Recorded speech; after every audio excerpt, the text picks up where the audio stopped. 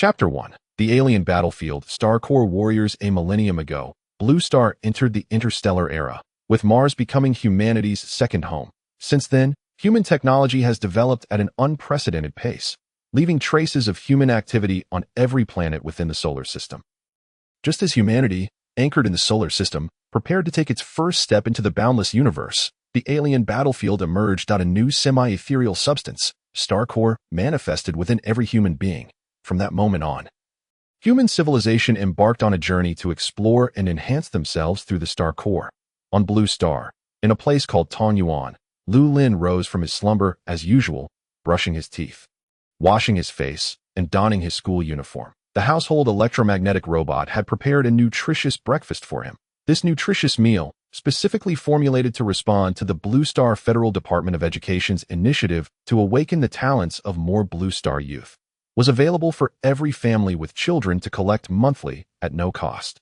As Lu Lin squeezed the milky, paste-like nutritional meal from its high-energy phospholipid packaging into his mouth, a barely perceptible frown creased his brow. While the meal was indeed beneficial, supplying all the necessary nutrients, energy, and trace elements for a teenager's 4 to 8 hours of activity, its taste left much to be desired. It felt as if he were consuming a chewed-up piece of sugarcane.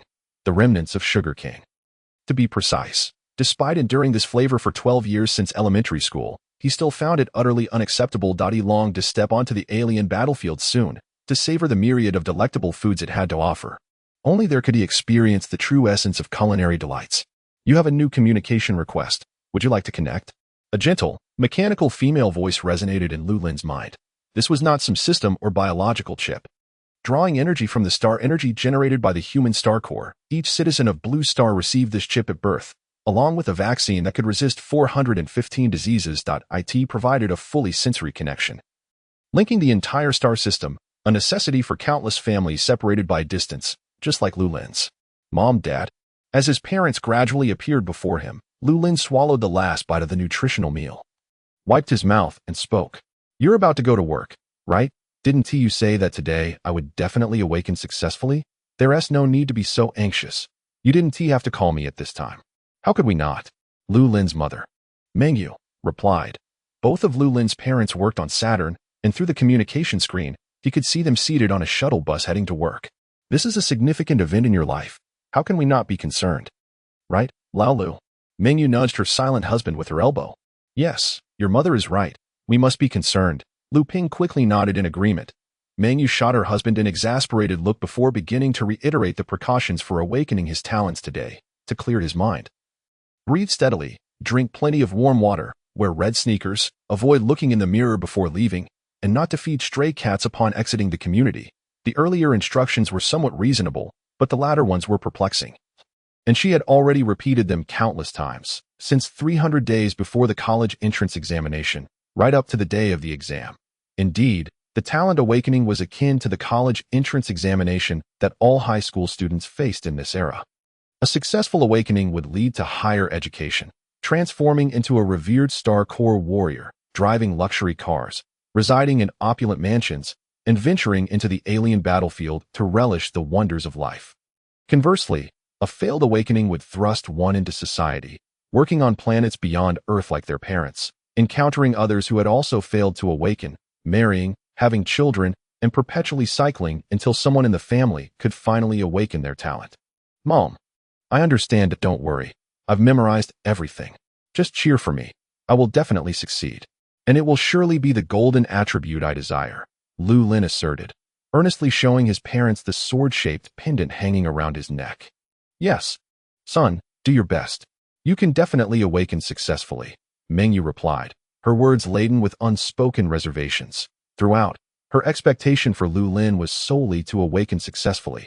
What a tribute he would awaken to was left to fate. Thank you, Mom. All right, I must hang up now. The school is urging me.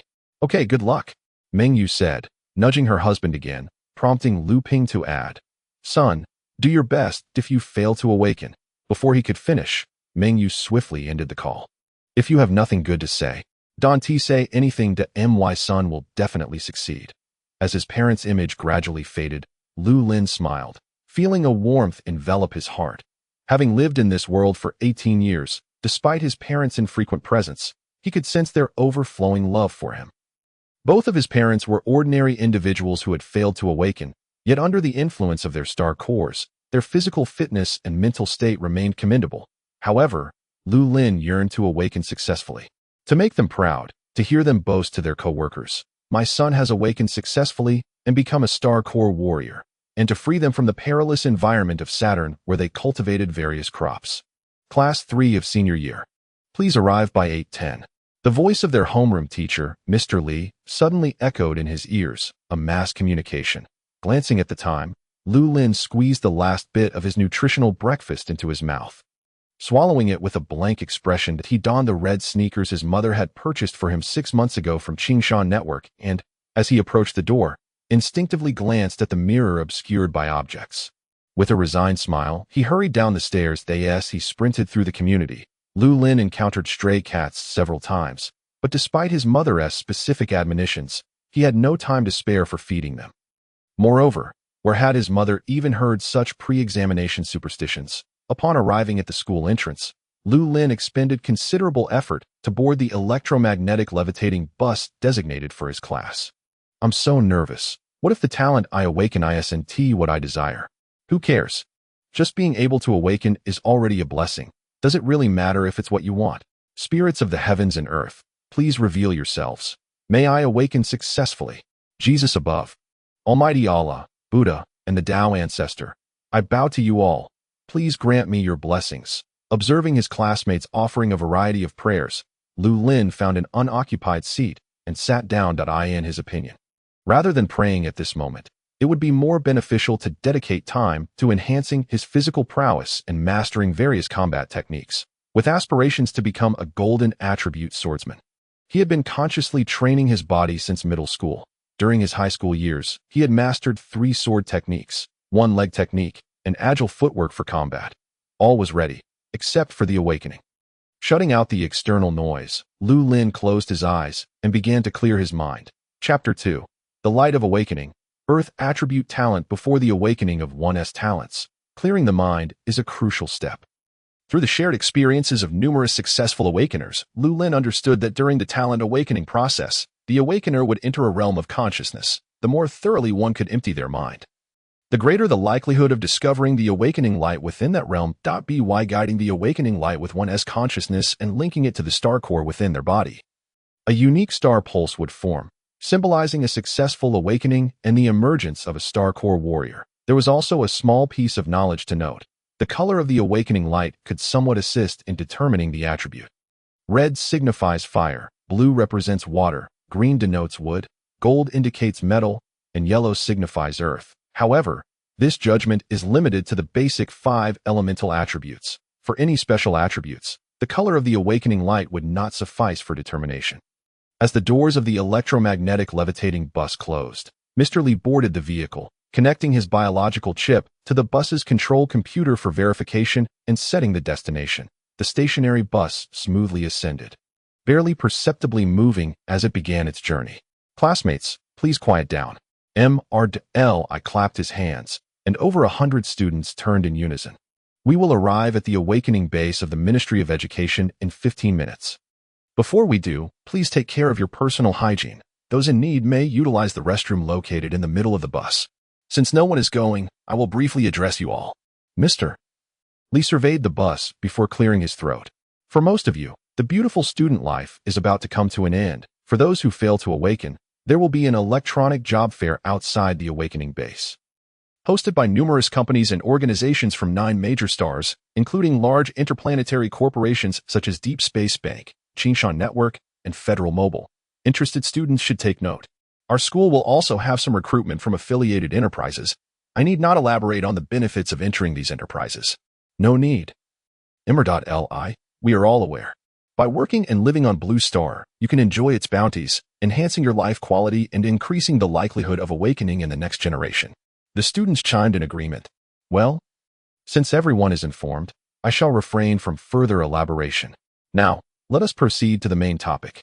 Teacher Li straightened his back, his expression grave. "Students who have successfully awakened, please do not rush to leave. Inform me of your awakening results, attributes, and the refinement level of your initial star pulse at the earliest opportunity. The teachers from the school's Star Core department will guide you in comprehending your first skill and help you preliminarily ascertain your developmental direction. Additionally, your citizen information must also be recorded and updated. Next, you will fill out your preferences for the Star Core Warrior Universities. As is well known, Star Warrior Universities place the utmost importance on the refinement level of your initial star pulse.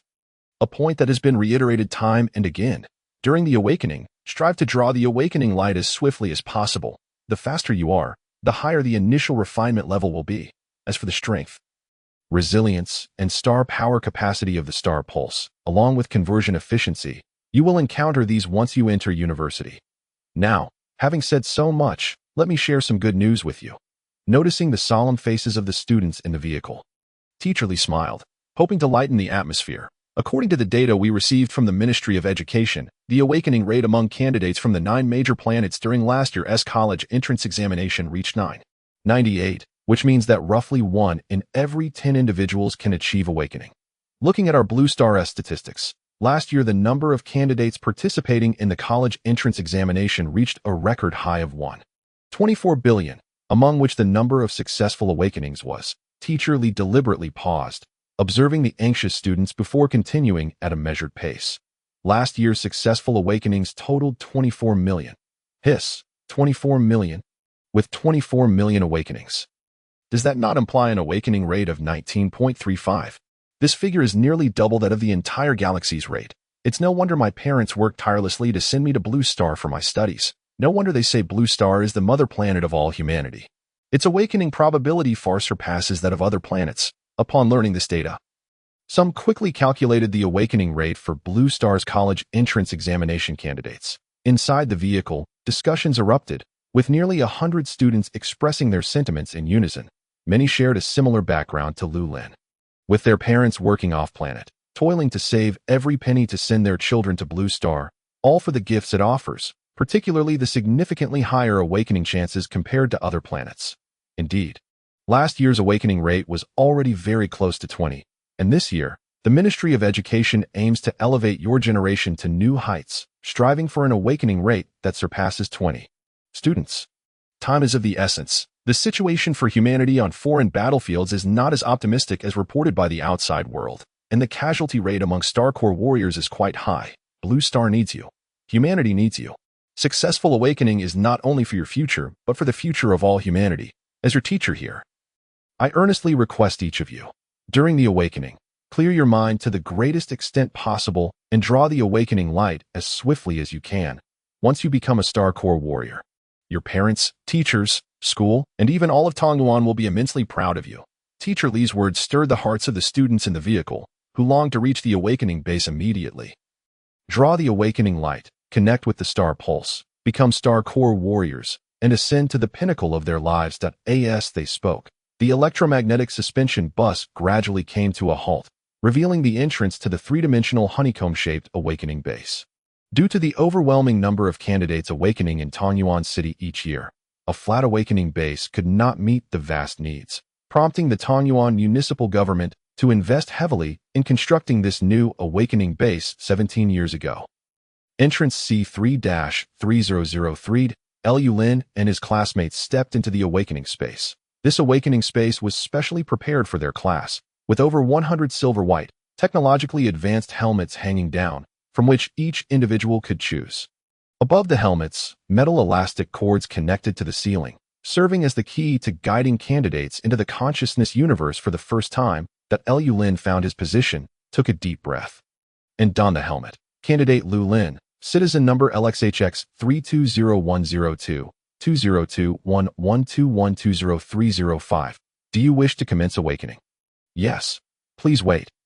Please wait. As a melodious tune accompanied by a mechanical voice played, Lu Lin slowly closed his eyes, using the music to empty his mind. The sensation of weightlessness lasted only a moment. When he became aware of his surroundings again, Lu Lin found himself in a realm of darkness and stars. A vacuum. Weightlessness. This was his consciousness universe. Lu Lin emptied his mind, striving to let this expanse of stars sense his existence. Suddenly, a golden light appeared before him. The awakening light. The dazzling golden awakening light seemed to shoot forth from a distance. Yet it also felt as though it had existed timelessly, only revealing itself quickly upon sensing Lu Lin's consciousness. Regardless of the scenario, it had manifested. Lu Lin immediately released his consciousness to draw it nearer. The awakening light offered no resistance as it was pulled before him. However, Lu Lin felt a slight unease. Something was amiss. This golden awakening light did not seem to be the metal attribute he had long anticipated. Rather, it appeared to be of the earth attribute. Chapter 3, Second Talent Awakening. Astonishing refinement level. The earth attribute awakening light drew closer, and within Lu Lin's consciousness, a transparent star core emerged, the two connected like magnets. The transparent star core was gradually stained by the golden light, transforming into a golden hue, from the moment the awakening light appeared, to Lu Lin's drawing it, and now the connection between the awakening light and the star core forming a star pulse. Everything unfolded perfectly as if from a textbook, yet, within Lu Lin's heart, there lingered a sense of disappointment. Although it was true that awakening equated to success, and that awakening would allow him to become a star core warrior, and though his parents' efforts on Saturn would finally bear significance, and though his future would seemingly shine bright with awakening, the reality diverged sharply from Lu Lin's expectations. Awakening the Earth Attribute talent, which had long been referred to as the Earth Attribute, was rebranded for aesthetic reasons. Nonetheless, the textbooks and the official records of the Federation still referred to it as the Earth Attribute.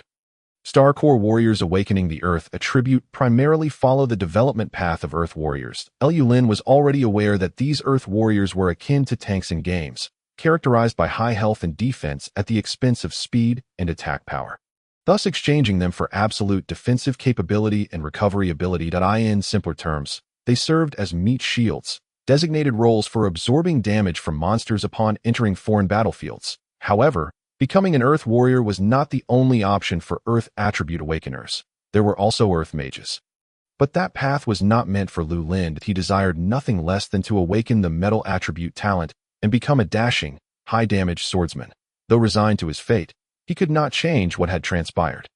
Within the consciousness universe, the golden light of the awakening light had completely merged into the star core. The linked portions became one, unyielding and indestructible. The awakening light, having shed its brilliance, transformed into a pure white hue.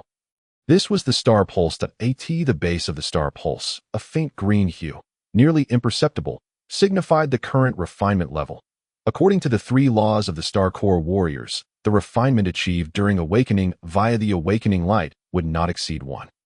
With the refinement of the star pulse completed, Lu Lin had no further business in the consciousness universe. It was time to withdraw. Just then, however, a colossal eye suddenly appeared in the distant consciousness universe. The eye was immense, far larger than any star he had ever seen in documentaries. The owner of this eye was an unknown creature. The eye's scara was adorned with intricate golden patterns, while the inky pupil bore ancient symbols of inscrutable significance. As Lu Lin's consciousness drew nearer to the eye, an unexpected force emanated from the black pupil. Attempting to draw his consciousness inside, Lu Lin tried to retreat, but found himself utterly immobilized. This was bad. The eye, larger than an entire star, had spotted him. It was rapidly approaching Lu Lin's location. What the hell? Lu Lin exclaimed in terror. For millennia, no Star Core warrior had ever experienced anything akin to this. An eye had appeared in the consciousness universe, and it was hurtling towards him. Exit, exit. Lu Lin desperately attempted to withdraw from the consciousness universe. Yet, he found it utterly impossible. The 3 laws previously mentioned by Teacher Li were of no use whatsoever. Lu Lin was in a frenzy.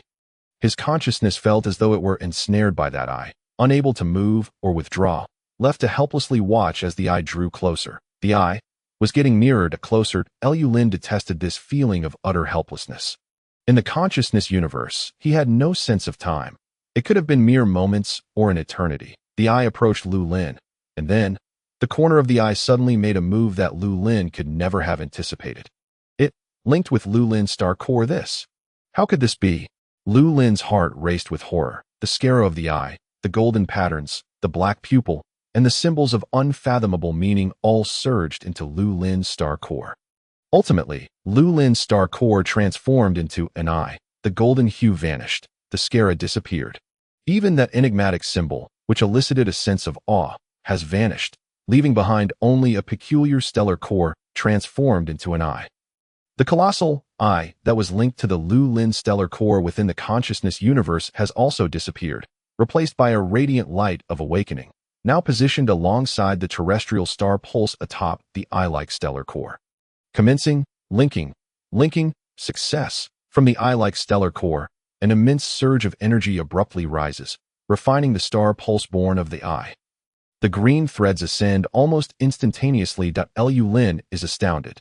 Judging by the refining progress, could it be that the second star pulse has directly surpassed a segment, achieving the level of the second phase? Given the challenges of refining stellar cores, the classification of star core warriors encompasses not just first and second levels, but further divisions within each cultivation tier based on the degree of refinement. A refinement degree of 0.01-9.99 corresponds to the first phase, while 10-19.99 indicates the second phase, and so forth.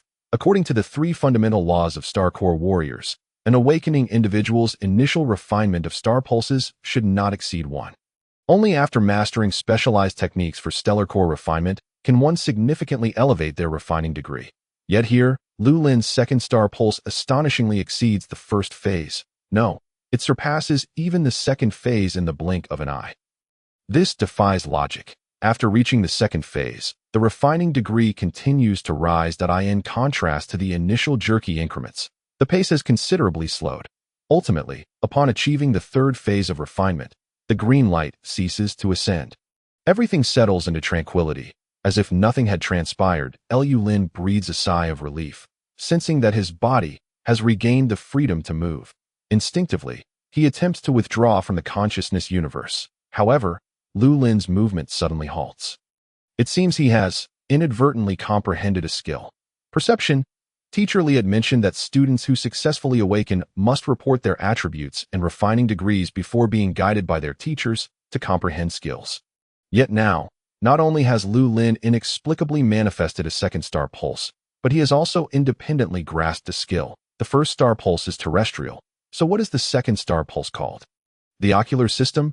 Unable to fathom it, he chooses not to dwell on the perplexity. After all, if such an extraordinary event as transmigration can occur in Lu Lin's life, then the emergence of an additional star pulse does not seem so insurmountable. Perhaps this is a benefit of being a transmigrant. Facts cannot be altered. Lu Lin strives to focus on the positives. The stellar core is the essence of star core warriors. The star pulses dictate the strength and potential of the star core warriors. With 2 star pulses, Lu Lin possesses double the energy reserves, enabling him to comprehend skills at double the capacity when he eventually faces combat on foreign battlefields. It is likely that his adversaries will also experience double the exhilaration. Wait, Lu Lin suddenly realizes as a robust Earth warrior dedicated to tanking damage. His role is solely to protect his teammates. The task of attack does not fall upon him. Alas, life is indeed arduous. Chapter 4. The 3 fundamental laws of star core warriors. The crisis of second talent leakage. Exiting the consciousness universe, Lu Lin removes his helmet. Instantly, he feels a searing gaze directed at him. Upon looking up, he sees his homeroom teacher, Li. Teacher Li, upon noticing Lu Lin being the first to remove his helmet, cannot conceal his excitement and anticipation. Based on years of teaching experience, the more gifted a student, the sooner they exit the consciousness universe. After all, those who successfully awaken need not waste time. Those who have not awakened, harboring discontent, will not easily concede. Lu Lin nods affirmatively and approaches Teacher Li. Lu Lin, congratulations. What attribute do you possess? Is it the golden system? Concerned about impacting other students, Teacher Li suppresses his excitement and quietly inquires. Throughout 3 years of high school, both his classmates and teachers are well aware of Lu Lin's dream to awaken with the golden attribute. No, it's the Earth system. Lu Lin feels as though his heart has been pierced once more. It is painful, and he wishes to weep. It is the Earth system. Teacher Li is momentarily taken aback. His smile frozen. He is acutely aware of Lu Lin's yearning for a golden awakening, and now, to awaken as an Earth system must be a significant blow for the ambitious young man. Or so it seems. It's all right, Lu Lin. The fact that you can awaken is already commendable. Talent awakening is inherently fated. We often lack the opportunity to strive earnestly. By the way, having just awakened, you should quickly measure the refining degree of your star pulse. Teacher Li offers a few words of consolation before hastily shifting the topic. Lu Lin nods and strides toward the star pulse refining degree testing point. Just now, he was preoccupied with his happiness over unlocking his second talent.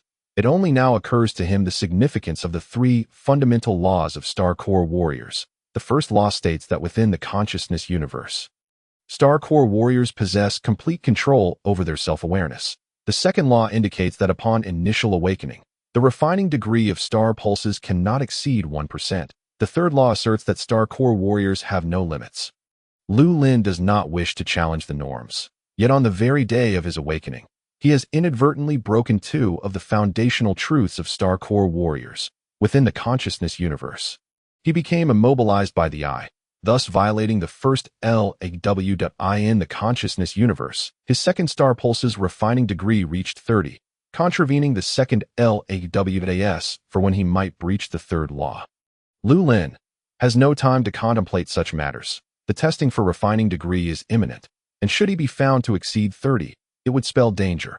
All of humanity understands what it signifies for Lu Lin to achieve a 30 refining degree upon initial awakening. Power? Strength? Wealth? Fame?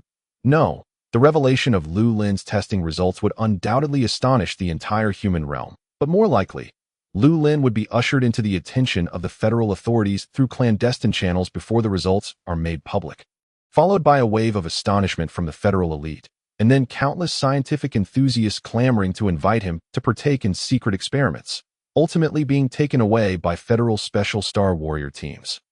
Destined to spend the remainder of his life within laboratory walls, alas, he would merely serve as a test subject within the experimental process.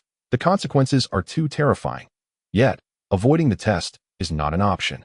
Achieving a refining degree of 30 would imply mutation.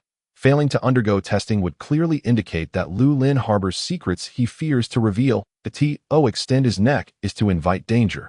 To retract it is equally perilous. The distance from the awakening space to the refining degree testing point is merely 300 meters, yet Lu Lin feels as though he has traversed 30,000 meters, hesitating, delaying. Each step feels laborious. He has just crawled to the entrance of the testing point. Congratulations on your successful awakening. Please take a seat. A melodious voice rings out as Lu Lin sees a nurse with large, bright eyes beaming at him, inviting him to sit. After managing to restrain his legs from fleeing, Lu Lin sits down, and the biological chip within him is automatically detected by the equipment. The nurse's screen displays Lu Lin's relevant information. Name: Lu Lin. Age: 18.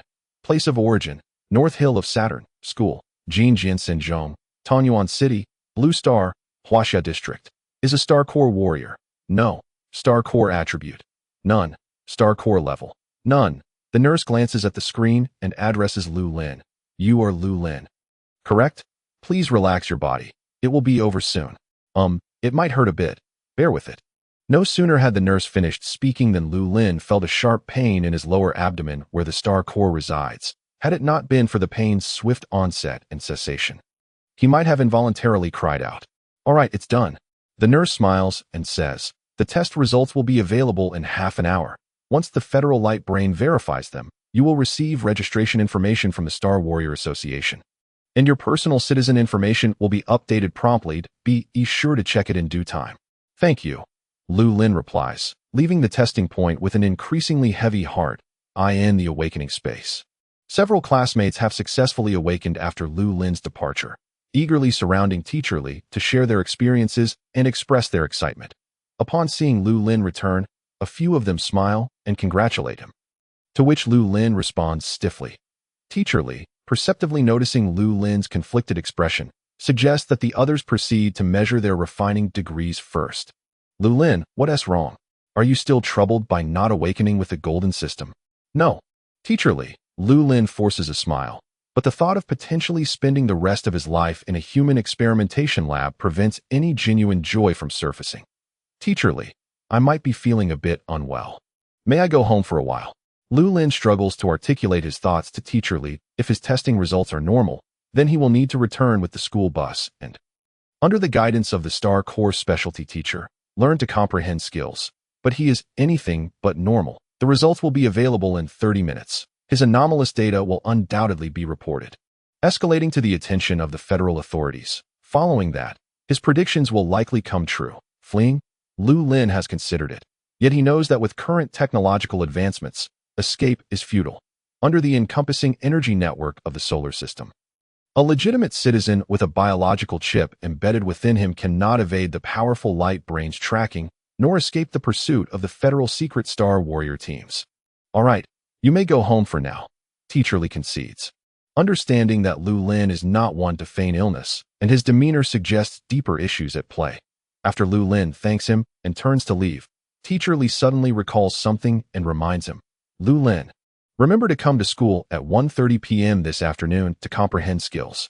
This is a significant matter, do not forget.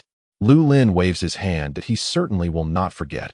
However, according to Lu Lin's estimation, by the afternoon, he should have already boarded a military transport aircraft, and perhaps he has even arrived at some peculiar laboratory, preparing his bed. Whether he has forgotten or not is of little consequence. With a heart full of trepidation, Lu Lin, breaking from his usual frugality, summoned a shared unmanned electromagnetic flyer through a biological chip, setting it to his residential community. Leaning back against his ride, Lu Lin closed his eyes. Before him appeared the image of his mother, anxiously concerned during their morning phone call, alongside his father, who typically spoke little and only indulged in vaping when troubled, having traversed this world for 18 years. Lu Lin's affection for his parents had seeped into his very bones. If he were to vanish into thin air, how profoundly heartbroken would they be? Dear passengers, you have arrived at your destination. Please ensure you have all your belongings before disembarking. This journey took 17 minutes and 23 seconds, with a fare of 41.97 yuan. Upon reaching his community, Lu Lin paid the fare and entered his home, collapsing onto the floor in despair. At this moment, the federal military Star Warrior squad must have received the news, right? No, they might already be en route.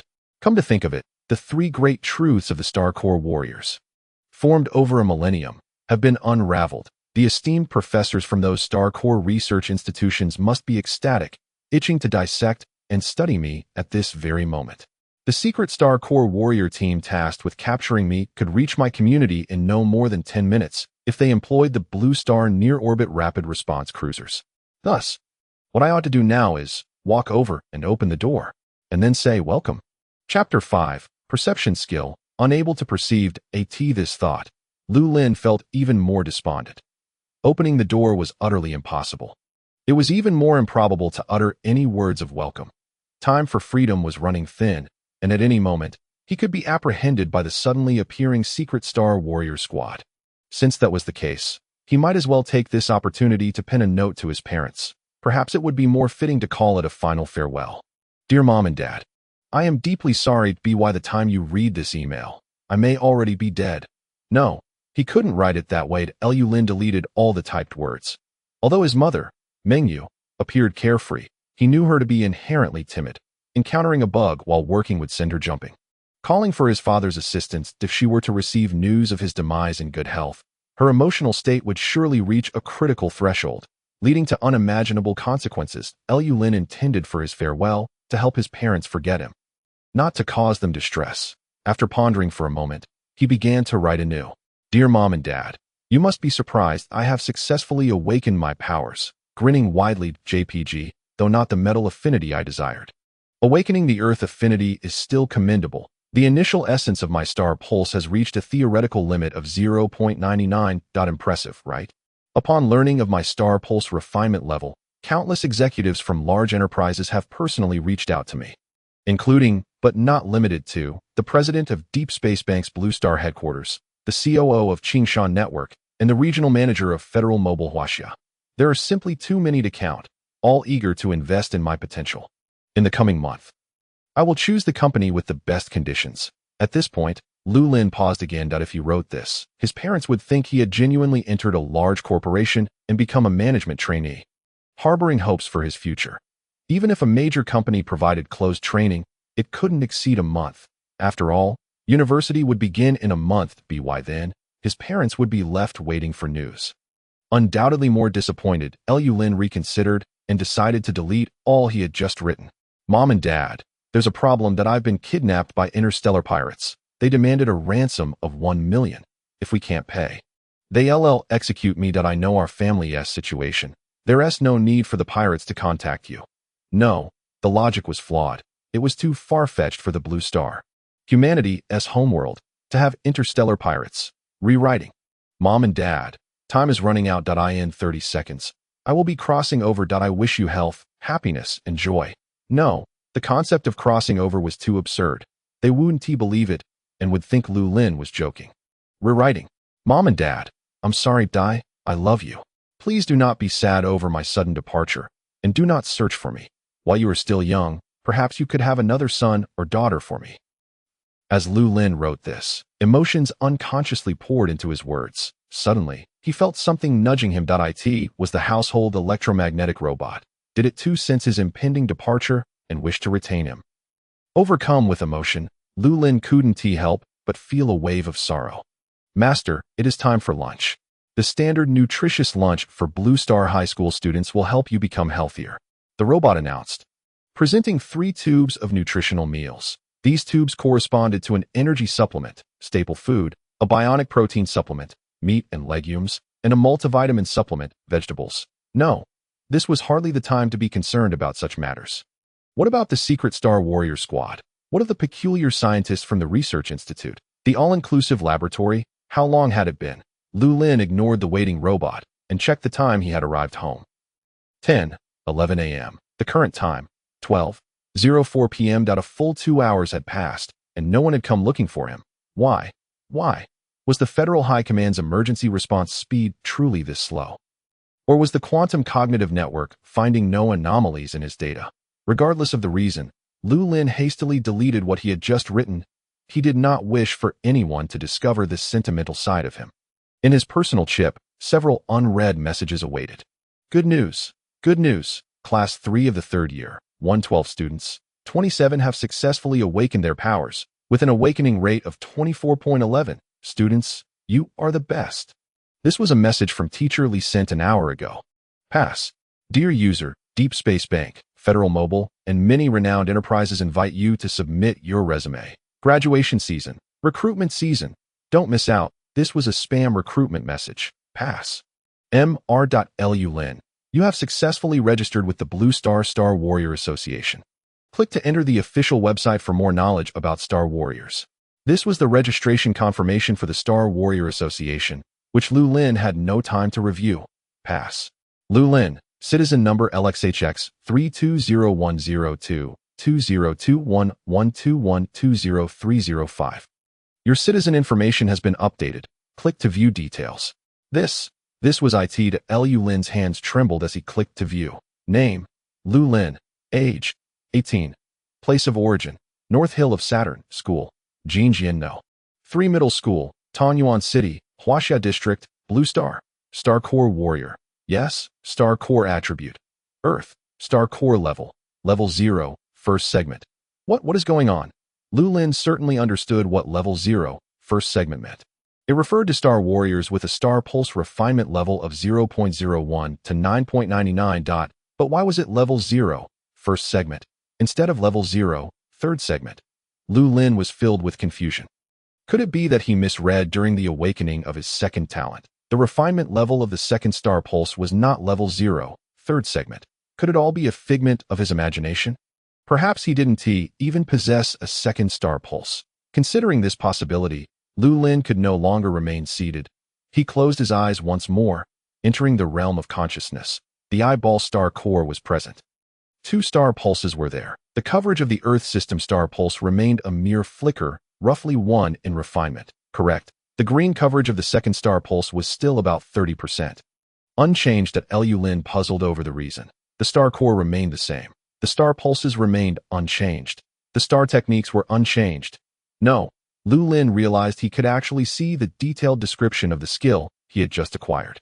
Star technique. Perception. Description. Your senses are heightened, and even the slightest change cannot escape your perception. Passive skill. Notes. With your naturally keen 5 senses, you cannot be perceived by any external entities or living beings. Passive effect. Lu Lin suddenly understood. This was a classic case of a skill serving dual purposes. It could be actively used to sense everything around him, while simultaneously providing effective defense against detection by others or objects, such as refinement detectors. This effect was immensely beneficial for Lu Lin that he could not afford to expose the fact that he possessed two talents. He could not reveal that he had broken two of the laws governing Star Warrior abilities. He could not disclose his identity as a traveler. It could be said that the passive effect brought by the perception skill was exceptionally well suited for Lu Lin, even indispensable at this moment. Lu Lin couldn't help but clasp his hands together, feeling immensely grateful. "Master, it is time for lunch." The electromagnetic robot's voice echoed in his ears once more. Lu Lin, feeling elated and invigorated, eagerly grabbed the 3 tubes of nutritional meals from the robot's hands, opened the caps, and forcefully squeezed them into his mouth. Ugh! No matter how joyous he felt, it couldn't mask the unpalatable taste of the nutritional meals. Chapter 6. The wealthy do not return to their hometown. Like a brocade robe worn in the night after indulging in a delicious, nutritious lunch, Lu Lin devoted some time to studying his only skill. However, he did not achieve significant progress. The sole positive outcome was the enhancement of his eyesight. During the era of star core cultivation, human physical attributes saw a remarkable improvement.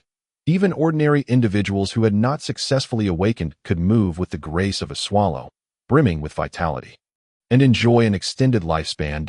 It was only natural that Lu Lin, having successfully awakened, could see further. Upon exiting the realm of consciousness, Lu Lin reviewed the various messages contained within his biological chip. In Class 3 of the senior year, there were a total of 112 students, among whom 27 had successfully awakened. This awakening rate surpassed Teacher Li's initial estimate of 20, reaching an impressive 24.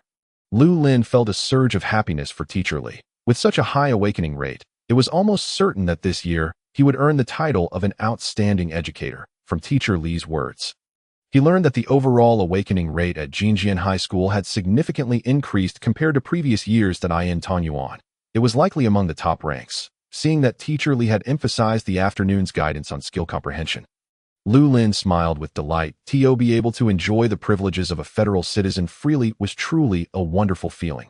There were no secret teams, no terrifying laboratories, and no need to be subjected to endless research. Indeed, a simple and unadorned life was the true essence. After a moment of reflection, Lu Lin suddenly slapped his forehead, nearly forgetting that his parents were undoubtedly waiting for news from him. Checking the current time on Saturn. It was just around midday, the perfect moment for his parents' lunch break. Lu Lin promptly dialed their number. Beep. The communication only waited a second before his mother quickly answered. Upon seeing Lu Lin lounging on the sofa at home, Meng Yu's eyes brightened. "Son, did it work?" After asking, Meng Yu held her breath, her eyes fixed intently on Lu Lin, as if fearing that a single word from her might cause him to fail in his awakening. Lu Lin's lips curled into a smile, revealing 4 gleaming white teeth as he nodded emphatically. "Of course, just look at whose son you are, inheriting such exceptional genes. If you couldn't awaken, that would be a disservice to your father and me." Lu Lin's words trailed off at that moment. Meng Yu was already unable to contain her tears at the sound of course. Biting her lower lip tightly, she seemed terrified that her vulnerability would be exposed to her son. "Son, really, you awakened successfully?"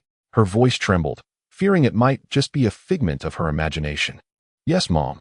Lu Lin casually pulled up his citizen information, when Meng Yu saw the bold characters stating, "is a Star Core warrior," beside his name.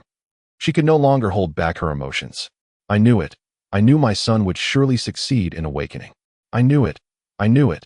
Tears streamed down Meng Yu's face, unstoppable despite her attempts to wipe them away. Lu Lin understood his mother's feelings all too well.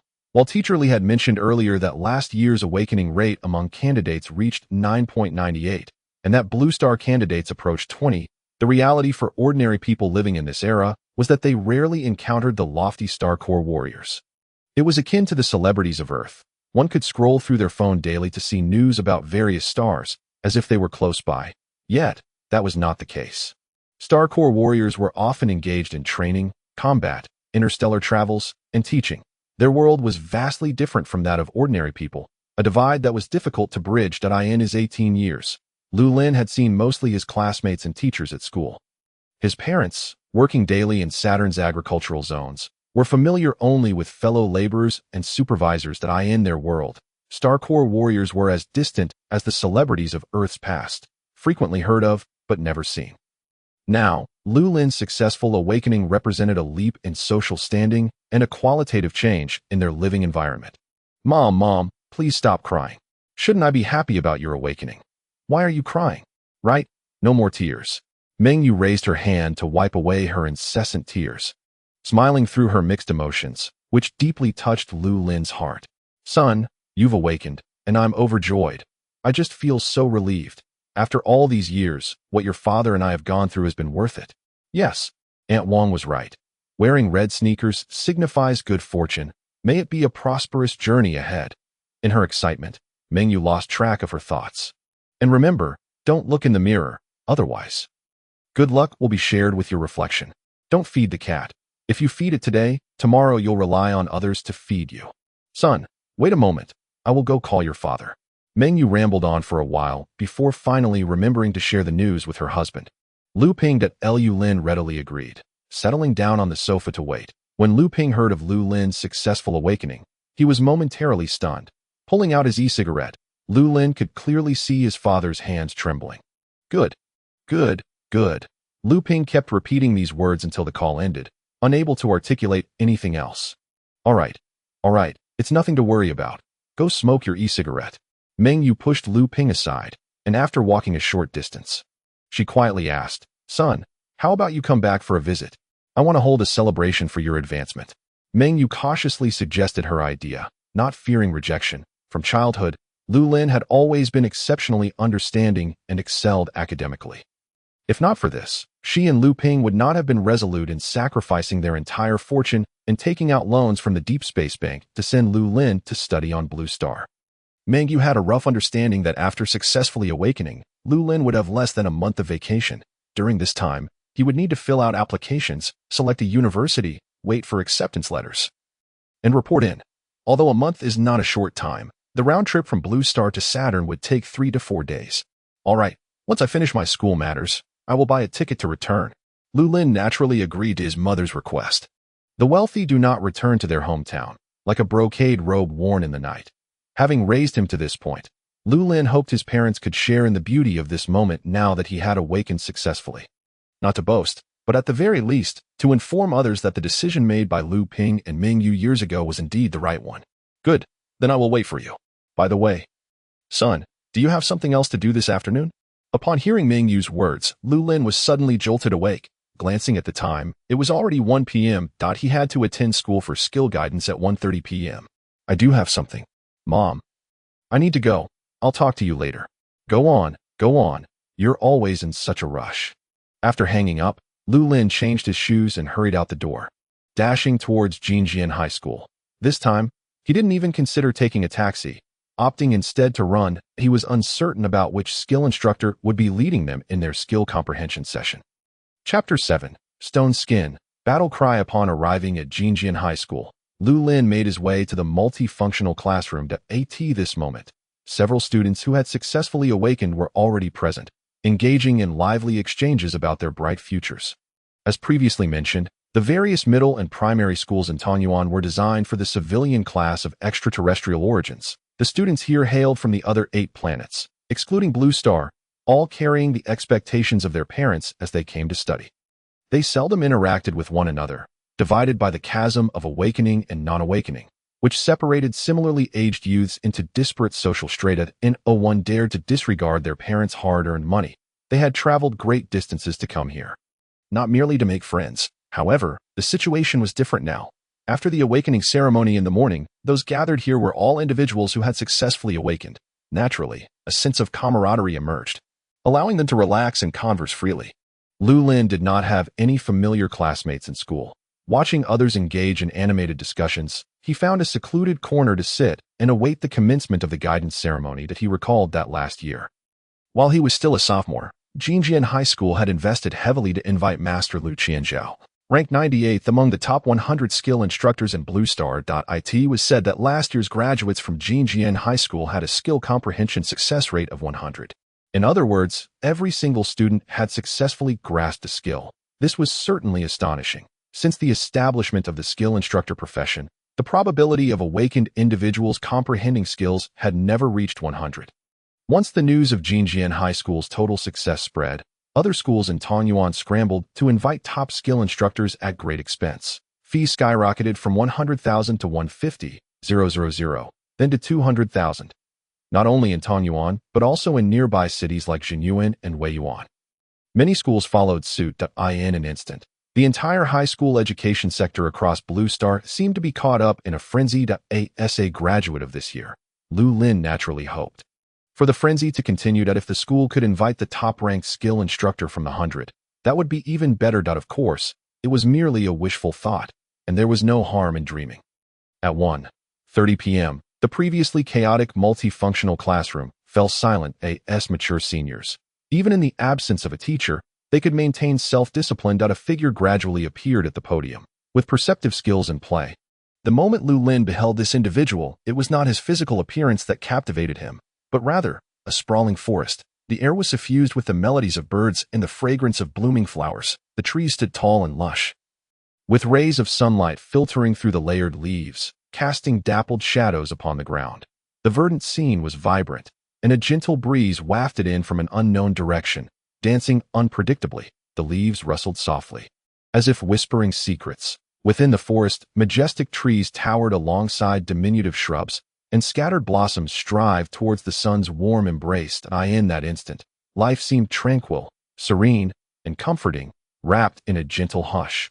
Not far away, a tender shoot had just broken through the earth, its leaves glistening with a fine layer of dew. Beside the sprouting shoot, a soft rustling could be heard, and without the need for sight, one could discern the presence of earthworms laboring beneath the soil. As Lu Lin ventured further, the vegetation grew denser and more diverse. Heart-shaped leaves, fan-shaped leaves, round leaves, 3-petaled flowers, 5-petaled flowers, 7-petaled flowers. Lu Lin wandered through the forest for quite some time, marveling at countless exotic flora, when suddenly he sensed a ripple within his consciousness that he promptly withdrew from the forest, entering his mind's universe. Upon his arrival, Lu Lin was greeted by a flickering point of light, reminiscent of stars twinkling in the night sky. No, it was not just one. His gaze fell upon the first light. Another flickering point appeared in the distance. This was a skill star. Only at this moment did Lu Lin realize that the forest he had just traversed was a realm crafted by the skill guide. Even a brief sojourn in this world had granted him the ability to comprehend skills. How marvelous! Lu Lin beckoned the first skill star with his consciousness, and a stream of knowledge seamlessly flowed into his awareness. Star skill, stone skin. Description: your skin is as resilient as rock. Passive skill. Remark: you are a stone man. Within the circle of earth warriors, stone skin was one of the most commonplace skills. As it was a passive skill, Lu Lin would not need to activate it consciously when required. Additionally, stone skin offered a slight enhancement to the strength and constitution of earth warriors, though the precise extent of this boost varied from person to person. Lu Lin was hardly surprised to acquire stone skin. It was an essential skill for earth warriors. Despite its commonality, it was undeniably effective. After grasping stone skin, Lu Lin's gaze shifted towards another skill star. Hoping for a more advantageous skill, a silent plea echoed in his thoughts. With a tug of consciousness, the information flowed in like silk. Star skill, battle roar. Description: come at me. Active skill. Remark: even in the face of a demon god, a valiant warrior dares to pound their chest and roar. To his delight, it was battle roar. Lu Lin's smile widened. This skill was one of the essential abilities for earth warriors. Yet not every earth warrior could grasp it. As the remark suggested, even in the presence of a demon god, a courageous warrior dares to pound their chest and roar. Only those truly imbued with invincible courage could hope to comprehend this skill. Upon entering the foreign battlefield, the primary role of earth warriors was to assist in drawing aggro and absorbing damage. An earth warrior equipped with battle roar could step forth to protect their comrades when danger loomed. This was the skill of the brave, a declaration of the dauntless. Were it not for the fact that he was currently within the consciousness universe, Lu Lin might have laughed with unrestrained joy. The awakening of dual skills was a rare feat. Star Core warriors typically sought the aid of skill guides to comprehend star skills only during awakenings and star vein refinements. Ordinarily, one could only grasp a single star skill at a time. Instances like Lu Lin's, where 2 star skills were comprehended simultaneously, were exceedingly rare. Should universities or corporations learn of this, they would undoubtedly flock to offer investments as long as Lu Lin's initial refinement rate exceeded 0. 5. He could choose from thousands of star Marshall universities across Blue Star, and even the top-tier institutions might extend an invitation, hoping to seize the opportunity. With dual star skills in hand, Lu Lin's future collegiate journey for the next 4 years seemed assured. He had never felt so at ease before. The awakening of dual talents. The comprehension of dual star skills that in just a few hours, he had transformed from an ordinary person into an elite human being. Lu Lin exited the consciousness universe, eager to express his heartfelt gratitude to the skill guide. The successful acquisition of dual star skills was undoubtedly thanks to the guide's invaluable assistance. Chapter 8. Master Jiang Yueming. 3 talents. Upon emerging from the consciousness universe, Lu Lin noticed that many of his classmates had already grasped star skills and were animatedly sharing their experiences. Lu Lin, what skills did you comprehend? Someone inquired. Turning to face the speaker, he was surprised to see a round-faced individual with fair skin and comical eyebrows, resembling the number 8. Lu Lin did not respond immediately, but instead posed a question. What skill did you grasp? Me. I comprehended an extraordinary star skill. Precision. Precision. Lu Lin pondered, realizing that this was a must-have skill for archers. When engaging in ranged attacks, the precision skill could aid warriors in accurately targeting their foes. However, after sizing up the individual, Lu Lin felt that, given their physique, this skill would be wasted. Hey, what kind of look is that? Zhou Jiqiang, acutely sensing Lu Lin's disdain, frowned, his eyebrows arching in a comical manner. Lu Lin, what are you looking at? Do you really believe that with your build, you could take on 3 of me on the foreign battlefield? Oh, Lu Lin replied casually, uninterested in further conversation with Zhou Jiqiang. His gaze drifting towards the podium, there stood an elder clad in a white coat, his eyes gently closed. This was likely the skill guide responsible for assisting them in comprehending star skills. The elder's hair was a mix of black and white, and his frame was slender. Although his eyes were shut, his right fingers continued to tap rhythmically on the lectern, indicating that guiding hundreds of students was a task he handled with ease. This guide is none other than Master Jiang Yueming, ranked 11th among the top 100 elite guides. Zhou Jiqiang explained. Observing Lu Lin's actions, it was not that Zhou Jiqiang was particularly magnanimous. His acquisition of precision was entirely thanks to Master Jiang Yueming, and he felt a sense of gratitude that prompted him to mention Lu Lin. Ranked 11th, Master Jiang Yueming. Lu Lin marveled inwardly.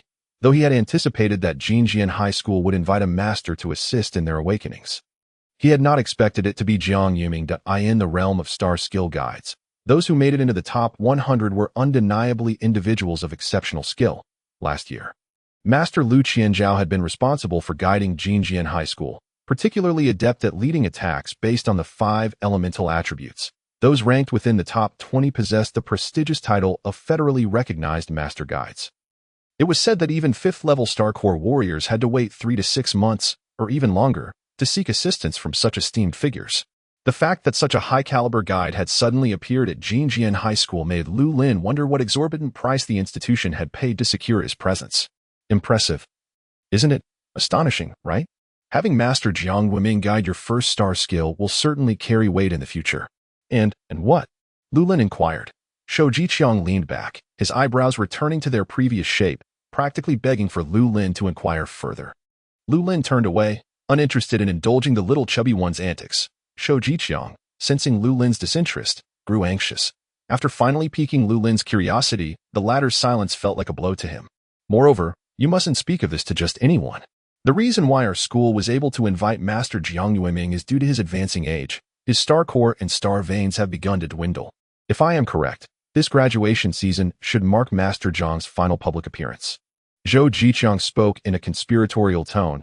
Lu Lin comprehended the implications, gazing at Master Jiang Yueming with a twinge of sadness. Achieving the status of a Star Corps warrior did not guarantee a life of ease, whether facing off against foreign races on the battlefield or ensuring logistical support and scientific research within the Federation. Star Corps warriors enjoyed elevated societal status and generous remuneration, yet they were also burdened with corresponding responsibilities and duties. Master Jiang Yueming was a poignant example of this reality, after dedicating over a century of service to the Federation. He now faced the inevitable decline of his star core and star veins, his remaining star power barely sufficient to sustain basic physiological functions. Retirement at this juncture was a necessity. Lu Lin sighed. Reflecting on the situation, regardless, he was determined to make the most of his opportunity to grasp both Stone Skin and Battle Roar. If the chance to assist Master Jiang arose in the future, he would gladly extend his support. After a while, all the students in the multimedia classroom had completed their skill comprehension, and Master Jiang slowly opened his eyes, smiling warmly at the youthful and vibrant students. Classmates, I am delighted to guide you in comprehending star skills as my career nears its conclusion. Master Jiang's voice resonated through the speakers. Sounding robust, yet lacking in vigor, Lu Lin felt increasingly aware that Master Jiang Yueming's condition was far more precarious than the outside world perceived. Upon witnessing your current state, I cannot help but reminisce about the moment I first awakened my innate talents and grasped the essence of stellar techniques. Those were truly delightful times.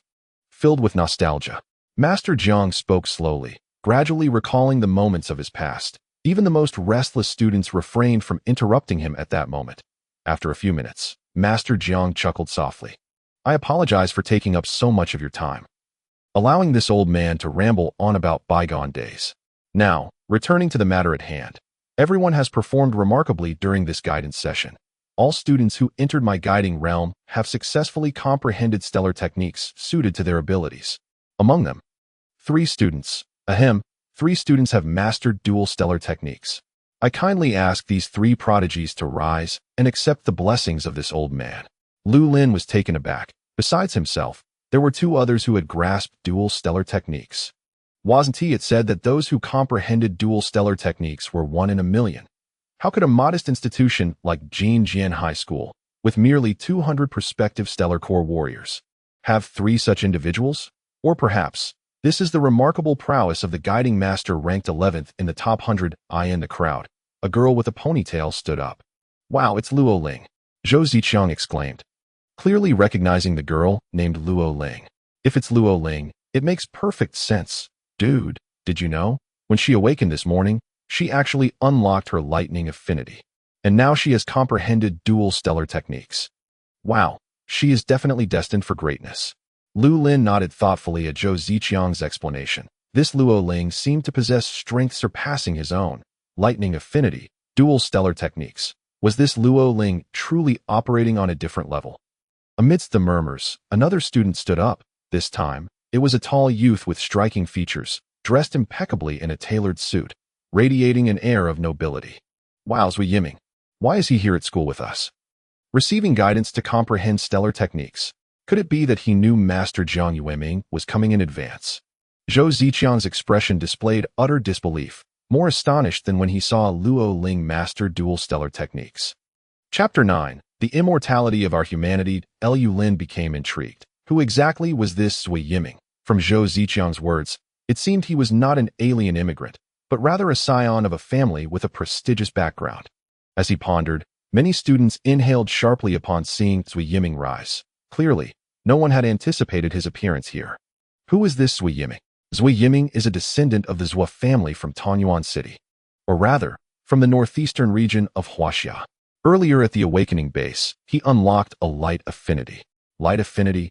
Typically, individuals awaken affinities within the 5 elements of metal, wood, water, fire, and earth, while there are occasional exceptional commoners who manifest unique attributes. Those capable of awakening special attributes are generally found within prominent families. Given that Zui Yiming was a member of the Zhou family, it was not entirely surprising that he attended Jian High School. However, his family was genuinely a renowned stellar core warrior clan, with esteemed elders recognized as light affinity stellar core warriors in Huaxia. Logically, he had no need to come to school for the opportunity of free stellar technique guidance unless he already knew that Master Jiang Yueming would be conducting this graduation guidance. Zui Yiming stood up. Ignoring the murmurs from his classmates, he bowed deeply to Jiang Yueming, saying, Master Jiang, I am grateful for your guidance in comprehending stellar techniques. My father just called, wishing to invite you to dinner. I hope you are available. Jiang Yueming was momentarily stunned. Upon seeing Zui Yiming's striking resemblance to his father, he suddenly realized, Your father? Zui Jinyu? Very well. Since it's an invitation from General Zhua, This old man is more than happy to join for a meal. Thank you, Master Jiang, for your graciousness. Zui Yiming bowed once more to Jiang Yueming, then stood straight with a smile. Awaiting his next actions, Lu Lin watched their exchange, marveling at the contrast. Here was someone with a powerful family background, exuding charm and strength, possessing a unique light affinity, and mastering dual stellar techniques, all while embodying the demeanor of nobility. The elders of his family mingled with masters like Jiang Yueming, establishing a clear distinction from ordinary individuals. Even among the future stellar core warriors present, they appeared no different from commoners in the eyes of a prominent family like the Zhou family. Notably, Zui Jinyu, Lu Lin recalled, was the head of the Tongyuan City Defense Forces. And now we have a third prodigy. What? Do I need to point you out, old man? Such a splendid opportunity for recognition. Yet you are not seizing it. Surely, you do not wish to enter the Star Martial Alliance of 18 universities. Jiang Yueming remarked teasingly, his gaze precisely directed towards Lu Lin. The Star Martial Alliance of 18 universities comprises the top 18 stellar martial universities on Blue Star. Since its inception, the alliance has accepted only elites and geniuses, making it exceedingly difficult for ordinary stellar core warriors to gain admission. Even when geniuses do enter the alliance, they are inspired by its spirit of hard work, voluntarily shedding their past accolades to toil alongside ordinary students. Over the millennia, the alliance has continually expanded and optimized, supplying millions of outstanding talents to the Human Federation. Following Jiang Yueming's gaze, the students turned to the line he indicated. Some bowed their heads, signaling that it was not them. Others scanned the room, attempting to identify the final prodigy. Some wore expressions of indignation, while others were filled with curiosity. Lu Lin and Zui Yiming, having already risen, cast inquisitive glances. They were both recognized geniuses at Jinjian High School. Especially after unlocking their unique affinities, their reputations had reached new heights. However, they had not heard of any other student in the school awakening a special affinity. Wow! Zhou Ziqiang raised his eyebrows, pulling Lu Lin's sleeve. Quick, lower your head. You mustn't draw attention to yourself now. Oh, why? Lu Lin inquired, though he had no intention of sinking back into his seat. Why are you foolish? Everyone is searching for the third student who comprehended dual stellar techniques. And we aren't among them. That if someone mistakenly assumes it's us, it would be utterly embarrassing. Even someone as gifted as I am, Zhou, has not mastered dual stellar techniques. You think you possibly could? What is that expression? Lu Lin, you cannot possibly believe you are the prodigy who grasped dual stellar techniques. Their seating arrangement placed them in a corner of the classroom, with students in front of them indicating that the third prodigy was not among them. The entire classroom's gaze converged on Lu Lin and Zhou Ziqiang. Zhou Ziqiang hastily urged Lu Lin to lower his head and evade the scrutiny of others. This is bad. This is bad. Dude, lower your head. No need. Lu Lin whispered. Amidst the hundreds of eyes filled with various emotions, Lu Lin slowly rose from his seat. Wow, Lu Lin, are you out of your mind? You cannot genuinely believe you are the prodigy, can you? Since Master Jiang has mentioned a third individual, it indicates he already has a target. You cannot impersonate that identity. Zhou Ziqiang exclaimed urgently. No need to impersonate. Lu Lin stood tall, his gaze unwavering as he met the smile of Master Jiang Yueming. Standing firm before all the awakened students of Jinjian High School, Lu Lin straightened his back, a playful expression on his face. Fatty, who says I, Lu Lin, cannot be a genius? Though spoken softly, his conviction was unwavering. Zhou Ziqiang stared at Lu Lin in disbelief. He had never anticipated that the so-called third prodigy would be someone right beside him. He had just wanted to pull Lu Lin down to avoid the spotlight. Was the fool truly himself? Lu Lin and Lu Lin exchanged glances, holding for a moment before turning away. Zui Yiming met Lu Lin's gaze, his expression a mix of confusion and curiosity. It seemed that this modest Jinjian High School had indeed produced a second commoner genius. With a slight smile, Zui Yiming turned away as well. Excellent. Upon witnessing Lu Lin's stand, Master Jiang Yueming exclaimed in approval. He had previously guided awakening graduates from elite schools and prestigious high schools. But his most glorious moment came 40 years ago, when he successfully helped 2 students comprehend dual stellar techniques in a single session. After all these years, he had not encountered a situation where 2 individuals simultaneously grasped dual stellar techniques. Let alone 3. His astonishment. At the twilight of his career, A humble institution like Jinjian High School had enabled him to achieve the remarkable feat of guiding 3 individuals to comprehend dual stellar techniques. Master Jiang had every reason to believe that for at least the next century, no other guiding instructor would be able to surpass his record. Excellent. Lu Lin, Zui Yiming, Lu Lin, you have all done remarkably well. Please take your seats. Master Jiang waved his hand, unable to conceal the joy on his face. The guidance ceremony has concluded, and this old man wishes you all a brilliant future, thriving in martial endeavors, and achieving greatness in distant lands. Our humanity shall endure. Our humanity shall endure. Our humanity shall endure. In the multifunctional classroom, amidst the resounding calls and fervent gestures of Master Jiang Yueming, the students raised their right arms one by one, their eyes ablaze with enthusiasm, their blood surging with vigor, chanting loudly, "Our human race is eternal. Our human race is eternal. Our human race is eternal." These voices melded into a powerful chorus that resonated through the air, instilling dread in the hearts of their enemies. Our human race, eternal. In Chapter 10, the students who successfully comprehended the star techniques left the multimedia classroom, their faces aglow with joy. Master Jiang specifically called aside Lu Lin and 2 others, indicating he had something to discuss. They departed. Zhou Ziqiang cast a resentful glance at Lu Lin, as if questioning why a genius like him remained silent, causing such embarrassment for himself. After much coaxing, he reluctantly added Lu Lin as a friend before taking his leave. The once bustling multimedia classroom soon fell silent, leaving only Lu Lin, Lu Lin, and Zui Yiming. Jiang Yueming beckoned the 3 of them closer and began. "Dear students, I believe you have heard some whispers. The old man's health is failing. Having served the Federation for over a century, this old man has undoubtedly lived up to the title of Star Technique Guide."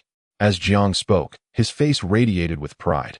Throughout his life, he had guided hundreds of thousands in comprehending star techniques, offensive, defensive, stealth, and healing techniques. As a federally certified master of star technique guidance, Jiang Yueming was indeed worthy of the title. Lu Lin and the others gazed at the frail, silver-haired elder with admiration. "You 3 little ones need not look at me with such reverence. This old man earns his keep. After all, and it is not without remuneration." Jiang Yueming chuckled lightly before turning his gaze to Lu Lin. "Lu Lin, may I inquire about the talent you have awakened?" Upon hearing this, Lu Lin and Zui Yiming also turned their curious eyes towards him. It was an unwritten rule that to comprehend dual star techniques, one must first awaken a special attribute talent. According to their knowledge, only they had awakened thunder and light attribute talents at Jinjian High School this year. "I have awakened the earth attribute talent," Lu Lin replied calmly. Earth attribute talent. Both of them were taken aback. This defied logic. In nearly 1,000 years since the advent of Star Core warriors, there had been no record of any warrior comprehending dual star techniques solely based on the fundamental 5 elemental talents. Dual star techniques were almost exclusively a privilege of those with special attribute talents. Only Master Jiang Yueming smiled faintly, seemingly having anticipated this outcome. "Lu Lin, one of the star techniques you comprehend is likely related to the domain. Am I correct?" Though framed as a question, Jiang's tone was assertive. "No, the 2 star techniques I awakened are Stone Skin and Battle Roar." These 2, Jiang Yueming's face flushed slightly, indicating this was not what he had expected. "Come, let me see the situation." Jiang Yueming grasped Lu Lin's right hand, not waiting for a refusal, and began to probe with the star power from within his own body. Lu Lin felt a moment of tension, but soon relaxed. Confident that no one or nothing could detect his second star vein, that Jiang Yueming's talent was wood-based, Lu Lin felt a gentle and refreshing star power circulate within him.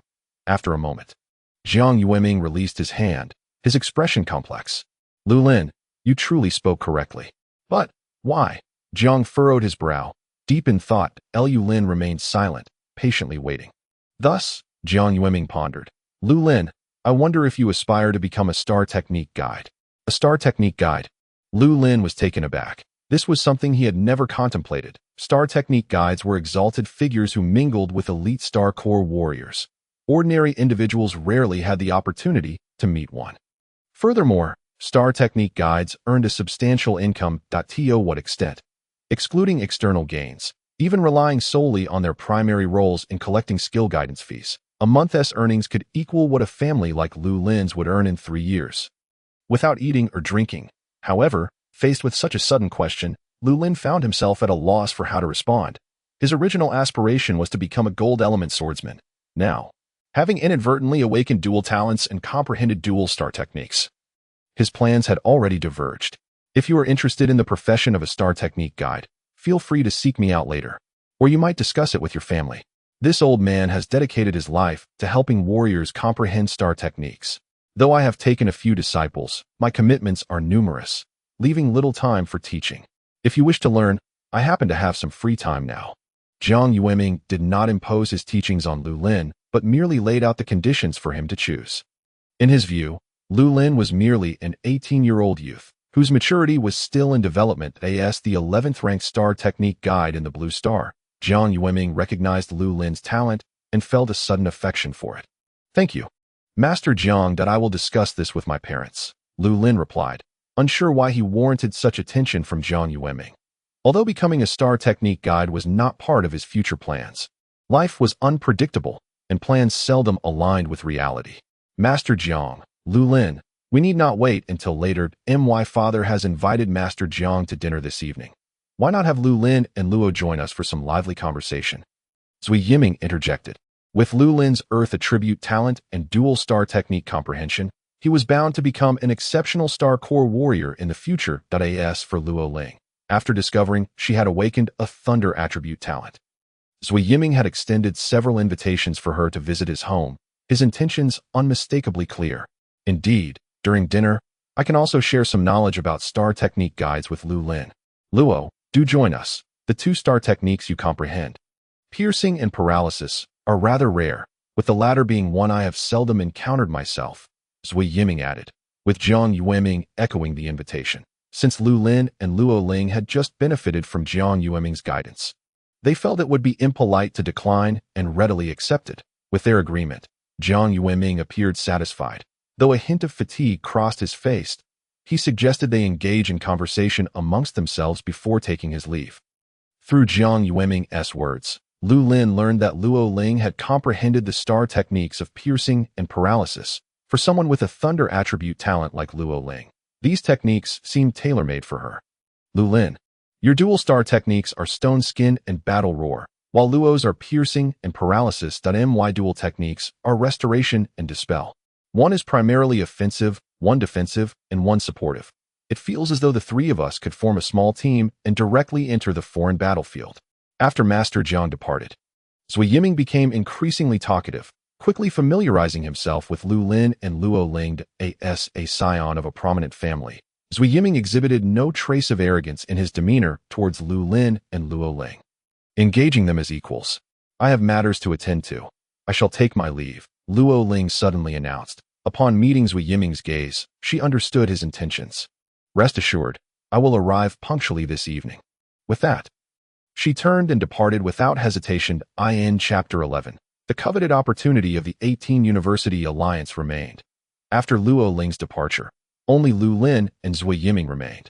Although Zui Yiming had already displayed sufficient amiability, Lu Lin still felt somewhat out of place and prepared to excuse himself. Suddenly, Zui Yiming seized his arm.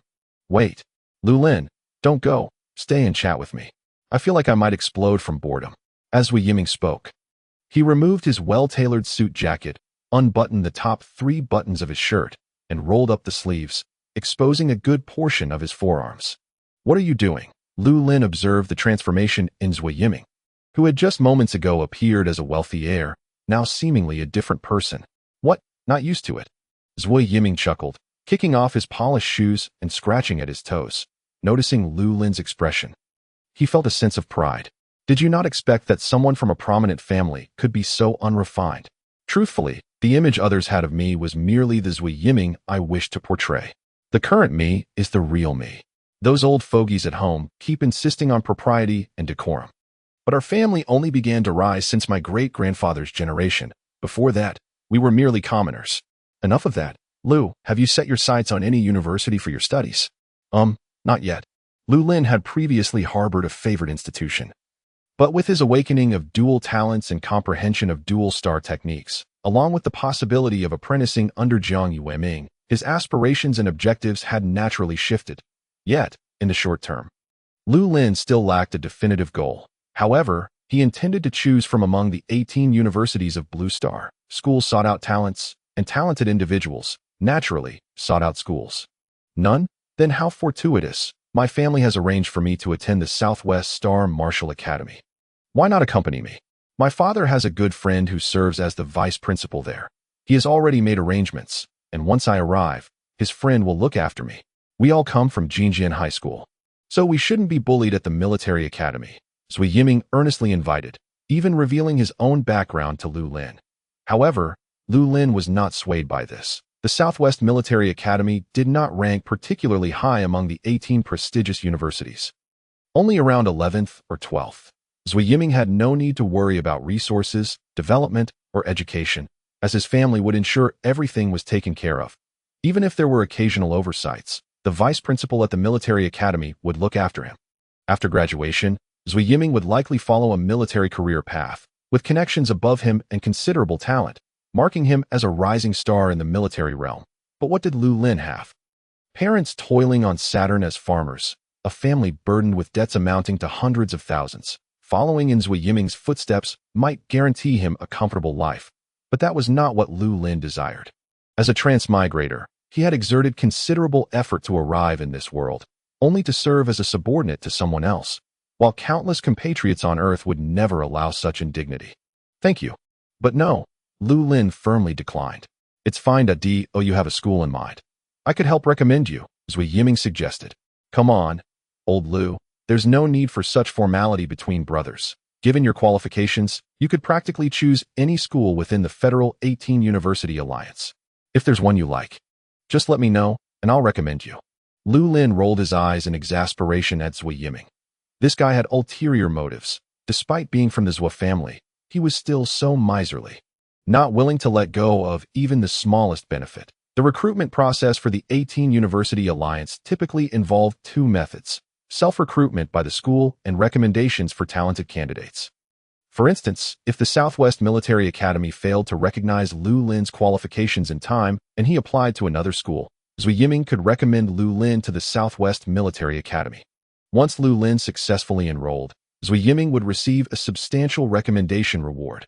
This reward was significant for Lu Lin, but merely a drop in the bucket for someone from the Zhou family.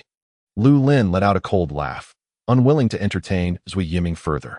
You have a new communication request. Would you like to accept it? Just as Zui Yiming was about to say something, Lu Lin waved him off and accepted the call. On the other end appeared a middle-aged man, wearing glasses. Lu Lin did not recognize him.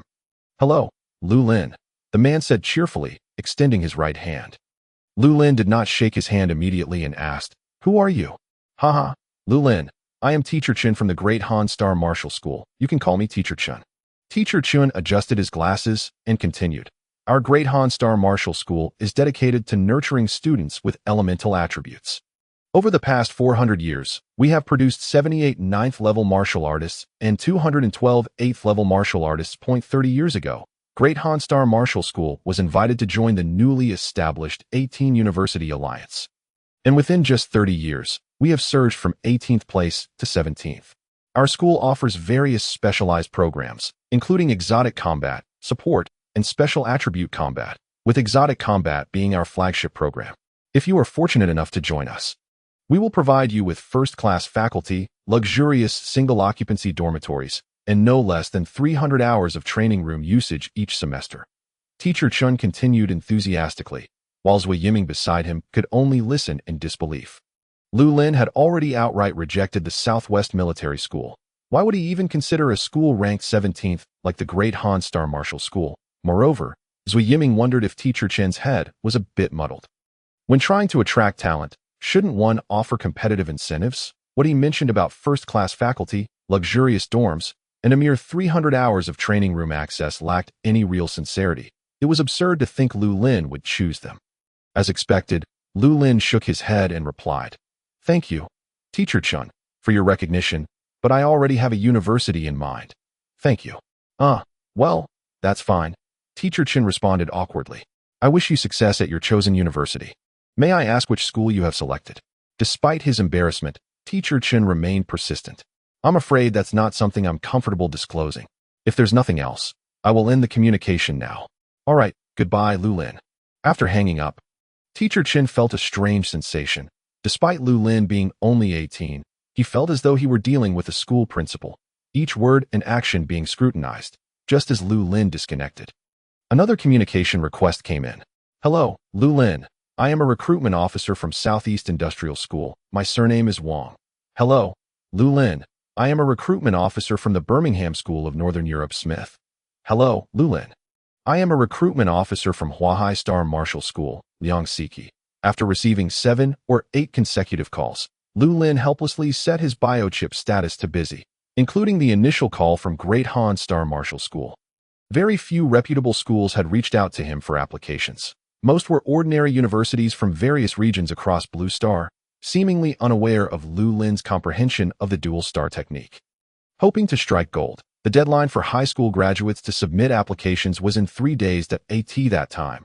Candidates could choose schools based on their initial refinement levels, while schools could determine recruitment standards based on this year's awakening situation.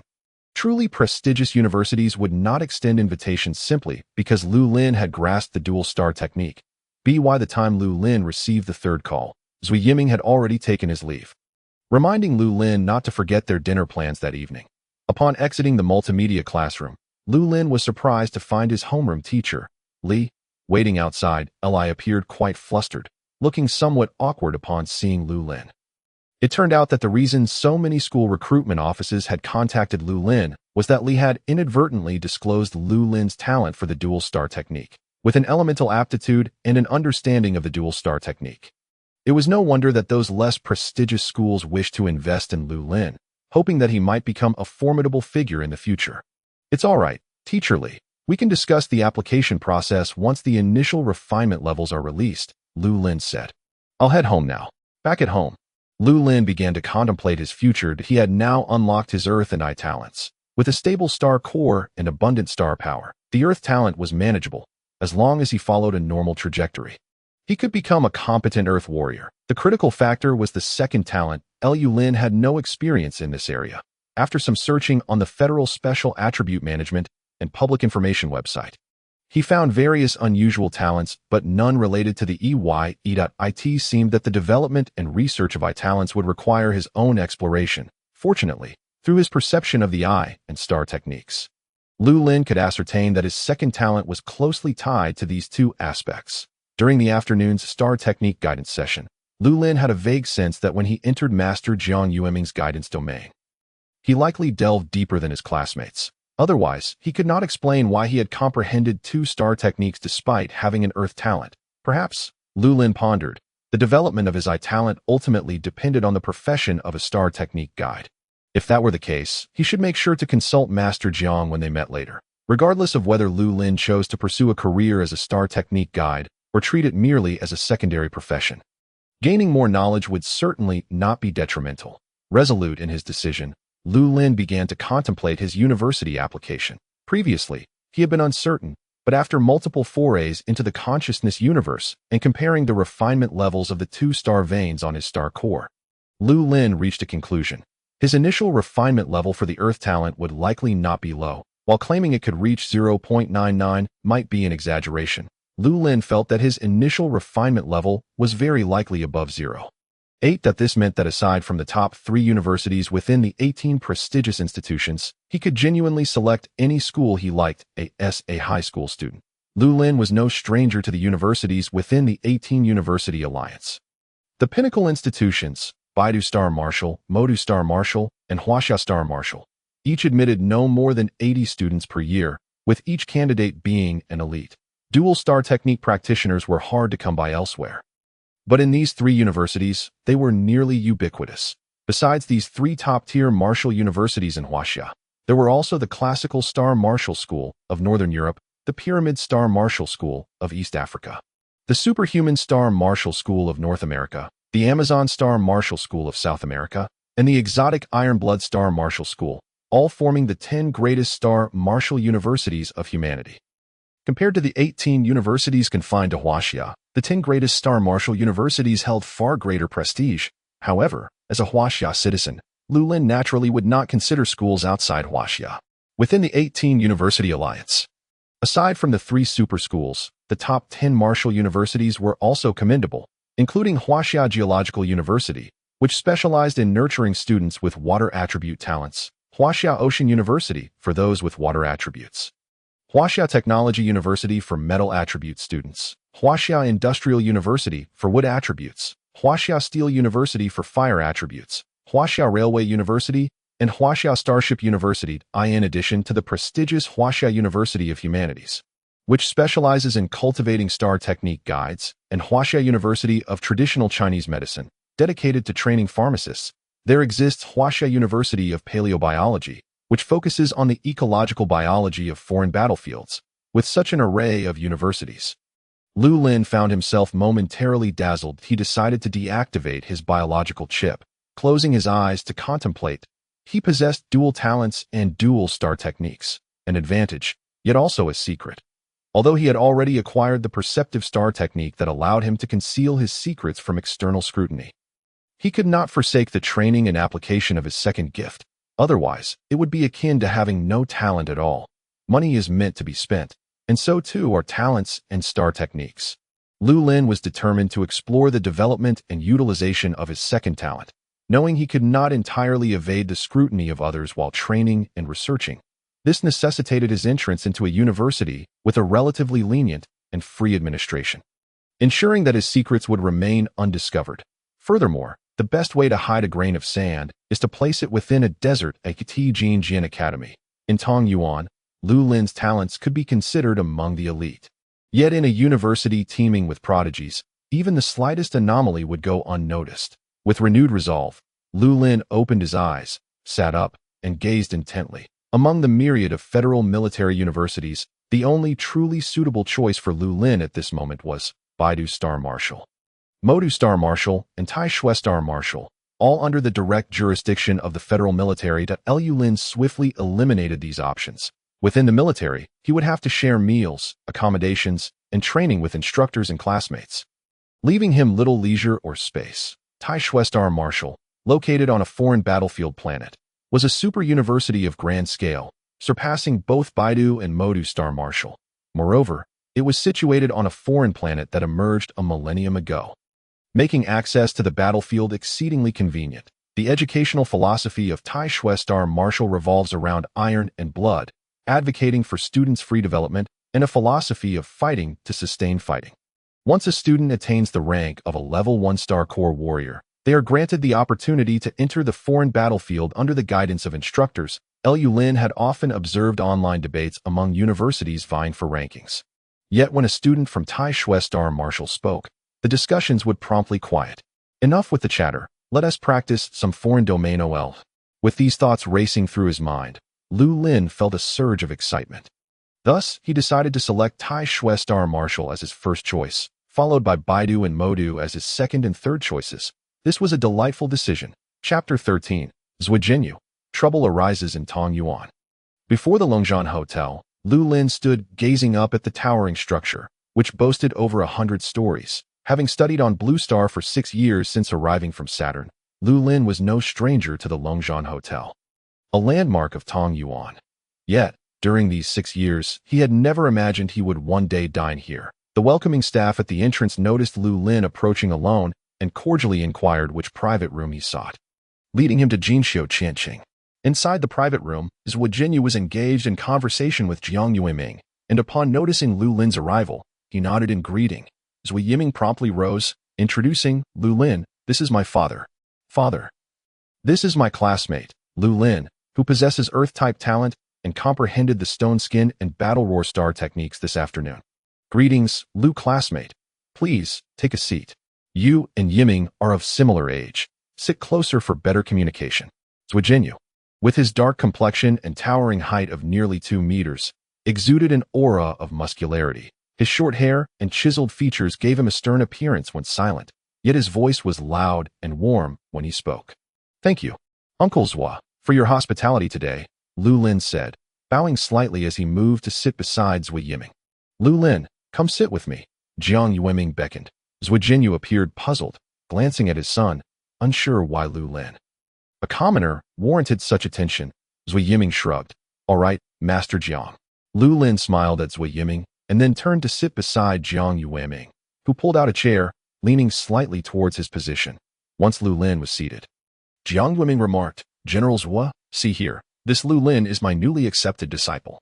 Zhua Jianyu's eyes narrowed in surprise. Lu Lin, a humble student newly awakened to his talents, had caught the attention of Master Jiang. Indeed, he looks quite spirited, Zhua Jinyu thought, recalibrating his perception of Lu Lin. Initially, he viewed him merely as a talented friend of his son, but now, with Jiang Yueming backing him, Lu Lin's standing would inevitably rise. He certainly possesses spirit. That much is evident. This lad, despite merely having Earth-type talent, is capable of comprehending dual-star techniques, which is noteworthy. Lu Lin is undoubtedly more complex than he appears. During the guidance session this afternoon, while Yiming and Luo Ling could only remain in my ancient tree forest domain for 3 minutes, Lu Lin, Jiang Yueming continued, patting Lu Lin's shoulder, stayed for a full 7 minutes. He even plucked a few fruits from my domain. Ha ha. Zhua Jinyu found this amusing. Bursting into laughter that sent ripples through the water glasses on the table. Lu Lin lowered his head, feeling a touch embarrassed. He had simply been tempted by the sweet fruits on the tree. After a moment of laughter, Luo Ling hurriedly arrived. The eyes of all four in the room turned to her, and she shyly lowered her head in greeting to the two elders. Noticing Lu Lin in his Jinjian Academy uniform, she instinctively moved to sit beside him. "Let us order some dishes," Zui Yiming announced as he stepped outside to give instructions. That a delightful array of dishes soon arrived at the table, making Lu Lin's mouth water with anticipation. The cuisine at Longzhan Hotel was remarkably delectable. Dishes such as cold wood ear mushrooms, ants climbing trees, roast chicken, oyster sauce lettuce, oil-braised shrimp, steamed base, and old duck pot graced the table, accompanied by various staple foods like pan-fried buns, yangchun noodles, osmanthus cake, and large meat buns. Just the aroma of the feast stirred Lu Lin's excitement. It had been far too long since he had savored authentic food. Back on Saturn, his parents cultivated various crops, ensuring a few meals of noodles, rice, or fruits every month. However, since arriving on Blue Star, with his family burdened by debts, Lu Lin could only partake in the free nutritional meals provided by the school. Jiang Yueming, keenly sensing Lu Lin's enthusiasm, said, "You young folks should eat. Don't hold back." Lu Lin glanced at Zui Yiming and Zhua Jinyu, both of whom nodded slightly. To them, these were mere homestyle dishes, primarily chosen for Jiang Yueming, considering his age and dietary needs, opting for lighter fare. Gratefully acknowledging the invitation, Lu Lin picked up his chopsticks. Beside him, Luo Ling was equally eager and followed suit. This oil-braised shrimp is delightful. The steamed base is cooked perfectly. Oh no. This white-cut chicken was served before it had time to absorb the flavors. Such a waste for the esteemed Longzhan Hotel. While savoring his meal, Lu Lin couldn't help but mutter to himself. Meanwhile, Jiang Yueming and Zhua Jinyu opened a bottle of white wine, chatting while occasionally sampling the dishes. "My apologies, I need to take a call." Luo Ling suddenly stood up, hurrying outside. "Sister, what's wrong?" "What? They're not paying you." "Just wait. I'll be there right away. Don't cry." "Rest assured, sister, this is a vast federation, and I refuse to believe anyone dares to act in such a manner. Don't argue with them. And certainly don't resort to violence. Wait for me to arrive before addressing it." "All right, sister, goodbye." After ending the call, Luo Ling re-entered the private room, bowing to Jiang Yueming and Zhua Jinyu, explaining that she had to leave early due to pressing matters. The only one who likely hadn't overheard her phone conversation was Zhua Yiming.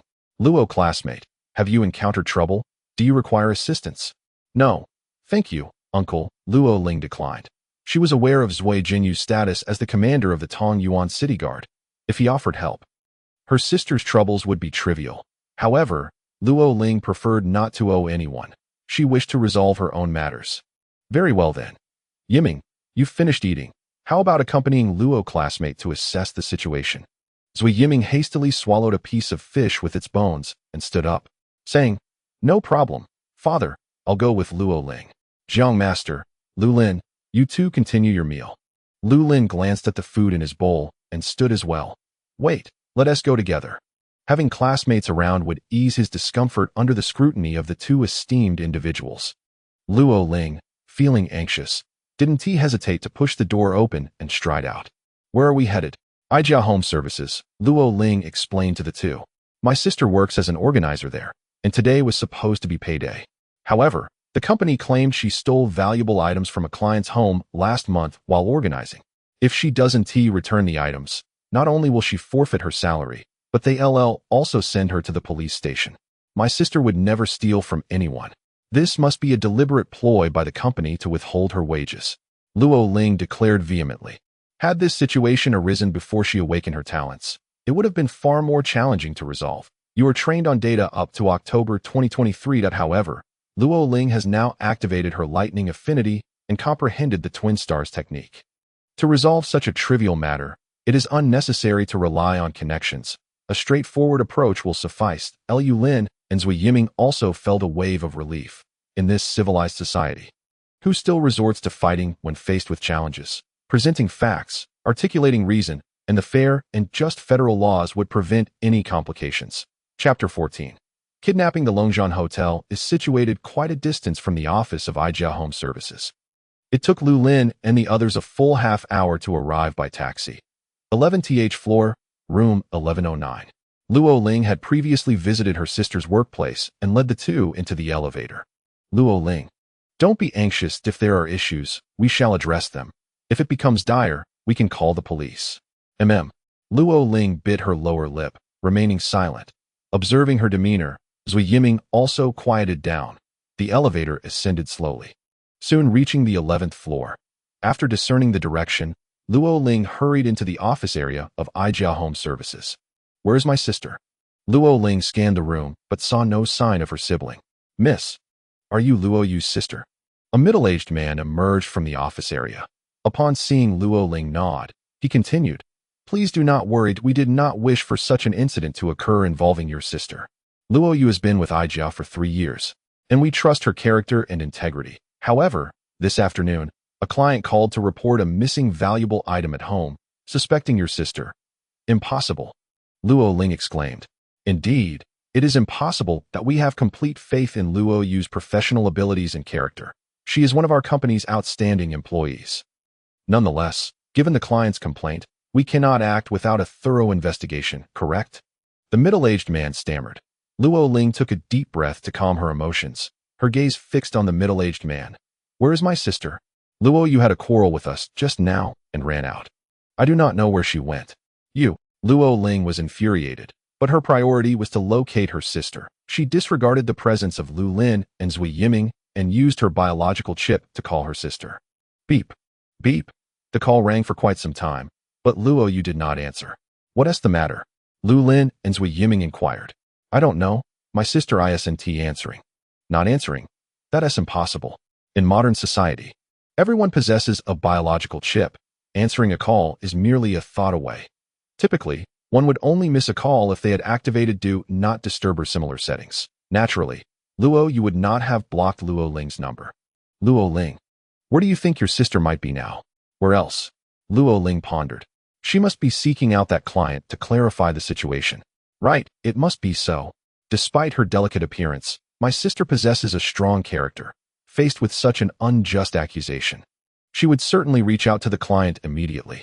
Lu Lin cast a grateful glance at Lu Lin, then turned to the middle-aged man at Ijia Home Services and asked, could you kindly provide me with the information of the client who lodged the complaint against my sister? Well, the middle-aged man appeared troubled. Although Ijia Home Services was not a large company, they still had mechanisms in place to protect client information. Please, we are all high school graduates who have activated our talents. We will not misuse this client information. Moreover, Lu Lin's sister is currently unreachable, possibly due to unforeseen circumstances. If you provide us with the client's address, at least your company can clarify some facts should issues arise, Zui Yiming added. The middle-aged man, seeing Zui Yiming's impressive demeanor, understood that such a person would not deceive him. He nodded and extracted the client's address from his biological chip to send to them. Thank you, Zui Yiming expressed, pulling Lu Lin along as they departed. His previous words were merely a scare tactic to intimidate the middle-aged supervisor. Tanyuan, located in the Huaxia district of Blue Star, could only be regarded as a remote small town, unlikely to attract much attention. The trio hailed another taxi, heading towards the lakeside luxury residence on Xinghe Road. This area is one of the few affluent neighborhoods in Tanyuan, with Ijia Home Services specializing in home organization, tidying and cleaning, catering to the middle and upper class of Tanyuan. Ding! Dear passengers, the Tanyuan Transportation Department has just issued a traffic advisory. Temporary traffic control near Xinghe Road, Qianjun Road, and Chuanqi Road. Would you like to take a detour? Traffic control.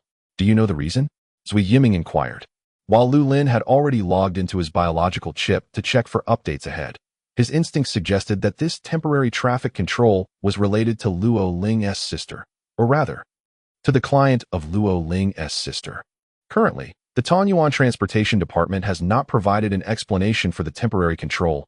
The vehicle's smart computer responded curtly. Simultaneously, Lu Lin could find no relevant information regarding the traffic control online. What should we do? Zui Yiming was at a loss. Luo Ling. Don't worry, the traffic officer just said. Never mind.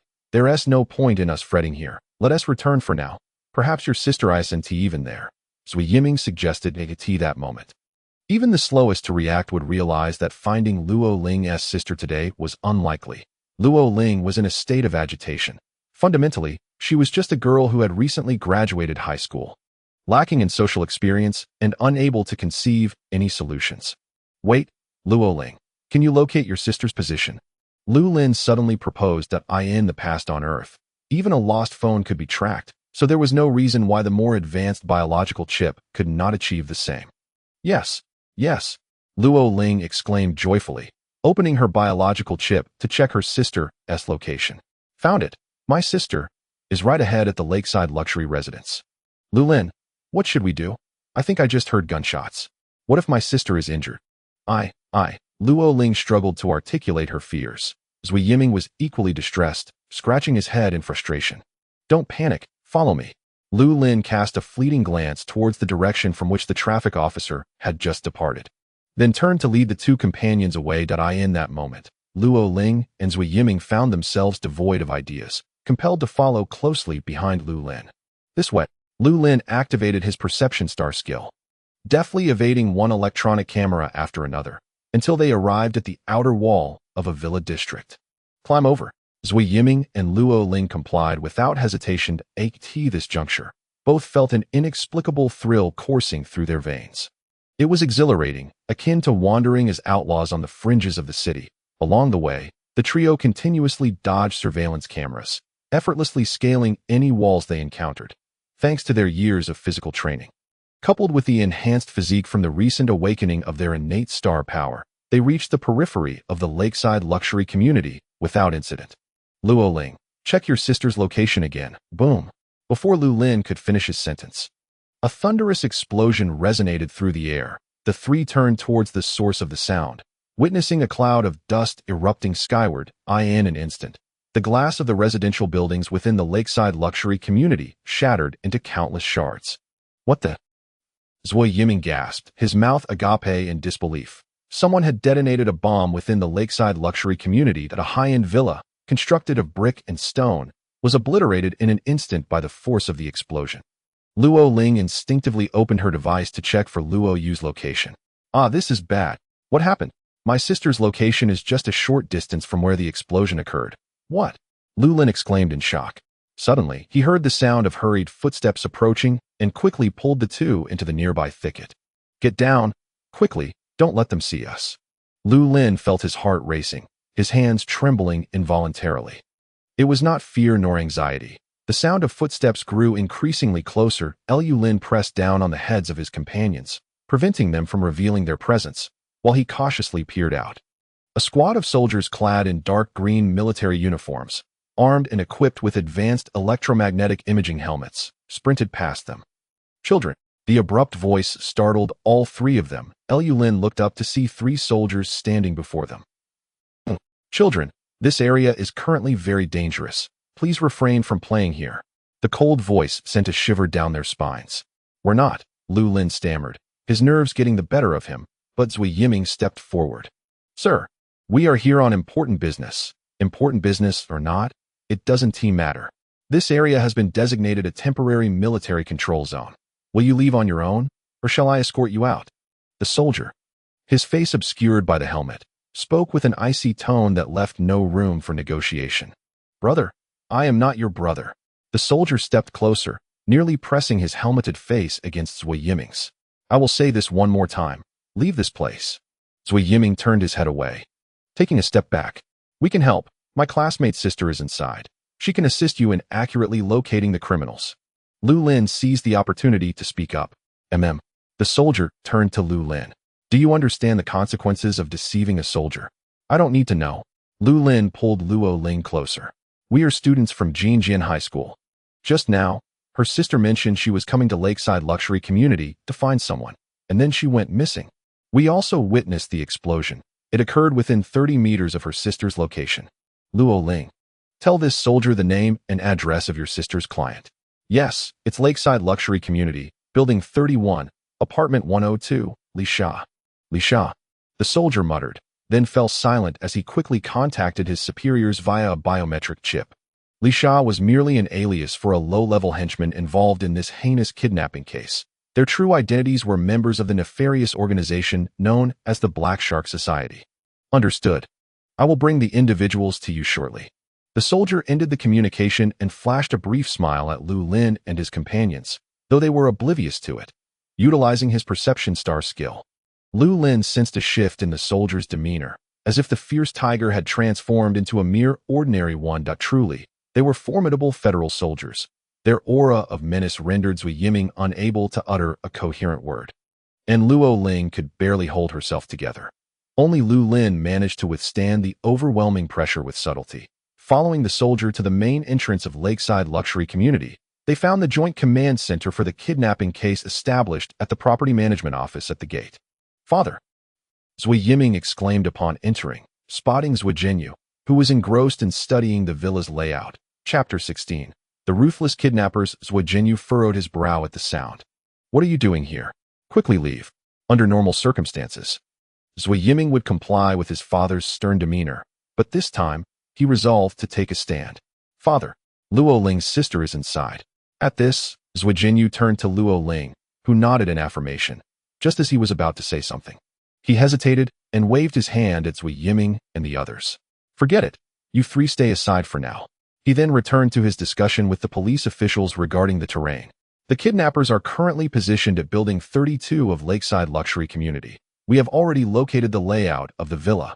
Additionally, we have accessed the target's renovation details through the Light Brain database. Zhujiangjun, our police department has received a total of 11 reports. All the victims share a significant commonality. Oh, what is that commonality? Zui Jinyu inquired. Meanwhile, Lu Lin, Zui Yiming, and Luo Ling, seated in a corner, strained to listen. The kidnapped individuals are all relatives of outstanding candidates from last year's and this year's college entrance examinations. Last year's top scorer, Zhao Yutong, whose parents are Ice Element Dual Star Skill Awakeners. Last year's second place, Chen Feng, whose father and sister are Fire Element Dual Star Skill Awakeners. Last year's third, Da Flamingo, whose sister and girlfriend are Gold Element Awakeners with an initial refinement level of 0.99. This year's Wind Element Awakener, Ashina Duer's parents. This year's martial arts student Gao Wei's grandparents and 2 aunts, and Luo Ling's sister, who is a Dual Star Skill Awakener of the Lightning Element. As the police official spoke, he glanced at the 3 eavesdroppers. Although Luo Ling had anticipated this revelation, hearing the police report made her dizzy. Her sister was not unreachable for other reasons. She had genuinely been kidnapped. She had previously thought that her family, lacking wealth and influence, would not be targeted by kidnappers. Little did she know that the culprits had chosen only the relatives of exceptional candidates from the past 2 years. Luo Ling, do not worry. My father will rescue everyone. Zui Yiming whispered words of comfort. At that moment, Luo Ling could no longer maintain her earlier strength and resilience. Her complexion paled, and without Zui Yiming's support, she would likely have collapsed. Do we know the kidnappers' demands? They, the Black Shark Society, have no business here in Tongyuan, abducting so many relatives of examinees. Zui Jinyu rubbed his temples, questioning the logic behind such an audacious act. Tongyuan was a relatively remote city on Blue Star. What could possibly attract a group from the Black Shark Society? Fortunately, no one was aware of the situation yet. Otherwise, the incident could trigger widespread shock and concern across Blue Star. The involvement of so many examinees' relatives could affect the examinees themselves, their universities, their regions and ethnicities, as well as their connections to friends, teachers, and more. Mishandling the situation could jeopardize Zui Jinyu's position, and potentially tarnish the reputation of the entire region or even the Federation itself. Zhujiangjun. We still do not know the kidnappers' demands. After abducting so many people, they have only managed to block the star energy network signals within the villa, thwarting our previous 2 rescue attempts and obliterating Villa 31 at Lakeside Luxury Community. Zhuijinyu acknowledged. Rapidly analyzing the current situation in his mind, the circumstances were indeed beyond what the police in Tonyuan could manage. The Black Shark Society's kidnappers had yet to reveal their demands, which Zhuijinyu viewed as an indication of their significant intent. They were waiting for this egregious kidnapping case to escalate, waiting for greater public attention, waiting for higher-ranking federal officials to intervene. Only when the situation reached a boiling point might their demands be met. Yet, Zhuijinyu knew that the Federation would never compromise with criminals, especially not with the likes of the Black Shark Society. All right, please send negotiation experts to divert their attention. I will dispatch an elite team to attempt. Zhangju, Zhujiangjun. Their movement at Villa 32. At that moment, a police officer monitoring the surveillance exclaimed, "What?" Zhuijinyu and Zhangju immediately rushed to the monitoring area. The video revealed a woman in a floral dress, holding a tray made from a cardboard box, exiting the villa that a white flag was tucked into the back of her dress. "Zoom in. Let us see what she is holding," Zhuijinyu commanded. Yes, the footage magnified.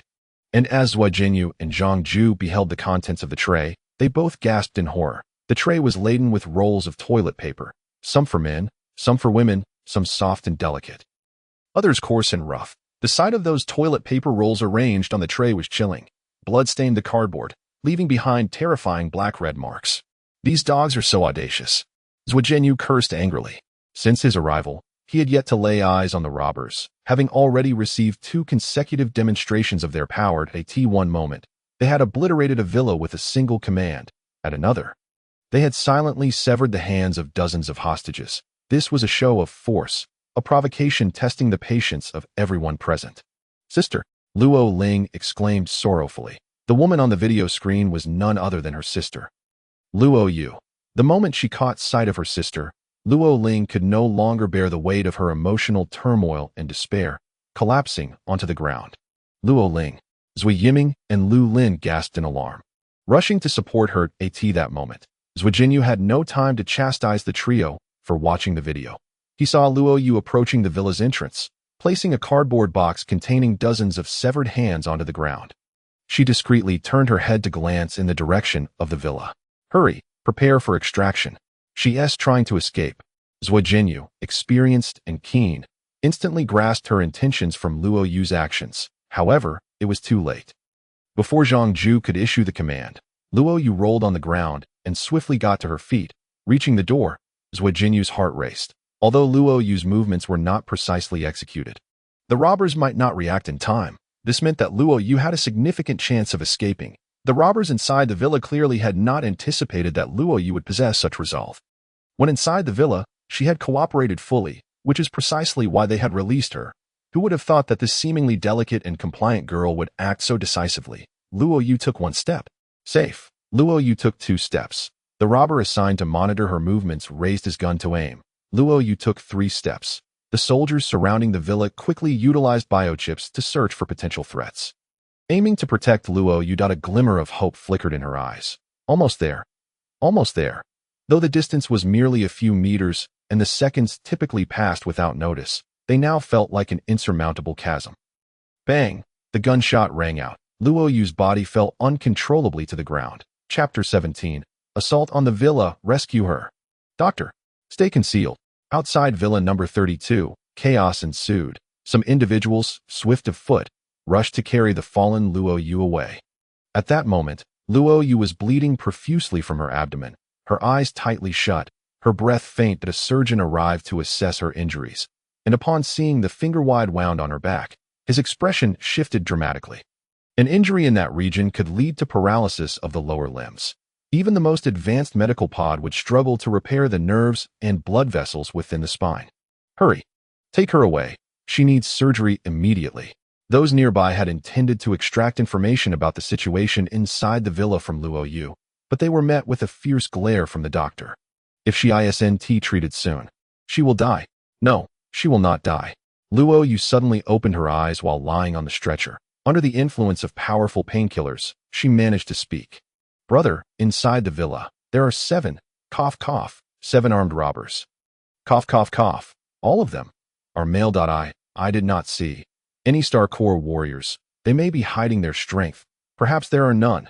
There are a total of 16 hostages. Cough cough cough. Among them, 3 females have already been killed, one of whom has golden hair. You must stop speaking. Nurse, nurse, quickly take her away. The doctor felt a pang of compassion as he listened to Luo Yu describe the situation within the villa. To him, Luo Yu was not an informant but a patient. The soldiers who heard her description offered gentle reassurances. Miss, you should focus on treatment. You're bang, bang, bang. Mid-conversation, gunfire erupted from inside Villa number 32 once more. Before the soldiers could react, the shots ceased. Luo Yu's face turned pale. They are killing again. Damn it. The soldier gritted his teeth, slamming his fist against the villa's wall in frustration.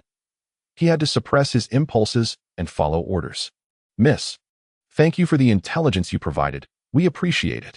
The soldiers saluted Luo Yu, and those around them followed suit. The doctor scoffed, quickly following suit to enter the medical vehicle for surgery. In the temporary command center, Zhuo Jinyu pounded his fist on the table, his eyes bloodshot. He had heard Luo Yu's account clearly through the video. They believed they understood the ruthlessness of the Black Shark robbers. But in truth, these criminals had no boundaries, treating lives as mere trifles. They had executed 3 hostages without even articulating their demands, an act of sheer brutality. This cannot continue. Zhangju, Zhuo Jinyu turned to Zhangju, his expression grave. The robbers are exceedingly cruel. If we wait any longer, it will only embolden their arrogance, and the safety of lives within the villa cannot be guaranteed. I have decided to implement a forceful rescue plan to eliminate the robbers and save the civilians. This, Zhuo Jinyu, a direct assault could easily provoke the robbers into a desperate mindset, leading them to resort to extreme measures. If the losses are too great, Zhangju cautioned. It doesn't matter. This is my decision, and I will bear all consequences. This, Zhangju hesitated but ultimately made her choice. Fine, our police force will join as well. If issues arise, we will face them together. The two nodded in agreement. Swiftly discussing the assault plan, they ultimately decided to deploy 3 rescue teams, one from the police and one from the city defense forces, attacking from both the front and back of the villa. Simultaneously, they would send 6 Star Corps warriors to infiltrate the villa and rescue the civilians. Given the prolonged peace in Tanyuan City, where no serious crimes had occurred, both the police and city defense forces could only muster a limited number of Star Corps warriors. Father, let me go too. Zui Yiming, having overheard their discussion, volunteered upon realizing the shortage of Star Corps warriors. You, Zui Jinyu scoffed, casting a dismissive glance at him. You're merely a fledgling who has just awakened. You've never undergone military training. Your presence would only waste a bullet from the robbers. No, Father, I am a Star Corps warrior now. I have awakened my talents and comprehended my star techniques. Since you lack manpower, take me along. Absolutely not. Do not obstruct official business. Get out of my way. Zhuo Jinyu kicked Zui Yiming in the rear, sending him stumbling. I didn't mean to. I didn't. Zhuo Jinyu, I know what I'm doing. I am a light type awakener. If any hostages are injured, I can heal them instantly. Seeing Zhuo Jinyu still unwilling to relent, Zui Yiming audaciously called out his father's name. Moreover, you wouldn't be showing favoritism, would you? Though I am not a soldier, I am just as much a son of my parents as those brave soldiers. Why can you send them into danger, yet hesitate to do the same for your own? After speaking, Zui Yiming glared at his father with indignation. Zhuo Jinyu had not expected his son to possess such a side that he gazed at his son, who had grown taller than him. Realizing that Zui Yiming had matured, he was no longer the child who required protection under his wings. The crucial point was that this son, once as fragile as a chick, had the audacity to speak to him in such a manner. Although Zhuo Jinyu could discern Zui Yiming's true intentions, he chuckled and patted his son's shoulder. Very well, you may go. Be sure to protect yourself. I wouldn't want your mother to have to bury her son. Rest assured, Zui Jiangjun. Zui Yiming saluted with perfect formality before turning to leave. Wait, take me along. Lu Lin also stood up and said, You. Zui Jinyu was puzzled. What was with the confidence of today's youth? They were willingly stepping toward individuals who would readily pull the trigger without hesitation. General Zhua, I am an Earth-type awakener. I can protect the civilians and my teammates. Trust me, Lu Lin insisted gravely, knowing that Zhou Jinyu would allow him to join due to Zui Yiming's presence. Fine, I don't understand your generation at all. Remember to take a set of body armor for protection. Understood, Zui Yiming and Lu Lin both replied. Hastily exiting the temporary command center. Outside the villa, the three assault teams were fully prepared. The first firepower team was armed and ready. The second team was poised for action. The Star Warriors were itching to begin. After Lu Lin and Zui Yiming joined, they reported their talent attributes and star techniques to their teammates. The Star Warrior team leader acknowledged their information and assigned them to the rear guard. After all, one was the sole heir of Zhuo Jiangjun, and the other was a genius with dual star techniques derived from Earth-type talents. Who would dare to let them charge to the front lines? Such talents deserved a grander stage and a more illustrious life, not to be buried alongside those with no hope of advancement in this insignificant place. Chapter 18. Hidden Dangers. Lu Lin adjusted his gear. A thermal imaging helmet, a ballistic tactical vest, a silenced electromagnetic stun pistol, and a serrated black-bladed dagger. Securing the dagger and pistol in the most accessible positions, Lu Lin began to adjust the various parameters on the helmet. In truth, he had no pressing need for the helmet. Under the activation of his perception star technique, Lu Lin's heightened sensitivity allowed him to detect anomalies even before the helmet's thermal imaging system could. However, the helmet's star power amplification feature was quite necessary for Lu Lin, who had only recently awakened as a Star Core warrior. Confirm the time. Everyone, remember, our objective is to protect the hostages. Neutralizing the robbers is the responsibility of the two fire teams. We must ensure the safety of the hostages to the best of our abilities. Rock, you'll be on lookout at the entrance, but remain cautious of any robbers who may still be at large. Healer, your duty is to stand guard outside and provide immediate medical assistance to anyone who is injured. Does everyone understand their tasks? Understood. 7. Rock was a temporary code name assigned to Lu Lin upon joining the team. As he possessed Earth-type attributes and had a rock-like skin for self-protection, the healer referred to as naturally Zui Yiming. Captain Fire Dragon nodded in satisfaction as he saw that everyone understood their roles. Fortunately, 2 Star Warriors had been dispatched from above. Otherwise, the team entering the villa would have had to divert their attention to guard their rear, with the addition of Rock and the healer. The team's endurance and self-defense capabilities were greatly enhanced, enabling them to face more complex combat situations. All right, now take your positions. Once the order is given, act immediately. Fire Dragon commanded, signaling the team to conceal themselves. In the temporary command center, Zhuo Jinyu observed the actions of Zui Yiming and Lu Lin, nodding in approval. Although he often criticized Zui Yiming for lacking skills and being weak in combat. Over the years, Zhuo Jinyu had taken his son to the city garrison base for training whenever he had the chance. Zui Yiming's military skills were on par with those of soldiers who had served for 2 to 3 years. What surprised him even more was Lu Lin. Despite being an ordinary citizen, he moved with a decisive and efficient demeanor reminiscent of a soldier. If Zhuo Jinyu did not know that Lu Lin intended to pursue advanced studies after awakening his dual star techniques, he would have genuinely considered recruiting him into the military. This young man truly possessed the makings of a fine soldier. All squads, in 10 seconds, commenced the general assault simultaneously. 10, 9, 3, 2, 1. Initiate action. Zhuo Jinyu issued the command over the communication channel. Tat tat tat. The squad feigning an attack at the front door unleashed their assault immediately. A series of fire tongues erupted with pinpoint accuracy. The members of the Black Shark Society within the villa were caught off guard, utterly incapable of mounting a defense. Bang! At the rear door. A soldier towering over 2 meters kicked the security door open with a single blow. Like a nimble leopard, he rolled into the room, utilizing the thermal imaging helmet to assess the situation. Up! Captain Fire Dragon swung his arm vigorously and leapt directly to the 3rd floor of the villa, effortlessly crashing through the window and entering the room. The 2 robbers guarding the 3rd floor room had no time to react. With a cold smirk, Fire Dragon raised his hand, unleashing 2 fiery serpents as thin as threads. The serpents, as if imbued with intelligence, advanced toward the 2 robbers, entangling them. The robbers did not expect that Fire Dragon was a Star Core warrior. Their arms froze mid-action as they raised their weapons. Their eyes wide with shock before they fell backward, Fire Dragon pressed the communication interface in his helmet and reported, 301. Target eliminated, no hostages. Received. In the command center, Zhuojinyu made a mark on the 3D simulation of the villa structure.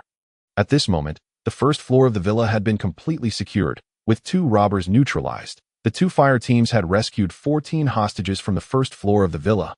302. No robbers. Rescued 4 hostages. The vice captain of the Star Warrior squad, Golden Blade, reported his findings, albeit slightly slower than the others. 303. No robbers. Rescued 2 hostages. 304. No robbers. Rescued 4 hostages, 1 severely injured, excluding Captain Fire Dragon and Vice Captain Golden Blade. The 4 main team members worked in pairs to rescue another 6 hostages. Below the villa, Zui Yiming's expression flickered with excitement upon hearing that someone had been severely injured. Rock, I need to go up and treat the hostages. Stay here and hold your position. Without waiting for Lu Lin's response, Zui Yiming leapt eagerly to the 3rd floor. Be careful. Lu Lin, listening to the continuous reports coming through his helmet, knew that 3 robbers remained. Through his perception skills, Lu Lin could see 2 powerful presences still on the 3rd floor. No, wait, Lu Lin quickly realized something was off. In his perception, there were no robbers on the 2nd floor of the villa. The 2 fire teams had yet to discover this, and the Star Warrior squad was unaware as well. Lu Lin could not tell if the robbers had anticipated that their violent actions would provoke a fierce response from the military and police. However, it was evident that the robbers were not merely brute force. They had left 2 of their own on the 1st floor to create a diversion. Their true intention being to hide on the 3rd floor. They sought to ambush the Star Warrior squad attempting to rescue the hostages. Moreover, there must be individuals of considerable strength among the robbers, otherwise, they would not remain idle. Everyone, be cautious. There are 2 Star Warriors among the robbers on the 3rd floor. Lu Lin shouted urgently. Received. The entire squad accepted Lu Lin's judgment without question. In an instant, the sense of ease brought by the successful hostage rescues turned tense once more. Just as Lu Lin finished speaking, a scream echoed from the 3rd floor above. Ironhead. Captain Fire Dragon shouted in alarm and rushed to investigate. Lu Lin looked up to see a slender team member, Ironhead, flying out of the window as the glass shattered. Just as Lu Lin raised his head, another scream pierced the air within the villa. Black Bull, Vice Captain Golden Blade yelled, kicking open the door and charging toward the room from which the cry had originated. However, just as he exited, an invisible thread ensnared him. The thread coiled around him like a serpent, quickly transforming to bind him entirely. Who goes there? Golden Blade struggled to look back, only to see a flash of steel and blood gushed from his neck. His lifeless body collapsed heavily to the ground. Until his last moment, Golden Blade had not even glimpsed the identity of his assailant. Lu Lin had just taken 2 steps forward to catch Ironhead, who was hurtling out, when he sensed the life force of Vice Captain Golden Blade rapidly extinguishing. Everyone, be careful. The Vice Captain has fallen. Received. Fire Dragon gritted his teeth in response. All the while engaged in battle with a man cloaked in a black mask, he had watched helplessly as Golden Blade rushed from the room only to be ensnared and decapitated. Unable to provide any assistance, the enemy before him was far too powerful. He could not afford to be distracted. Intelligence error. Intelligence error. Fire Dragon seethed with rage. Luo Ling's sister had reported that there were 7 robbers. The command center had confirmed this conclusion by reviewing the personnel records from the past 72 hours at the lakeside villa. However, they had never anticipated that there were more than 7 robbers. Some individuals classified as hostages were, in fact, concealed members of the Black Shark Society Star Warriors. Caught off guard, the Star Warrior squad had suffered significant losses in an instant. Ironhead, Black Bull, and Golden Blade had all been rendered combat ineffective or killed in the blink of an eye. This battle was no longer a simple affair. Chapter 19. Come at me. Lu Lin caught the falling Ironhead, checking for his breath. Ironhead had sustained severe injuries to his chest. The ballistic vest caved in significantly. The imprint suggested he had been kicked brutally in the chest. In just a few seconds, Ironhead had suffered such harm, illustrating the strength of the adversary's legs. Healer, come down and assist. Lu Lin called out. Understood. Zui Yiming, having grasped the dire situation through the internal channel, set aside his earlier determination to prove himself to his father. He leapt down, cradling the injured hostage. After handing the hostage to Lu Lin, Zui Yiming conjured a sphere of white light in his hands that a hint of color returned to Iron Head's pale face, that in contrast, Zui Yiming, being merely a newly awakened high school senior, found his star power nearly depleted after treating two individuals. Healer, are you all right? Lu Lin teased, one arm supporting the gravely injured hostage. I'll be fine. Just get the two injured out of here first. Zui Yiming replied weakly. Lu Lin nodded, making 2 trips to escort the injured to the waiting doctors. Rest here for a moment. I'll go check things out. Zui Yiming tried to grab Lu Lin, but his strength had failed him, leaving him to watch as Lu Lin leapt back up. Be careful. Lu Lin paid no heed to the warning. His decision to participate in this operation was not born of a desire for heroism. Earlier, watching the video feed from the command center as Lu Ling's sister was shot by the robbers had pained him deeply. It reminded him of a past event from his childhood. On Saturn, where the environment was harsh and storms frequently ravaged the land, the Federation's management was far less effective than on Blue Star. This led to numerous criminal gangs existing outside the bounds of normal human society. They engaged in heinous acts of violence and theft, akin to a horde of vampires preying on ordinary people. During elementary school, there was an occasion when Lu Lin's parents failed to pick him up even 3 hours after school ended. He later learned that the bus his parents were on had been hijacked by criminals and taken to a remote location to extort wealth and supplies from the company where Lu Ping and Mengyu worked.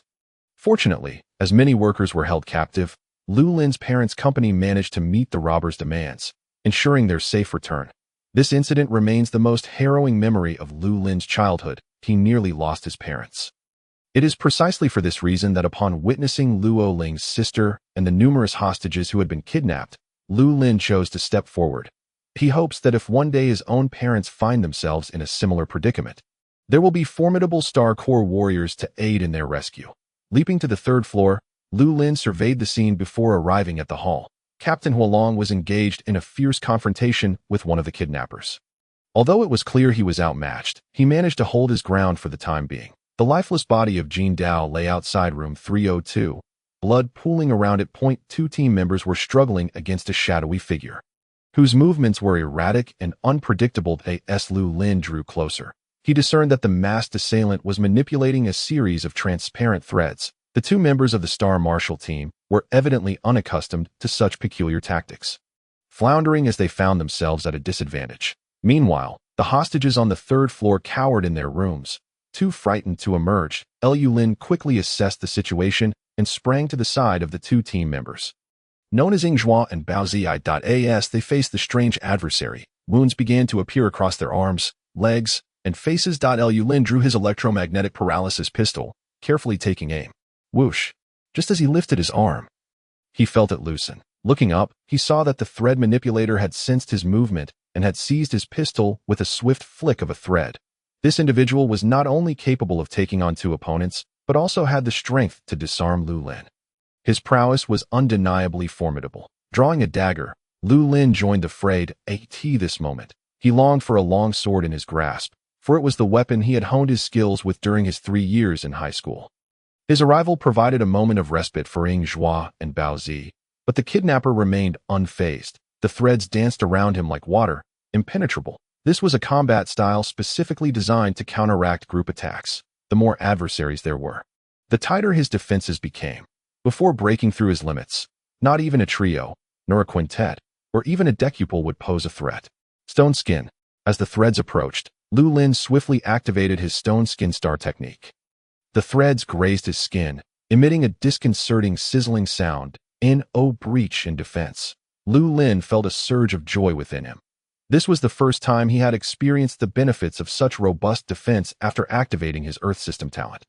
Furthermore, with his 2nd star pulse supplying him with 0 level 3-stage star power, he would remain unscathed from the assailants' cutting threads for a limited time. With this in mind, a bold idea suddenly struck Lu Lin. When the threads lunged at him once more, instead of evading, he swung his arm in a circular motion. The kidnapper was momentarily taken aback, evidently not anticipating Lu Lin's audacity. This brief pause caused his actions to falter. However, Yingjua and Baozi's eyes lit up in astonishment. They had not expected that a newly awakened high school student could provide them with such a golden opportunity. That a golden aura enveloped Yingjua's hands, resembling steel as he lunged at the foe. Gold System Star technique. Hardening. Baozi, unwilling to be outdone, conjured a pulsating ball of flame in his hands and hurled it towards the enemy. Fire System Star Technique. Cannon. The kidnapper attempted to twist his body to evade the duo's assault, but he was unprepared for Lu Lin's sudden shout, "Come and hit me." The kidnapper felt an inexplicable force propelling him towards Lu Lin. Bang, bang. Ingzhua seized the kidnapper's arms, positioning him directly in the path of Bao Zi's oncoming cannon fire. The god of the black shark will endure forever. The kidnapper's voice was shrill, realizing he could not evade the attack. His face bore no trace of fear or dread. His eyes burned with fervor, his spirit in a trance. The god of the black shark will endure. Bang. The star technique cannon struck him squarely in the chest, creating a horrific gaping wound. The flesh around the injury was charred, and it took 3 seconds for blood to begin flowing. Damn it, that bullshit black shark god. Ingzhua spat, casting a disdainful glance at Bao Zi, whose pallor resembled that of someone who had indulged excessively. Don't you know how to control your strength? Had it not been for my quick escape, you might have blown me to bits as well, Bao Zi replied with a wry smile. Gesturing toward Captain Hualong, who was still engaged in battle, his arms drooping in exhaustion. Bao Zi, are you all right? I'm fine, just go help the captain. Bao Zi sat slumped on the ground, explaining to Lu Lin that he had merely exhausted his star power and needed a moment to recover. The earlier attack had drained him completely of his inner star power. All right, then rest for a bit. As he spoke, Lu Lin and Ingzhua dashed toward Captain Hualong's position. Ha ha ha. The god of the black shark will endure forever. The kidnapper, still locked in combat with Hualong, laughed maniacally as he launched a series of aggressive strikes. Before Lu Lin and Ingzhua could arrive, he leapt backward, diving through a window on the 3rd floor. Chapter 20. An apprenticeship in the temporary command center. Zhou Jinyu exchanged glances with Director Zhang, both feeling a sense of relief. With the kidnapping case reaching this point, the situation was effectively under control. The final kidnapper's escape would have little impact on the overall outcome. The events had progressed far more smoothly than anticipated, yet something felt amiss. Throughout the entire ordeal, the Black Shark gang had never articulated any demands. They had simply taken hostages, bombed a villa, and fought to the last, either being killed or captured. Why had they initiated this kidnapping? Why choose such a small city as Tanyuan for their grand scheme? All remained shrouded in mystery. All teams, attention. All teams, attention. Ensure safety while attempting to capture the last enemy alive. Repeat. With the situation stabilized, Director Zhang assumed command and issued the orders. Received. A chorus of elite armed police and soldiers responded in unison.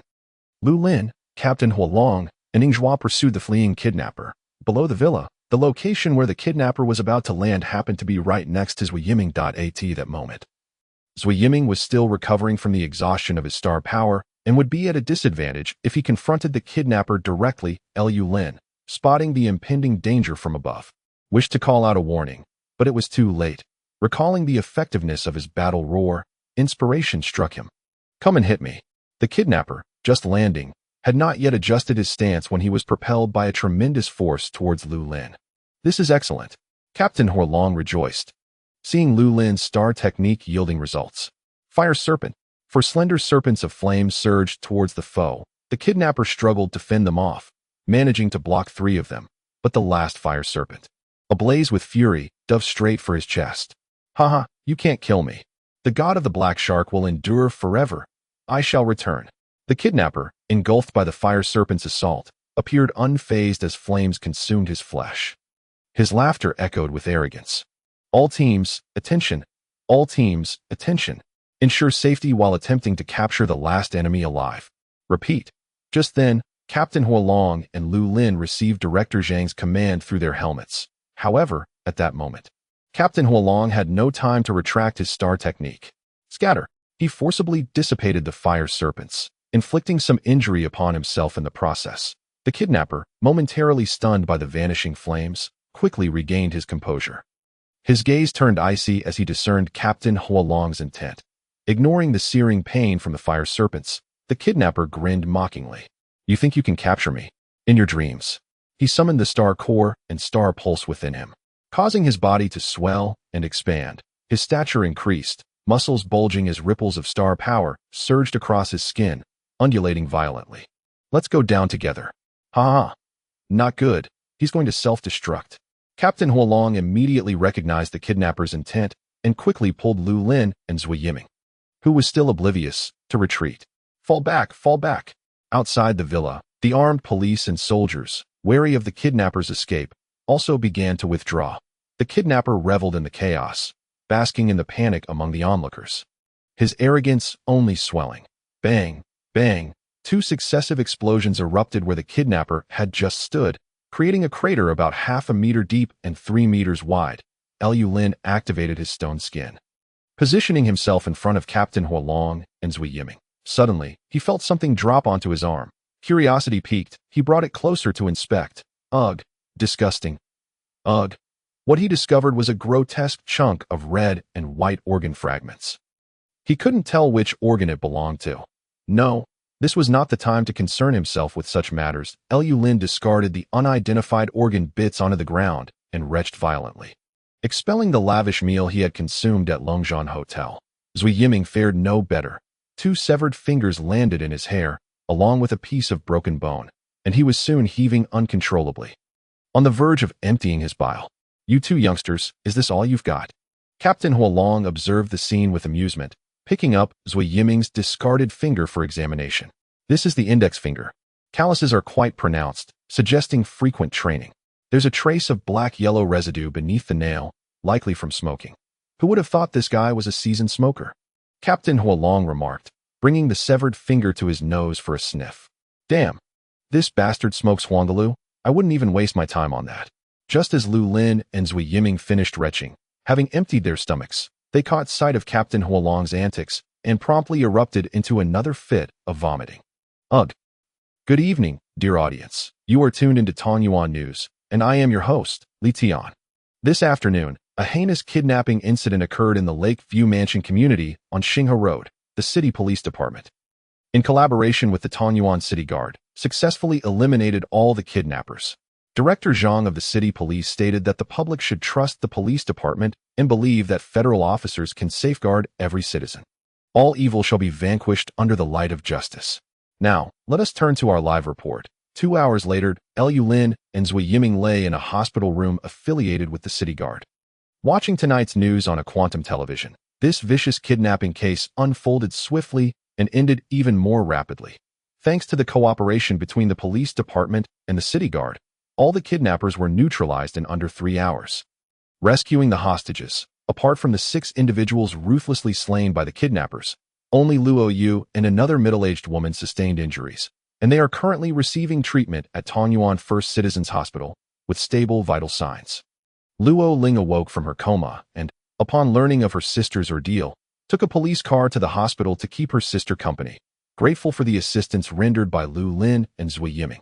She expressed her heartfelt thanks through her biochip. Lu Lin was indifferent, while Zui Yiming, for some inexplicable reason, had been in a state of exhaustion upon entering the hospital, looking as if he were on the brink of collapse. But now he lay on his side, facing away from Lu Lin, grinning foolishly. This foolish demeanor bore a striking resemblance to the folly of love. You have a new communication request. Would you like to answer? The voice of the biochip echoed in Lu Lin's ear.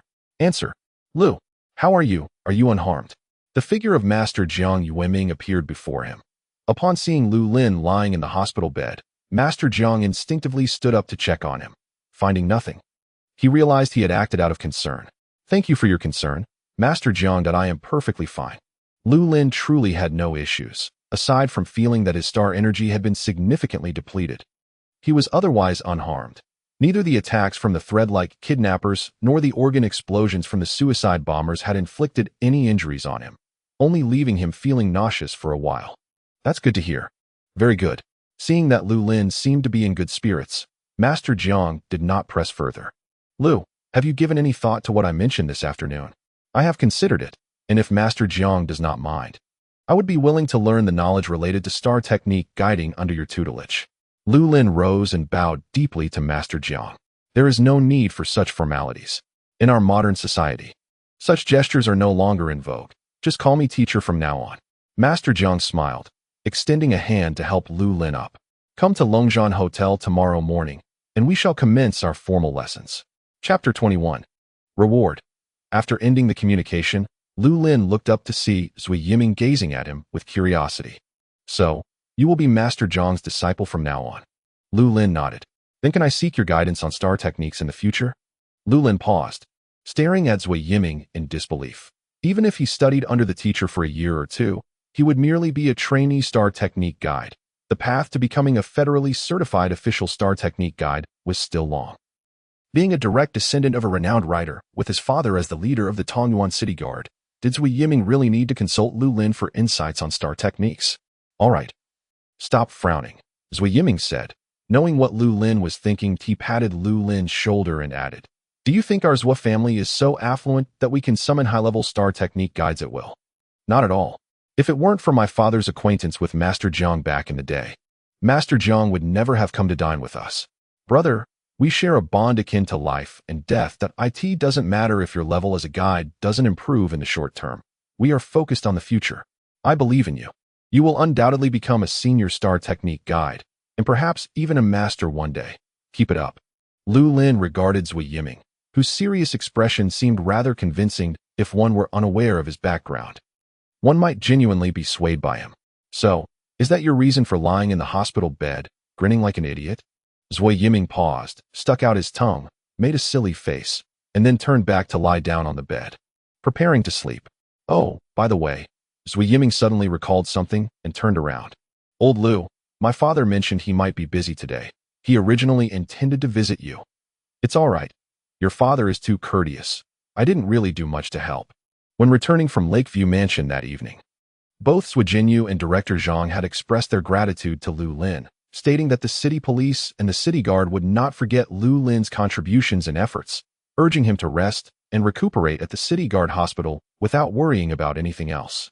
Lu Lin simply regarded their words as polite gestures. He had stepped forward to assist not for the sake of honor or reward. He had repeatedly declined the praise from Zui Jinyu and Director Zhang. Forget about it. This is not something you need to concern yourself with. My father is the kind of person who, if he speaks, will certainly follow through. Enough of this chatter. It's time to sleep. Zui Yiming pulled the covers over himself, yawned, and, despite the weather being quite warm, he had the peculiar habit of covering his head even as a newly awakened individual with his talent. Lu Lin shook his head in disbelief, turned off the light, and went to sleep. The following morning, just after Lu Lin finished washing up, Zui Jinyu arrived at the hospital room at this moment. Zui Jinyu's hair was tousled and disheveled, his eyes bloodshot, and a stubble of beard had grown around his mouth. Uncle Zhua. Oh, young Lu, you're up so early. Good. Young people should embody the vigor of youth. Zui Jinyu praised Lu Lin, walking over to Zui Yiming's bedside and abruptly yanking the covers off him. Get up. Get your hands off me. Zui Yiming, startled awake, was furious at being yanked from his slumber. Upon seeing Zui Jinyu standing before him, he instinctively recoiled. Father. Zui Jinyu frowned and chose not to respond, poking Zui Yiming on the forehead before sending him off to wash up.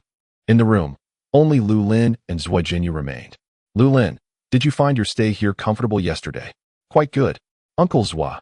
Just as Lu Lin began to speak, Zui Jinyu waved his hand, pulling out a small booklet from his military uniform pocket. Lu Lin.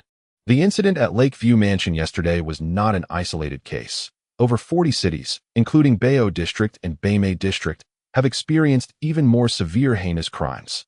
This is a malicious act orchestrated by the Black Shark Society to rescue a key figure apprehended by the federal government last month. Intended to coerce the federal government into releasing the leader of the Black Shark Society. You need not concern yourself with this matter. We discussed it during a meeting in Tongyuan yesterday. Your role in the hostage rescue operation was pivotal, whether in rescuing hostages, protecting teammates, or combating crime. Your contributions are substantial enough to warrant your selection as one of Tongyuan's top 10 outstanding youths this year. However, the scale of the Black Shark Society's operation is vast, and it has exposed their intentions towards our federal government and their intelligence-gathering capabilities to prevent them from focusing their attention on you. We have decided to provide you with a material reward only this time. You may not receive other honors for the time being, and I hope you can understand. Uncle Zhua, there's no need for that. I didn't think much of it while fighting. Lu Lin hesitated, wanting to decline. Do not refuse. This is what you deserve. To ensure your safety, we cannot bestow you honors. The upper echelons of Tongyuan feel quite guilty about this. And if you refuse even the material reward, that would be problematic. The city guardian of Tanyuan does not wish to owe a debt of gratitude to such a young person. As Zhuijinyu spoke, he winked at Lu Lin and Lu Lin instantly understood.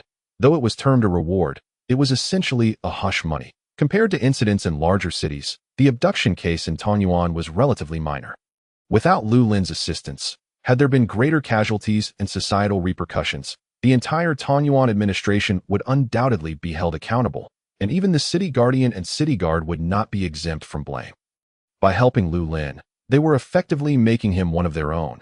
In the future, even if the situation were to escalate, it would merely be perceived as the citizens acting heroically to enhance the narrative. After all, an 18-year-old youth who had just awakened his talents, capable of bravely confronting criminals and rescuing hostages, would render the Tanyuan city police and city guard quite inept. Understanding these complexities, Lu Lin realized he must accept this reward.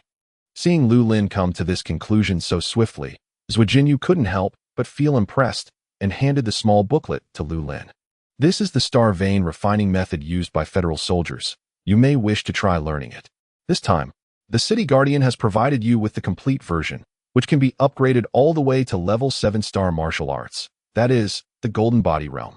Just in time, you have also passed the stabilization period after linking with your star vein. So you can begin refining your star vein. Thank you, Uncle Zhua. Lu Lin expressed his sincere gratitude. The star vein refining method is considered precious yet ordinary. Once Lu Lin enrolls in university, the institution will provide the corresponding cultivation methods. Conversely, for an ordinary person, encountering the star vein refining method could be a lifetime rarity. Zhuijinyu's offering was a physical booklet, which was far more valuable than an electronic version. This indicated that the booklet was a compilation of a certain esteemed individual's cultivation manual, and Lu Lin's practice with it would undoubtedly yield superior results. Beyond this, there is a reward of 100,000 federal coins from Tanyuan City, along with ownership of a 2-bedroom apartment. Furthermore, it has come to my attention that your parents are currently working on Saturn.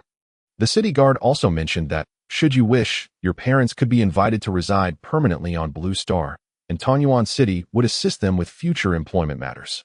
Lu Lin was taken aback. He had never anticipated that the mere act of stepping forward yesterday would result in such generous rewards from Tanyuan City.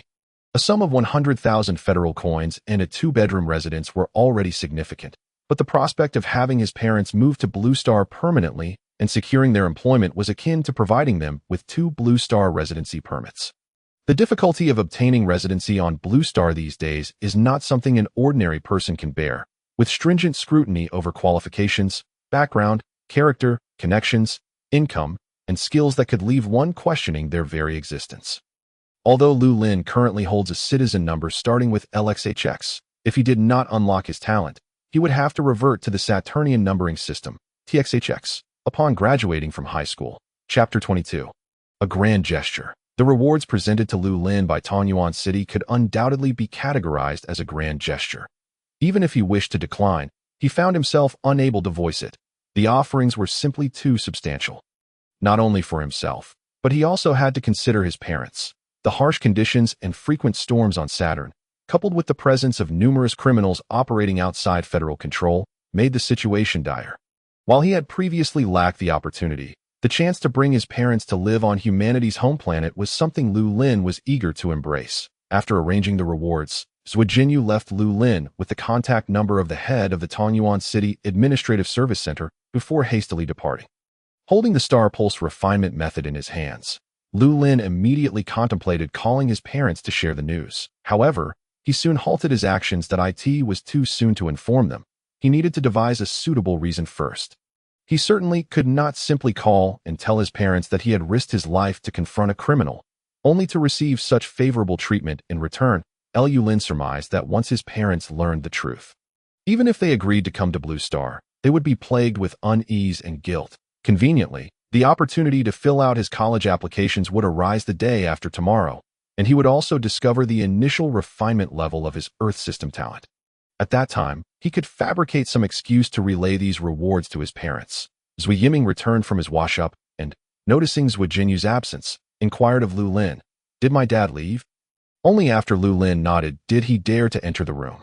"Old Lu, you heading to Master Zhang's place later, right?" "Yes, why? Do you want to join?" No, I don't possess the talent of a guide. What would I do there? Zui Yiming waved his hands repeatedly, preening his hairstyle in front of the mirror. You need to focus on learning from Master Jiang. My brother's future comprehension of star techniques will rely on you. I have some matters to attend to in the morning. We can stay in touch anytime. You have matters. Lu Lin cast a peculiar glance at Zui Yiming. His expression strange. You're not planning to visit the injured at the First Citizens Hospital, are you? Zui Yiming paused, feigning shock as he exclaimed, No way. Old Lu, my intentions are purely altruistic, saving lives and caring for the victims of the robbery. Can't you see the brilliance of such noble humanity? Indeed. Indeed. No wonder you're destined to become a master of guiding star techniques. Your insight is extraordinary. Without waiting for Lu Lin's response, he grabbed his coat and dashed out of the ward. Lu Lin was left speechless, pondering how such a lively and cheerful son could emerge from a stern and serious military man like Zui Jinyu. Half an hour later, Lu Lin found himself seated in the restaurant of the Longzhan Hotel, indulging in a buffet breakfast. Although it comprised only ordinary fare like buns, fried rice, porridge, and eggs, Lu Lin savored each bite with exceptional delight. Master Jiang sat across from him, watching with amusement as he devoured his meal. Slow down. Take your time. No one is competing with you. Lu Lin gulped down a bowl of pumpkin porridge and wiped his mouth with a napkin. Teacher, I'm finished. Good. Then I shall begin explaining to you what a star technique guide entails.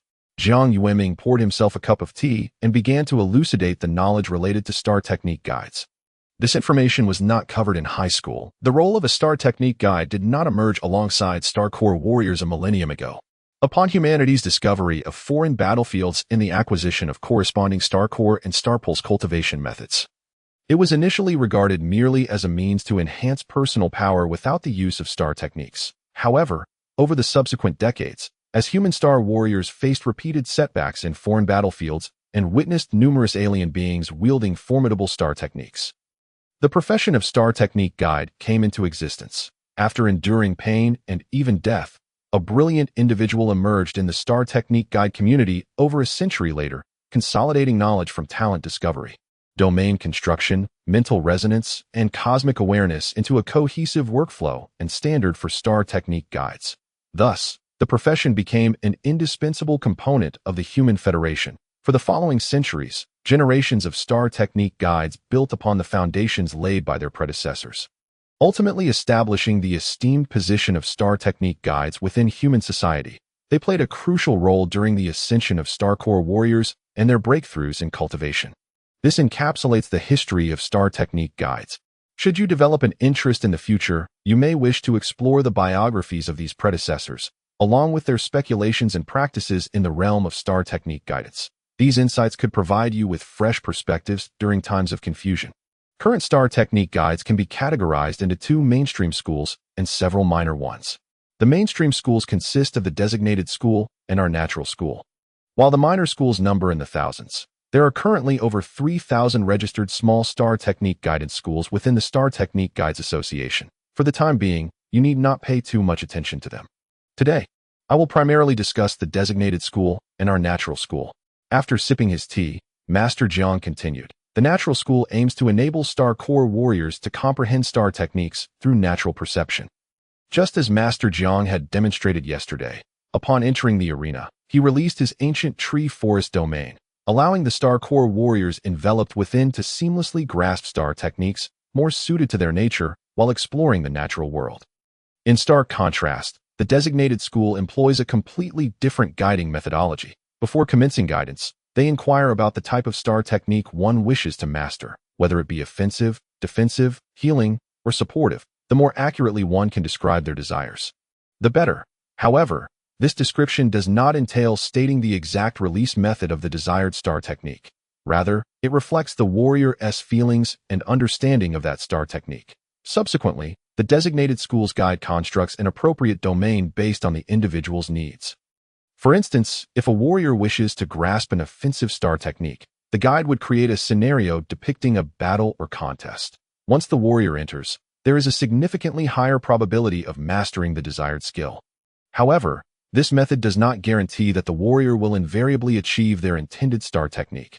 Nonetheless, compared to the natural school, which allows warriors to independently grasp techniques, the likelihood of success is considerably enhanced. As with any advantage, there are inherent disadvantages. While the designated school possesses such strengths, it also faces unavoidable drawbacks, such as a high failure rate. Although entering the domain offers a high chance of mastering the desired star technique. Should one fail, the warrior risks losing the opportunity to comprehend a star technique altogether. Each warrior is allotted 2 chances at comprehension per level. The first occurs upon initial ascension, such as when Lu Lin first unlocks his talent.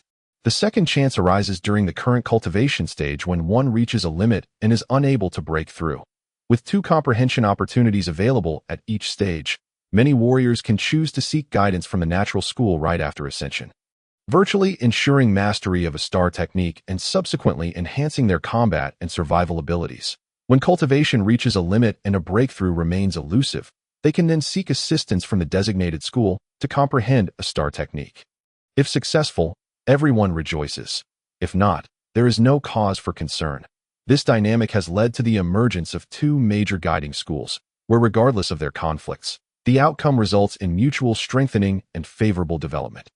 Market demand dictates this reality. The 2 major guiding schools exemplify a relationship of rivalry that fosters mutual growth, causing other schools that once stood on equal footing to gradually fade into obscurity. Lost to the annals of history. Chapter 23, Construction. After speaking for an extended period, Jiang Yueming, parched, lifted his teacup for a sip. Seemingly dissatisfied with the taste, a green light enveloped his hand, before Lu Lin's very eyes. The tea leaves in his cup sprouted several tender green leaves anew, curling as if freshly picked. What sort of trick was this? Lu Lin was taken aback. Was Master Jiang demonstrating a magic trick?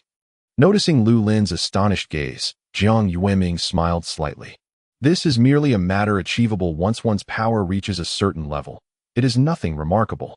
Did you manage to jot down what I just explained?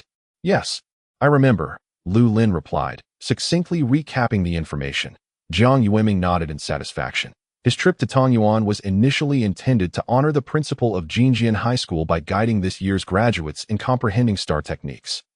The prospect of accepting disciples had never crossed his mind until he encountered Lu Lin, a prodigy who could access the second layer of his domain right after unlocking his talent. He felt a pang of compassion and thought it would be remiss not to take Lu Lin under his wing, given his exceptional aptitude. Upon closer inspection, this action indeed proves to be worthwhile. Lu Lin's perceptiveness in his studies far surpasses that of his previous disciples. The foundational knowledge Jiang Yueming has just imparted is something that would not even be inscribed within the biological chips of ordinary individuals. It is truly commendable that Lu Lin is able to comprehend and articulate his own perspective in such a brief span of time. Well said, Jiang Yueming acknowledged. Next, allow me to explain the hierarchical divisions of human cultivation of the star core. Lu Lin was taken aback. He had already awakened his innate talents and naturally understood that human cultivation involves tempering the star veins. Yet, why did Jiang Yueming refer to it as the cultivation of the star core? Could it be that he and Jiang Yueming were not cultivating the same thing? Jiang Yueming chuckled lightly, seemingly unfazed. You do not believe that the current stage of cultivation, aimed at tempering the star veins, is something we must continue indefinitely, do you? Tempering the star veins is only necessary during the 1st to 3rd levels, he elaborated. The purpose is to allow us to recognize, understand, familiarize ourselves with, and utilize the star power contained within the star veins. Once you have perfected the tempering of your star veins and have elevated your physical condition to the limits of your current stage, you will need to pursue other forms of cultivation. Master, what will we cultivate after the 4th level? Lu Lin inquired curiously. Recalling the experience shares he had encountered online, he realized that most of them pertained to 1st and 2nd level star core warriors. There were scarcely any mentions of those at the 3rd level, let alone those above. After the 4th level, we will cultivate the star body. The star body. Master, could you elaborate further? Do not rush. You are not yet even a star core warrior. And knowing too much at this stage would be of no benefit to you. For now, simply focus on tempering the star veins. The matters of the star body are still far beyond your reach. Lu Lin felt a sense of helplessness and subsequently asked, Master, what level are you at now? I am currently a 6th level star core warrior, Jiang Yueming replied. 6th level? Lu Lin exclaimed in astonishment. Jiang Yueming shook his head. 6th level is hardly impressive, below the 7th level. All are but ants that I have left Blue Star in search of a breakthrough to the 7th level. Upon seeing the look in Lu Lin's eyes, Jiang Yueming understood his thoughts. The rumors circulating previously had even reached him. They merely speculated that Jiang Yueming, due to his advanced age, was unable to break through or had failed to do so, leading to the deterioration of his star core and star veins, and that his departure from Blue Star was merely to return home to live out his remaining days. Lu Lin, upon becoming a first-level star core warrior, one's lifespan increases by 50 years. After reaching the 4th level, one's lifespan extends by an additional 100 years. As a 6th-level star core warrior, I am still under 100 years old, equivalent to a robust young man. How could my star core and star veins possibly deteriorate, leaving me breathless with every step? Pay no heed to the rumors circulating outside. Merely listen and move on. Now, back to the main point. In order to become a star technique guide, one must establish their own realm of star power. This is the most crucial, significant, and yet the most perilous step. This restaurant is not suitable. I opened a training room earlier this morning. Let us proceed there. Following Jiang Yueming, Lu Lin ascended to the top floor of the Longzhan Hotel via the elevator. Upon arriving, Lu Lin felt the 2 star veins within him stirring restlessly. Without any effort on his part, the star power, dense to the point of nearly vaporous, continuously infiltrated his star core and star veins. This is a star array set up by a star power array master, greatly enhancing the concentration of star power within a specific area. It seems the Longzhan Hotel has indeed put in considerable effort.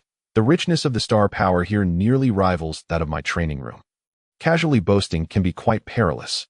While Lu Lin perceived the star power to be at its zenith, to someone as esteemed as Jiang Yueming, it merely approached the standard concentration found in his personal training space. The key point was that Lu Lin understood Jiang Yueming had no need to boast before him. It was simply a casual remark. Room 9812. That inside the training room were 2 exquisite meditation cushions that clearly bore significant value. Jiang Yueming and Lu Lin sat facing each other atop the cushions. Lu Lin, there are 3 essential points to constructing a realm of star power. Eyes open. Star power present. Consciousness aware. When initially constructing the realm, do not be greedy. It is best to create a larger space within the bounds of your ability. However, remember, do not allow the realm to exceed your control. Otherwise, at best, your innate talent may shatter, leaving you with no further opportunity to become a star technique guide. At worst, the realm may collapse and backlash against your consciousness universe, rendering you a vegetable. Lu Lin nodded gravely. This was crucial information pertaining to his very life, and he must engrave it in his memory. Furthermore, the most important aspect of constructing a realm of star power is vision. You must be able to see the range of the realm you are constructing. Once you can no longer see it, the consequences will be even more dire. Jiang Yueming expressed confidence in Lu Lin at this moment. The inheritance of the Star Technique Guide places utmost importance on innate talent. Without the ability to see the realm of star power, all efforts would be in vain. When Lu Lin inadvertently entered the 2nd layer of the world constructed by Jiang Yueming while comprehending the Star Technique yesterday, it had inspired Jiang Yueming's desire to take him as a disciple. Master, I understand. Good. Then let us begin. Calm your mind and sink your energy into your dantian. Close your eyes and enter your consciousness universe. Lu Lin shut his eyes and delved into his consciousness universe. The eye of the star core was the sole star within this realm. The 2 innate star veins sparkled like a galaxy, radiant and resplendent. Lu Lin noticed that, due to being in such a star power-rich environment, the tempering of his 2 star veins had shown some improvement. The enhancement of the Earth-type star vein was modest, yet progress was evident. The 2nd star vein, however, experienced substantial growth, nearing the 4th segment of 0 level in no time. Goodness, this was astonishingly fast. If the Earth-type talent could also improve at such a rate, what need would he have for star vein tempering methods? He could simply lie back in the star power-rich training room. Focus your mind. Externalize your star power. Suddenly, Jiang Yueming's voice resonated in his consciousness universe. Chapter 24. Success. Lu Lin's consciousness stirred. He looked around, in the pitch-black expanse of his consciousness universe. There was no sign of Jiang Yueming's presence. How, then, could he hear Jiang Yueming's voice? Release your star power and construct your realm. Lu Lin followed his guidance. Externalizing the meager Earth-type star power within his star veins, he seemed to see that the edges of the star power he released appeared to be surrounded by a silvery white border. Preventing its dissipation. Release. Expand. Lu Lin exerted all his strength, managing to construct a spherical realm of star power the size of a soccer ball. He sensed this so-called realm of star power. He felt he could continue to enlarge it. During the previous effort to construct the realm with star power, Lu Lin's soul trembled with excitement. It was a sensation more intoxicating than physical pleasure.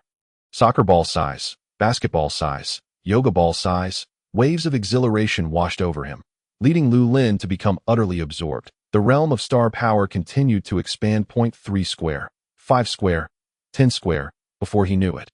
Lu Lin's realm of star power had grown to the size of the training room he currently occupied. Outside, Jiang Yueming's anxiety escalated, despite his countless warnings to Lu Lin to avoid greed. Novice star technique guides often become enamored with the pleasure derived from the experience of constructing their first realm of star power. They must rely on formidable willpower to maintain self-control. As Lu Lin's realm expanded to the size of a soccer ball, Jiang Yueming transmitted a message through the consciousness universe, urging him to cease his actions. However, at that moment, Lu Lin was oblivious to the external world, consumed solely by the urge to expand, and expand.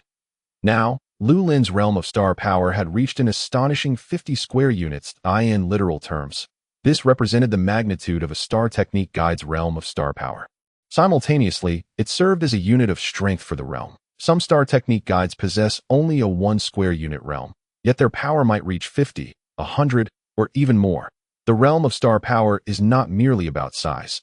It must also be robust, complete, and rational. Such considerations, coupled with the area of the star power realm, truly define a star technique guide's strength. Lu Lin, with his vast area, but lacking genuine strength, would find it impossible to assist others in guiding their understanding of star techniques. In the midst of this, Lu Lin's realm of star power expanded once more. 100 square units. The area had reached a full 100 square units. Jiang Yueming was taken aback, realizing that such an area of influence in the realm of stellar energy had essentially reached the threshold required to qualify as a master guide of stellar force. What a pity! At that moment, Lu Lin, in Jiang Yueming's eyes, was no longer even worthy of being considered a mere vegetable. Now, the best possible outcome for Lu Lin was to encase his body in stellar energy before the chaotic collapse and explosion of the stellar domain. If that were to happen, at the very least, Lu Lin could retain a complete corpse. Jiang Yueming exited the training room and called Zhuo Jinyu to explain the situation, to which the latter responded that he would arrive immediately. After hanging up, Jiang Yueming pondered for a moment and decided to contact Longzhan Hotel and Jinjian High School, explaining Lu Lin's current condition. Jinjian High School took this matter very seriously, stating that they would send a stellar core warrior teacher, the head of the senior grade, and Lu Lin's homeroom teacher, Teacher Li, to come over. Longzhan Hotel was not unfamiliar with such incidents. The operations manager of the Tonyuan branch, the director of the training room affairs department, and the on-duty lobby manager all took the elevator to the outside of Lu Lin's training room. Zhuo Jinyu arrived with Zui Yiming and Luo Ling as well, the principal of Jinjian High School. The stellar martial arts teacher, the head of the educational department, and the homeroom teacher also arrived. The chief neurosurgeon of Tongyuan First Citizens Hospital brought his team along as well, upon receiving the news. The city guard also sent his secretary to Longzhan Hotel to pay a visit and comfort Jiang Yueming in his time of grief that asked for whether to notify Lu Lin's parents. After a discussion between Jiang Yueming and Zhuo Jinyu, they decided it would be best to wait until Lu Lin's death was confirmed before informing them. Everyone stood outside the training room, awaiting Lu Lin's final news. Luo Ling anxiously wiped her tears. Her sister's diagnostic report had been released, revealing that the lower end of her spine was shattered, with neurons, blood vessels, and bones all fractured within. From then on, her life would be spent in a wheelchair. Although her sister had barely managed to survive, the shocking turn of events from a brave confrontation with a criminal to facing such a tragic fate left Luo Ling with an unavoidable sense of sorrow for the misfortune of others. Zui Yiming was in a state of frantic agitation. What a fine person old Lu was. Just that morning, they had been joking together, and now, barely past noon at Longzhan Hotel, disaster had struck. Zui Yiming's anxious pacing became increasingly bothersome. Zhuo Jinyu kicked him lightly, prompting Zui Yiming to finally stand still. Inside the training room, As Lu Lin expanded the stellar energy domain to 101 square meters, he felt a wave of emptiness within him. Realizing he had reached his limit, he wanted to ask Jiang Yueming how to proceed, but after waiting for a long while, Jiang Yueming seemed to have vanished, providing no further guidance, with no other options. Lu Lin could only draw upon the stellar energy from his second aptitude star pulse to fill the stellar energy domain. The three major steps to establish a stellar energy domain are: first, locate the anchor point of the stellar energy domain. Second, expand the stellar energy domain. And third, fill the domain with stellar energy. It was only when Lu Lin reached the third step that he suddenly understood why Jiang Yueming had repeatedly cautioned him against being overly ambitious. Expanding the stellar energy domain to such an extent, without a backup star pulse that was rich in spiritual energy, was something no one would dare to attempt. Lu Lin felt a pang of fear wash over him. Slowly, he began to fill the stellar energy into the domain. During this process, an idea struck him. Perhaps he should reduce the size of the stellar energy domain a bit. After all, a domain of 101 square meters was far too vast, even with a third or fourth star pulse. It would be impossible to completely fill such a large stellar energy domain.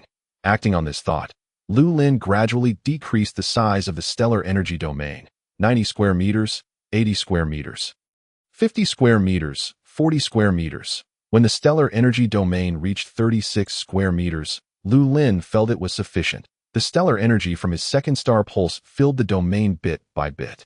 Originally just a terrestrial stellar energy domain, it had now transformed into a combined terrestrial and ocular stellar energy domain. That Lu Lin sensed that his stellar energy domain had changed somewhat, but at that moment, he could not concern himself with the details. The stellar energy domain was successfully constructed, encircled by a silver-white border to prevent the energy from dissipating.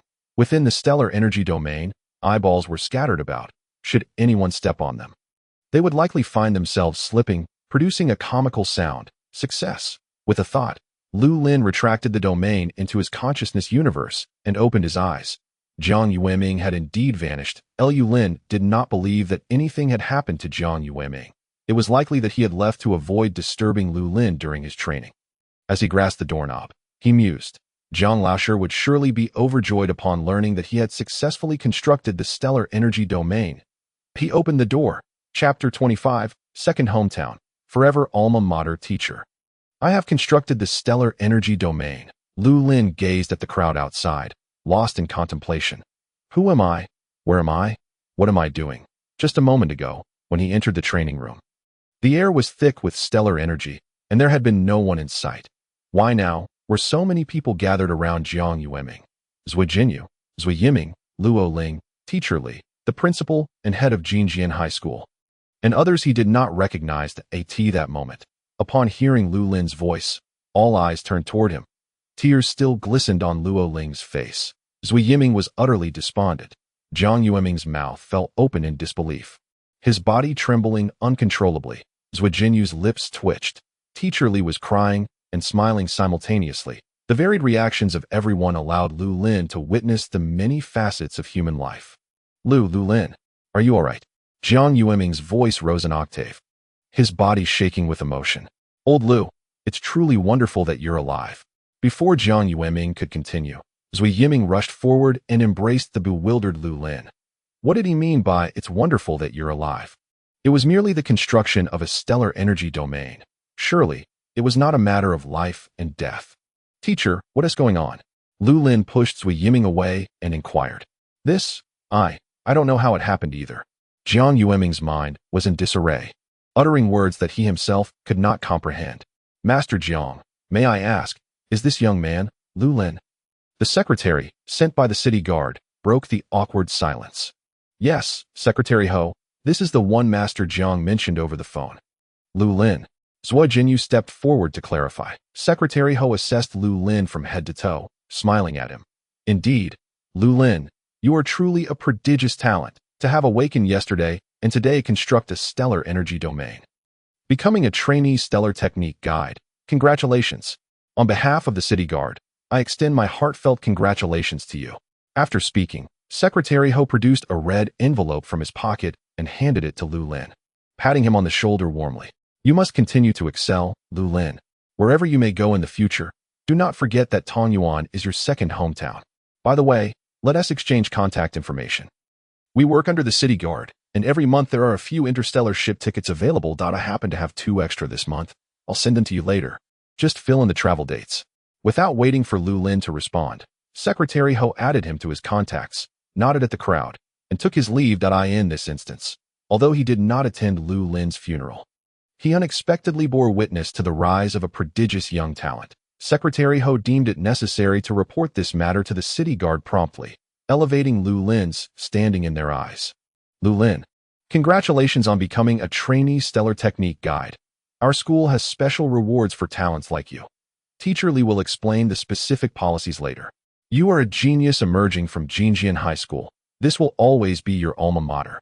The principal of Jinjian High School approached Lu Lin with a beaming smile, showering him with praise. Finally, he turned to the head of the educational department. Isn't our school's logistics department in need of personnel? As an outstanding student, we should alleviate Lu Lin's family burdens. Coincidentally, didn't Lu Lin's parents plan to move to Blue Star? Yes. Principal, you remember correctly. Old Zhou and Old Wang from the logistics department mentioned they would return home to take care of their grandchildren, leaving 2 positions vacant. If you hadn't mentioned it, I would have been troubled about where to find reliable candidates. The head of the educational department smiled at Lu Lin, saying, Lu Lin, I kindly request your assistance for the school. When your parents arrive, please bring them to our school for a visit. What do you think? Lu Lin nodded. All right, then we shall take our leave. Lu Lin.as for the reward application. Let Teacher Li handle it. Master Jiang, General Zhua, we will take our leave now. The principal said, turning with the head of the educational department. As they left, he pulled Teacher Li, who was standing nearby, looking bewildered and muttering about, when did Jinjian High School have this kind of reward? Teacher, what is happening? Lu Lin hesitated and asked after Secretary Ho, the principal, and the representatives from Longzhen Hotel had departed. He had merely succeeded in constructing a stellar energy domain, hadn't he? Each year, many individuals became trainee stellar technique guides or even officially recognized ones. So why had today's events cause such a stir? What merit did he, Lu Lin, possess to warrant such attention? Jiang Wuming chuckled bitterly before explaining that he had discovered Lu Lin's stellar energy domain had expanded beyond 101 square meters. And fearing that Lu Lin might suffer an untimely demise, he had leaked the news. Little did he expect that after waiting for so long, Lu Lin would emerge unscathed. Everyone present was perceptive. If Lu Lin had truly died unexpectedly, it would have been one thing. Now, under the premise of Jiang Yueming's unwavering belief that Lu Lin was beyond saving, Lu Lin had managed to resolve the crisis and successfully construct the stellar energy domain. It was no wonder that even Secretary Ho sought to curry favor, and the principal of Jinjian High School concocted a special student reward and 2 positions in the logistics department. You rascal! Who knows what has changed, yet you managed to survive such a grave crisis. Zhou Jinyu abruptly pulled Zui Yiming aside, his gaze towards Lu Lin brimming with curiosity. At that moment, when Jiang Yiming called him to say that Lu Lin might be on the verge of death, Zhou Jinyu could distinctly sense the despair and guilt in Jiang Yiming's heart. A master guide, with over a century of experience in the star power guidance industry, Zhou Jinyu found it hard to believe that Jiang Yiming could be mistaken in his judgment. Jiang Yiming was not mistaken. It was Lu Lin who was the anomaly. Well, since you're unharmed, we shall not intrude any longer. Yiming, let's go. Oh. Zui Yiming replied weakly, pulling Lu Ling along as they followed his father out. Just before leaving, the lad even winked at Lu Lin. On the top floor of the Longzhen Hotel's training area, only Jiang Yueming and Lu Lin remained. Jiang Yueming ushered Lu Lin into the training room, eagerly inquiring, Lu Lin, what exactly happened? Your star power domain has already expanded to 100 square meters. How could you possibly be unscathed? Seeing Jiang Yueming's demeanor, Lu Lin realized that his teacher was genuinely worried about him. Teacher, it is as follows. Now my star power domain has stabilized. Please see if there are any issues. Lu Lin recounted everything that had transpired, deliberately omitting the details about his second talent. Quickly, let me see. Jiang Yueming listened to Lu Lin's account, finding it utterly implausible. What a joke. During the construction of a star power domain, it could only expand or cease to grow, never shrink. Moreover, even if it did contract, completing the final step of filling it with star power was simply impossible.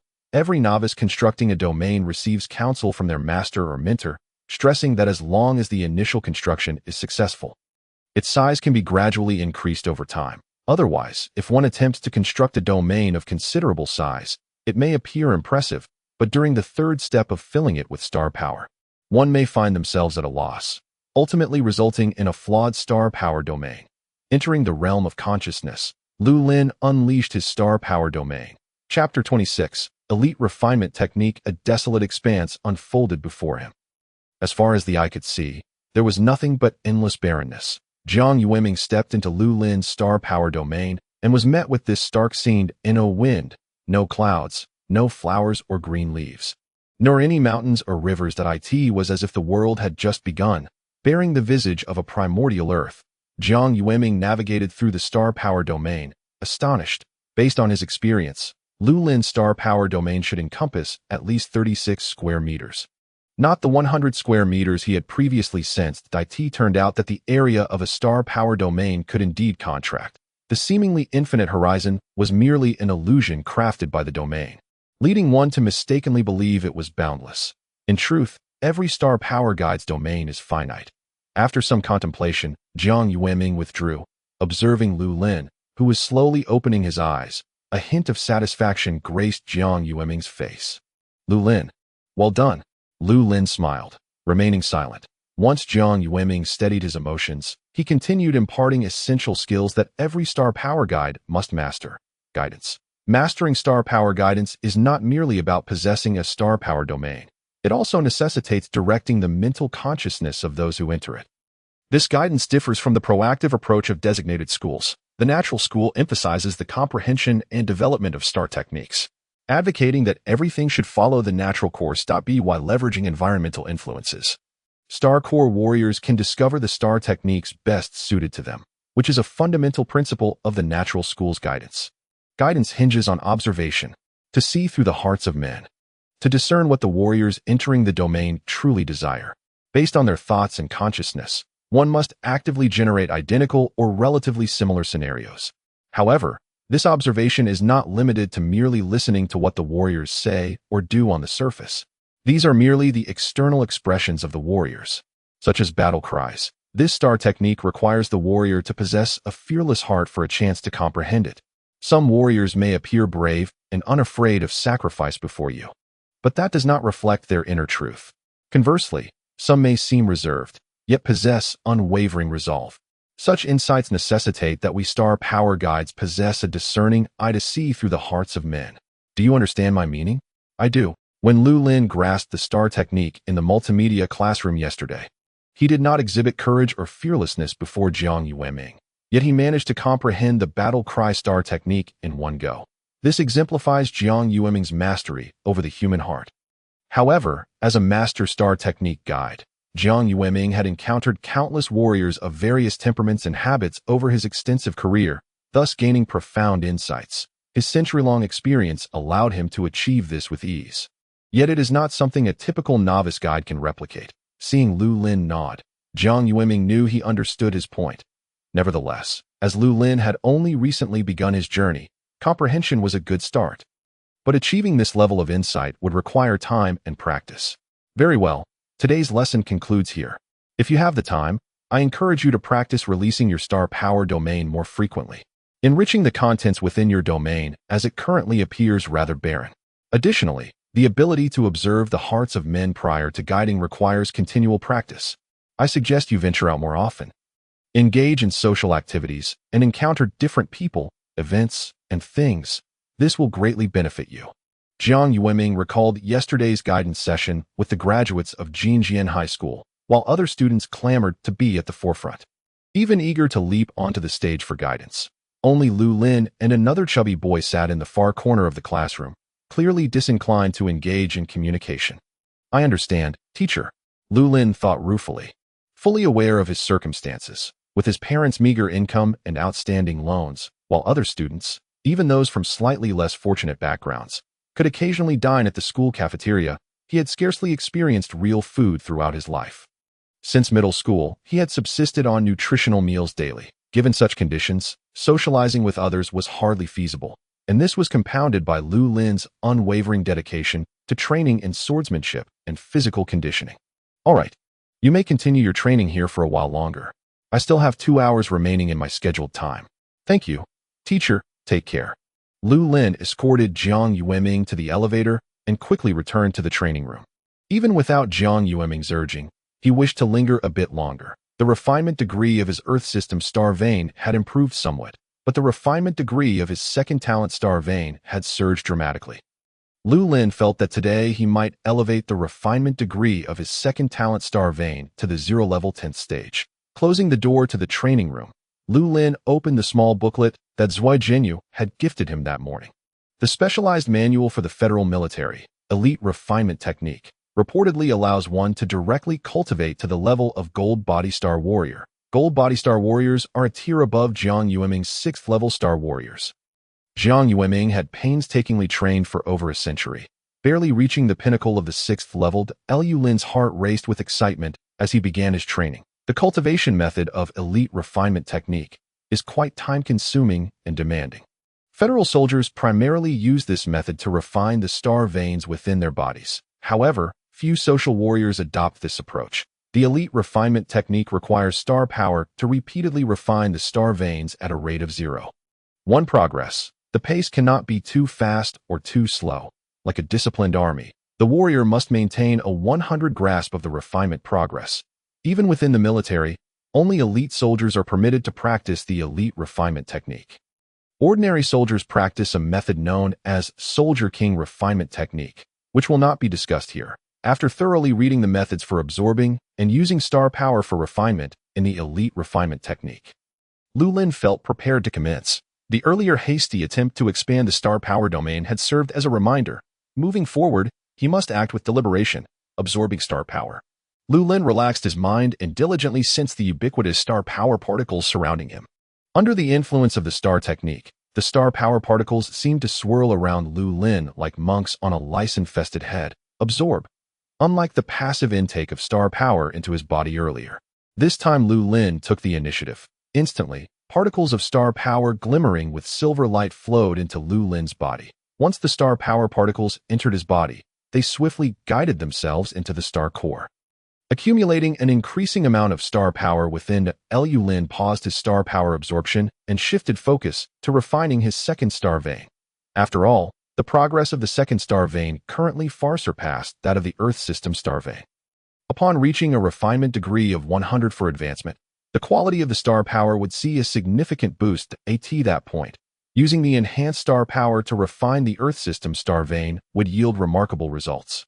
Next, he would begin refining according to the elite refinement technique at a pace of 0.1. Chapter 27, Cultivation, Perseverance in Training. Although Lu Lin could have rapidly elevated his second star vein during the refinement process, he adhered to the step-by-step approach outlined in the cultivation method. 1 minute, 2 minutes. Lu Lin, like a patient snail, diligently refined his second star vein. Though each increment was minor, he remained steadfast in his effort. However, within Lu Lin's body, the star power continuously drew in new star power factors. After such an extended period of refining the star veins with star power, the consumption was outpacing the replenishment at an alarming rate. 51.3, 51.4, 52.5, 54.7, 59.6. A full half-hour elapsed before Lu Lin managed to refine his star vein to level 0, stage 6. This pace was significantly slower compared to the autonomous refinement of the second star vein. Yet, Lu Lin remained unperturbed. Having practiced for only a short while, he could already sense a marked solidification of his star core, and the refinement of the star vein was not merely superficial.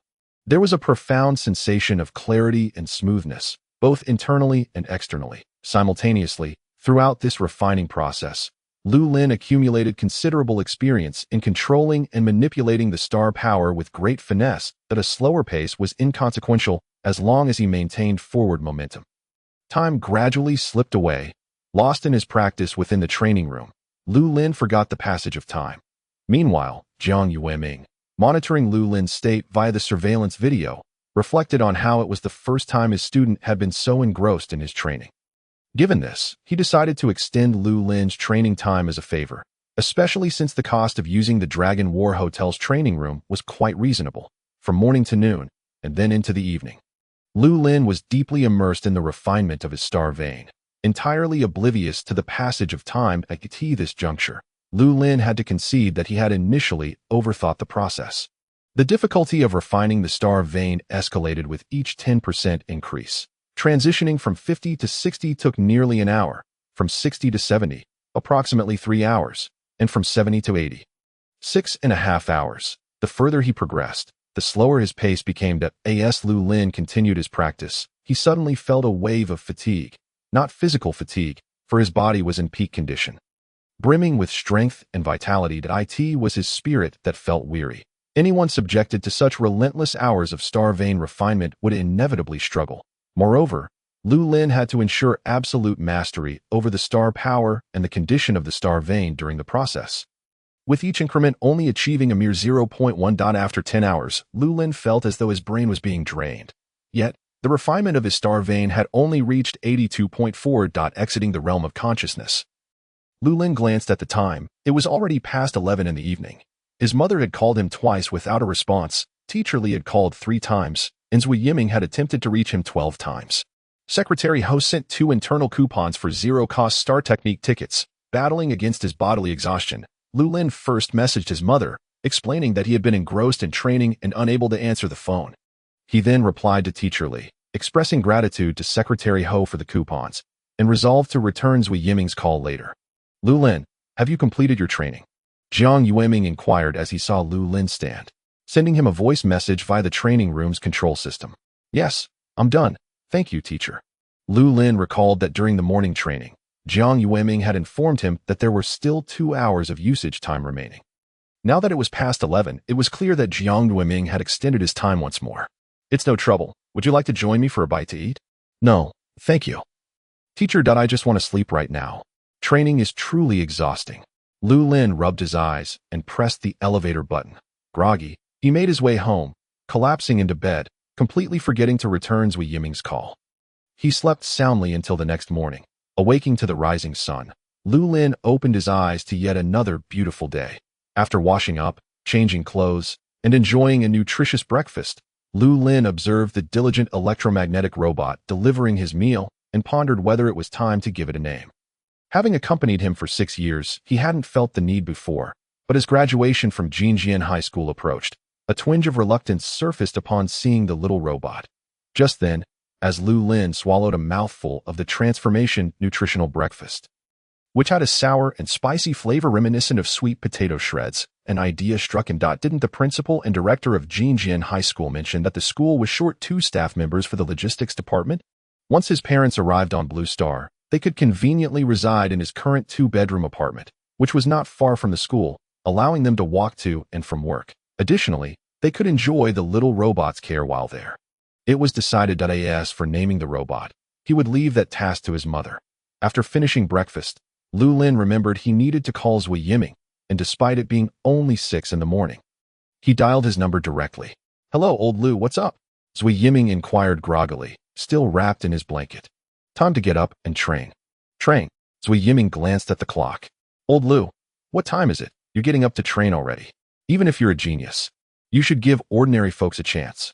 With such effort, who can keep up? Zui Yiming, I have a secret to share with the class. Half an hour later, Zui Yiming, yawning, arrived outside Lu Lin's apartment. Old Lu. Lu Ge, you mustn't let this slip, okay? But how did you find out about me and Lu Ling? Zui Yiming asked, his expression one of deep concern. Yet, Lu Lin had no intention of revealing that he possessed the talent of perception, allowing him to overhear Zui Yiming affectionately calling out Xiao Ling and Ling Air while snuggled in his blanket that night. Considering this, Lu Lin mused that he might have a latent potential to become a gossip columnist. In the interstellar era, awakeners pursued martial prowess to conquer foreign battlefields, while ordinary citizens sought a stable life and spiritual entertainment under the protection of the strong. If Lu Lin were to become a gossip columnist, he could easily uncover all manner of sensational news with his unique perceptive abilities. Zui Yiming also had a private training room at home to prevent Lu Lin from revealing his relationship with Luo Ling to Zui Jinyu. Zui Yiming took the plunge and brought Lu Lin to his house, activating the gathering star formation for Lu Lin to practice. from 7 in the morning until 7 in the evening.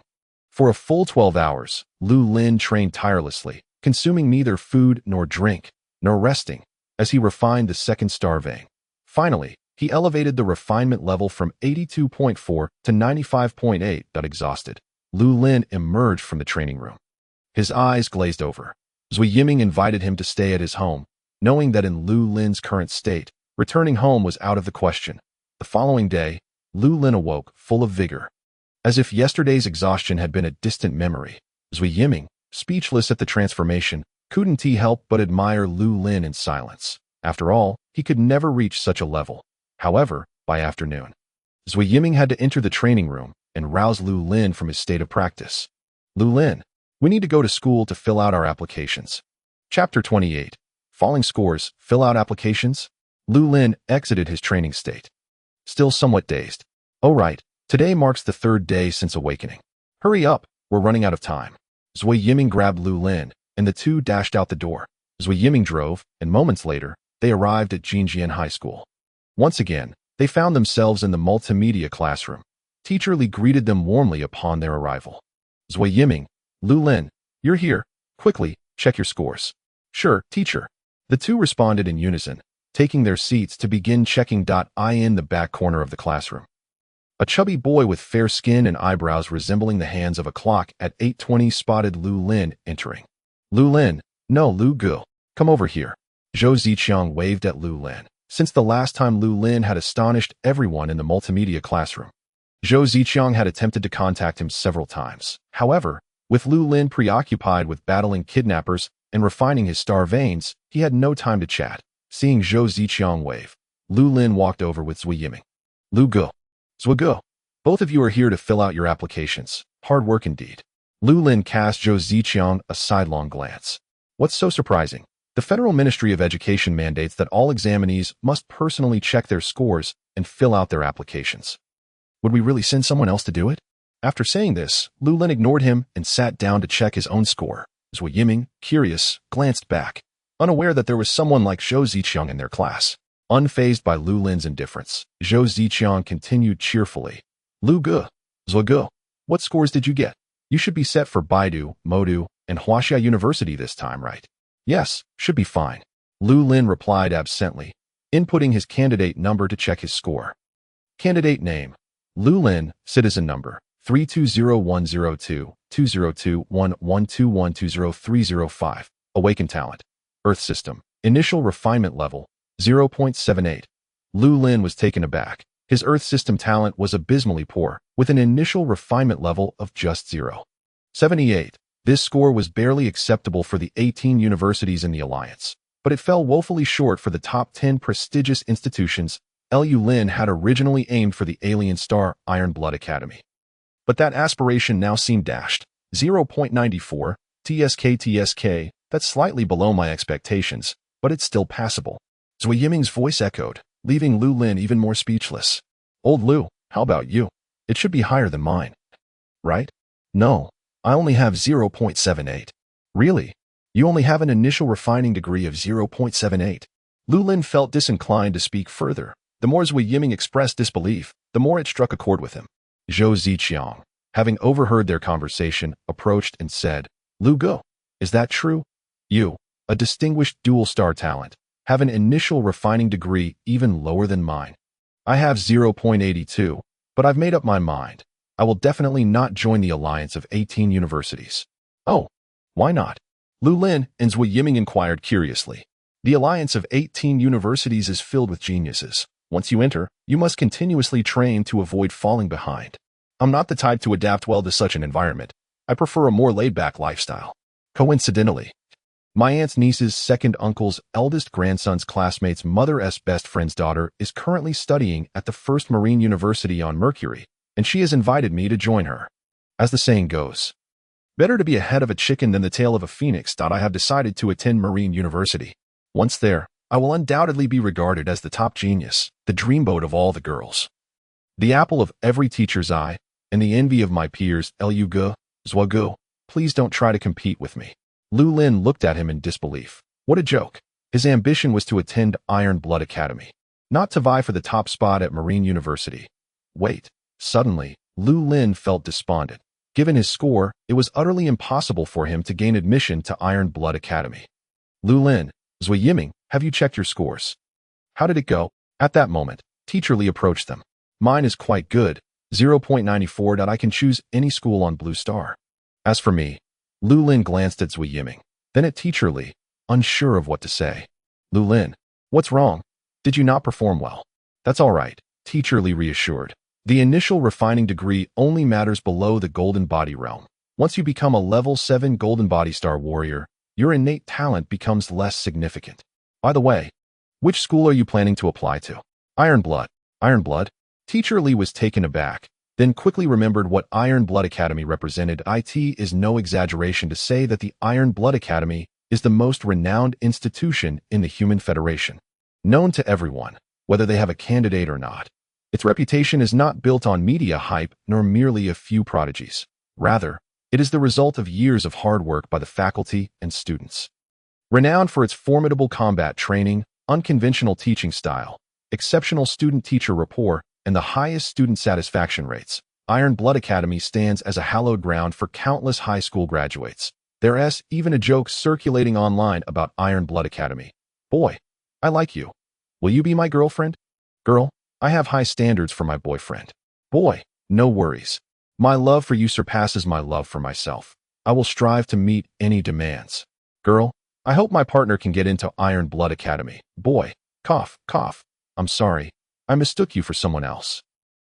This joke illustrates the esteemed position Iron Blood Academy holds in the hearts of young women and the formidable challenge it poses for aspiring students.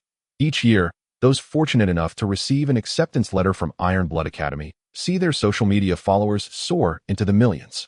If they reside on densely populated planets like Blue Star, Mars, or Mercury, their follower counts could multiply tenfold. Teacher Li was at a loss for how to counsel Lu Lin. True, Lu Lin was talented. But those daring enough to apply to Iron Blood Academy were, without exception, exceptional graduates from various regions. The baseline requirement for initial refining degrees is 0.92, and Yiming's 0.94 initial refining degree ranks him among the top in Tanyuan, and even within Northeast Huaxia. But in the pool of Iron Blood Academy candidates, he would barely scrape by. The alliance of 18 universities recruits talents and elites from Blue Star, while Iron Blood Academy draws from the entire Human Federation. The chances of both Lu Lin and Zui Yiming being rejected if they applied to Iron Blood Academy are nearly 9-8. Lu Lin bowed his head, silent. Zui Yiming, too, was at a loss for words to comfort him. Teacher Li felt awkward, wanting to leave but unsure how to do so gracefully after having prodded Lu Lin's feelings for so long. Wait, Teacher Li suddenly exclaimed, slapping his forehead. Lu Lin, you still have hope. Are you aware that Iron Blood Academy has a renowned Challenge Academy? Lu Lin's eyes lit up. He had certainly heard of the Challenge Academy, having watched numerous videos about it. Iron Blood Academy has always only admitted geniuses. However, even geniuses do not necessarily transform into powerful individuals. Talent merely indicates potential. It does not guarantee success. To avoid admitting only students with talent, Iron Blood Academy established the Challenge Academy right next door. The purpose of the Challenge Academy is to provide students with average talents a chance to challenge the geniuses during each new cohort's entrance. If successful, they gain admission to Iron Blood Academy. If not, they continue their studies at the Challenge Academy. Each year, during the opening of Iron Blood Academy, major television networks and local internet video companies broadcast the challenge competitions live. This is how Lu Lin was able to view related battle videos. Alright, Teacher Li, I will apply to the Challenge Academy. However, what is the real name of the Challenge Academy? The name Challenge Academy had become so commonplace that few remembered its true name. Let me think for a moment. It's called Luther Alliance Academy. Luther Alliance. A long string of question marks appeared on Lu Lin's face. These big shots named their academies so carelessly. Luther Alliance Academy. This meant that if Lu Lin were to enter Luther Academy and successfully challenge the students of Iron Blood Academy, that would be one thing. But if he were to fail, how would he ever face the world when seeking employment, joining a battle team, or reporting to his family and relatives, saying, I graduated from Luther Academy? The thought alone was disheartening. Luther Alliance Academy was designed to deter those who lacked resolve or who were merely hoping for a stroke of luck from even considering applying. So, Lu Lin, are you still certain you want to apply? Teacher Li inquired. Of course, Lu Lin filled out Luther Alliance Academy in bold letters on his college application, fully embracing the mindset that failure would lead to his doom. As for his second and third choices, he felt no need to fill them out. Luther Alliance Academy accepted all applicants, anyone who believed they had the courage to succeed in a challenge, or who resigned themselves to being a Luther, was welcome to study there, regardless of initial refining degree or whether they could comprehend STAR techniques in one go, as long as they had unlocked their talents.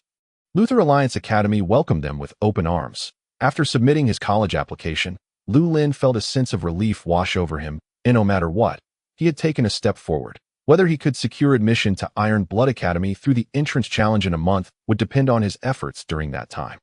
Old Lu, you really applied. Such courage. Zui Yiming, seeing Lu Lin's actions, couldn't help but give him a thumbs up. Lu Lin's decision was akin to placing himself in a perilous situation, with no certainty of survival. Yet, at the very least, his audacity and determination were commendable. Enough about me. What about you? Which school are you planning to apply to? Me. Zui Yiming chuckled, not answering immediately, but instead waving towards the entrance of the classroom. Lu Lin turned to see Luo Ling entering, dressed in a black training outfit. Luo Ling, is your sister doing any better? Still the same. The municipal hospital is preparing to begin the second phase of treatment. And my sister might get the latest electronic prosthetic limbs.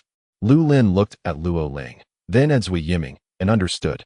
Clearly, Luo Ling's family had previously lacked the financial means to support her sister's surgery. But now, it was evident that Zui Yiming had stepped in to offer support, helping Luo Ling's sister. It hadn't been long, and the two had already grown close.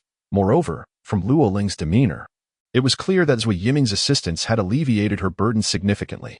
Compared to her previous shy and self-conscious self, she now exuded newfound confidence. Luo Ling, have you checked your scores? Zui Yiming naturally avoided calling her Linger in front of others. I have 0.91. What college do you intend to apply to? Zui Yiming's tone held a hint of anxiety. I plan to apply to the Huaxia Police Academy. The Police Academy? Really? Zui Yiming's face lit up with surprise, as if he could hardly believe it. For them, having just become a couple and facing graduation felt like a prelude to heartbreak. What? You're not thinking of applying to the Police Academy too, are you? Luo Ling asked, and Lu Lin turned to look at Zui Yiming in astonishment. If Lu Lin recalls correctly, Zui Yiming mentioned that his father has a brother who serves as the vice principal at a military academy in the Northwest, and he should also attend that military academy.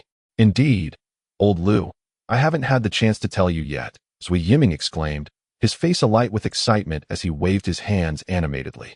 Due to the recent global black shark incident, the federal authorities have decided to reassign several military academy leaders to strengthen the federal police force. That my uncle called my dad last night. Yes, just last night, and informed him that he has been appointed as the principal of the Huaxia Police Academy, while concurrently serving as the dean of the Xingwu Criminal Investigation Academy. My father discussed this with me and ultimately decided to send me to the Huaxia Police Academy for my university studies. Who would have thought, Luo Ling, that we would once again be able to immerse ourselves in the sea of knowledge together? TCH, Luo Ling was at a loss for how to respond to him. Zui Yiming appeared quite serious at first glance, but once one got to know him, it became apparent that he was quite the joker. He claimed to have discussed the matter with his father, but based on Lu Lin's understanding of Zui Jinyu, it would be more accurate to say he had unilaterally informed him. Nevertheless, it was indeed a joyous occasion that the two would be attending school together once more. After completing the application process, Zui Yiming decided to treat everyone to a meal as a way to commemorate their friendship. Lu Lin, Luo Ling, and the unabashedly forthright Zhou Ziqiang, who openly declared his intention to mooch off of them. Before leaving school, Teacher Li specifically sought out Lu Lin. The reward previously promised by the principal was ready, amounting to 100,000 yuan in a genius fund. This sum had been arranged before Lu Lin's initial cultivation level was revealed. And although the principal, upon learning Lu Lin's exam scores, had not rescinded the reward, he could not help but sigh in disappointment, especially after discovering that Lu Lin had applied to the Challenge Academy. Nonetheless, the principal's words held weight, and the promised reward remained intact. Furthermore, should Lu Lin's parents decide to reside in Blue Star, the school would also provide them with 2 job positions. After treating Zui Yiming to a lavish meal, Lu Lin declined Zui Yiming's offer to drive him home, and instead left the restaurant with Zhou Ziqiang. Lu Gu, may I ask you something? Go ahead. You are now considered a star technique guide. Correct?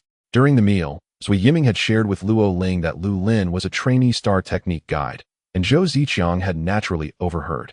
Yes, but I am merely a trainee star technique guide at this point. The Star Force domain has only just been established. What is the matter? Lu Gu, I would like to ask for your assistance. My younger sister unexpectedly awakened her powers half a month ago. What? Lu Lin was taken aback. What had Zhou Ziqiang just said? His sister had suddenly awakened her powers half a month ago. What a joke. In modern society, who doesn't know that ordinary individuals, and even some descendants of Star Warriors, must complete the awakening ceremony at the Ministry of Education's awakening base to unlock their talents? But there was no college entrance examination half a month ago. How could Zhou Ziqiang's sister have awakened suddenly? It's true. Lu Gu, I dare not tell anyone else, nor can I allow my sister to inform her teachers at school. Considering she is only 7 years old, then why do you trust me enough to share this? Aren't you afraid I might let it slip?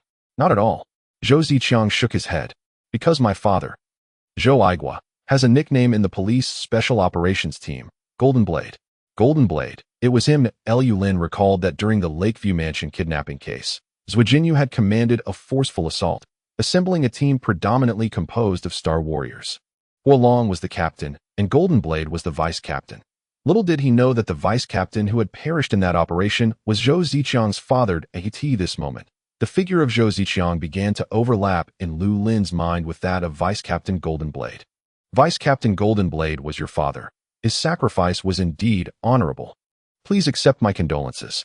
Lu Lin was at a loss for how to comfort Zhou Ziqiang.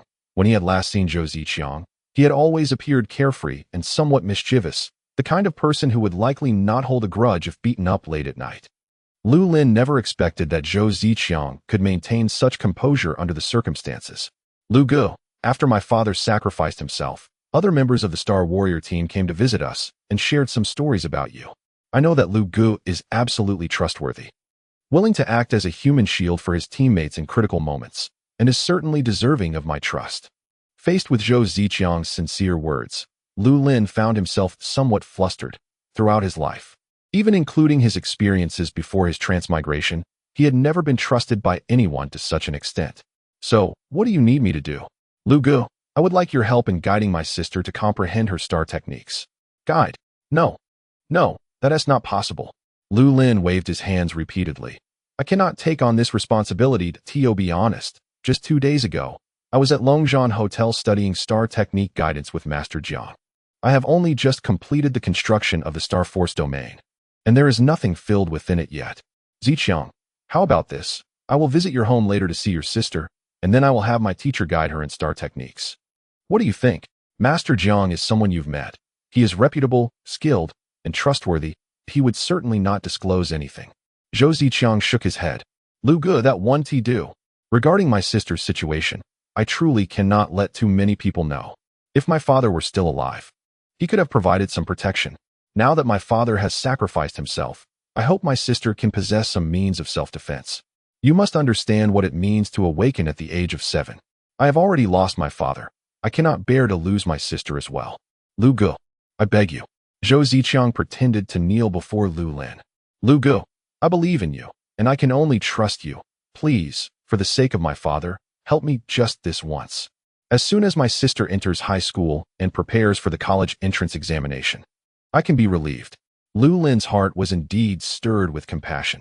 After the college entrance examination, he too had worried that the exposure of his second talent would attract the attention of the federal secret Star Warrior teams, forcing him to live the rest of his life in a laboratory, writing numerous farewell letters to his parents. Zhou Ziqiang's sister, only 7 years old, had naturally awakened. It is important to note that before the Federation established a stable awakening method, very few individuals could unlock their talents through natural awakening, 1 in thousands. Over the centuries, although there have been occasional reports of 1 or 2 cases of natural awakening, humanity still predominantly relied on awakening bases to complete the process of unlocking their abilities.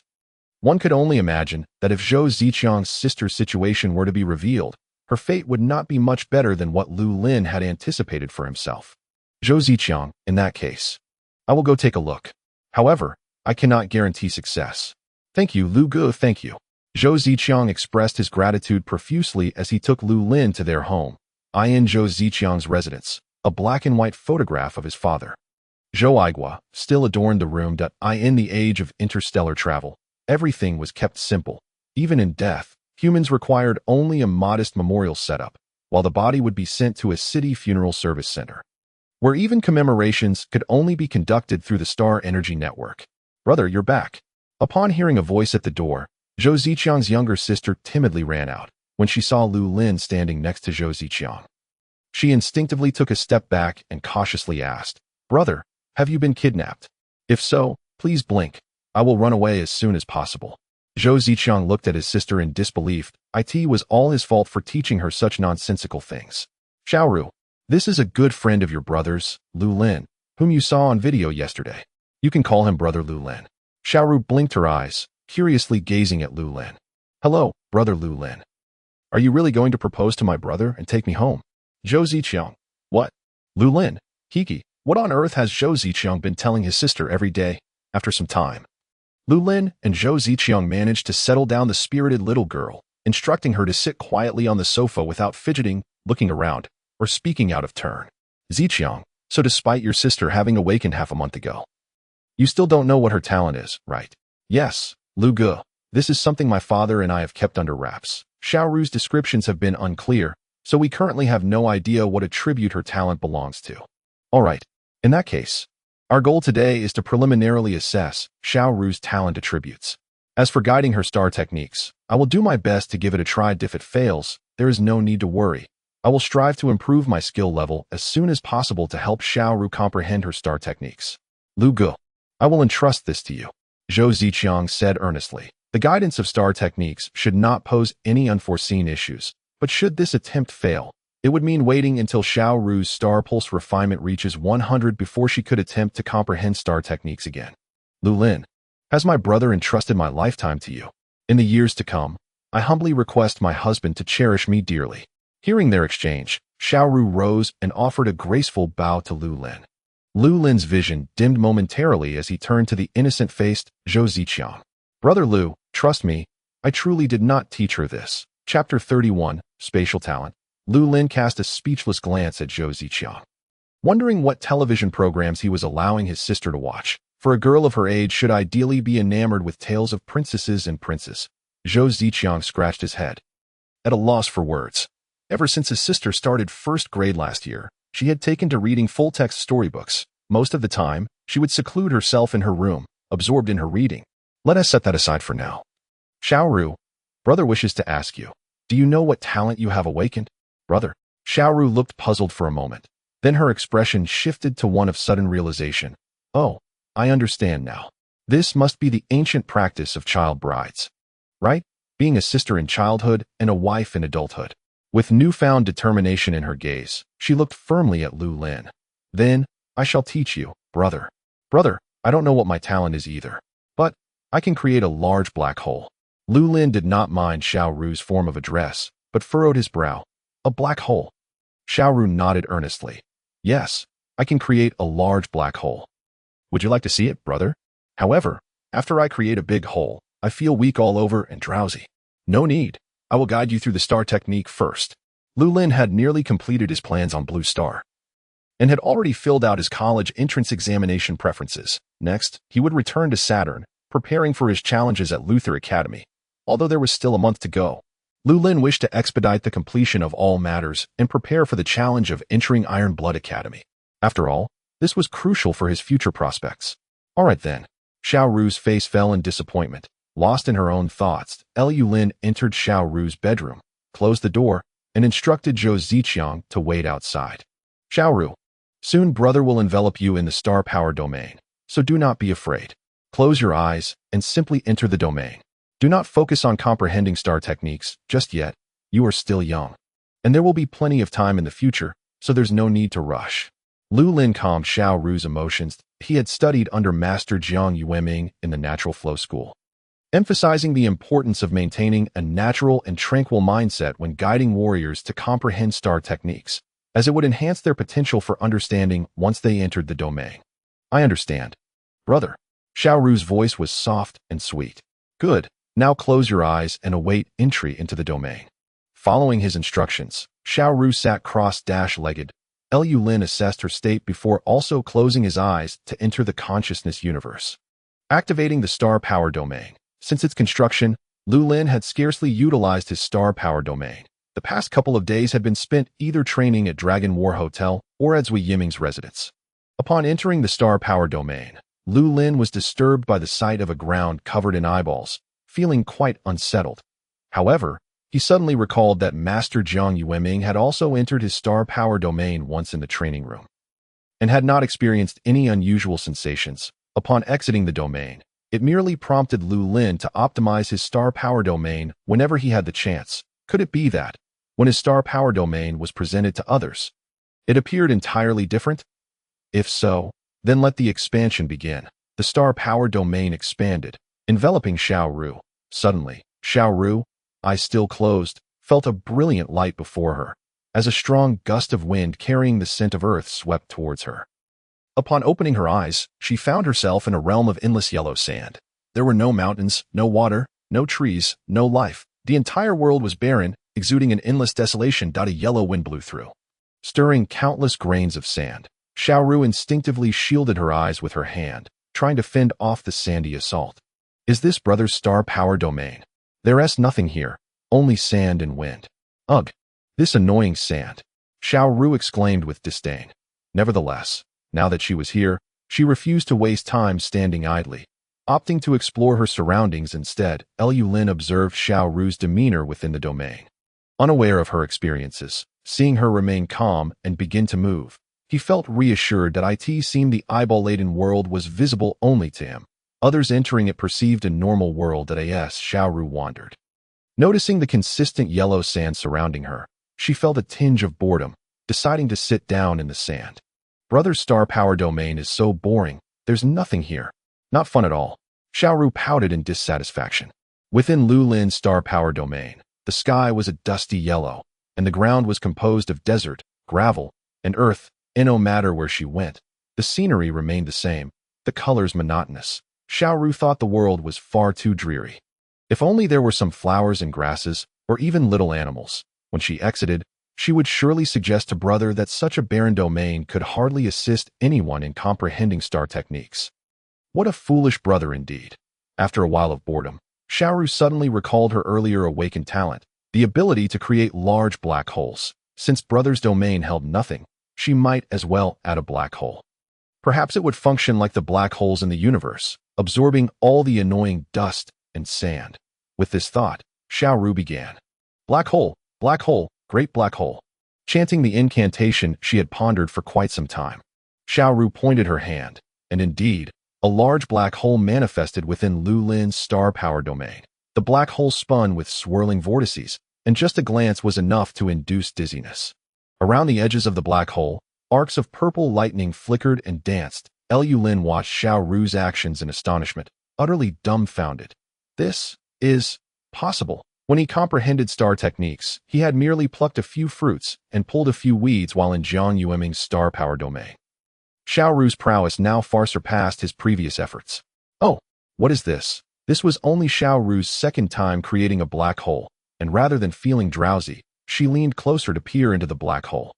In fact, as she reached in to explore, she seemed to discover something. Lu Lin watched with excitement, deducing that Xiao Ru's talent must pertain to space. Could it be a door allowing her to traverse freely? Or perhaps a spatial passage leading to a treasure trove? Or even a pocket dimension capable of holding people? Regardless of which it was, Lu Lin was consumed with envy. Space attributes. This was indeed a special attribute of special attributes. How he wished he could awaken a spatial attribute as well. Lu Lin was so envious he nearly drooled, when suddenly he noticed Xiao Ru's hand pulling something from the black hole. Chapter 32, Summoning Cats. Xiao Ru reached into the black hole, eager to explore in her mind.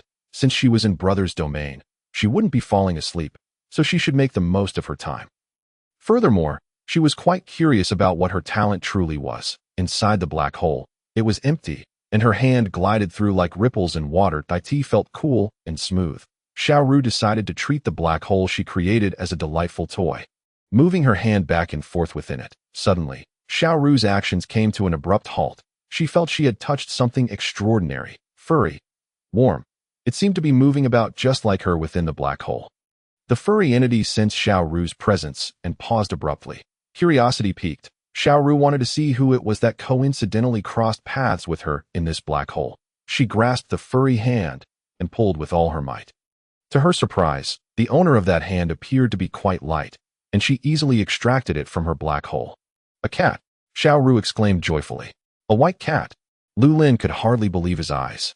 Meow. The little white cat pulled from the black hole suddenly fluffed up.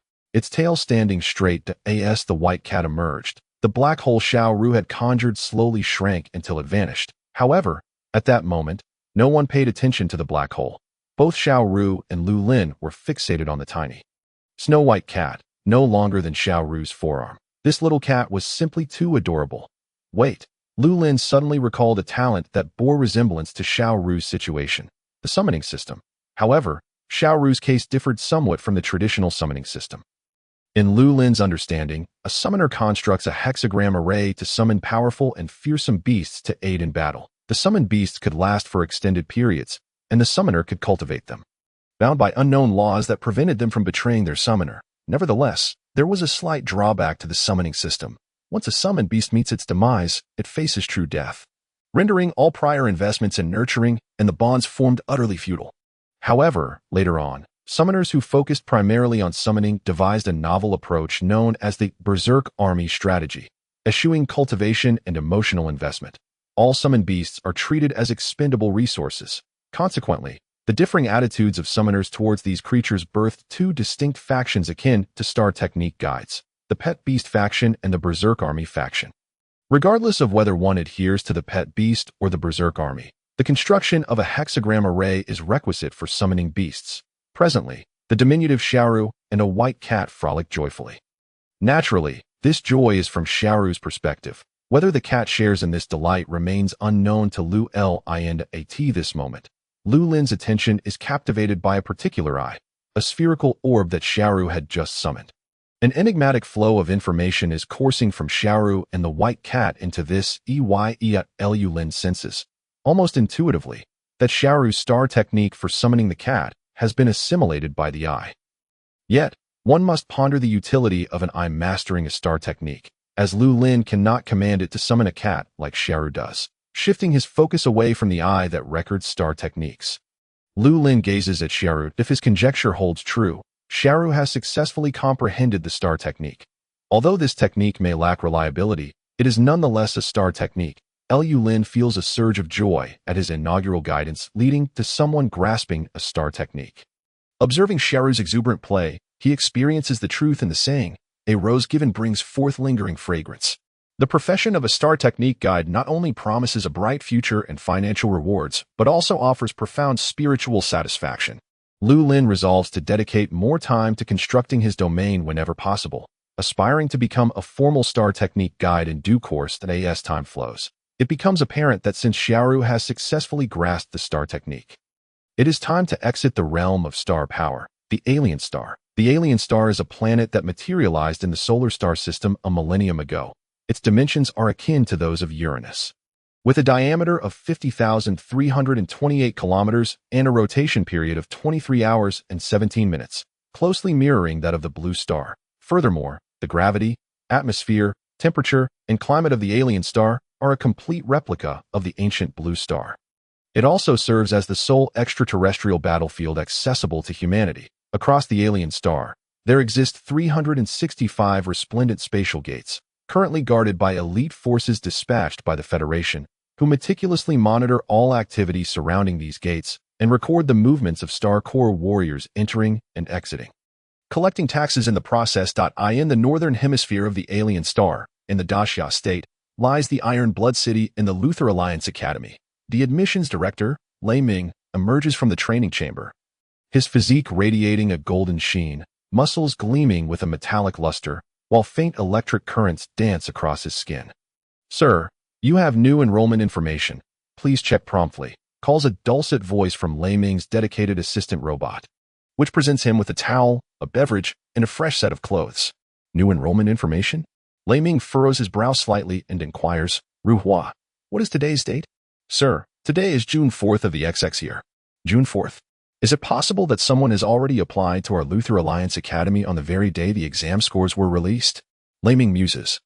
Wiping the sweat from his bald head with the towel and accessing his personal terminal. Current institution, Alien Luther Alliance Academy. Head of school, Lei Ming. School registration number, XXX. Current number of applications, 1. View details, indeed.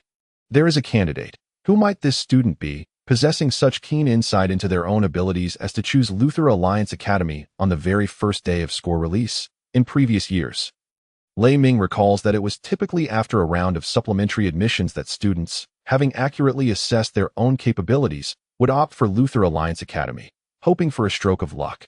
Lei Ming's interest peaks as he seeks to discover this uniquely perceptive youth. Applicant, Lu Lin. Candidate number, 320102-2021-12120-305. Exam location, Awakening Base, Tanyuan City, Blue Star. Awakening talent, Earth System. Initial refinement level, 0. 78. First choice, Luther Alliance Academy. Second choice, none. Third choice, none. After perusing Lu Lin's information, Lei Ming finds nothing amiss. An initial refinement level of 0.78 may not suffice for the top 10 natural academies. But it is plausible for admission into some first-rate academies, even lesser-known departments of super first-rate institutions.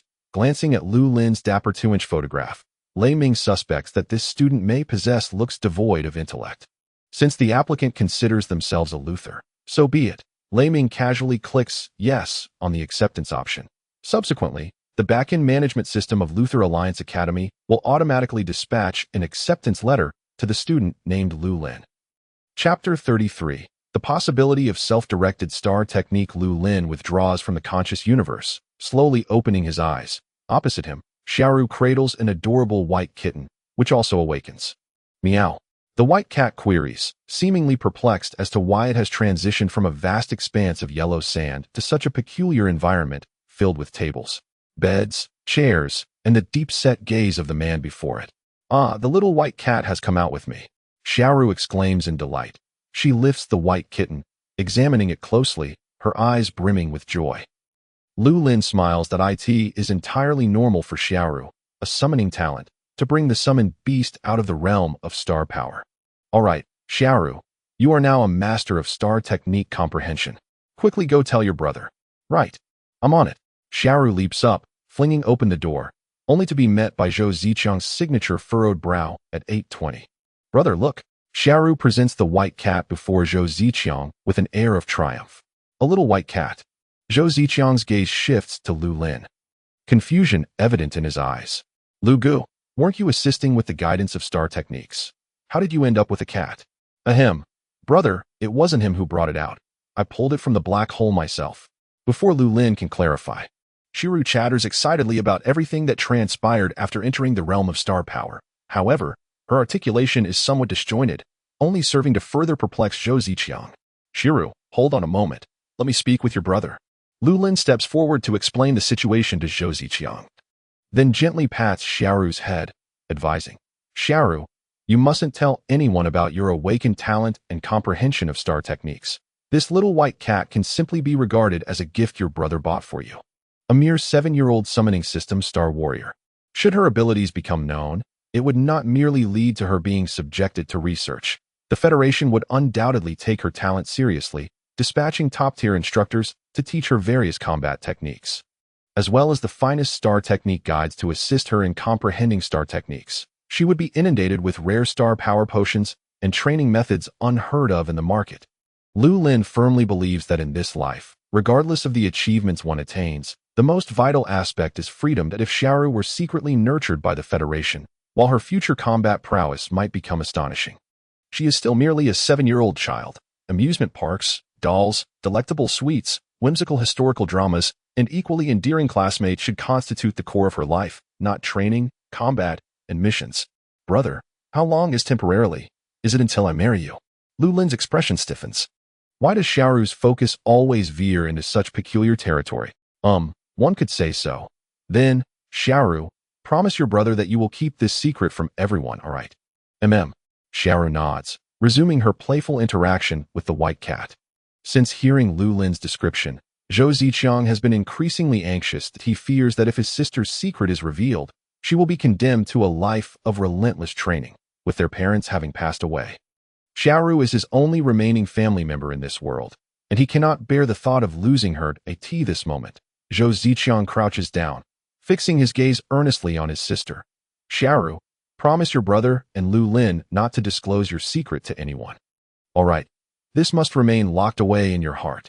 Otherwise, if anyone discovers your talent and star techniques, you will never be able to watch those dramas I find for you again. No way, I want to watch. Xiaoru exclaims loudly. I only just reached the 17th episode of The Peerless Noble Girl. The cold-faced general falls in love with me. And I'm also waiting for updates on quick transmigration, starting from the maid to unify the heavens. Brother, don't worry, I absolutely won't tell anyone about my talent. Zhou Ziqiang's simple yet effective warning resonates. Upon hearing that she might be denied access to her dramas, Xiaoru's cheeks puff up, resembling a ruffled kitten. All right, Zhou Ziqiang replies cheerfully. Then tomorrow we'll go register the little white cat, and just say we bought it, okay? Fine, do whatever you want. You're such a bother, brother. Xiaoru eagerly agreed, cradling the little white cat as she returned to her room. Little white cat, may I give you a name?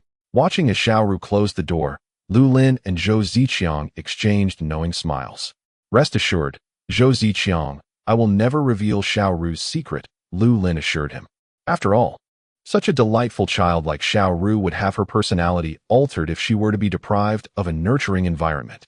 Indeed, Lu Gu, I am truly grateful for your assistance this time, Zhou Ziqiang expressed, his usual eloquence failing him in this moment of gratitude. Lu Gu, I plan to take Xiaoru with me to university on Mercury that I might need to go ahead and rent a place, as well as help her transfer schools. Fortunately, she has only spent a year in her current elementary school, so she should adapt quickly to a new environment. Following the death of his father, Zhou Ziqiang found himself burdened with even greater responsibilities, now also accountable for his younger sister's upbringing, and he no longer bore the carefree demeanor of yore. Having Xiaoru by your side is certainly a good thing. Both Mercury and Mars have been developed for centuries, making it a suitable place for her, Lu Lin remarked. Well then, it's getting late. I must take my leave. Do feel free to call me when you have the chance. For the time being, do not let Xiaoru refine her star veins just yet. Allow her to grow at her own pace. Understood, Lu Gu, Zhou Ziqiang affirmed as he escorted Lu Lin to the door, his expression betraying a mix of hesitation and gratitude. Lu Gu, I truly don't know how to repay you. The money left by my father is quite limited, Zhou Ziqiang. There's no need for such formality, Lu Lin interjected. We are brothers. After all, and brothers do not speak of such things. Take good care of Xiaoru. I will take my leave now. Lu Lin preferred not to prolong the conversation with Zhou Ziqiang. After all, they were both men, and there was little need for excessive sentimentality. Instead, he thought it better to return home and refine his second star vein. After 2.5 days of intensive training, Lu Lin's second star vein had reached an impressive 99.8 refinement. With a little extra work tonight, he might just achieve 100 and complete his advancement. At that point, he could use the refined stellar energy from his second star vein to enhance his Earth-type star vein, thus achieving maximum efficiency. What did it matter if his initial refinement stood at merely 0.78? Lu Lin was confident that he would not fall short compared to others like Zui Yiming or Luo Ling. As he walked, a sudden thought crossed his mind. Each level of Star Core warriors had 2 opportunities to comprehend stellar techniques. What should he do? Seek out Jiang Yueming. That would risk exposing the secret of his second talent. Self-guidance? He had never heard of such a thing. Sitting on the electromagnetic bus, Lu Lin began to search for any instances of stellar technique guides that could assist him in comprehending stellar techniques. Chapter 34, Guidance and Feedback. Youth Military Academy. Indeed, there were. Upon alighting the bus and walking home, Lu Lin recalled his earlier search. There were stellar technique guides available for personal guidance. Techniques comprehended in this manner were particularly suited to the guide's own circumstances. Lu Lin's eyes sparkled with excitement. This meant he could save a considerable sum of money in the future. One should not underestimate the fees charged by stellar technique guides, as they were quite substantial. Officially certified guides earn no less than 100,000 a month. Each session of guidance began at a fee of at least 10,000 when a client successfully comprehended a desired technique. They would often present an additional token of gratitude to the guide, Stellar Technique guides were classified into several tiers: official, intermediate, advanced, master level, and star-level. By the time one reached the star level status, even 7th-tier star warriors would be eager to curry favor. Lu Lin's aspirations were modest. During his university years, he merely wished to be registered as an official Stellar Technique guide. Returning home with a cheerful demeanor, he glanced at the nutritious meal delivered by the electromagnetic robot, hesitating briefly before accepting it. Soon, he would be leaving Blue Star, and each daily experience would become a fleeting farewell. Next, it was time to focus on his training. After programming the robot to refrain from disturbing him, Lu Lin entered his room to commence his practice. Naturally, he first tidied away the gleaming steel longsword and several 50-kilogram dumbbells scattered across the floor. These items had become obsolete for him. After all, who could expect an Earth warrior to utilize agile swordplay to breach an enemy's defenses, elegantly dancing through battle, slaying foes with every 10 steps, leaving no trace behind? An Earth warrior should simply focus on performing their fundamental duties. Leave the theatrics of combat to others. Once the fitness equipment was neatly stowed away, Lu Lin settled cross-legged on the floor, closing his eyes and delving into the realm of consciousness on the ocular star core. The green hue of the second star vein was nearly complete, just a hair's breadth away from achieving 100 refinement. Although Lu Lin felt the progress was slow during the 3 days of practicing the elite refining method, he had made gains, particularly in accurately gauging the refinement levels of his star veins. The second star vein now stood at 99.8 refinement. But as for the Earth-type star vein, Lu Lin gazed at his Earth-type star vein. Confusion etched across his face. What was happening? Throughout these 3 days, he had focused solely on refining his second star vein, waiting for it to reach 100 before advancing to improve the quality of his stellar energy. His attention had been entirely devoted to the second star vein. Yet, he had also been monitoring the Earth-type star vein's autonomous refinement level, which had been around 2 when he exited Zui Yiming's training room that afternoon. How could it have surged by 5 in just a few hours? The refinement level of the Earth-type star vein now stood at approximately 7.3. What had he done? Lu Lin racked his memory of the afternoon's events, registering for university, dining with Zui Yiming, Luo Ling, and Zhou Ziqiang, and guiding Xiao Ru in stellar techniques. Guiding stellar techniques. Lu Lin's mind raced. Could guiding techniques truly enhance his star vein's refinement level? This was something he had not previously considered. Opening his personal terminal, he dialed Master Jiang Yueming. "Master, I have a question," he began. "When we guide stellar techniques for star core warriors, does it also enhance our own star vein's refinement level?" On the other end, Jiang Yueming, clad in pajamas and preparing for bed, sat up in surprise at Lu Lin's inquiry. Indeed, he confirmed, being a stellar technique guide is not merely a one-sided endeavor. Centuries ago, a warrior fortuitously created a domain and, while experimenting with a friend, unintentionally comprehended it. This led to the establishment of our profession as stellar technique guides. Through the tracking and analysis of over 10,000 stellar technique guides over the years, we have drawn an important conclusion.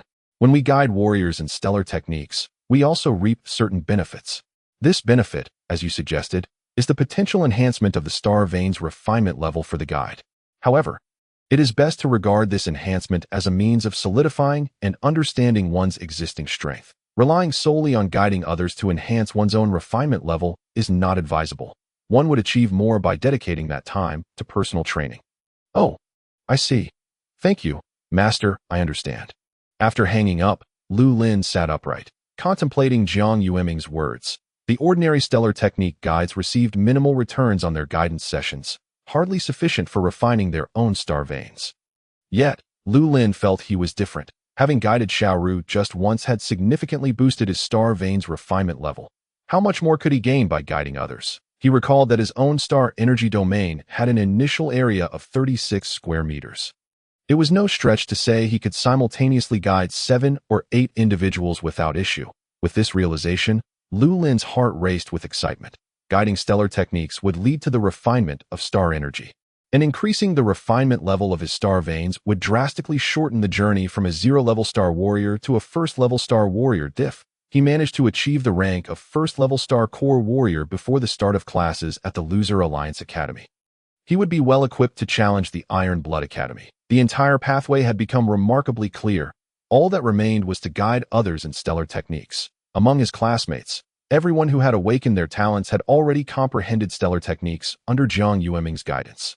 Students from other schools were equally unreachable, as Lu Lin was quite reclusive and hardly knew all his own classmates, let alone those from other institutions. Furthermore, where could he find individuals who had awakened their talents but had yet to grasp stellar techniques? If he could not think of a way, he would simply have to ask someone to Lu Lin called Zui Yiming. Yiming, do you know if there are any individuals who have awakened their talents but have not yet comprehended stellar techniques? Yes, I do. Huh. Lu Lin was taken aback. He had not expected such a swift response. Where? Please tell me. Of course, it's the City Guard Army, Zui Yiming replied matter-of-factly. You must be aware of our Tongyuan Youth Military Academy, right?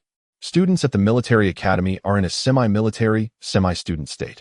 Most of them come from impoverished families, seeking a stable future through military service. Among these students, only a small fraction can awaken their talents, while the majority lack any innate gifts. Similarly, the Youth Military Academy will not invite masters to guide their few students as Jian High School does. Most of these individuals will have to wait until they enter university to receive the corresponding guidance on star techniques. Is that so? That sounds truly wonderful. Are you familiar with the Youth Military Academy? Please take me there. Lu Lin was overwhelmed with excitement, eager to rush to the Youth Military Academy for star technique guidance. Now, are you out of your mind? Don't you see the time? The Youth Military Academy also needs to rest. Tomorrow, I'll accompany you then. Upon hearing Zui Yiming's agreement, Lu Lin slowly relaxed his clenched fists. He was someone who preferred to persuade with reason. Yet he wouldn't shy away from employing physical means if necessary. After hanging up the phone, Lu Lin calmed himself, deciding that tomorrow's matters could wait. What was most crucial now was to refine the second star meridian to perfection. Chapter 35, Star Technique, Evasion. After nearly an hour, Lu Lin finally completed the refinement of the second star meridian. At that moment, the second star meridian radiated a vibrant green glow. The star energy flowed and flickered within the meridian, emitting a brilliant luster. Huff, it's finally done. Lu Lin exhaled deeply. Without the aid of a high-concentration star energy formation, he managed to refine only 0.2 of the star meridian in an hour, partly due to the increased difficulty of achieving perfection, but more so due to the low concentration of star energy at home. Just this 0.2 refinement required him to pause 3 times to recover his star energy. In A Wonder Online Experience post mentioned that the speed of cultivation dramatically improves after entering university. It seems to be due to the star energy gathering formations present there. Once the refinement degree of the star meridian reaches 100 perfection, there will be a stabilization period. The duration of this period varies. Some may stabilize for a few days, while others might require a month or even longer. During this time, Star Core warriors can receive guidance to comprehend new star techniques. They may also spar with other martial artists, or those with greater strength can venture into foreign battlefields for hunting. Lu Lin was mindful of this stabilization period, which is why he had been diligently cultivating these past few days. Now that the refinement degree was perfect, he could attempt self-guidance to comprehend star techniques. After a brief rest, Lu Lin adjusted his state and entered the consciousness universe. He activated the star energy domain, enveloping himself within it, ensuring it remained intact without dissipating. Lu Lin swiftly exited the consciousness universe and entered the star energy domain. Success on the first attempt. Before him lay an expansive desert, with countless patches of parched soil and scattered gravel at its edges.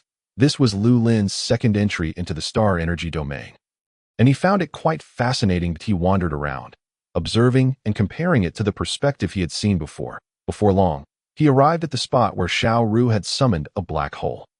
In retrospect, that black hole was indeed Xiao Ru's summoning array. Although it differed from the traditional hexagram, what did it matter, whether summoned from within the hexagram or dragged out from the black hole?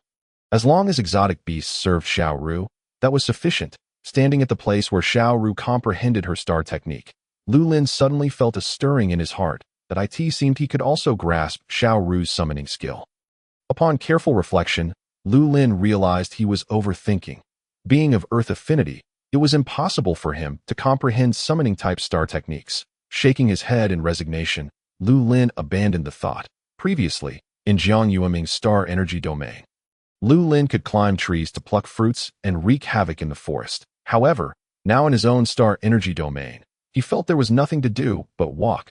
He couldn't help but admire Xiao Ru. who could successfully comprehend star techniques even in such a star energy domain. To call her a prodigy would be an understatement.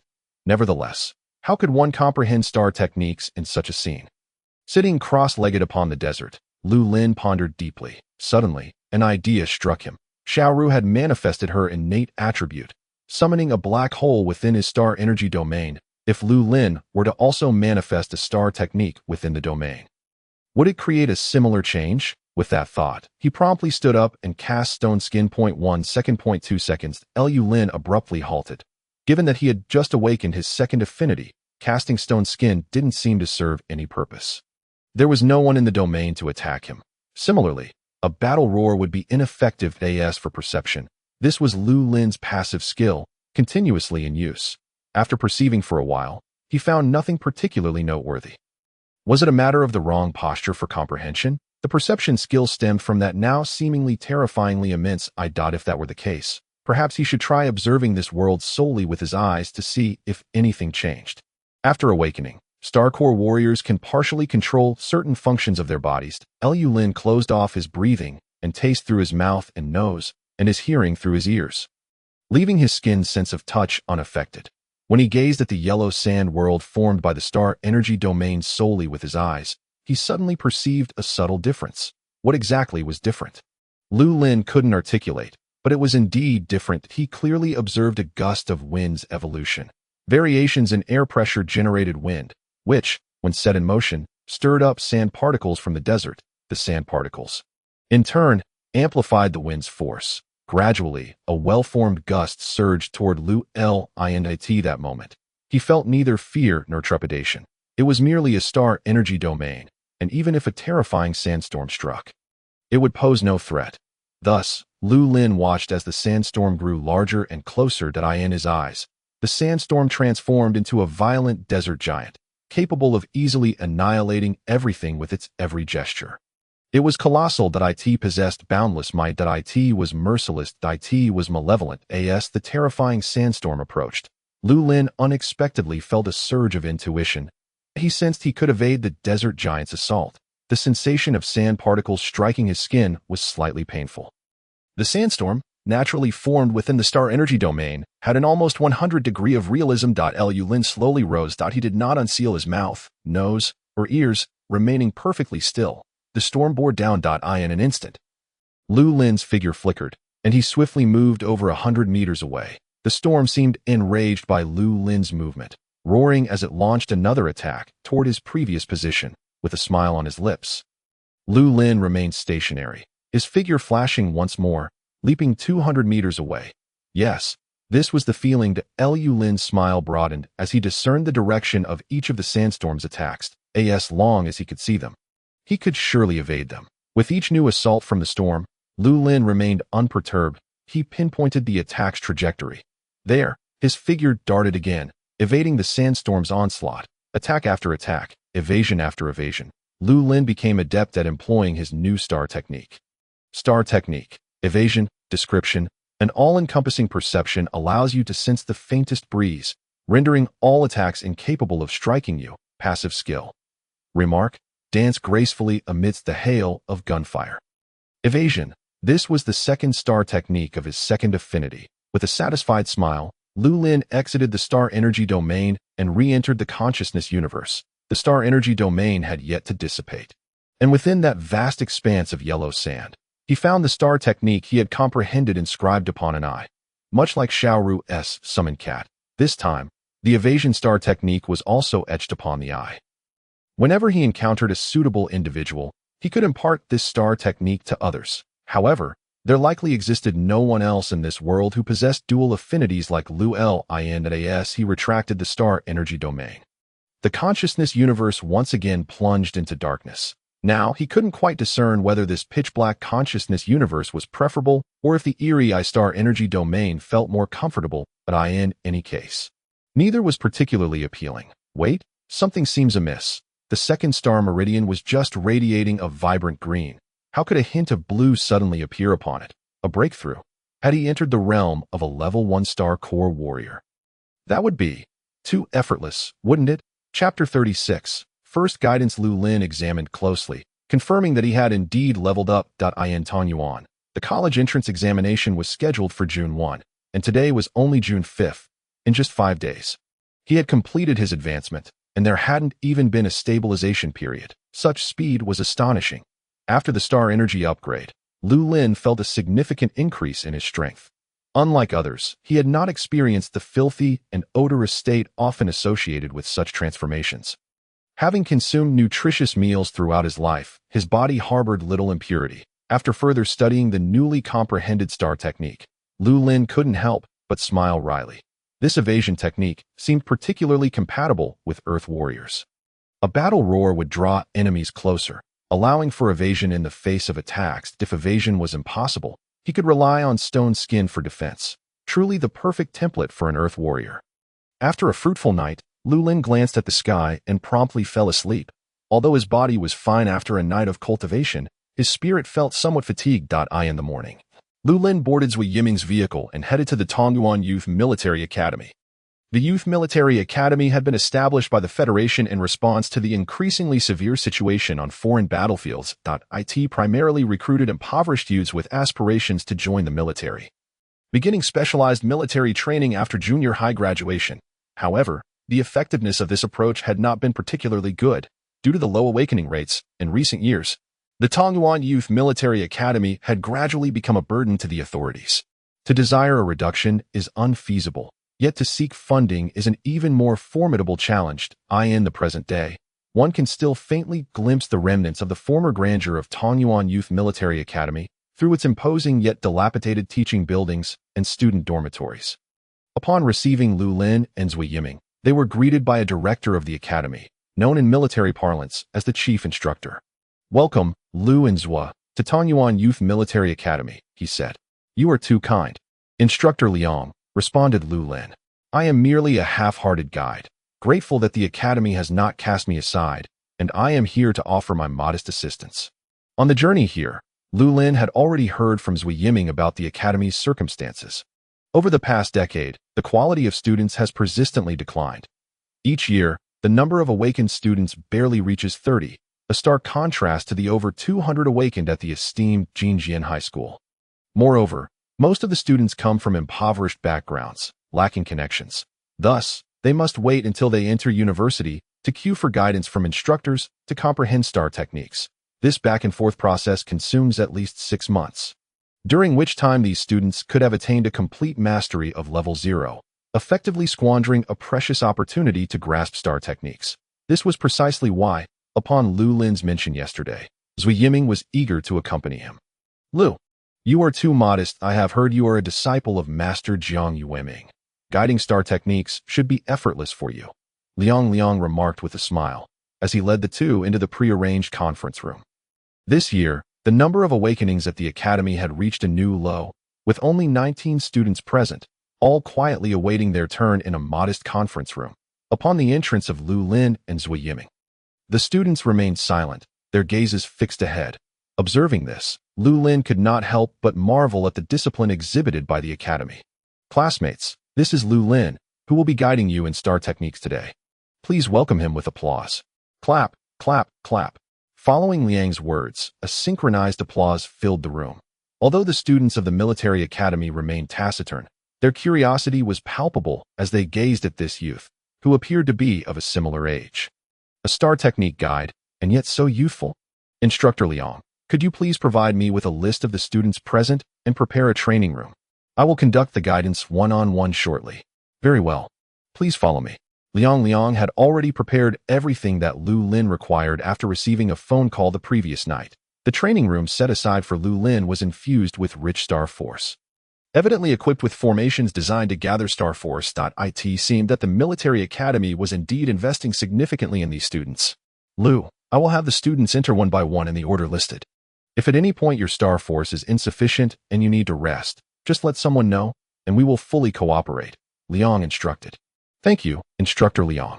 No need for thanks. It is we who are inconveniencing you," Liang thought to himself as he nodded at Lu Lin and proceeded to summon the students from the conference room.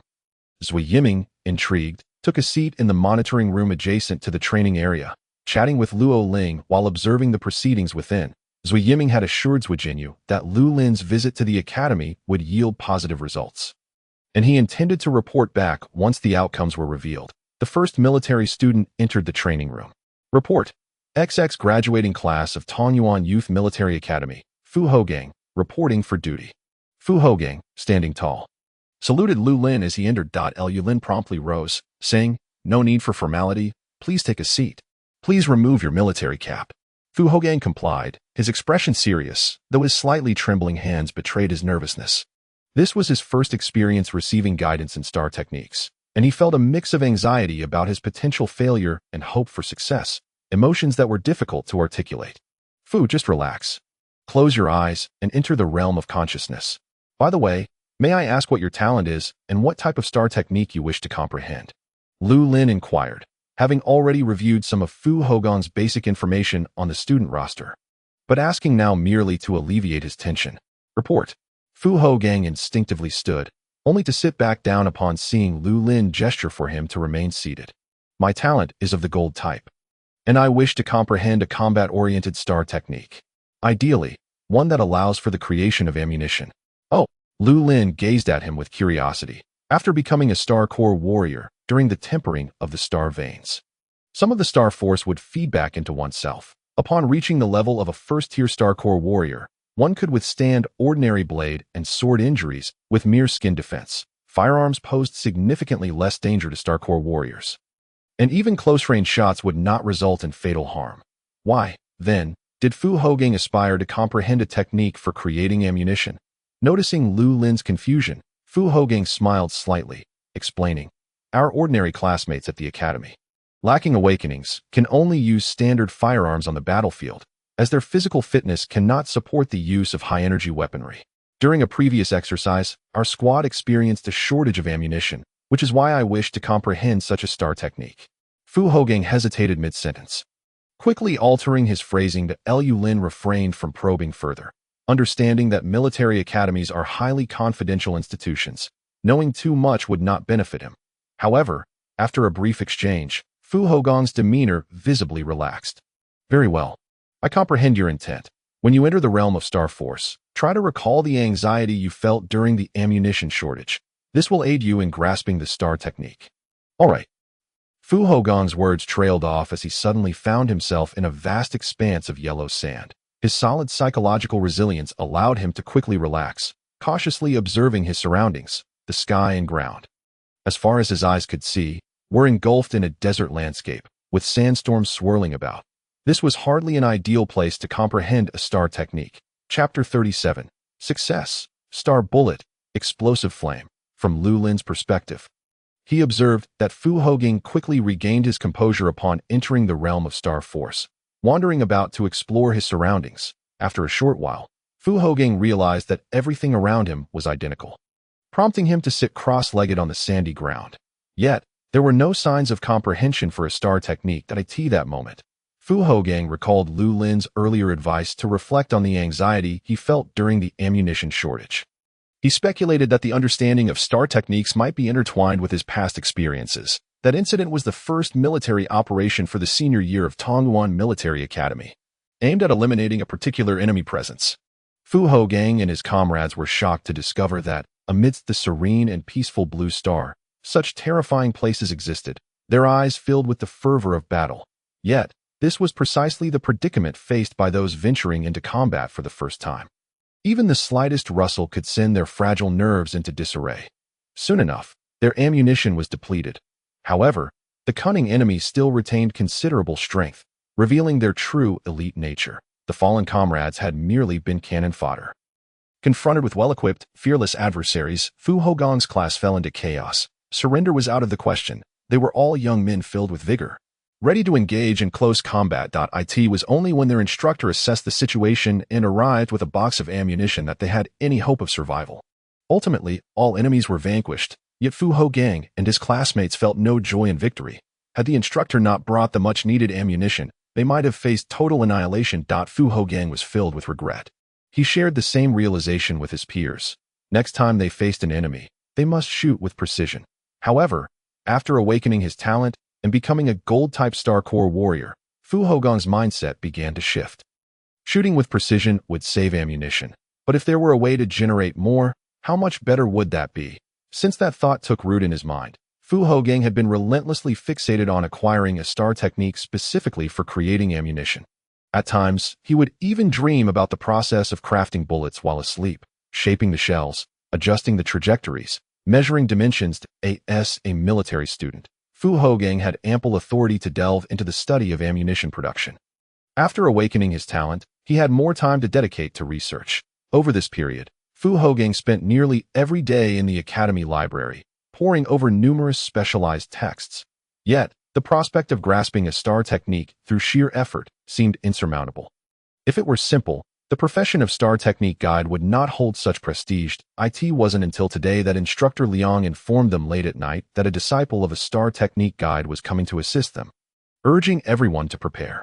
Wait. Fu Hougang suddenly felt a disorientation in time as he became lost in memory. He vaguely recalled that the Star Technique Guide's disciple had already arrived at the academy and was currently providing guidance. That's right. Fu Hougang felt a sudden clarity in his mind as his entire being began to dissipate. Returning to the realm of consciousness, Lu Lin observed Fu Hougang standing there, a smile gracing his face. The star technique had been successfully inscribed as he closed the realm and re-entered the universe of consciousness. Lu Lin glanced at his Earth-type star veins. Indeed, the level of tempering had increased slightly, by approximately 2. Although this was less than the feedback he received from assisting Xiao Ru in comprehending a star technique, it was still quite commendable. In Tanyuan Military Academy, there remained 18 students yet to grasp a star technique. Guiding so many would surely lead to a significant enhancement of his star veins tempering. Lu Lin could hardly fathom the potential outcome at this moment. Sitting across from Lu Lin, Fu Hougang had just opened his eyes, his gaze brimming with delight that he had truly comprehended a star technique. Well, what star technique have you grasped? Lu Lin inquired. Fu Hougang, suppressing the excitement bubbling within him, stood up and respectfully saluted Lu Lin. Report. I have comprehended the star bullet. Oh, that's splendid. Congratulations, Lu Lin replied. Well aware of the content of the star technique, Fu Hougang had realized, though others were oblivious to his knowledge, hence the need for inquiry. Star technique. Star bullet. Description. Utilizing star power as the essence, encased in metal, wherever the star bullet explodes, it marks human territory. Active skill. Remark.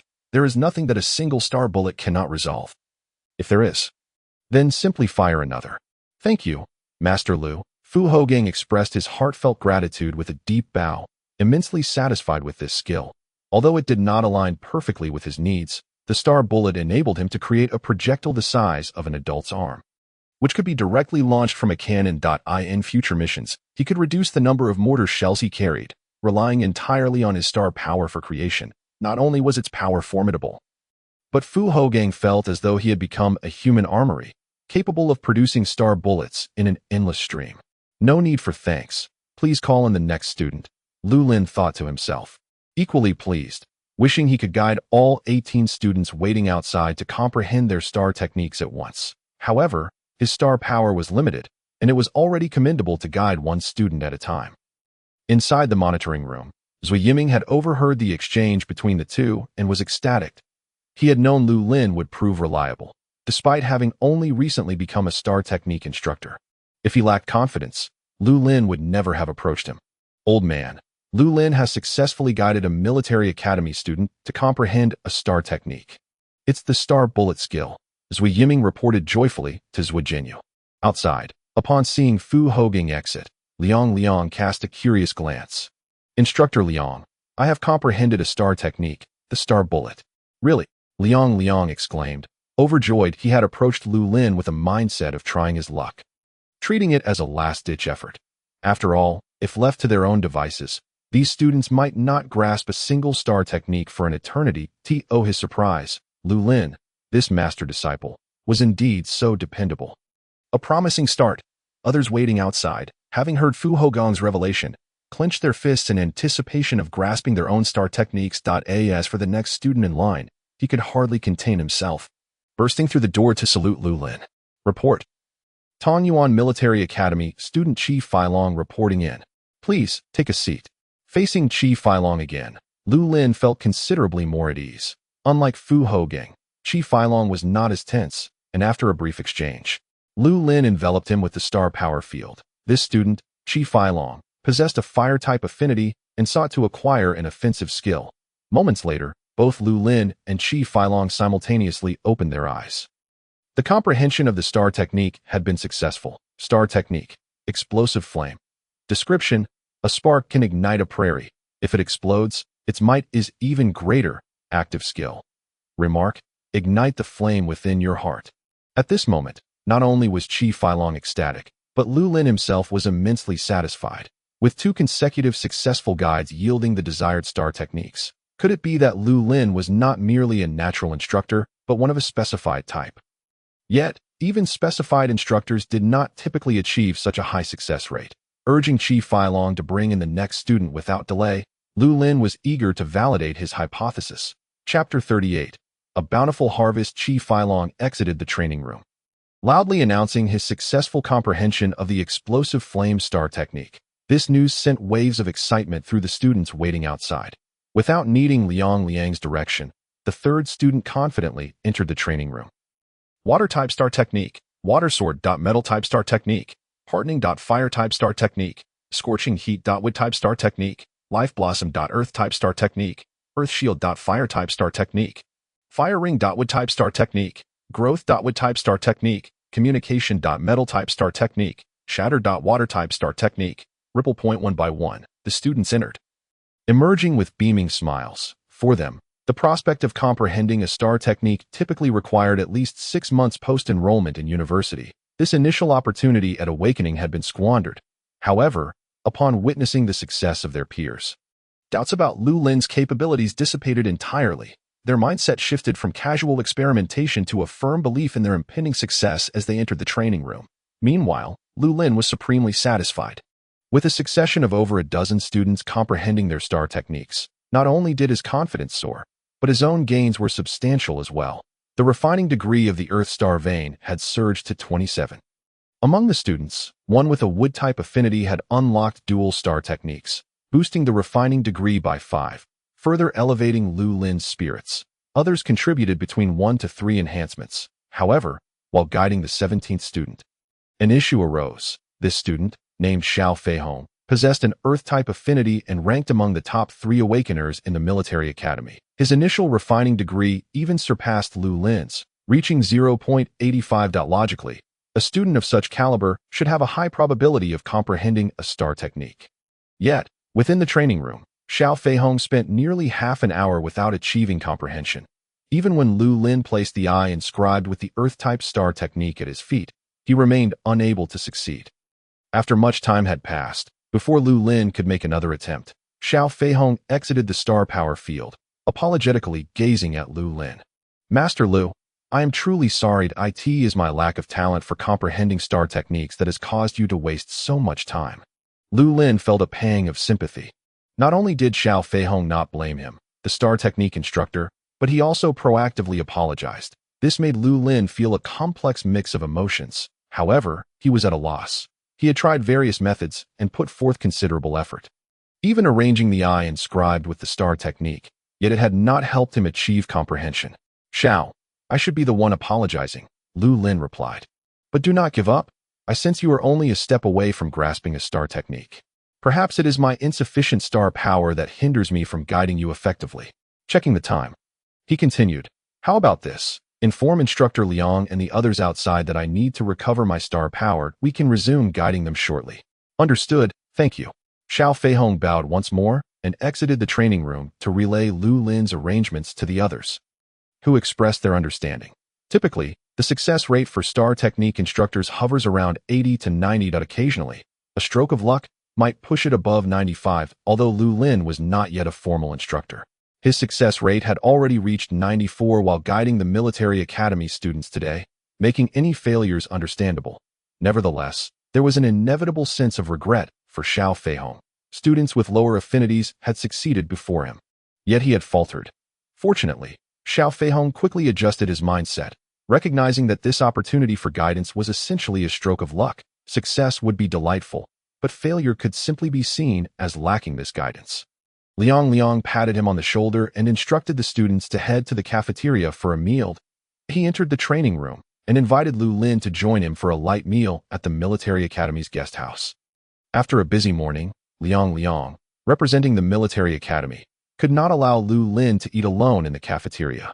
Instructor Liang, that's not necessary. I'll recover my star power before I eat, Lu Lin responded. I apologize for not successfully guiding Xiao Fei home, he added regretfully. Noting Lu Lin's somber mood, Liang refrained from further persuasion, stepping outside to call the guest house and order a few dishes for swift delivery. Zui Yiming had fallen asleep in the monitoring room. Completely unaware of the situation on Lu Lin's side, and thus did not come to check on him. Lu Lin locked the training room door, entering the realm of consciousness to analyze the reasons behind the failure. It was not that he expected 100% success after acquiring the second star vein. Rather, it was a matter of unwillingness to accept the outcome. Xiao Feihong's talent was not lacking. And with Lu Lin's dual star vein enhancement and the assistance of the inscribed eye, it seemed illogical that he could not comprehend a star technique. Lu Lin no longer found the constructed star power field peculiar. In the future, if each eye could be inscribed with various powerful star techniques, he would become a walking compendium of star techniques. Although he was of the natural school, guiding star techniques could be tailored to the desires of the martial artist. This notion, in fact, surpassed the specified school in strength. Suddenly, Lu Lin smacked his forehead in realization. Indeed, he had learned the guiding techniques of the natural school from Jiang Yueming. Yet just moments ago, he had asked each student what star technique they wished to comprehend, although the techniques they subsequently grasped might not align with their desires. Lu Lin had overlooked a crucial point. He had not employed the principles of the natural school for guidance. The natural school had thrived alongside the specified school for many years, even becoming a reliable path for Star Core warriors, which was particularly commendable. As the level of Star Core warriors increased, the difficulty of comprehending desired star techniques through specified guidance also escalated. Instead, the techniques derived from the natural school may not align with the desires of the martial artist. Yet on the battleground of foreign lands, these techniques can each play their respective roles. In other words, Lu Lin was mistaken. His successes earlier in the day were mere strokes of luck. He had not employed the guiding principles of the natural school at all. Realizing the crux of the issue, a sudden clarity surged within Lu Lin. If given another opportunity to guide Xiao Feihong, he was confident he could help the latter achieve comprehension with absolute certainty. Events would soon prove Lu Lin's thoughts to be entirely accurate. After hastily consuming a few small dishes sent from the guest house, Lu Lin commenced the afternoon's guidance. The 18th student, endowed with a talent for the metal element, sought to comprehend the technique, blade combat. This student possessed an unparalleled natural aptitude for swordsmanship, and upon acquiring blade combat, though merely an auxiliary technique, it proved to be exceedingly suitable for him. Technique, blade combat. Description: with a heart unafraid of battle, the blade in hand becomes more formidable. With one blade in hand, the spirit of war surges, and with one blade in hand, combat prowess is unmatched. Passive skill. Note: when you wield a blade, your enemies are limited, yet the power of the stars is boundless. This technique was undeniably tailored for practitioners of the sword path. Techniques employed by sword path warriors typically exhibit immense destructive power, but also entail significant consumption of energy, often leaving them vulnerable due to insufficient internal star power. The blade combat technique enables sword path warriors to continuously absorb and refine the ambient star energy particles while wielding their blades. While it may be an exaggeration to claim that star power is limitless, it undeniably enhances the combat endurance of sword path warriors significantly. As the 19th student entered, Lu Lin smiled with genuine delight, not because the day's guidance was concluding, but rather because he felt an immense sense of achievement. Having guided merely a handful of students, he had grasped the true essence of the natural school's guidance.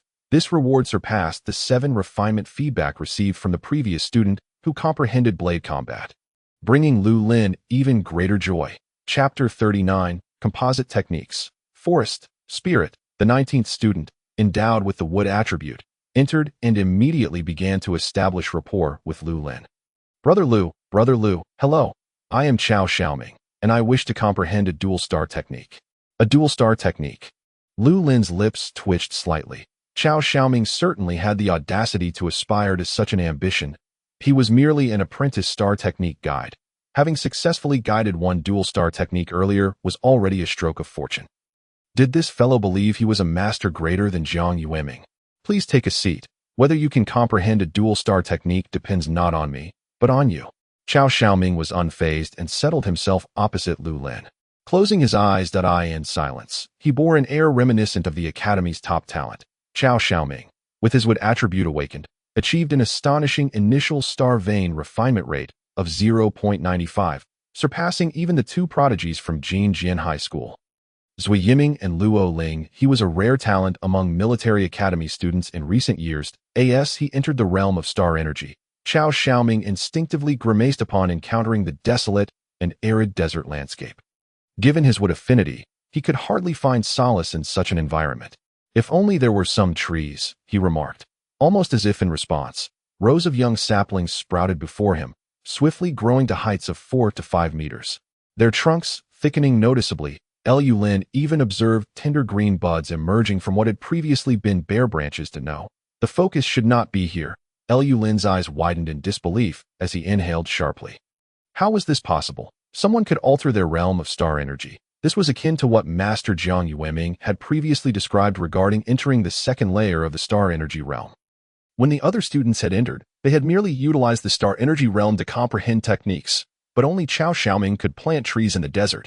This was reminiscent of Lu Lin's own experience in Master Jiang Yueming's ancient forest realm, where he had harvested fruits and uprooted plants, signifying his ability to influence the realm with his own power, marking his entry into the second layer. The third layer, however, was reserved for the realm's master.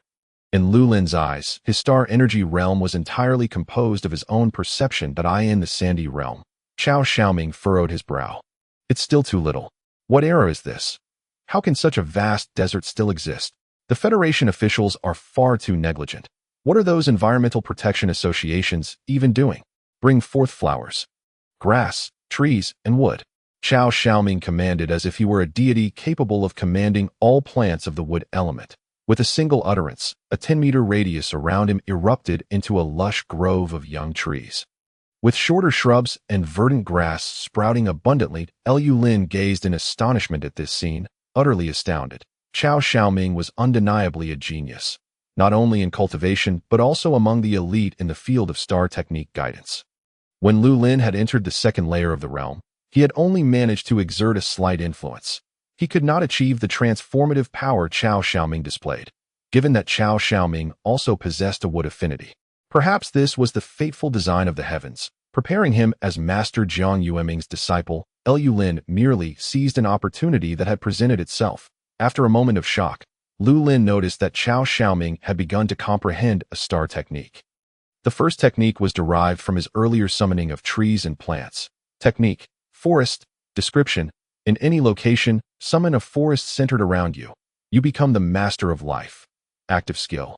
Note: to live well, one must have a touch of green above their head.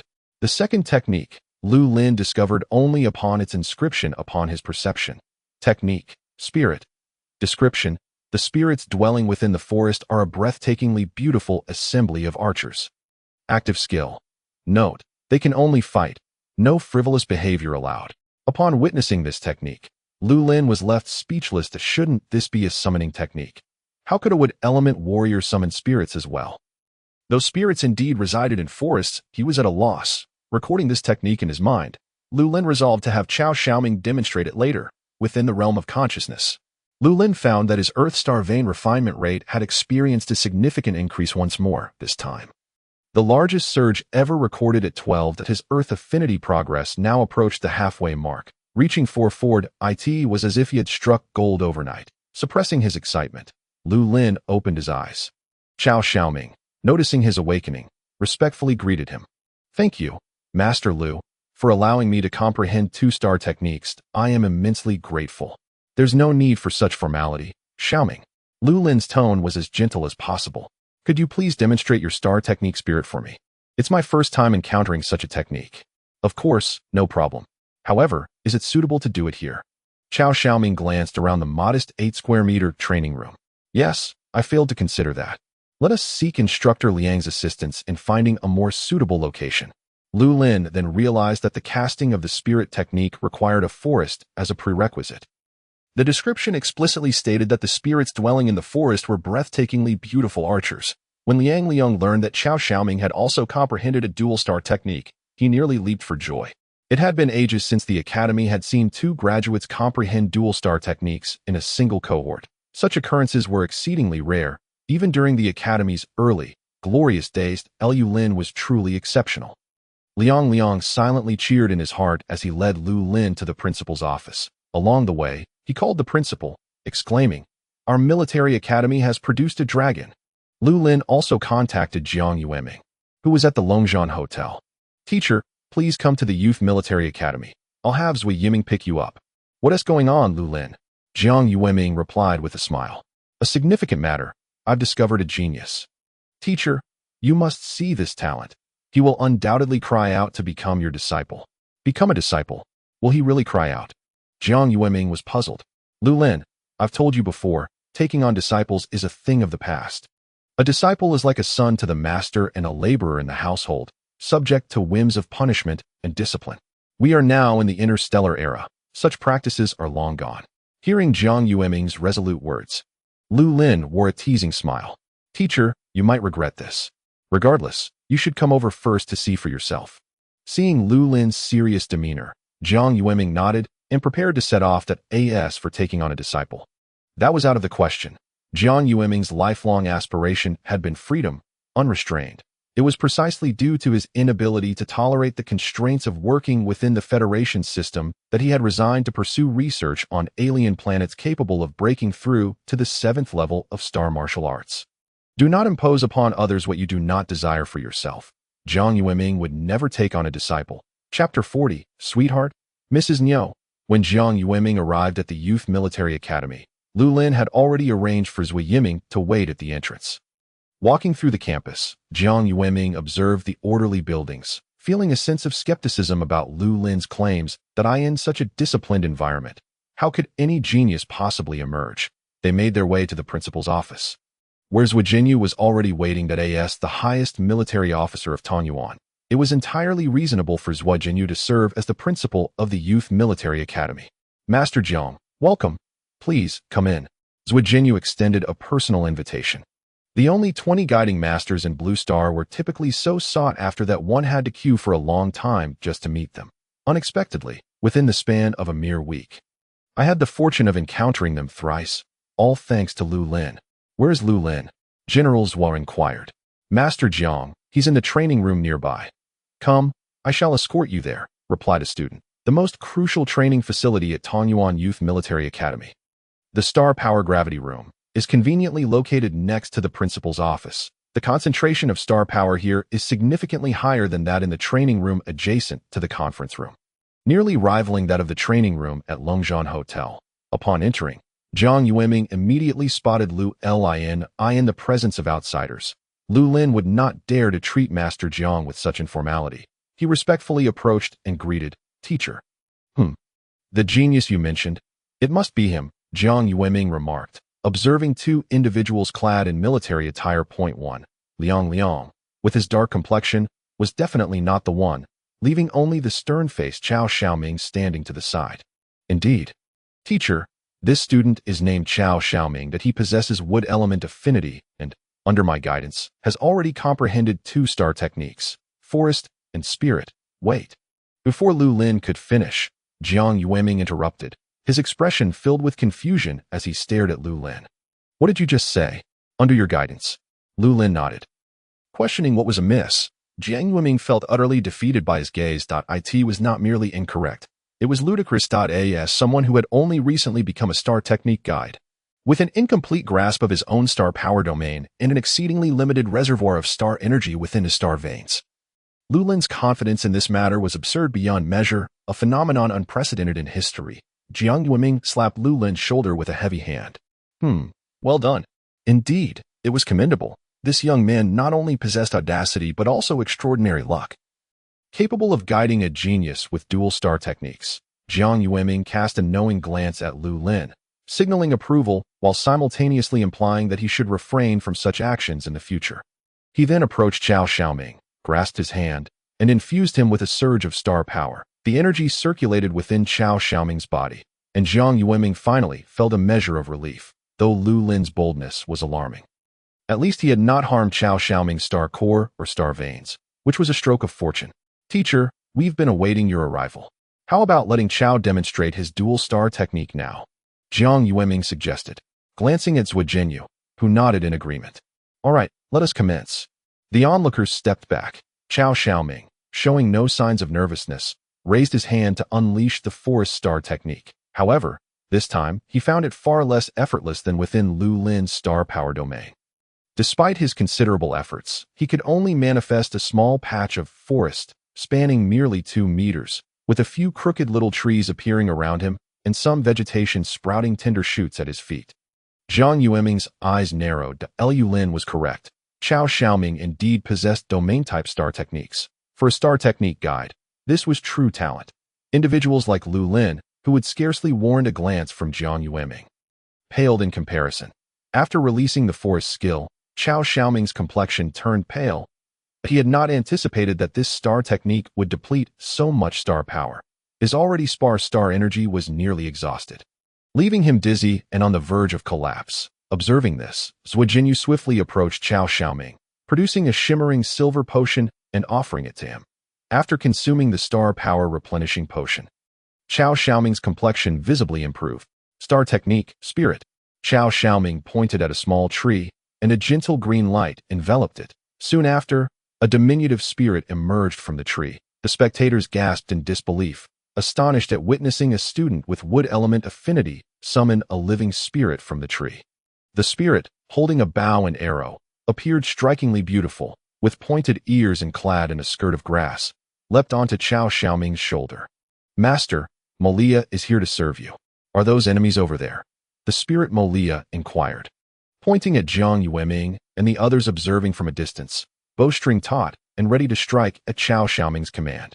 No, Molia, they are my friends, Qiao Xiaoming managed to utter before succumbing to unconsciousness. Collapsing limply to the ground, the spirit Molia gradually faded away, while a few small trees struggled to remain. This entire sequence unfolded within mere seconds, yet for the onlookers, it felt as though years had passed, fundamentally altering their perspectives on life. Jiang Yueming, moving with a speed incongruent to his physical state, rushed to Qiao Xiaoming's side, propping him up and gently infusing him with his own star power. Observing this anxious demeanor, Jiang Yueming had already acknowledged this disciple's potential. Teacher, what do you think? I wasn't mistaken, was I? Lu Lin strolled over to Jiang Yueming, only to be met with a gentle push from a wave of wood element star power, sending him stumbling back. Stunned, Lu Lin exclaimed, Teacher, what does this mean? Everyone, leave the training room. Jiang Yueming commanded. Lu Lin was at a loss for whether to laugh or cry. Just the day prior, he had been regarded as a once-in-a-century genius in the teacher's eyes. And now, not long after, he was being dismissed like an old flame in favor of a new prospect. As the crowd exited the training room, Zhuo Jinyu expressed his gratitude towards Lu Lin. Among the graduates awakening this year from the military academy, 18 out of 19 successfully comprehended star techniques, including 2 who achieved dual star techniques, a feat previously unimaginable for Tongyuan Youth Military Academy. Uncle Zhuo, you are too kind, Lu Lin replied with a modest smile. In truth, I feel quite ashamed. That student Xiao Feihong also possesses remarkable talent. It's just unfortunate that my skills were insufficient to guide him to success. Uncle Zhuo, I wish to practice my star technique guiding skills further. I wonder if you could assist me in finding some students. A minor setback is only natural, Zhuo Jinyu lamented, recalling Lu Lin's construction of the star power domain just days prior. The speed of progress among this generation of youth was astonishing. Lu Lin, we have a limited number of awakened students at the military academy. It will be difficult for me to find more candidates in the short term. Zhuo Jinyu pondered for a moment. You might consider contacting Secretary Ho. Every year, a considerable number of graduates awaken in Tongyuan City, but only a handful of schools can afford to employ star technique guides. Many schools with less robust faculty are also in dire need of star technique guides. You can reach out to them, or better yet, allow me to assist you in making those connections. Chapter 41. Meeting with the City Guardian at Tongyuan, within the office of the City Guardian. Secretary Ho gently rapped on the door. Upon hearing the invitation to enter, he cautiously pushed the door open and stepped inside. City Guardian. Here are the statistics for this year's awakened high school seniors in the city. Please review them, Secretary Ho respectfully stated, transmitting a document to the imposing figure seated before him. The city guardian of Tanyuan, Song Qianjun, stood tall at 9 feet, with a fair complexion and a robust physique, clad in a simple training outfit. As he received the document from Secretary Ho, Song Qianjun perused it swiftly, gradually allowing a smile to cross his face. Quite impressive. I never expected our Tanyuan high school seniors to achieve an awakening rate exceeding 20 this year. We should commend the Ministry of Education and the various universities. Additionally, report this year's awakening data to the county guardian. Understood, Secretary Ho affirmed, observing Song Qianjun rise from his seat. The city guardian had previously been a commander in the Foreign Defense Forces before retiring due to injury. His years of service in the role seemed to have tempered his once fierce demeanor, imbuing it with a more tranquil and rounded essence. Secretary Ho no longer felt the trepidation he once had upon first encountering Song Qianjun. Noticing the city guardian's apparent good mood, Secretary Ho hesitated momentarily, as if weighing his words. Speak freely. Holding back can be uncomfortable, Song Qianjun encouraged. Indeed, Secretary Ho replied. City guardian, I just received a call from General Zhua of the City Defense Forces. Virginia. Song Qianjun furrowed his brow, casually inquiring, why is he calling you instead of focusing on his duties? It's about the Tanyuan Youth Military Academy. Due to various reasons, the quality of student intake has declined, leading to many awakened graduates being unable to comprehend STAR techniques immediately. Unable to comprehend STAR techniques. Contact the STAR Technique Guide Association through the Education Department. I don't want to hear about this issue again, Song Qianjun ordered. Understood, Secretary Ho replied promptly. City Guardian. General Zhua mentioned that someone has already addressed this issue. Out of the 19 awakened students this year, 18 have successfully comprehended STAR techniques, including 2 who achieved dual STAR techniques. Oh, Song Qianjun's interest peaked. I heard that Master Jiang Yueming, ranked 11th in the top 100, has arrived. Was it he who facilitated this? Well, not entirely, Secretary Ho replied. Not entirely. Song Qianjun chuckled. Either it is or it isn't. What do you mean by not entirely? Secretary Ho hurriedly smiled and said, this is Master Zhang's disciple, Lu Lin. Song Qianjun seemed to have some recollection of the name Lu Lin. After a moment of contemplation, he remarked, is he the little fellow who selflessly assisted during the robbery incident? Didn't he just awaken, and now he can guide others in STAR techniques? Indeed. What matter does he seek from you? Lu Lin mentioned that he is currently in a phase of rapid enhancement of his guiding skills and wishes to take this opportunity to assist students from other schools at Tanyuan in comprehending STAR techniques. Oh. I suspect his intention to help others is merely a fade. His true aim is to hone his own skills. Song Qianjun chuckled, suddenly recalling. By the way, isn't Lu Lin still not officially recognized as a STAR technique guide? That is correct. In that case, please contact the STAR Technique Guide Association, the Ministry of Education, and the principals of a few schools in need of guiding STAR techniques, and arrange for them, along with Lu Lin, to come to my office tomorrow. Does Lord City Guardian mean? I want the STAR Technique Guide Association to extend their support to Tanyuan in the future, striving to ensure that every graduate student who awakens their talent can comprehend STAR techniques. Moreover, since Lu Lin has yet to attain the title of STAR Technique Guide, let him come to undergo a test as well.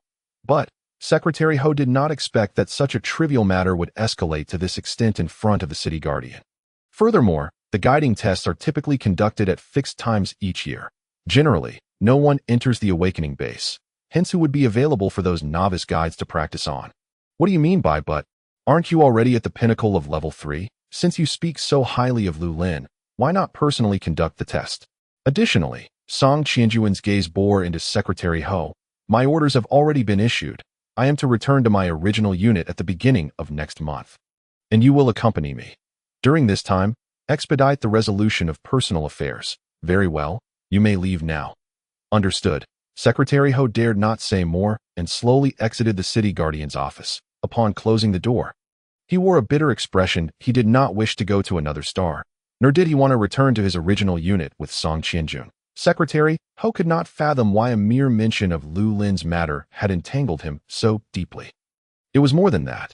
The Ministry of Education and the STAR Technique Guide Association were both involved in a wonder. Song Qianjun suddenly had the audacity to undertake such significant actions and make demands of the Star Technique Guide Association. With plans to leave Tanyuan, what was there to fear? Once he returned to the extraterrestrial garrison unit, Song Qianjuan's authority would only increase, and there would be no room for clever tricks or duplicity from Tanyuan.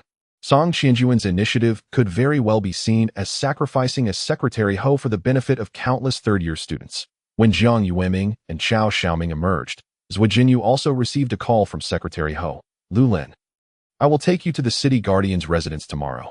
This matter has caught the Lord City Guardian's personal attention. All right.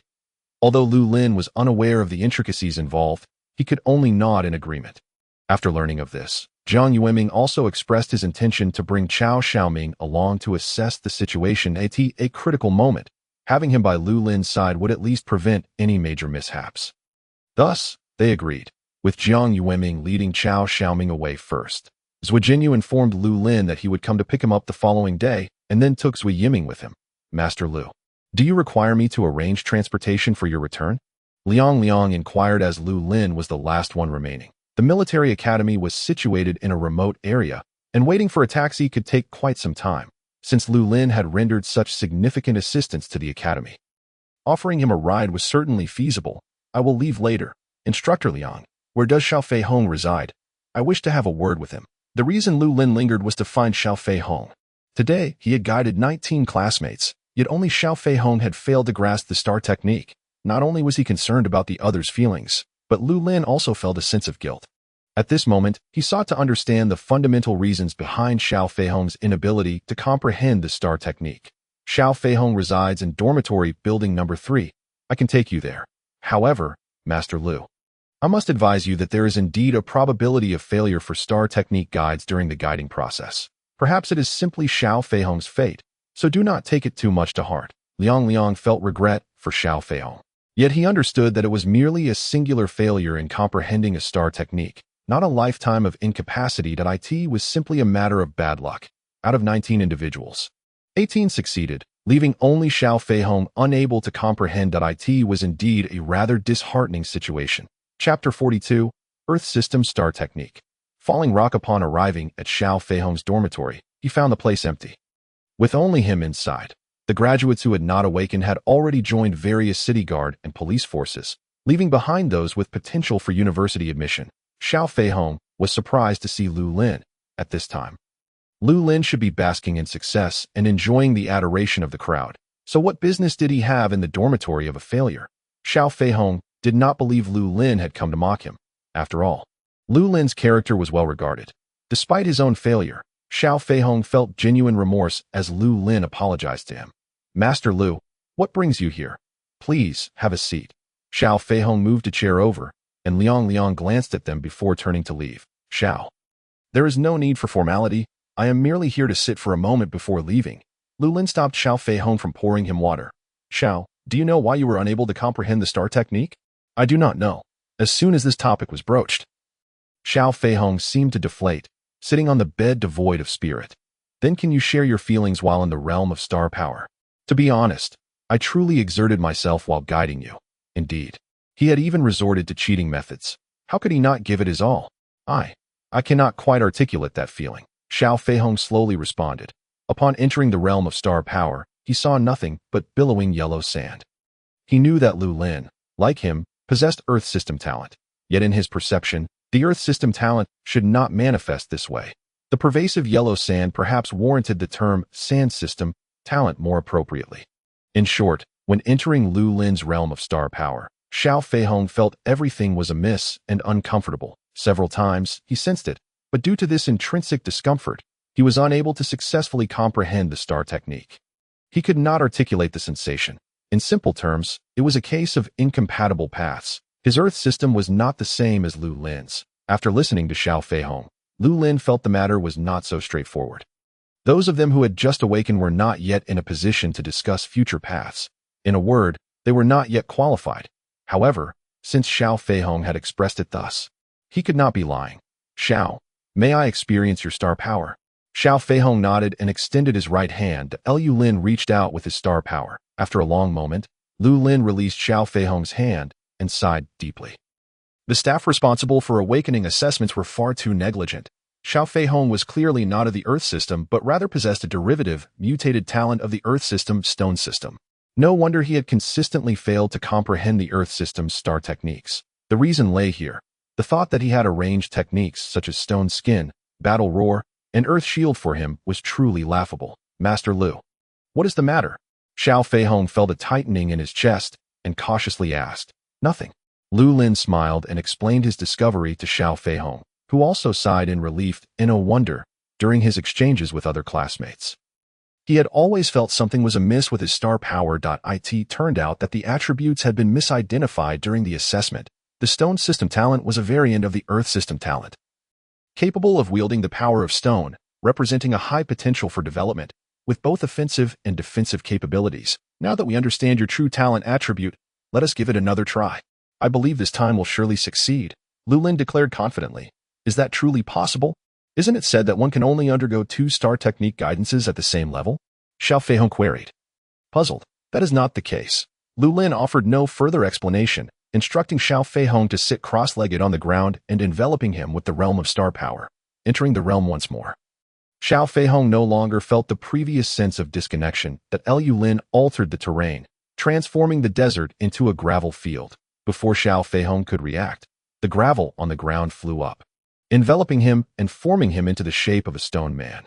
Xiao Feihong moved his body and found that these stones did not impede his movements. Instead, he felt as if he were swimming in water. A stone man? That was quite nice. His mood relaxed. Xiao Feihong suddenly sensed a light flash through his heart.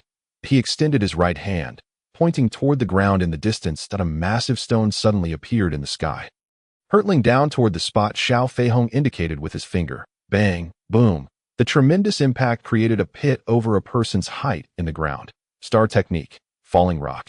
Description: summons a gigantic stone to smash down upon the enemy. Active skill. Note: big stone. Smashing people, exhilarating. It was indeed the falling rock star technique. Even Lu Lin could not help but feel envious. Earth system talents and their variants, such as the stone system and mountain system, typically followed a path of overwhelming force, embodying a warrior's approach of using sheer strength. Mage-like abilities were quite rare. However, once someone became an Earth system mage, they would be highly sought after in various exotic teams. Xiao Feihong's figure exited the realm of star power, having completed the skill's inscription. Upon encountering a genius of the stone element in the future, he could guide them in acquiring this skill. With this thought, Lu Lin felt an overwhelming anticipation within him. Once he graduates from the Iron Blood Academy, he could very well assemble a team to battle in foreign realms. At that time, every member of his team would be cultivated from the Awakener stage, allowing them to comprehend suitable star techniques. Not to mention the glory he would gain in foreign lands, the profits would undoubtedly be substantial. Yes, Lu Lin considered himself a mere individual, and he would engage in endeavors within his capabilities. However, the notion of saving the world like a hero was beyond him. If the sky were to fall, there would still be tall individuals to bear it. In the Human Federation, the 8 existing titled kings have transcended the 9th level of star martial prowess. They can independently establish cities and foreign battlefields, exerting dominance over the land. After Xiao Feihong comprehended the falling stone star technique, he further enhanced Lu Lin's star pulse refinement by 4 points. In just a single day, his progress surged from 7 to the current 48. At this rate, with just a few more individuals to guide in star techniques, Lu Lin could reach the pinnacle of 0-level mastery. Once he surpasses the stabilization period, he could advance to the 1st level of star martial prowess. At that point, who among the new students of the Iron Blood Academy could rival him? After indulging in such fantasies, Lu Lin withdrew from the conscious universe. Xiao Feihong wore an expression of immense gratitude. Yet Lu Lin had grown weary of hearing such flattering remarks. In just one day, his cultivation had seen remarkable advancement, yet in terms of titles, he was nearly on par with his teacher, Jiang Yueming. Throughout the military academy, he was addressed as Master Lu wherever he went, a title that even Lu Lin found somewhat overwhelming. All right, Xiao, focus on enhancing your refinement level, he advised. Your future is boundless. Bestowing his blessings upon Xiao Feihong, Lu Lin turned to leave, not even informing Liang, and made his way home alone. Xiao Feihong, unwilling to conceal his circumstances, promptly communicated with Liang after Lu Lin's departure, informing him of the situation. What? Liang's voice rose by an octave. You possess a stone element talent, and have comprehended the falling stone star technique. This cannot be overlooked. We must inform the principal immediately. Thus, while Zhu Jinyu was dining at home, he too received the news. The information swiftly reached Jiang Yueming and Secretary Ho. Chapter 43. Test Subject. Secretary Ho. The following day, June 6, Zhu Jinyu and Zhu Yiming drove separately, transporting Lu Lin, Jiang Yueming, and Chao Xiaoming to the city guard's residence to meet Song Qianjun. Simultaneously, several lesser-ranked high schools from Tongyuan had all their principals present, the principals of Weiying High School, Jinxing High School, Crown Star Martial High School, and several others had all arrived. Jiang Yi, the president of the Tongyuan branch of the Star Technique Guiders Association, was also there with several guides from the association. Upon seeing Jiang Yueming's group, Jiang Yi hurriedly approached to greet them. Master Jiang, it has been quite a while. Although sharing the same surname, Jiang Yi and Jiang Yueming were not related. They had merely met once at the association's headquarters. As the president of the Tongyuan branch, Jiang Yi was also a senior Star Technique Guider. Indeed, it has been a long time, young Jiang, Jiang Yueming replied. Has the city guard arrived? Master Jiang, the city guard has instructed us to wait for everyone to arrive before we proceed together. By the way, Jiang Ye's gaze shifted among Lu Lin, Zhu Yiming, and Chao Xiaoming, asking, which of you is the esteemed disciple Lu Lin? This young man here, Jiang Yueming said with a smile, pushing Lu Lin forward, his expression filled with delight that he had not anticipated that this disciple, whom he had only taken under his wing a few days prior, would already catch the attention of the city guard. The key was that Lu Lin's talent appeared rather ordinary in Jiang Yueming's eyes. It was Chao Xiaoming who was the true prodigy that Jiang Yueming had taken in despite potential criticism. In the future, Jiang Yueming believed that Chao Xiaoming's achievements would surpass those of Lu Lin. Truly a fine young man. Young brother Lu Lin, when will you have time to visit our Tongyuan branch for a chat and perhaps to take the exam for a Star Technique Guider's certification? Jiang Yi, unaware that Song Qianjun had summoned them to the city guard's residence for this very purpose, inquired. President Jiang, I am just starting out, so Lu Lin glanced at Jiang Yueming before saying, I will follow my teacher's guidance in all matters. Ha. Excellent. Master Jiang has indeed taken on a fine disciple. Master Jiang, once we finish our business here, shall we visit the branch together? Jiang Yueming nodded, feeling quite pleased with Lu Lin's understanding. Although he had Chao Xiaoming as a prodigy, Lu Lin also possessed some talent and would not be sidelined at that moment. Lu Lin showed respect in front of outsiders, prompting Jiang Yueming to resolve to impart all his true teachings to Lu Lin. Amidst their banter, a staff member from the city guard's residence approached. Good morning, everyone. The city guard requests that you all proceed directly to the training room. Please follow me. They were led to the training room of the city guard's residence, where they finally met Song Qianjun, the city guard. Standing at 9 feet tall, with muscles bulging and a fair complexion devoid of a beard, he exuded an imposing aura even without uttering a word. Gentlemen, he began, before we commence discussions, I would like to conduct a brief test for Lu Lin. Coincidentally, we have a staff member who has just broken through, so I would like to invite Lu Lin to demonstrate his Star Technique guiding abilities. If successful, I hope President Jiang can affirm Lu Lin's capabilities. Of course, City Guard, you need not worry, Jiang Yi replied, naturally assenting. Regardless, the Star Technique Guider Association was established under the Federation, and it had to adhere to its governance. Song Qianjun nodded, his gaze fixed on Lu Lin amidst the crowd, as if he had long been aware of Lu Lin's appearance. However, he continued, if Lu Lin fails to complete this small test, I expect Master Jiang Yueming to impose stricter discipline on his disciple. Jiang Yueming then understood why the city guard had summoned him. It was indeed to issue a warning. Nonetheless, Song Qianjun's statement was not without merit. The Federation's laws stipulated that individuals without a Star Technique Guider's certification were prohibited from conducting guiding work independently. While it might be acceptable among familiar friends, charging for guidance could certainly lead to disputes, as no one could guarantee a 100% success rate in guiding others. Previous incidents within the Federation had seen numerous brawls erupt due to failed Star Technique guidance. Very well, Jiang Yueming conceded, turning to shoot a stern glare at Lu Lin. This disciple, skilled and somewhat talented, was audacious enough to directly assist others in guiding star techniques after only a few days of study. Should any issues arise, the Youth Military Academy or even the Tongyuan City Guard could report him to the Federation, and Jiang Yueming along with the Star Technique Guider Association would be left without a defense. Lu Lin, however, felt no apprehension that he now possessed sufficient confidence to achieve a 100 success rate in guiding star techniques. Observing Lu Lin's resolute expression, Song Qianjun silently commended him. Without further ado, he instructed Lu Lin to enter the training room and prepare for guidance.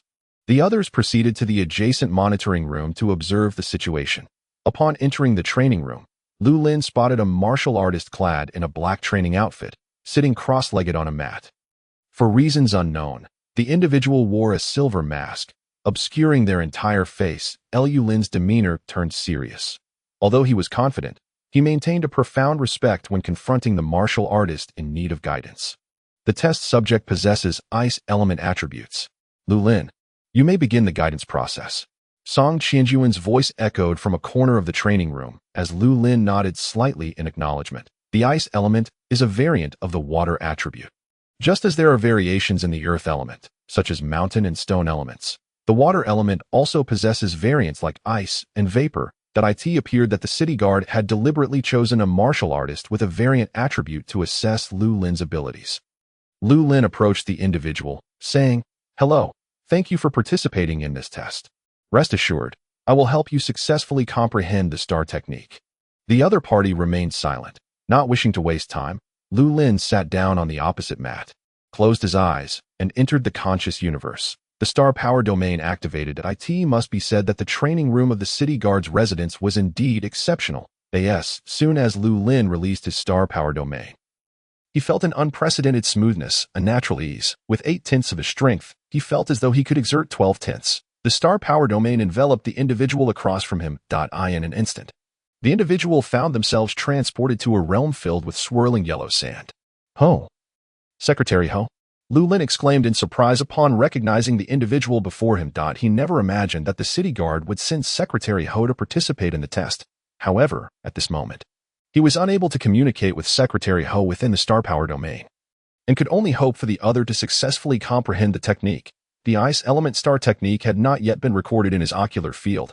Secretary Ho, aware that his identity would be revealed upon entering the domain, remained unfazed. With a curious gaze, he observed Lu Lin's star power domain, smirking at its roughness. How could Lu Lin possibly assist so many military academy students in guiding star techniques? As he wandered around, Secretary Ho felt no urgency. He had only just reached the pinnacle of a third-level Star Corps warrior half a month prior, and his star pulse, having undergone 3 refinements, had transformed into a vibrant yellow hue.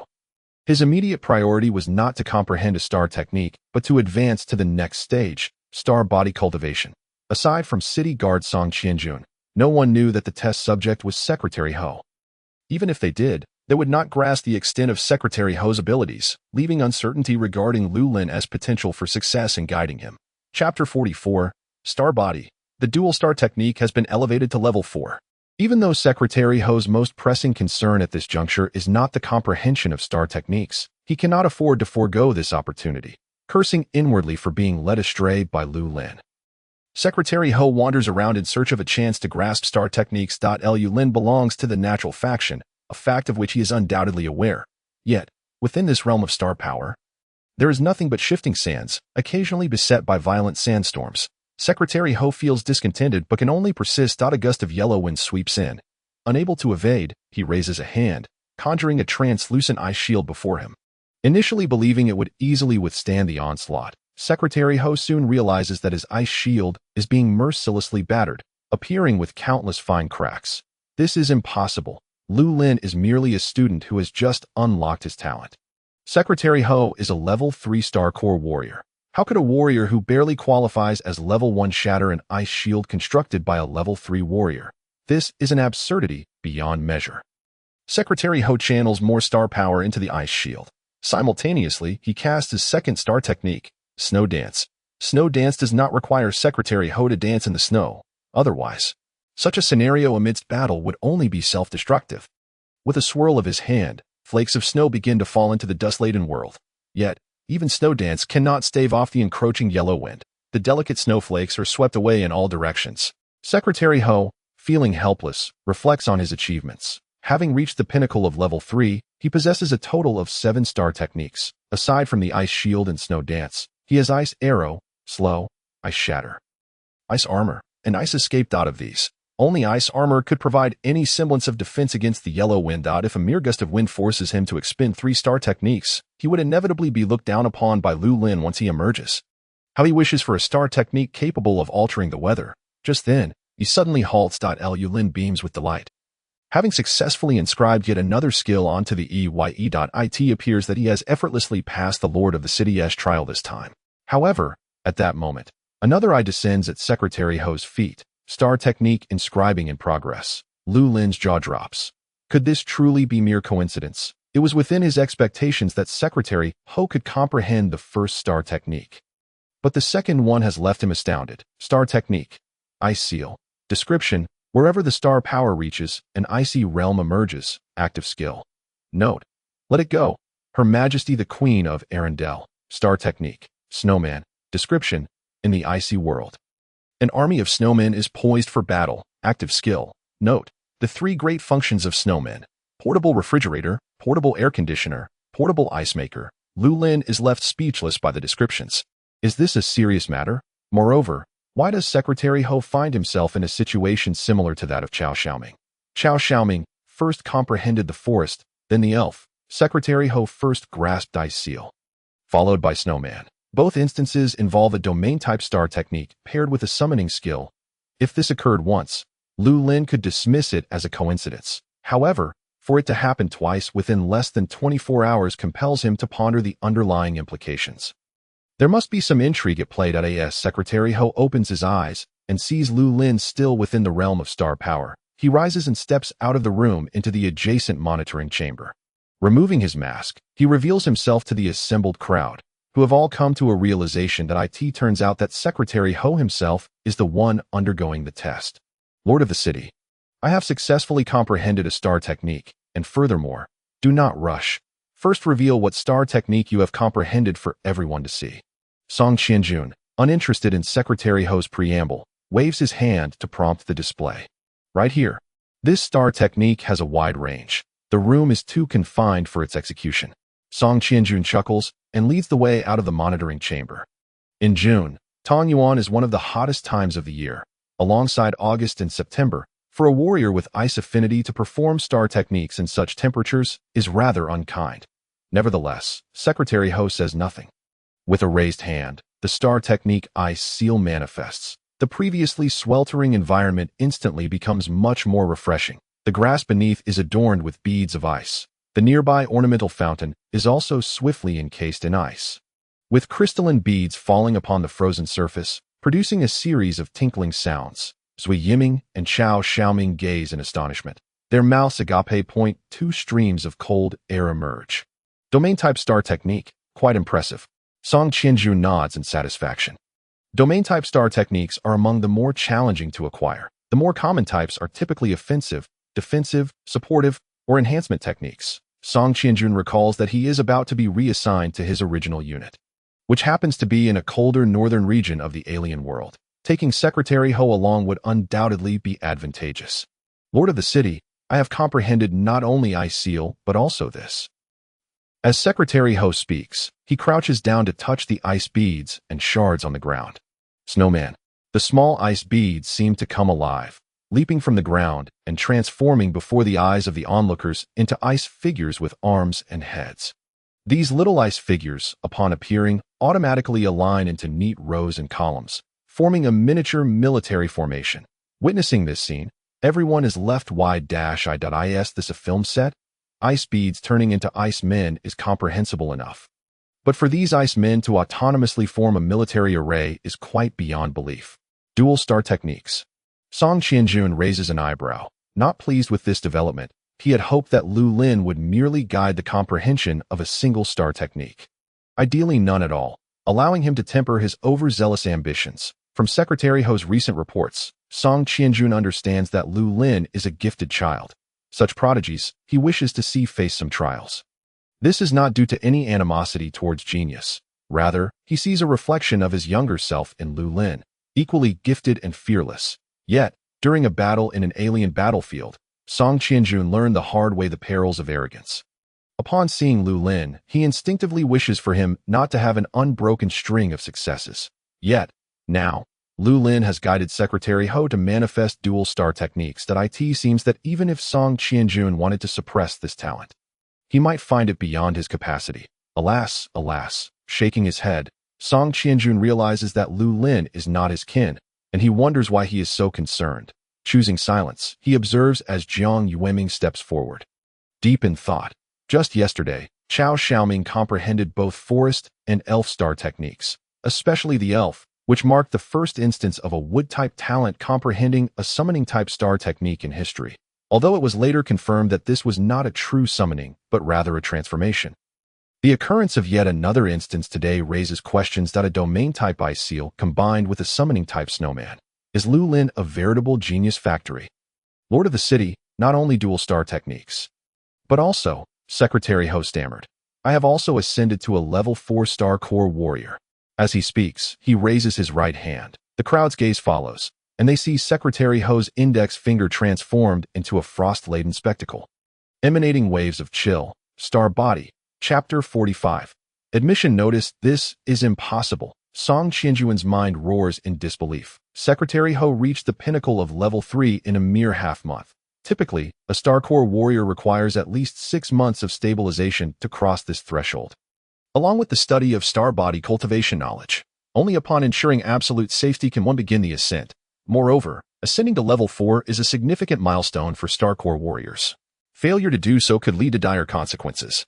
To think that Secretary Ho merely completed a test aimed at Lu Lin under his suggestion and achieved this elevation is far too fantastical to comprehend.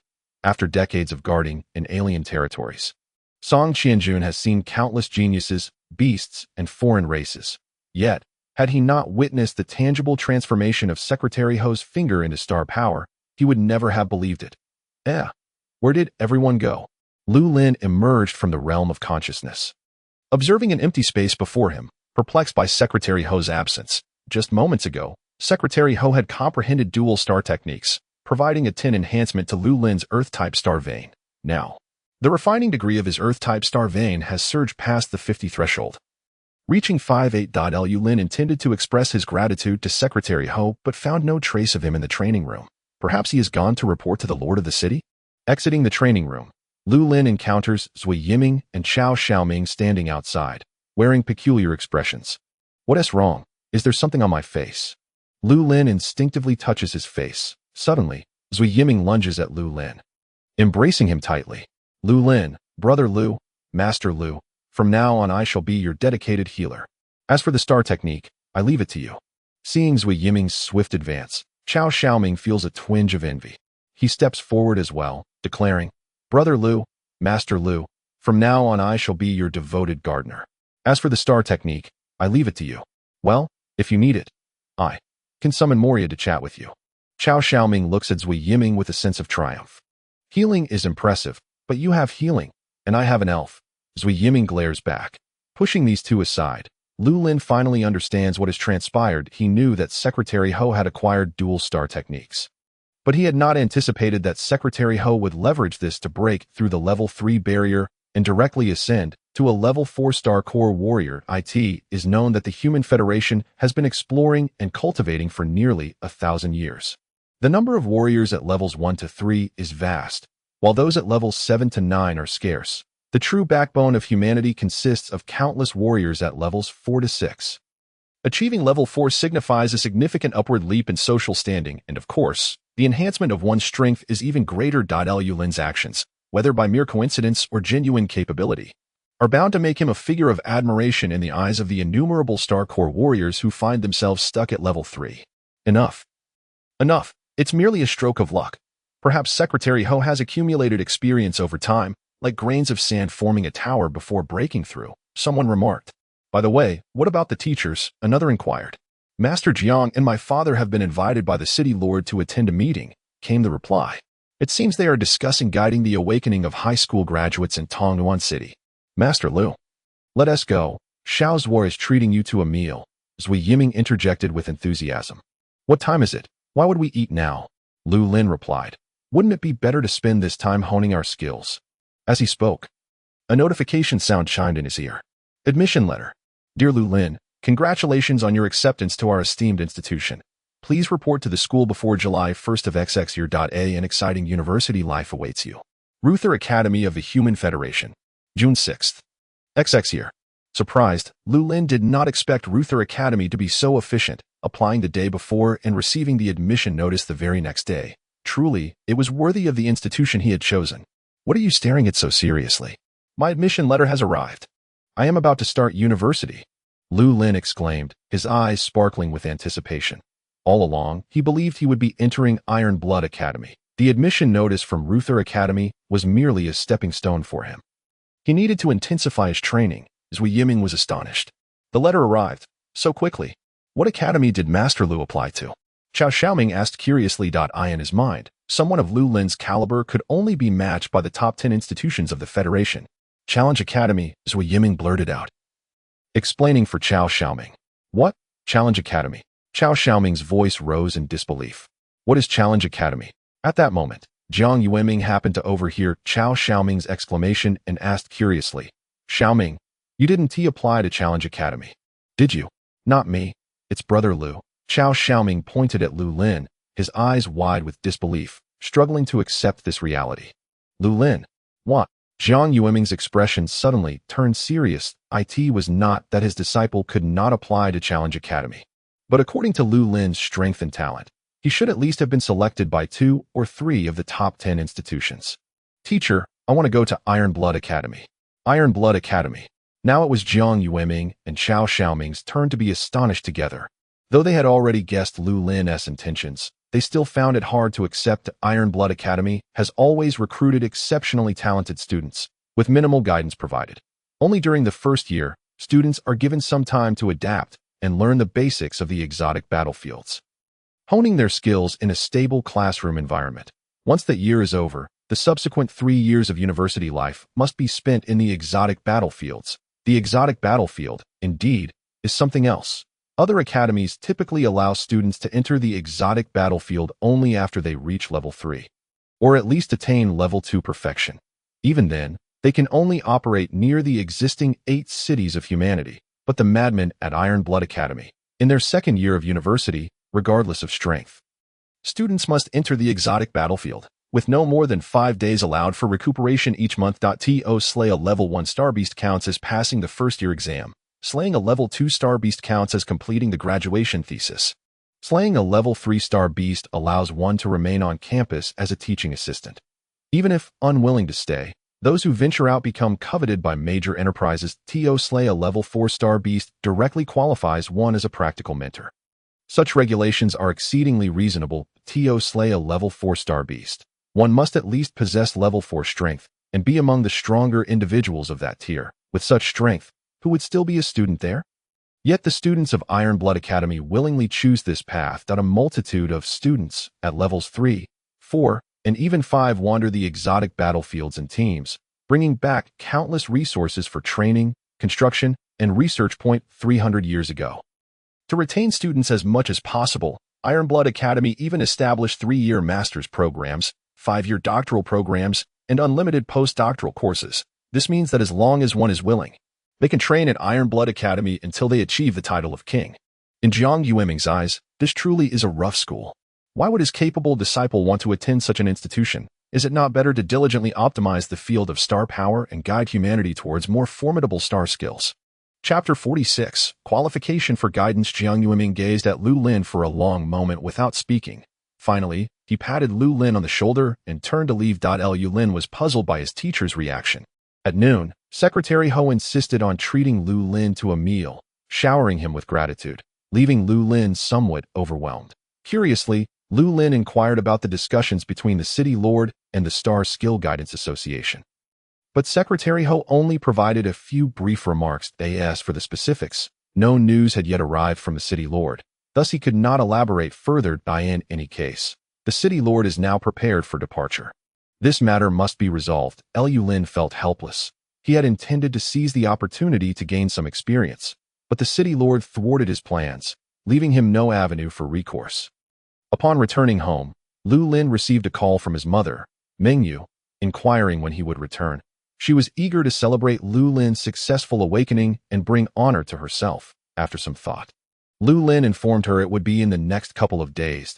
He contemplated mentioning their visit to Blue Star, but ultimately refrained. Secretary Ho had mentioned at noon that he would expedite the necessary procedures for household registration transfers.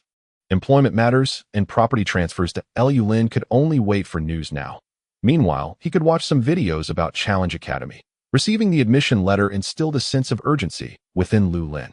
Although his refining level had reached 58, he still felt it was insufficient to secure his chance for entry into Iron Blood Academy. It would be prudent to elevate his strength to level 1 at that point. Lu Lin would be able to comprehend several star skills and have greater maneuverability in battles. As Lu Lin watched the videos, he mentally mapped out his efforts for the time ahead. Before he realized it, the clock struck 5 in the afternoon. After consuming a nutrient meal delivered by the electromagnetic robot, Lu Lin inexplicably felt that today's meal tasted somewhat different. Perhaps it was because he would soon be consuming only organic foods, resulting in a sense of loss with each nutrient meal he consumed. You have a new communication request. Would you like to connect? Yes. Upon connecting, Jiang Yueming's figure appeared before him. Lu Lin, today the City Lord finalized discussions with the Star Skill Guidance Association. The association will henceforth be responsible for guiding the star skills of high school graduates in Tongyuan City.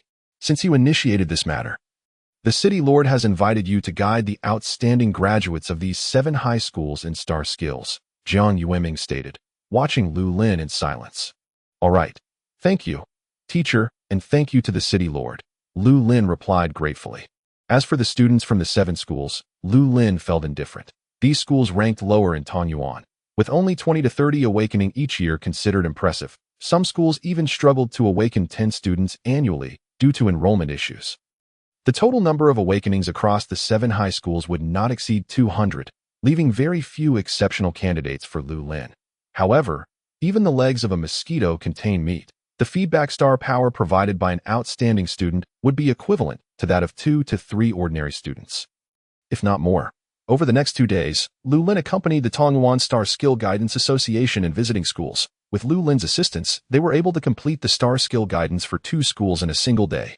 By the 3rd day, June 9, Lu Lin had finished guiding the last student, letting out a sigh of relief. It had not been easy. The refining of star veins grew increasingly challenging. In those 3 days, he guided no fewer than 80 individuals, including many who could comprehend dual star skills. With initial refining levels above 0.90, however, the incremental increase in refining levels plummeted sharply. In the end, a genius who comprehended dual star skills could barely contribute less than 1.5 to his refining level. This pace, while slightly faster than his precision refining method, was still not significantly so. Fortunately, his refining level had now reached 98.4, with just a final push needed to achieve perfection. Master Xiao Lu, we finally completed it. This time, we owe it all to your help. We couldn't have finished in such a short time without you, Wang Kong, the only star skill guide of similar age to Lu Lin, remarked. The other 2 guides responsible for high school graduate guidance were considerably older and typically found it difficult to connect with Lu Lin. Let us go to the cafeteria together for lunch, he suggested. Sure. No problem. Lu Lin rose and said, just now, President Jiang sent me a message saying that my guide qualification certificate has arrived. Let us head out together. The Tongyuan Star Skill Guide Association is located in a 2-story building in the northern part of the city, surrounded by numerous supermarkets, clothing stores, and restaurants. Contrary to Lu Lin's expectations, the profession of a star skill guide does not seem to be as lofty as he had imagined. This was his first visit to the branch's headquarters, where Jiang Yi's office is situated on the 2nd floor. Lu Lin knocked on the door and entered. Xiao Lu, you've arrived. Please take a seat. I'll brew you a cup of tea, Jiang Yi said warmly, rising from his chair to prepare tea for Lu Lin. Over the past few days, he had frequently received reports from the 3 members of the guiding team. Lu Lin's success rate as a star skill guide had always been 100%. Another dual star skill awakener had emerged during Lu Lin's guidance, and he had assisted a teacher at school, helping them to break through to the 2nd level of Star Warrior. The conversation revolved around Lu Lin, and Jiang Yi had become accustomed to recognizing Lu Lin's strength. President Jiang, there's no need to be so courteous. You mentioned my qualification certificate has arrived. Thank you for your efforts on my behalf. Upon hearing this, Jiang Yi paused his actions, chuckling softly. Lu Lin, you know that in order to obtain a guiding qualification certificate, One must not only meet various technical requirements but also successfully complete at least one guiding session at the local branch. Furthermore, a moral assessment lasting 6 to 10 months and a satisfactory success rate in guiding are prerequisites for being awarded the Federal Guide Qualification Certificate. This time, it was also thanks to your teacher's connections with several influential figures that it was expedited. With that, Jiangyi retrieved a redwood storage box from his drawer, opened the lid, and handed Lu Lin a badge and a certificate. Wear the badge properly and carefully verify the information on your qualification certificate. Lu Lin accepted the badge and pinned it to his chest. The badge felt substantial, adorned with a swiftly moving star emblem and a glowing arm beneath it, symbolizing the responsibilities of a guide to assist Star Corps warriors in comprehending star skills. The qualification certificate was rather conventional in design, merely stating, Star Skill Guide Qualification Certificate, Official, Federal Citizen Lu Lin, Citizen Number, having undergone assessment by the Federal Star Skill Guide Association, is hereby granted the qualification of Star Skill Guide. Permitted to conduct guiding work within the Federation. Federal Star Skill Guide Association. Date. The certificate also featured anti-counterfeiting measures and some simple embellishments. It was no easy feat after so much effort. Lu Lin had finally obtained his qualification certificate, allowing him to earn a living through guiding star skills. His parents should be able to breathe a little easier now. Chapter 47. Reselling Secondhand Goods. Departing for Saturn during lunch at the Guide Association's cafeteria. Lu Lin received a transfer of 3,000 yuan from the association's finance department. This was a subsidy for guiding star skills at 7 high schools over 3 days, amounting to 1,000 per day, which he considered quite decent. Upon returning home, Lu Lin checked his current account balance. 207,900.45 yuan. 100,000 was a reward from the Tongyuan Police Department after completing a robbery task. Another 100,000 was a Genius Award fund concocted by the principal of Jinjian High School, and 3,000 was the recently issued subsidy from the Star Skill Guide Association, with the remaining 4,000 being his savings accumulated over the years. After living on Blue Star for 6 years, Lu Lin had saved up 4,900 yuan, leaving him at a loss for words. Now, with 200,000 yuan in hand, Lu Lin faced 2 choices to spend this money. The first option was to purchase a ticket back to Saturn. In the age of star skills, travel between the planets of the solar system had become significantly more convenient. But this was only true for the wealthy, as interstellar flight costs easily ranged from 200,000 to 300,000 yuan, or even over $1 million, far beyond the reach of ordinary citizens. This was precisely why. In 6 years on Blue Star, Lu Lin had only returned to Saturn once after graduating from junior high. The second option was to repay a portion of the student loan taken out for his education on Blue Star. 6 years ago, to enable Lu Lin to study on Blue Star, his parents had not only spent their life savings of 300,000 yuan, but also borrowed an additional $1 million over these 6 years. Lu Lin's family had lived frugally, solely to repay the monthly loan installments. If Lu Lin were to use 200,000 yuan to pay off part of the debt, it would alleviate some pressure from his parents. After careful consideration, Lu Lin decided to purchase a discounted ticket to return to Saturn first. 3 years prior, while processing the second phase of his student loan at the Deep Space Bank. He had fortuitously won a return ticket to Saturn in a lucky draw. Now, he doubted he would have such good fortune again. After browsing the Wanderer Airlines official website for quite some time, Lu Lin finally managed to snag a ticket that, after discounts, cost only 160,000 yuan. It lacked a window, a bed, and a star power-assisted cultivation array, featuring only a soft seat and a buffet for 3 days and 2 nights. He quickly placed the order. Lu Lin anxiously watched the interface until the words "Purchase Successful" appeared, allowing him to breathe a sigh of relief. Such discounted tickets were rarely available, especially now during the graduation season for high schools and colleges on Blue Star. Finding such a deal made Lu Lin feel quite lucky at the same time.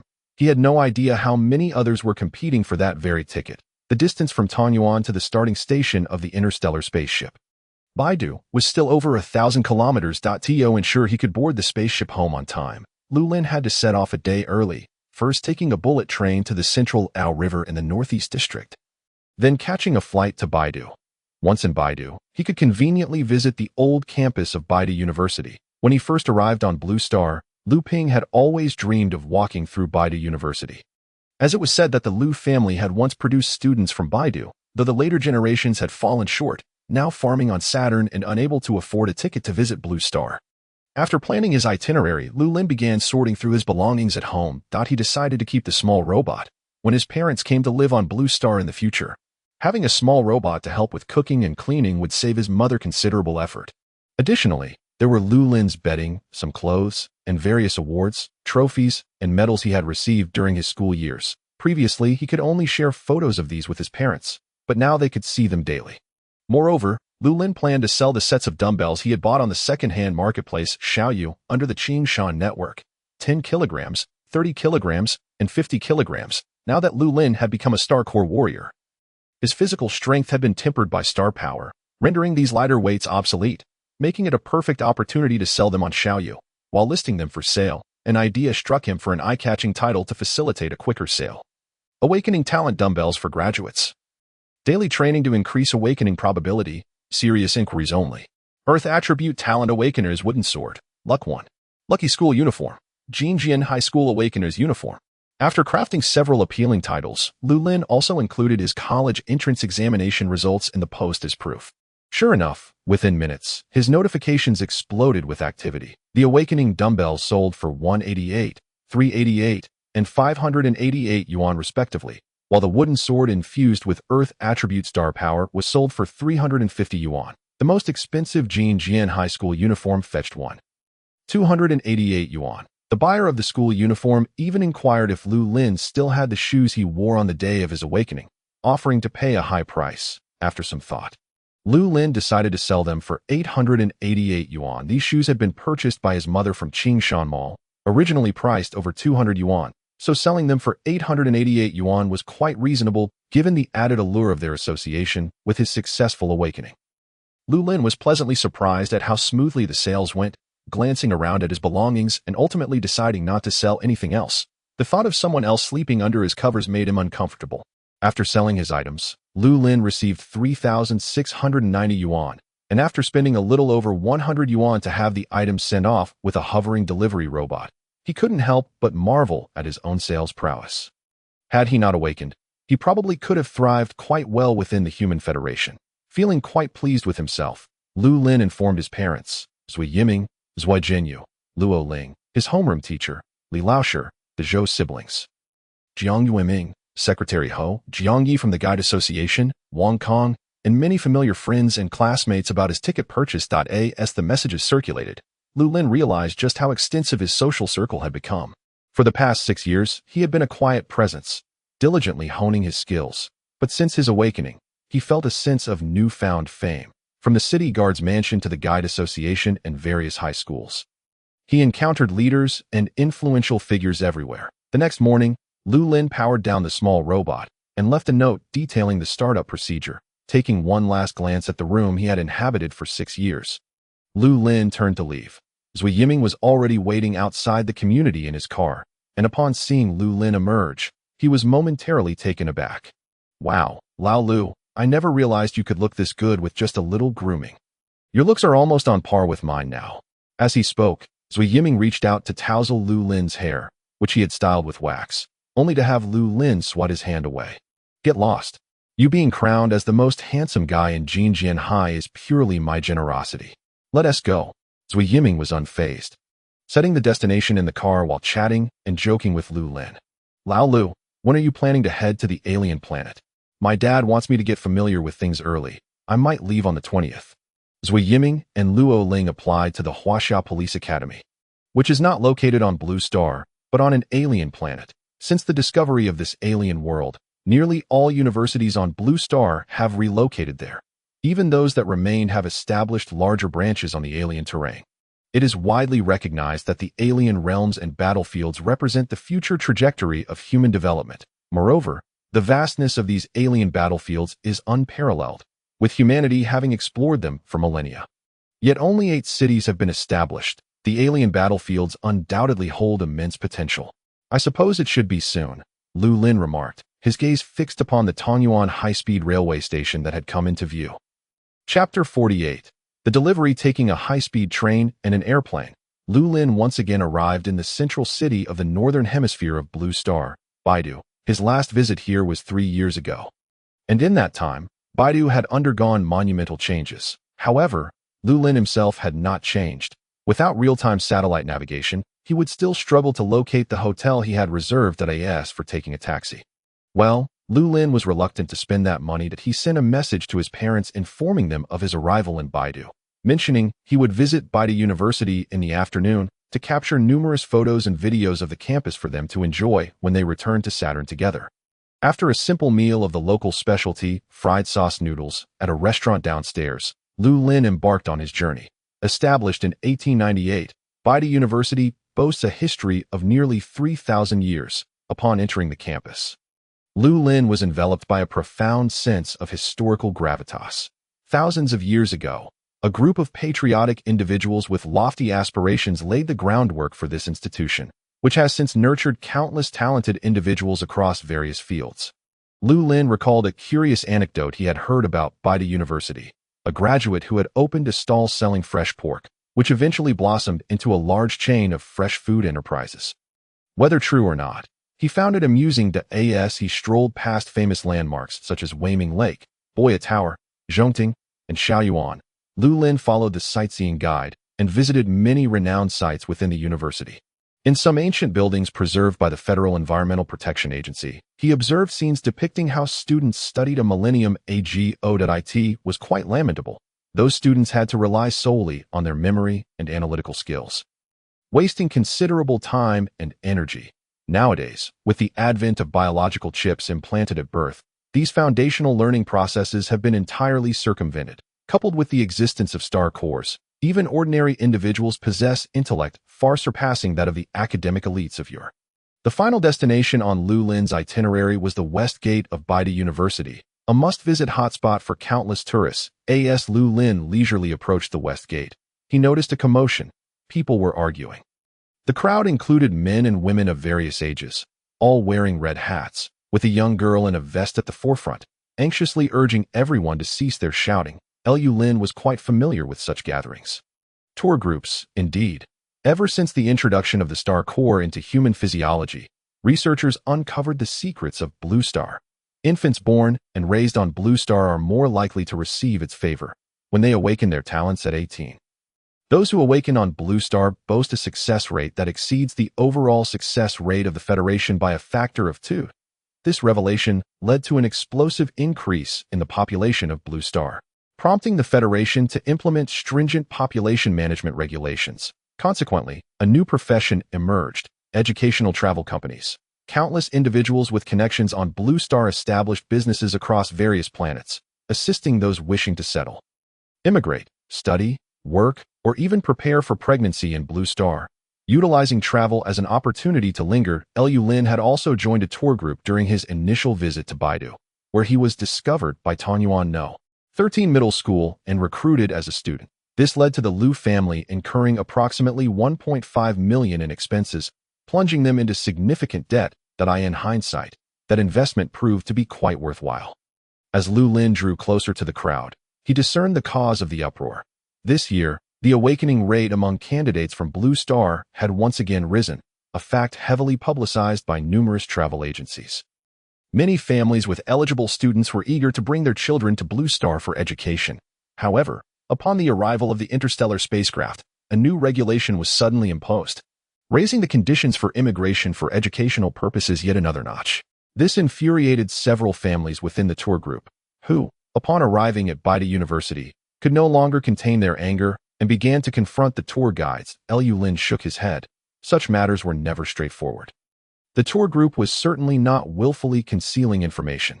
Yet, those families who had sacrificed everything for the sake of immigration were equally justified in their frustrations. Such situations defy reason.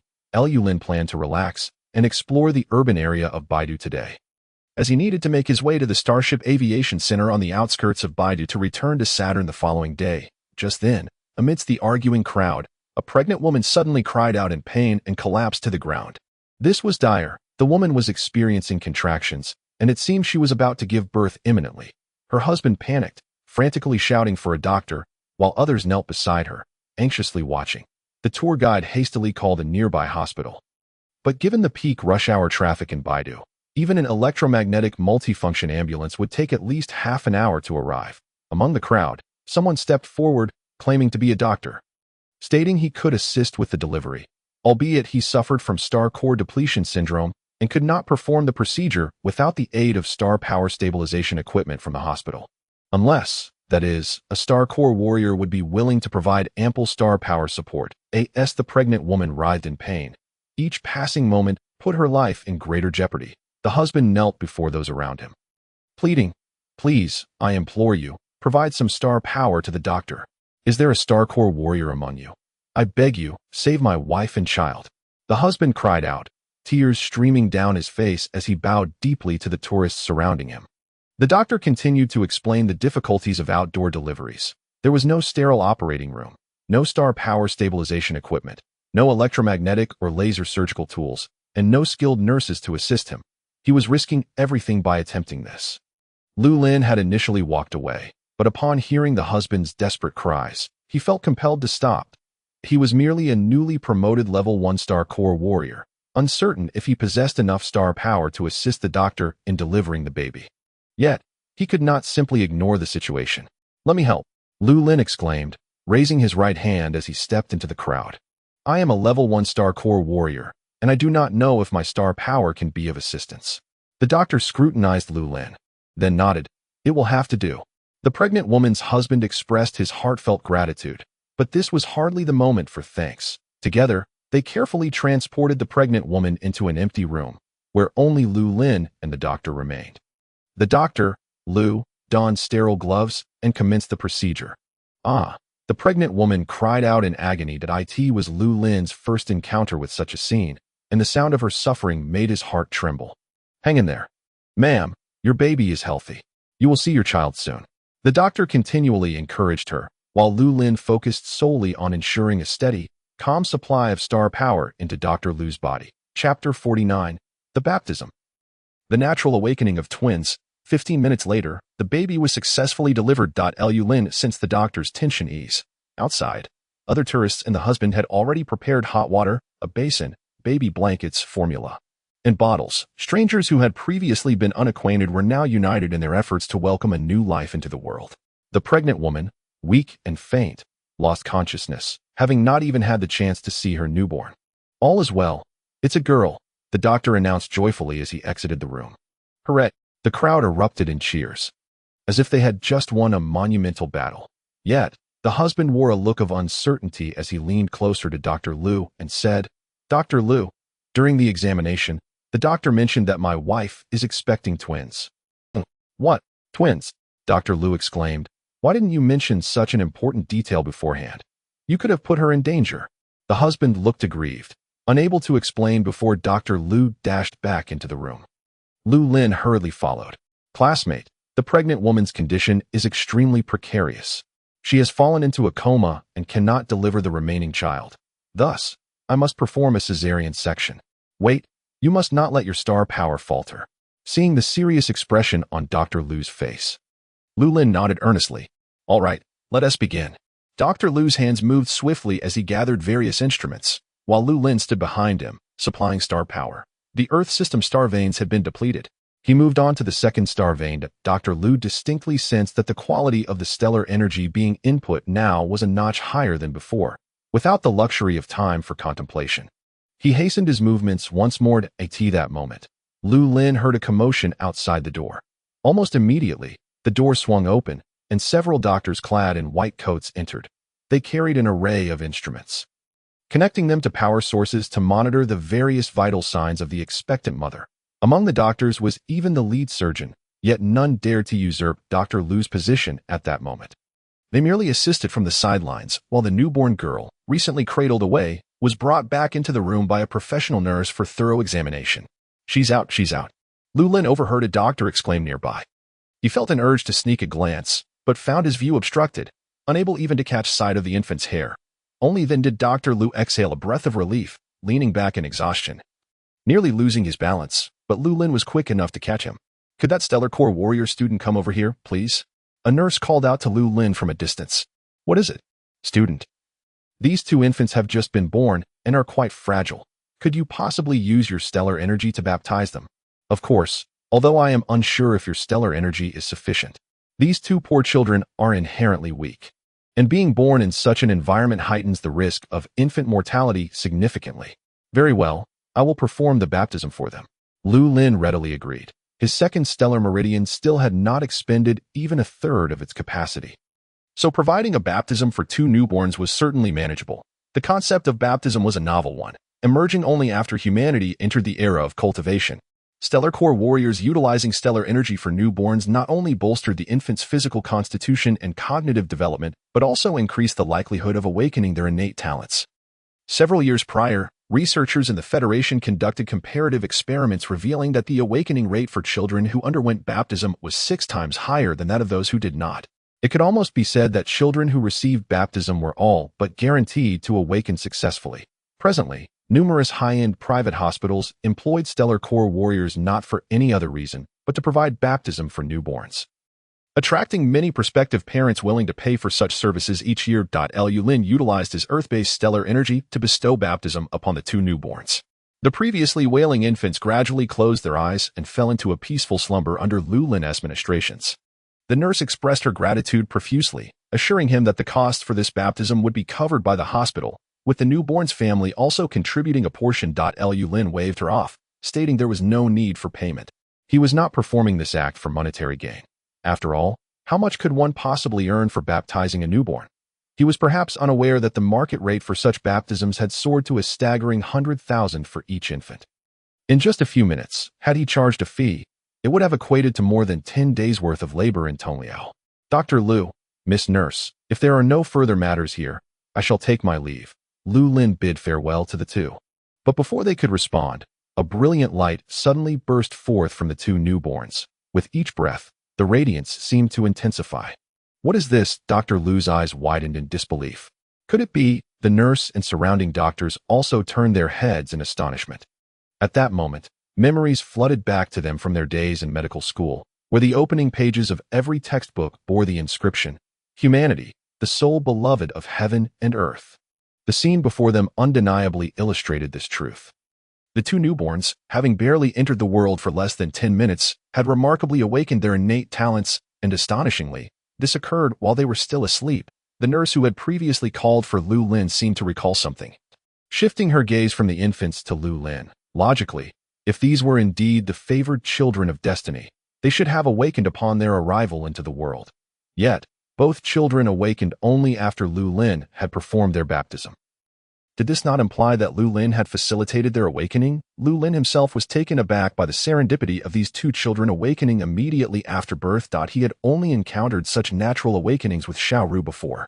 Could it be that humanity's enhanced physical constitution had once again increased the probability of natural awakenings? If this were indeed the case, then Xiaoru would no longer need to painstakingly conceal her talents. As for the two infants before him, there were simply too many witnesses present. Their awakening could not be hidden no matter how one tried. It seemed that his involvement here had come to an end. Lu Lin seized the opportunity while everyone's attention was riveted on the newborns to discreetly exit the room.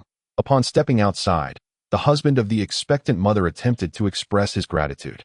But Lu Lin's remark left him feeling as if he were in a daze, lost in another world. Your son and daughter have already awakened their talents. As the crowd gasped in astonishment and gathered around the gentleman, Lu Lin hurriedly snapped a few photographs of the west gate of Baida University before departing. Throughout his journey, he felt an immense sense of joy, humming a tune by Jay Cho, the lyrics lost to him, yet not diminishing his current elation. To give is to receive a lingering fragrance. Whether it was in previously rescuing someone, guiding others to comprehend stellar techniques, or now extending a helping hand in a moment of crisis, Lu Lin understood that he was no selfless savior. Yet, the sensation of being able to assist others was truly intoxicating. As he walked, Lu Lin suddenly paused, a mixture of bewilderment and amusement playing across his face. His Earth-based stellar meridian had reached perfection. Chapter 50. Arrival at Saturn. He had not anticipated that aiding others would yield such rewards. Reflecting on his experiences from that afternoon, he wondered if performing the baptism for the two newborns had indeed provided him with stellar energy feedback. Lu Lin searched online but found no relevant information. The final 1.6 of his stellar meridian's refinement had been achieved quite bewilderingly. Sleep, sleep. What else could one do at this late hour? Especially without a girlfriend. Lu Lin fell asleep. Little did he know.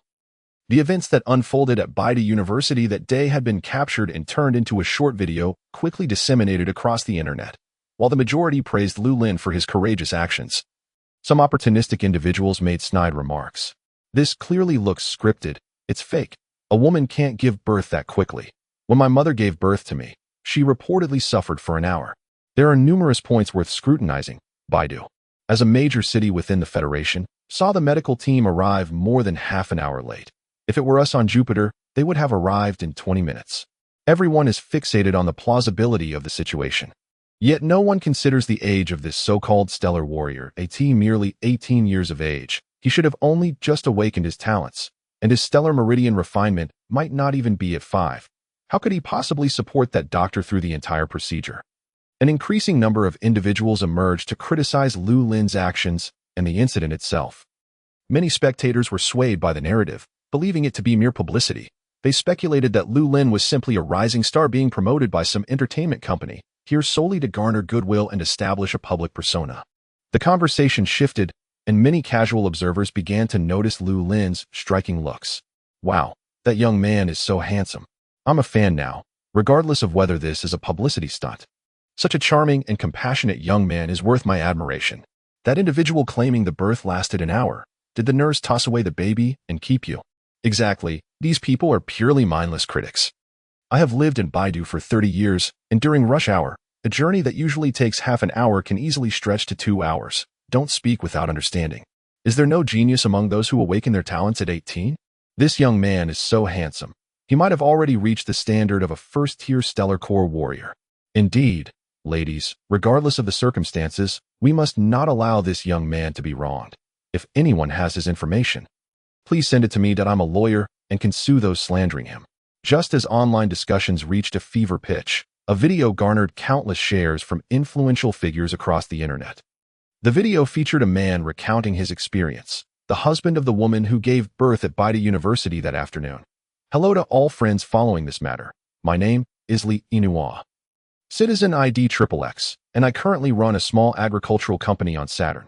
While our business is modest, it can be verified by anyone with the intent to do so. This afternoon, while my wife and I were visiting the old district of Baidu University, her water broke unexpectedly near the West Gate, and the situation was urgent. Thankfully, there was Dr. Lu from Mars Century Maternity Hospital and a young man who assisted my wife in childbirth. Currently, my wife and our son and daughter are all in good health, receiving treatment and observation at the second affiliated hospital of Baidu University, along with postpartum recovery. As for the comments circulating online suggesting this was an event marketing stunt or that a script was fabricated for the debut of some entertainment newcomer, these are unfounded speculations and should not be further disseminated. This time, we only know that the young man in the video has the surname Lu. We have no information regarding his full name, school, or workplace. We hope that anyone who recognizes him can contact us privately, as my family and I are incredibly grateful to him. Lastly, I have wonderful news to share. After receiving baptism from that student Lu, my son and daughter have both awakened their talents. We are thankful. There are still many good people within the Federation. In gratitude for Lu's assistance, I, Lu Lin, despite my humble means, am willing to donate 100,000 yuan to the Blue Star Women and Children Health Foundation. Additionally, I shall distribute a small red envelope to my company's employees. Once again, I express my heartfelt thanks. Upon concluding her statement, Lu Lin promptly transferred 100,000 yuan to the foundation via video, while also sending a substantial red envelope in her company group chat, witnessed by countless netizens. As the video concluded, the previously tumultuous online discourse shifted dramatically to praise Lu Lin. While many actively sought information regarding Lu Lin in this era of advanced technology, it is virtually impossible for an individual to completely conceal their identity. Soon, passengers who had traveled on the same flight and train as Lu Lin provided relevant details. Ultimately, netizens uncovered Lu Lin's background. A recent graduate from Tanyuan Jinjian High School, he had awakened his Earth-based talent and became a disciple of Master Jiang Yueming. Just days prior, he had assisted some students at Tanyuan who struggled to grasp the nuances of star skills. In a mere 10 days, Lu Lin transformed from an ordinary individual to a stellar core warrior, and then to a star skill guide. There were even reports from netizens affiliated with the Blue Star Skill Guide Association. claiming that Lu Lin is now an official star skill guide, having guided over 100 students in star skills, including several dual star skills that in an instant. Lu Lin's name became a sensation. Even the Blue Star governor, located in Baidu, lauded Lu Lin's actions through social media, urging Blue Star students to emulate him. The governor was aware that Lu Lin's feats extended beyond this on the day of his awakening. He assisted in rescuing hostages from the Black Shark Society. Such a prodigious youth, regardless of his association with Master Zhang Yueming, deserves to be promoted vigorously to inspire the public spirit. Overnight, the phrase "learning from Lu Lin" became a trending topic in Blue Star. Furthermore, numerous fans enamored with Lu Lin's charm spontaneously formed support groups. However, such phenomena are fleeting. Lu Lin does not intend to pursue a career in the entertainment industry, and thus, this fame and these fans will soon dissipate like smoke. The following day, Lu Lin awoke and strolled near the hotel, purchasing a renowned Baidu roast duck to bring back to his parents before returning to the hotel to pack his belongings for the Interstellar Aviation Center on the outskirts of Baidu. 3 days later, after the starship passed by the Moon, Mars, and Jupiter, it finally arrived at Saturn, Lu Lin's true homeland. Good morning, dear passengers. The starship has now reached Saturn. Passengers disembarking at Saturn, please gather your personal belongings and shut down your life pods in preparation for landing. The announcement echoed in both Chinese and English, prompting Lu Lin to exit his meditative state, deactivate his life pod, and gather his luggage as he approached the disembarkation door. Through the high-strength ultra-fiber glass of the door, Lu Lin beheld the approaching surface of Saturn, where buildings and aircraft gradually came into clearer view. With a resonant sound filtered through the vessel, the starship finally landed safely. Saturn, I have returned. Chapter 51. The Elephant. Hey, young man, need accommodation? 80 for the night. 10 yuan for a full meal. 15 for a good one. What do you want to eat? How about a 3,000-year-old phone? Guaranteed genuine. Comes with a charger. Where are you headed? Handsome. We're still short one person for Wendu. Get on the bus. Get on the bus. Last 3 seats. Hurry up to the sinkhole. As soon as he stepped out of the Saturn Starship Aviation Center, a flurry of vendors approached him, calling out and inquiring. Lu Lin felt as though he had returned to 6 years ago, when he first arrived at Blue Star. After all these years, the vibrant hustle and bustle of this human world remained unchanged, rejecting a plump woman and waving off a sunglasses-clad uncle in a gas-powered vehicle. Lu Lin finally managed to squeeze through the crowd. Lu Lin, Lu Lin. At that moment, several booming voices drew his attention. Following the sound, he spotted a towering bald man, resembling a titan, waving his arms from a distance. A smile graced Lu Lin's face. Elephant, you rascal, it's been ages. Lu Lin embraced Elephant tightly, resembling a child enveloped in an adult's arms. Ha ha ha, if it weren't for your return, I wouldn't have come to Shuangming City. It's too chaotic here. Lu Lin, it has been years since we last met, and you've become even more handsome. Come on, let's get in my car and head home. Elephant chuckled, effortlessly lifting Lu Lin's backpack onto his shoulder.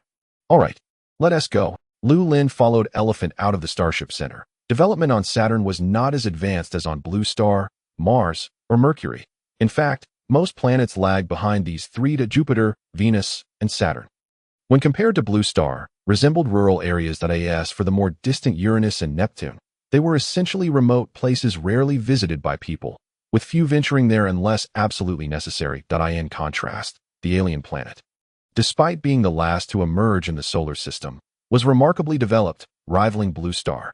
Elephant drove a vintage gas-powered hover car, equipped with solar panels for additional power. This vehicle was a gift from Elephant's parents when he graduated middle school 3 years ago.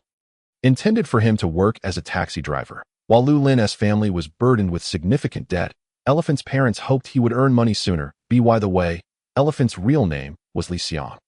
Due to his frail health as a child, his parents wished for him to grow strong like an elephant, hence the name. Little did they know, after entering middle school, Elephant's physique transformed rapidly, inflating like a balloon into a genuine elephant. Lu Lin, I heard you awakened your powers. What attribute do you possess? Have you comprehended any star skills yet? Once in the car, Elephant inquired with curiosity, thanks to his mother. Mengyu.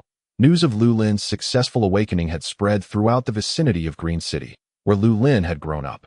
Earth attribute, and I've comprehended 2 star skills. Really? I always knew you were the best among us in the courtyard. Even back when you were in elementary school. You know, Wang Wan, Ma Xiaoyan, and Li Tingting from our class still remember you. Just the other day, we were chatting in the class group about you and Zheng Yulong. You both went to Blue Star to study. I wonder if he has awakened successfully. Zheng Yulong. Yes, him, the one with the big mouth. Any good news he has, he can't wait to share with all of Green City. That shouldn't be the case. If Zheng Yulong had awakened, wouldn't everyone in Beiqiu know? I reckon he hasn't awakened his talent. Right? It's his family. I can't believe you still remember his overbearing mother, but they moved away long ago. About the time you went to Blue Star. I think that I don't know why, but they quietly resigned from their jobs and vanished. We haven't heard from Zheng Yulong in years. Let us not dwell on them. Let us check our elementary school group. Elephant's mischievous grin made Lu Lin realize something noteworthy had occurred. Congratulations to Brother Lu for returning from Blue Star with awakened powers. You are the pride of Saturn's citizens. Brother Lu, I want to have a monkey with you. Tonight at home in 303, you know the place. Lu Lin, what talent did you awaken?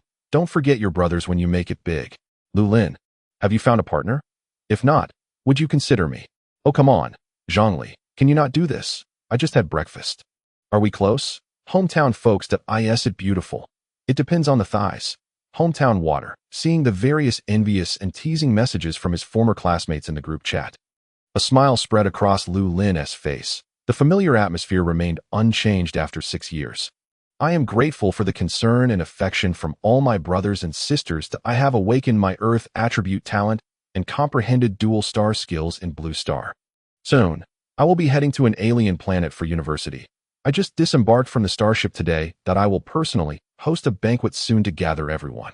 Lu Lin took charge, and before he had fully immersed himself in this atmosphere, he hadn't realized it. Now, witnessing his classmates chatting in the group, Lu Lin finally understood the true meaning of the saying, to be wealthy without returning home is like wearing fine clothes in the night. If you become successful but don't return to your hometown to show off with friends, what is the point of living?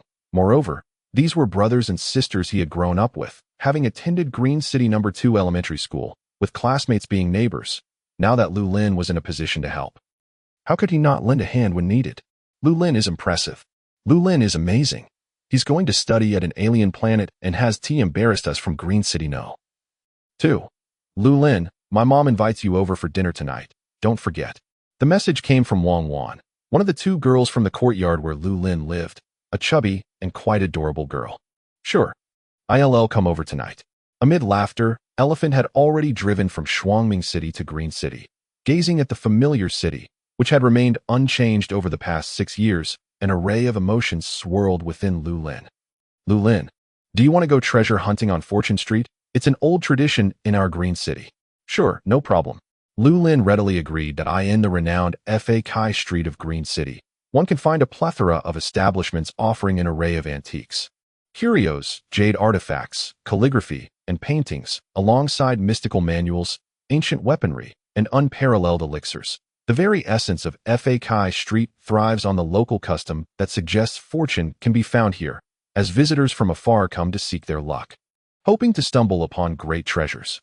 Over the years, Lu Lin has only heard tales of individuals who, with a mere few dozen coins, acquired items that they later sold for hundreds of thousands or even millions.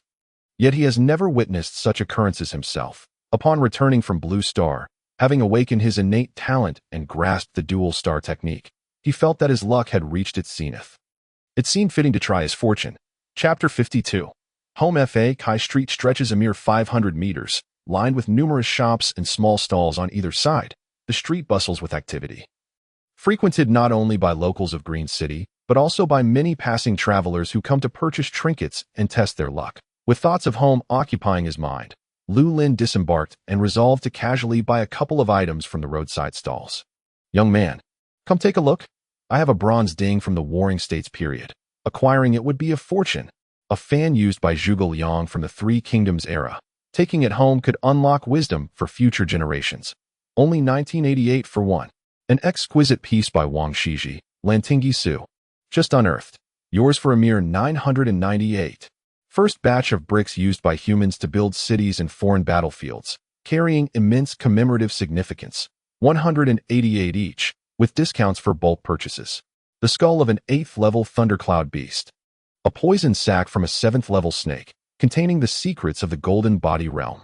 the battle blade of the formidable warrior Wei Qi Feng, known for slaying beasts and foes with ease, currently priced at only 59,800. As Lu Lin strolled down Fa Kai Street, numerous vendors enthusiastically promoted their treasures. His lips curled in bemusement at their offerings, from the Warring States bronze ding to the Han Dynasty square sword. The stalls brimmed with artifacts. If one were unaware that this was Fa Kai Street, they might mistake it for a grand federal museum. Yet, in Lu Lin's perception, these items were no more than 2 to 3 years old, lacking the historical weight of even his middle school diploma. However, a thought flickered in his mind. Since his perception star technique could discern the age of these objects, might he truly be capable of unearthing hidden treasures? With time still on his side, Lu Lin messaged his parents to inform them of his shopping venture and proceeded, with the elephant, to scrutinize each stall diligently. His balance, however, was insufficient to enter the shops on either side, where prices began at a staggering 100,000. Even if he were to discover a genuine treasure, he could not afford it, having reached the end of Fa Kai Street without purchasing a single item. The elephant grew anxious. Lu Lin, why not buy something small? There can't be anything genuine here. No, there are indeed authentic items here, Lu Lin replied, shaking his head. Having employed his perception star technique, he sensed 3 particularly remarkable objects: a broken sword, a wooden comb, and a book. Each of these items bore an ancient essence and contained some unknown qualities.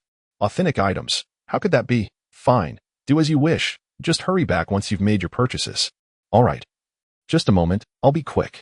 Lu Lin approached a stall selling ancient women's accessories, where a variety of rouge boxes, powder pouches, combs, bronze mirrors, rings, necklaces, and decorative walnuts were displayed in abundance. How much for this comb? 500. And this pendant? 800. What about this comb? 150. All right. I'll take all 3. Could you offer a discount?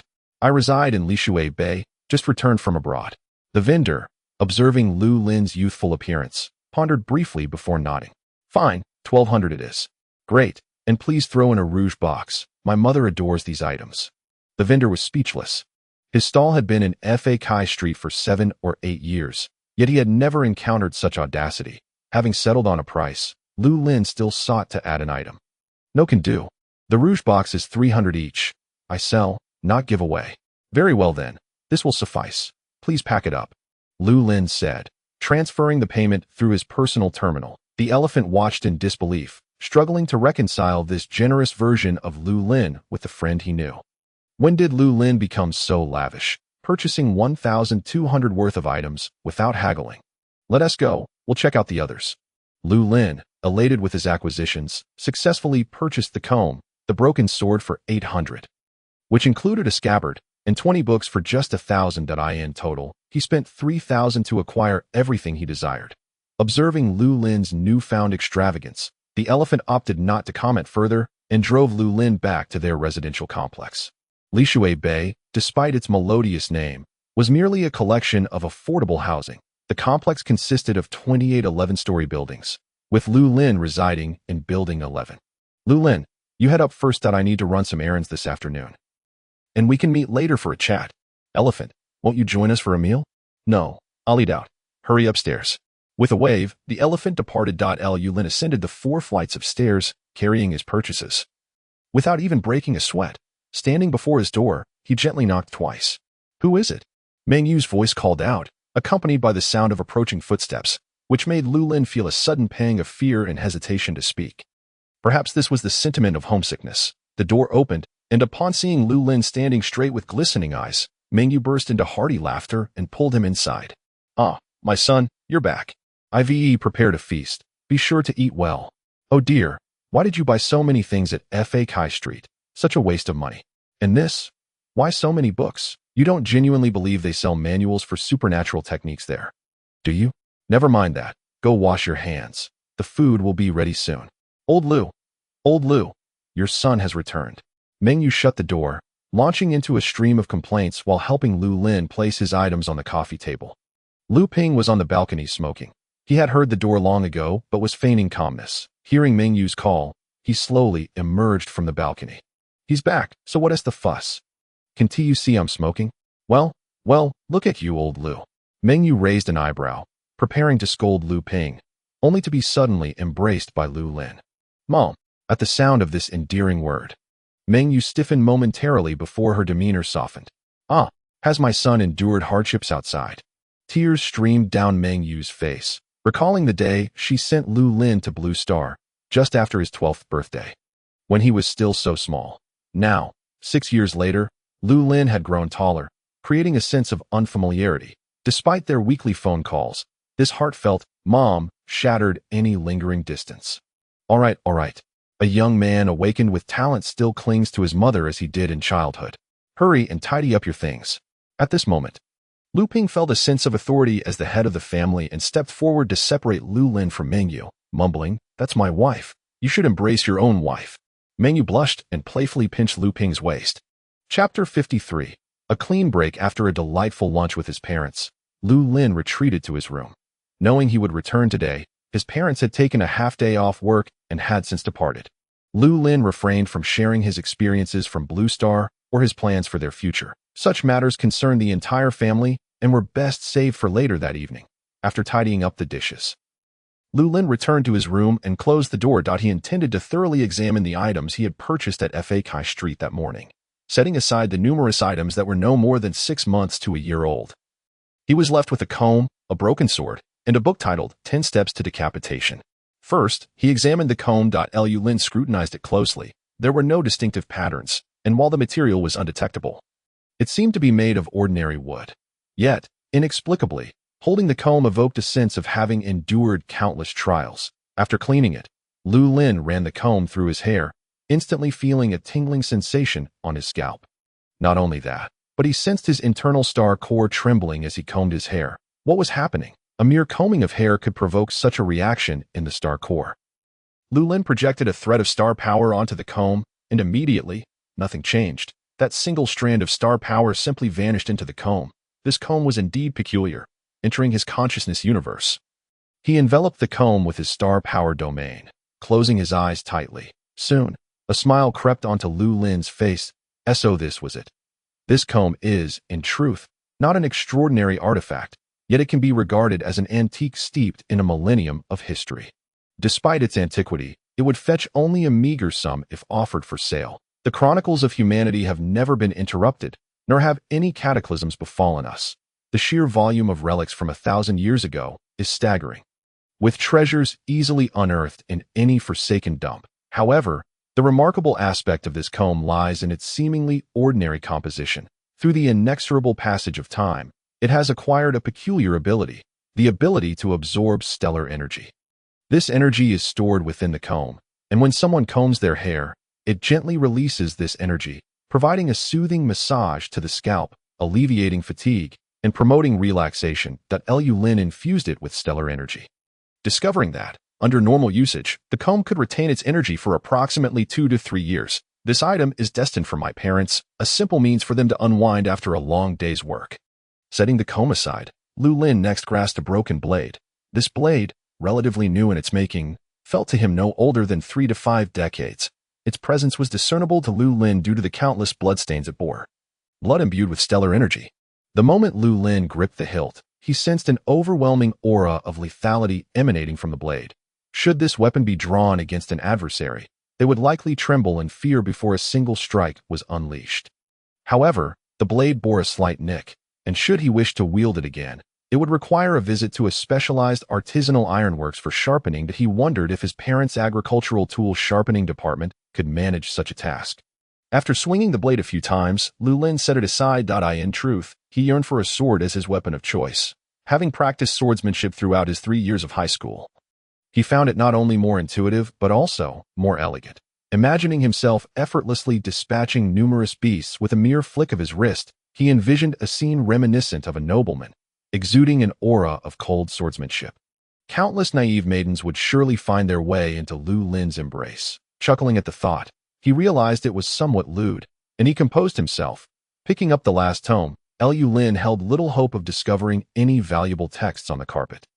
This was merely a glitch devised by the scriptwriters. In his 18 years of existence, he had yet to encounter a single instance akin to this. His purchase of the tome was driven by a desire for a lucky find. Perhaps it contained a forgotten ancient manuscript that could alleviate his family's financial burdens if sold.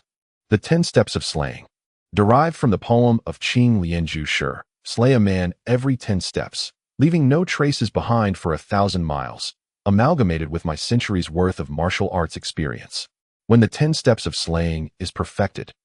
Slaying golden-bodied beasts is akin to slaughtering dogs. In the vastness of foreign realms, there is no place one cannot go. However, due to forcibly deducing it at the age of 300, my stellar veins were damaged, and I possess only the first 6 stages of the 10 steps. Should any future practitioner attain the pinnacle, I hope they can extrapolate and complete the subsequent sections of this book for the benefit of humanity. To eradicate the foreign realms. Chen Buming, date unknown. Flipping to the first page, Lu Lin was taken aback. This was indeed a manual on martial arts, the 10 steps of slaying. He activated his personal terminal to search for information regarding the 10 steps of slaying. While there were no relevant entries, similar terms such as 100-step slaying, 1,000-step slaying, 10-men slaying, and 10 directions slaying emerged. Furrowing his brow, Lu Lin continued his search for the name Chen Buming. After a while, he discovered that there were over 1,000 individuals named Chen Buming, with 5 or 6 being notable figures recorded in various entries. Yet none matched the author of this book. Could this be a fraudulent manual, a mere ruse? Turning to the second page, he found an illustration of the human meridian system, accompanied by explanatory text. The 10 steps of slaying utilizes the stellar energy within the body. Employing a unique operation method to channel this energy into weaponry, different conduits can unleash varying levels of blade and sword energy, thereby attacking foes. Chen Buming dedicated decades to this research, ultimately compiling 6 relatively complete operational methods, establishing the 6 stages of the 10 steps of slaying. In Lu Lin's eyes, these 6 stages did not represent a hierarchy, but rather 6 distinct techniques within a martial arts system. He summoned a minuscule amount of stellar energy and followed the first stage's pathway. He distinctly felt the energy circulating through his right shoulder, arm, elbow, and wrist, as if a stellar vein naturally existed there. Elated, Lu Lin seized the broken blade resting on the table. Infusing it with one of stellar energy, he executed the first move of the 10 steps of slaying. The energy surged swiftly through his arm into the blade as Lu Lin swung it forward. He clearly saw a faint, earth-toned glow emanating from the blade. Was this the blade energy? To achieve it so effortlessly filled Lu Lin with joy. He once again infused 5 of stellar energy into the blade and swung forward. The attached blade energy sliced through the wall before him as easily as a hot knife through butter, obliterating his desk and everything atop it. Pieces from his 6 years of elementary schooling were cleaved in twain. The cut was smooth and clean, devoid of any frayed edges. However, he worried about how to explain this to his parents upon their return. Just then, an eye appeared at the cut in the wall, and upon recognizing Lu Lin in the adjacent room, a shrill voice echoed, "Lu Lin, are you trying to get yourself killed? You return only to cause destruction.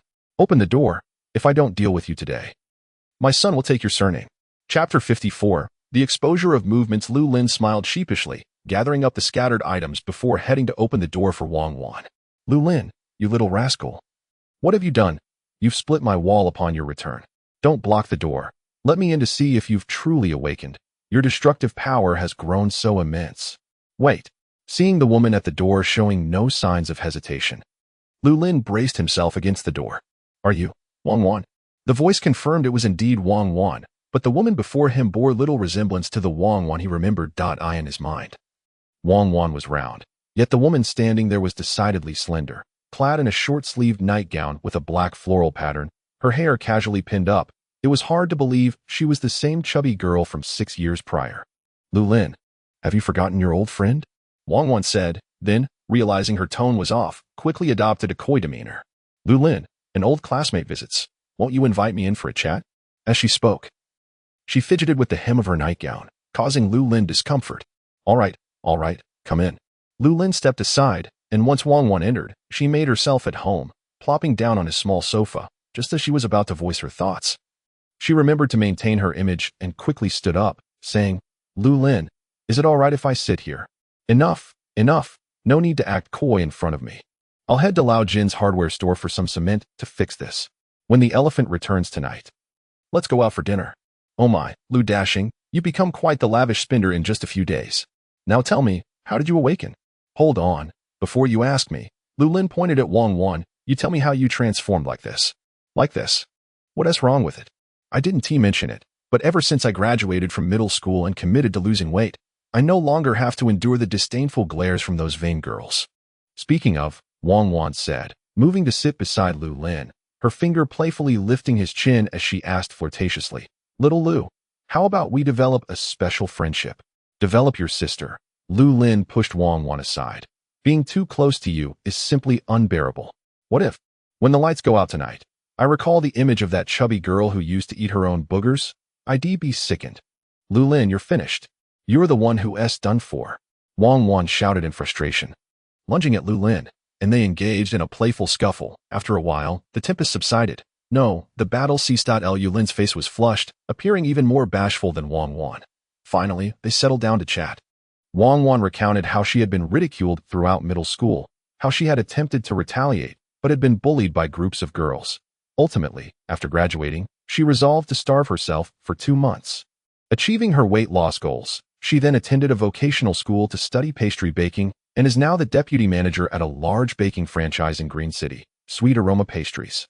The clientele consists of affluent second-generation heirs from local wealthy families. "So you've become the flower of Green City. Congratulations." "Get lost," Wang Wan playfully scolded.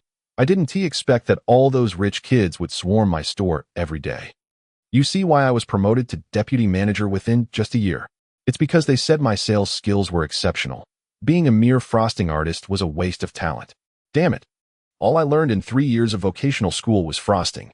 I never imagined I'd have to rely on my looks to get ahead in the real world." Just then, Wang Wan's phone rang. "Hold on, let me take this call."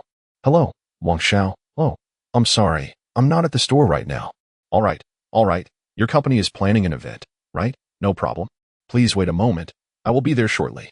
After hanging up the phone, Wang Wan informed Lu Lin and then returned home. Soon, she changed into a dress with a forest theme, adorned with a straw sun hat, and stepped out in a pair of shimmering high-heeled sandals. "Lu Lin, could you give me a ride to the store?" "No," Lu Lin replied with a look of knowing her intentions. "Don't think you can use me as a shield. It's too late for that." "Sis, you're crazy. Do I really need a shield? Come downstairs. I want to show you my new car." Wang Wan huffed and, ignoring Lu Lin, made her way downstairs. A new car. Lu Lin was taken aback. Childhood friends were already buying cars.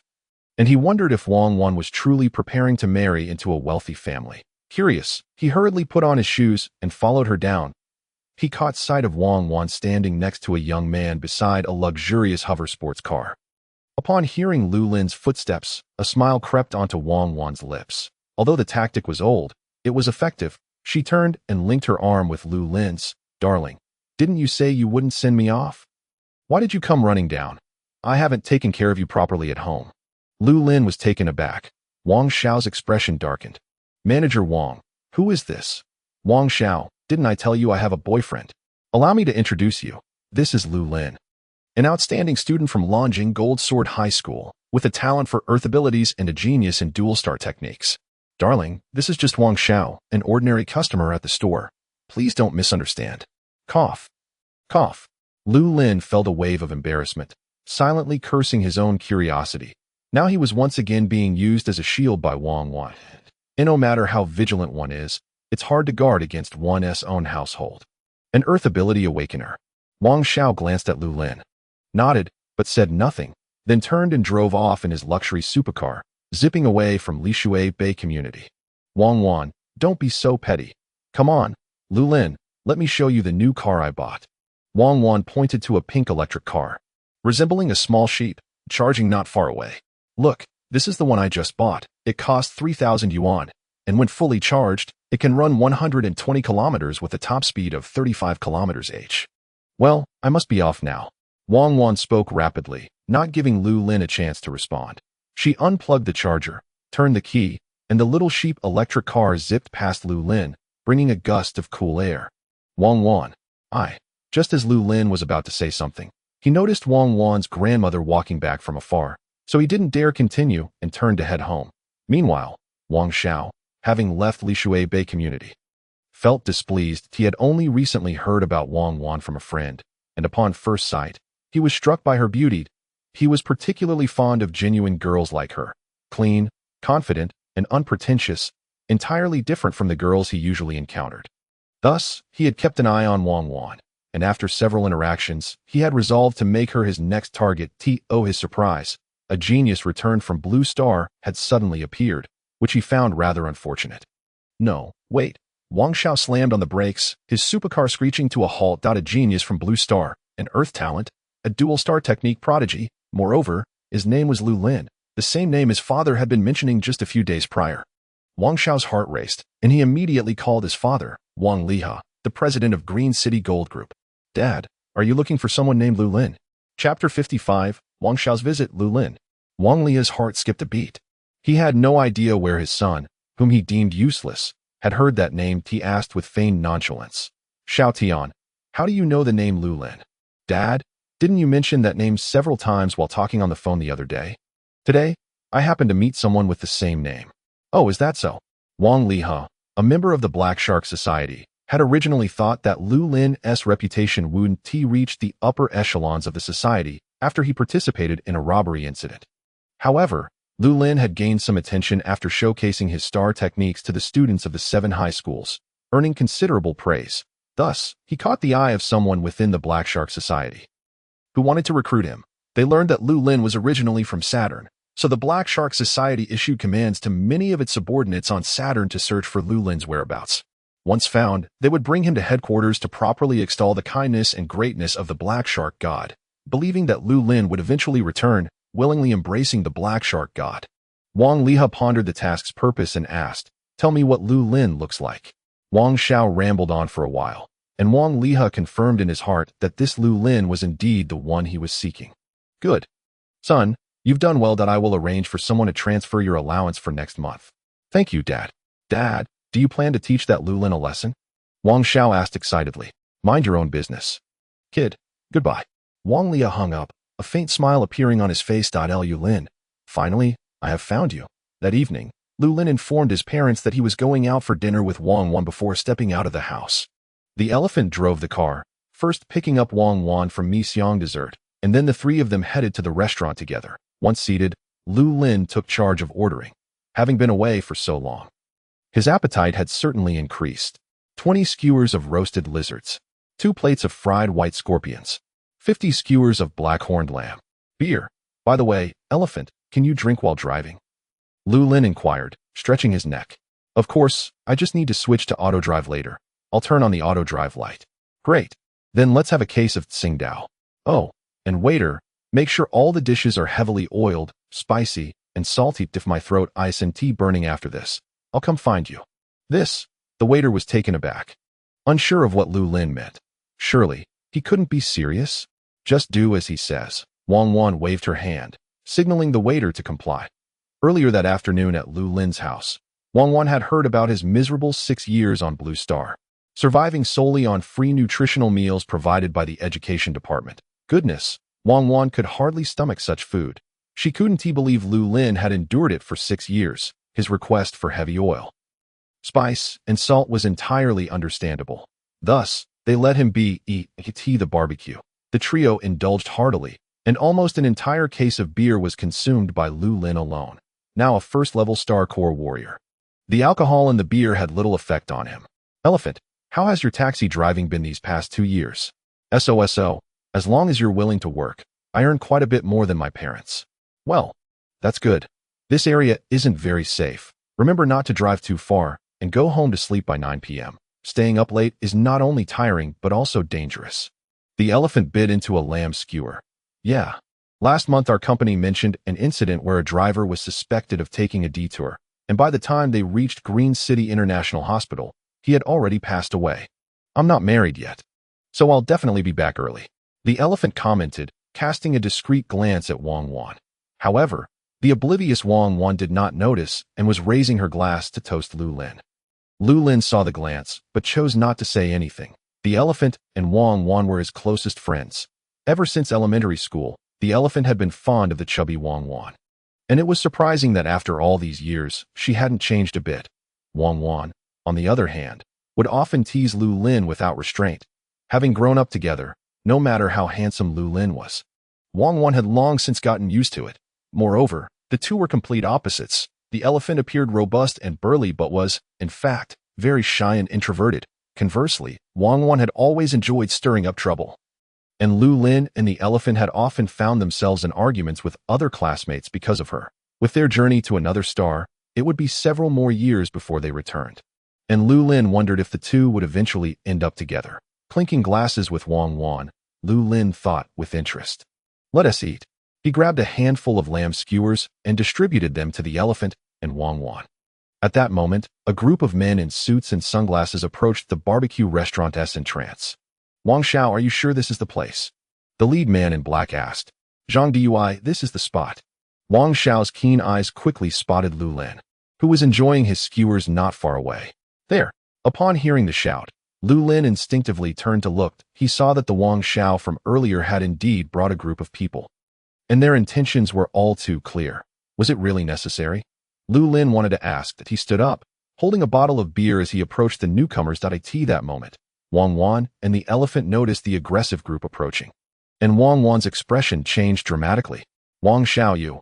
Wang Wan tried to block Wang Xiao's path, but he shoved her aside, nearly causing her to stumble. Lu Lin and the elephant glared at each other angrily.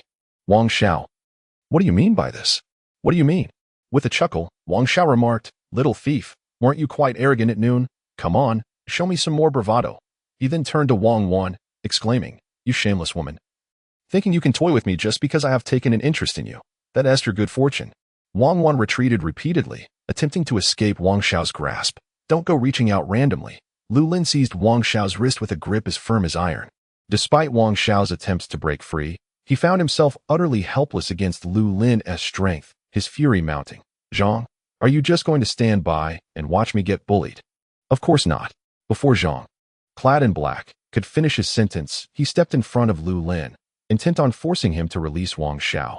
However, Lu Lin shifted his stance, deftly evading Zhang's attack and presenting Wang Xiao right in front of him. Is this really entertaining for you? Can fighting truly resolve issues? Do you understand the endless cycle of revenge? You're truly bothersome, Lu Lin declared. Yet as he spoke, he delivered a swift kick towards Zhang. Although Zhang had some combat experience, he was merely a bully in Green City and stood no chance against a formidable Star Corps warrior like Lu Lin. The motion of Lu Lin's kick was clear to Zhang, yet he found himself unable to evade it. Bang! Zhang was sent flying. Wang Xiao, completely dumbfounded, witnessed the scene from his vantage point, his wrist still in Lu Lin's grasp. As Zhang crashed heavily to the ground with a resounding thud, it was astonishing to think that this was the same Zhang one who usually flaunted his power in Jinhao, now reduced to a mere weakling in Lu Lin's eyes. Chapter 56. The Ascendant Elephant Yu Lu. Wang Xiao began to utter a threat, but was abruptly interrupted by a sharp pain in his wrist, causing him to wince and fail to articulate another word. Wang Xiao, as a wealthy second-generation heir, why trouble yourself with us? I've grown up hearing about the grand reputation of the Jinhao group. There's no need to make a fuss over such trivial matters. Is there? As Lu Lin spoke, he continued to apply pressure. With the strength of a first-level Star Corps warrior, his grip rendered Wang Xiao utterly miserable, forcing him to bend down and nod repeatedly. That's more like it. In modern society, clinging to archaic notions of violence is rather lowbrow. With all this time, shouldn't you be finding more enjoyment, Wang Xiao? We are just ordinary people, without any backing. Is it really necessary for you to oppose us? Lu Lin eased his grip slightly, and Wang Xiao felt as though he had received a reprieve. Yes, you're right, Brother Lu. I have no need to create discord with you. Rest assured, I will leave at once, and from now on, I will avoid any encounter with you in Green City. Good. Lu Lin nodded, about to speak when he was interrupted by a new incoming call. It was his mother. After a moment of contemplation, he chose to ignore the call. However, Mengyu, persistent as ever, called back upon seeing Lu Lin hang up. With a sigh, Lu Lin turned to Wang Xiao and said, Wang Xiao, I kindly ask for your cooperation. He then answered the call. Mom, what are you doing? Lu Lin, have you grown wings and dare hang up on my call? Lu Lin quickly offered an apologetic smile. No, Mom, I just ran into a friend and exchanged pleasantries. I'm out eating. Is there anything you're worried about? Wang Xiao, standing nearby, dared not utter a word, as Lu Lin held his wrist firmly to prevent any movement. You eat.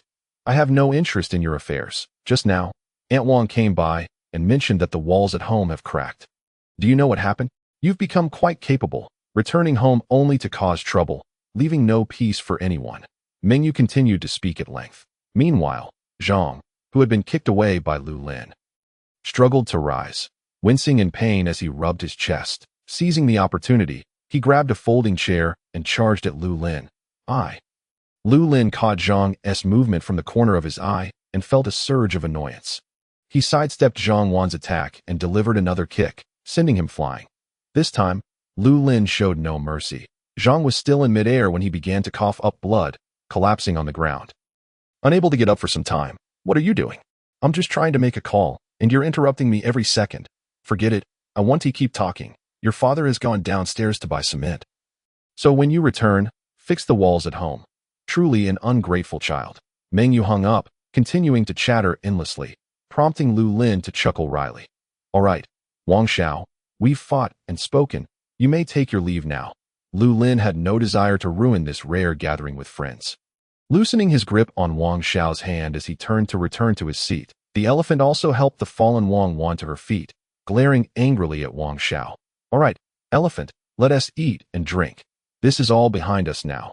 Who says it's over? Just then, a tall, shadowy figure emerged from among the crowd of black suits, exuding a powerful star energy. Wang Xiao quickly hid behind him, his demeanor respectful. Uncle Zhang. Wang Xiao, move to the back. Uncle Zhang waved his hand, signaling Wang Xiao to retreat, a smirk creeping onto his lips as he looked disdainfully at Lu Lin. Young man, don't think that just because you've awakened your talent, you are something extraordinary. This world is vast. And today I, Zhang Haiba, shall teach you what it means to maintain a low profile. Zhang Haiba, the father of Zhang Wan, was a skilled fighter who had once fought alongside Wang Li to conquer the world. Due to certain circumstances, he was trapped at the first-level Star Core Warrior stage and unable to break through. However, Zhang Haiba was acutely aware that his current affluent lifestyle was the result of years spent collecting various combat secrets and techniques to enhance his fighting capabilities. Although Lu Lin had just kicked Zhang Wan away, in Zhang Haiba's eyes, it was riddled with flaws. Now, before Zhang Haiba's words had fully left his lips, he swiftly appeared behind Lu Lin, delivering a powerful punch aimed at the back of his head. Sensing the rush of air behind him, Lu Lin instinctively dodged, narrowly avoiding the blow. Who are you? Turning around, Lu Lin's expression turned serious. From that single attack, he could discern Zhang Haiba's exceptional prowess. Moreover, the opponent was also a Star Core warrior. Not bad, kid. Zhang Haiba chuckled, pressing the attack once more at Lu Lin, with limited combat experience, found himself struggling to cope with Zhang Haiba's relentless barrage, though capable of sensing and dodging. He still suffered numerous hits. Zhang Haiba employed some technique that allowed his strikes to penetrate Lu Lin's stone skin, leaving him in considerable discomfort. Are you all completely daft? Get him. Seeing Lu Lin overwhelmed, Wang Xiao shouted at the surrounding black suits. In Green City, when had he, the wealthy heir of Jin Hao, ever faced such humiliation? Although the patrons at the barbecue stall had retreated to the sidelines to observe the commotion, Wang Xiao knew that someone was undoubtedly recording the spectacle. Yes, Wang Xiao. The other black-suited individuals, awakening from their stupor, realized that facing Lu Lin alone was futile. Yet, they still had the elephant and Wang Wan to contend with. The elephant, seeing the approaching group, shielded Wang Wan behind him, wielding a metal skewer for lamb kebabs. Don't come any closer, I'll stab you. The elephant, large and imposing, was nonetheless a coward, continuously retreating while brandishing the skewer. The black suits understood such bluster all too well. It was merely a show of bravado. Even if they stood before him, he wouldn't dare to strike. Charge. A dozen black-suited men laughed, approaching the elephant with ease. You want to die? Then come on. The elephant continued to back away, but suddenly he heard a rush of wind by his ear. For heaven's sake, it's just a fight. Why all the fuss? The elephant turned to see Wang Wan charging forward, wielding a folding chair like a mother tiger. The elephant's face flushed, gritting his teeth as he followed Wang Wan into the fray. Bang, bang, bang. Wang Wan, displaying impressive combat prowess, took several opponents by surprise, striking them on the arms and body. Yet, the black suits soon grew enraged. They were used to being the ones dishing out beatings. When had it ever been their turn to be bullied by a young girl? Fight! Several black suits grabbed nearby objects, including bottles. One aimed to smash a bottle over Wang Wan's head. The elephant rushed forward, grabbing her to shield her away. Bang! The green bottle shattered against the elephant's head, leaving him momentarily dazed. His head soaked. Reflexively, he touched his head, feeling blood. You bastards! The sight of his own blood ignited a frenzy in the elephant, who, wielding the skewer like a madman, lunged at the black suit holding the bottle.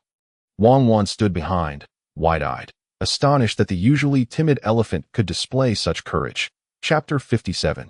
10 Steps to Slay. While the elephant and Wang engaged passionately with the black suits, Lu Lin found himself in unprecedented peril. Zhang Haiba seemed to predict Lu Lin's every move, landing punches and knee strikes precisely as Lu Lin dodged. Although Lu Lin's level was comparable to Zhang Haiba's, their combat abilities were worlds apart. Even with his dodging skills, Lu Lin could only barely withstand the blows, utterly incapable of countering. Uncle Zhang, finish him, end him. Wang Xiao shouted from the sidelines. Patience, Zhang Haiba replied. Clearly unwilling to let Wang Xiao dictate the terms that in truth, he had come here with a mission entrusted by Wang Li. Examine the caliber of Lu Lin and ascertain whether he is indeed a genius.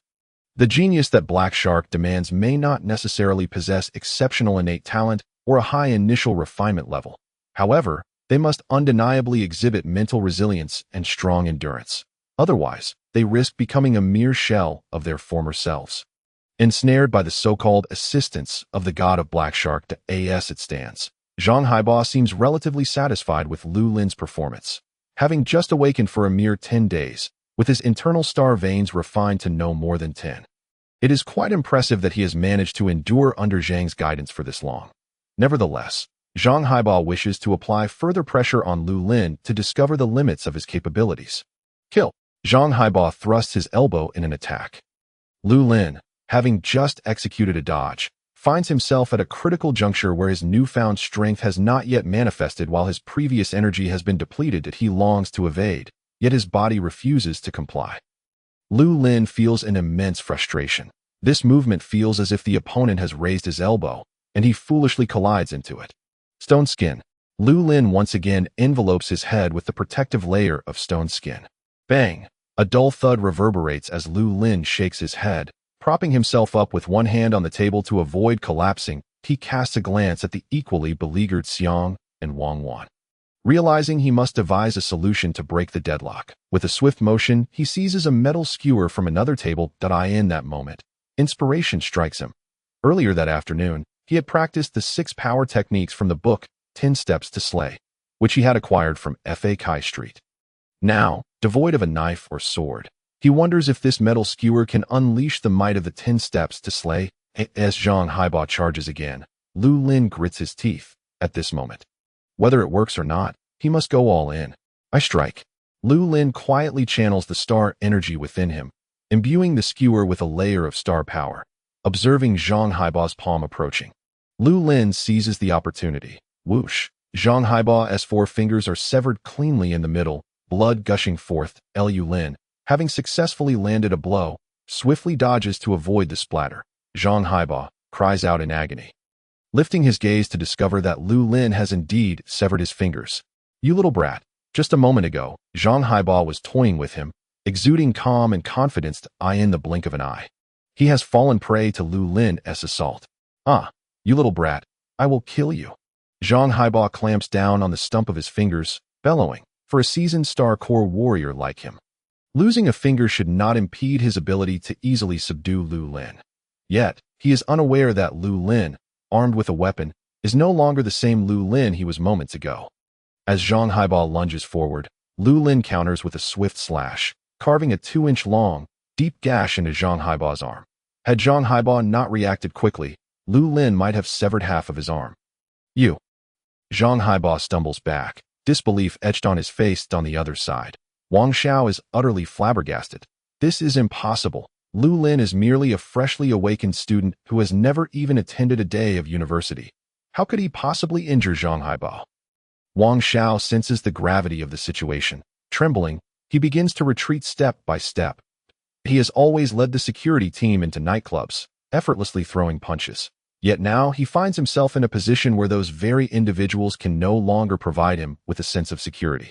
Especially with Zhang Haiba having been wounded twice by Lu Lin, While he is unfazed by bloodshed on others, the thought of it staining his own hands fills him with dread. Wang Xiao retreats cautiously. Zhang Haiba, too, begins to reconsider. This Lu Lin fellow is far too uncanny, not at all resembling a mere high school graduate. Having had 4 fingers lopped off, he appears utterly unfazed, as if it were a trivial matter. This boy has certainly encountered bloodshed before. As Zhang Haibo retreats, Lu Lin gains momentum. Seizing the opportunity created by his opponent's injuries, he is determined to solidify his victory. With each step Zhang Haibo takes back, Lu Lin advances forward. Kid, what do you want? This time, I concede. Zhang Haibo gazes at the severed fingers beneath Lu Lin's foot, his heart aching. Those fingers cannot be damaged. If they are, he will never be able to reattach them. Despite the advancements in medical technology, it is impossible to conjure a finger from thin air. Concede. First, make your men stand down. Lu Lin turns to see that Xiang and Wang Wan are also nearing their limits. Both are merely ordinary individuals. Even though Wang Wan is more spirited, she cannot possibly contend with the seasoned security personnel. All right, stop. Everyone, stop right now. Zhang Haiba bellows. The security guards in black suits, witnessing Zhang Haiba's defeat, hesitate and obediently withdraw. Wang Xiao. Lu Lin notices Wang Xiao has dashed to his luxurious black sports car and suddenly shouts. Although frightened, Wang Xiao hastily opens the car's top hatch and leaps inside. Don't you dare run. Lu Lin roars, launching the star-infused skewer towards Wang Xiao. Close the hatch. Close it. Hurry. Seeing the hatch that had previously descended leisurely now feels perilous to Wang Xiao. Bang. The skewer strikes the hatch, ricocheting off and falling to the ground. With the car door secured, Wang Xiao does not look back as he speeds away. Lu Lin shakes his head. Allowing Wang Xiao to escape means he will undoubtedly seek revenge later. He had hoped that this encounter would instill fear in Wang Xiao, leading to a peaceful resolution. It seems he will have to wait for another opportunity. Turning his attention back to Zhang Haiba, he addresses him. Zhang Haiba. Lu Xiao. Just call me old Zhang.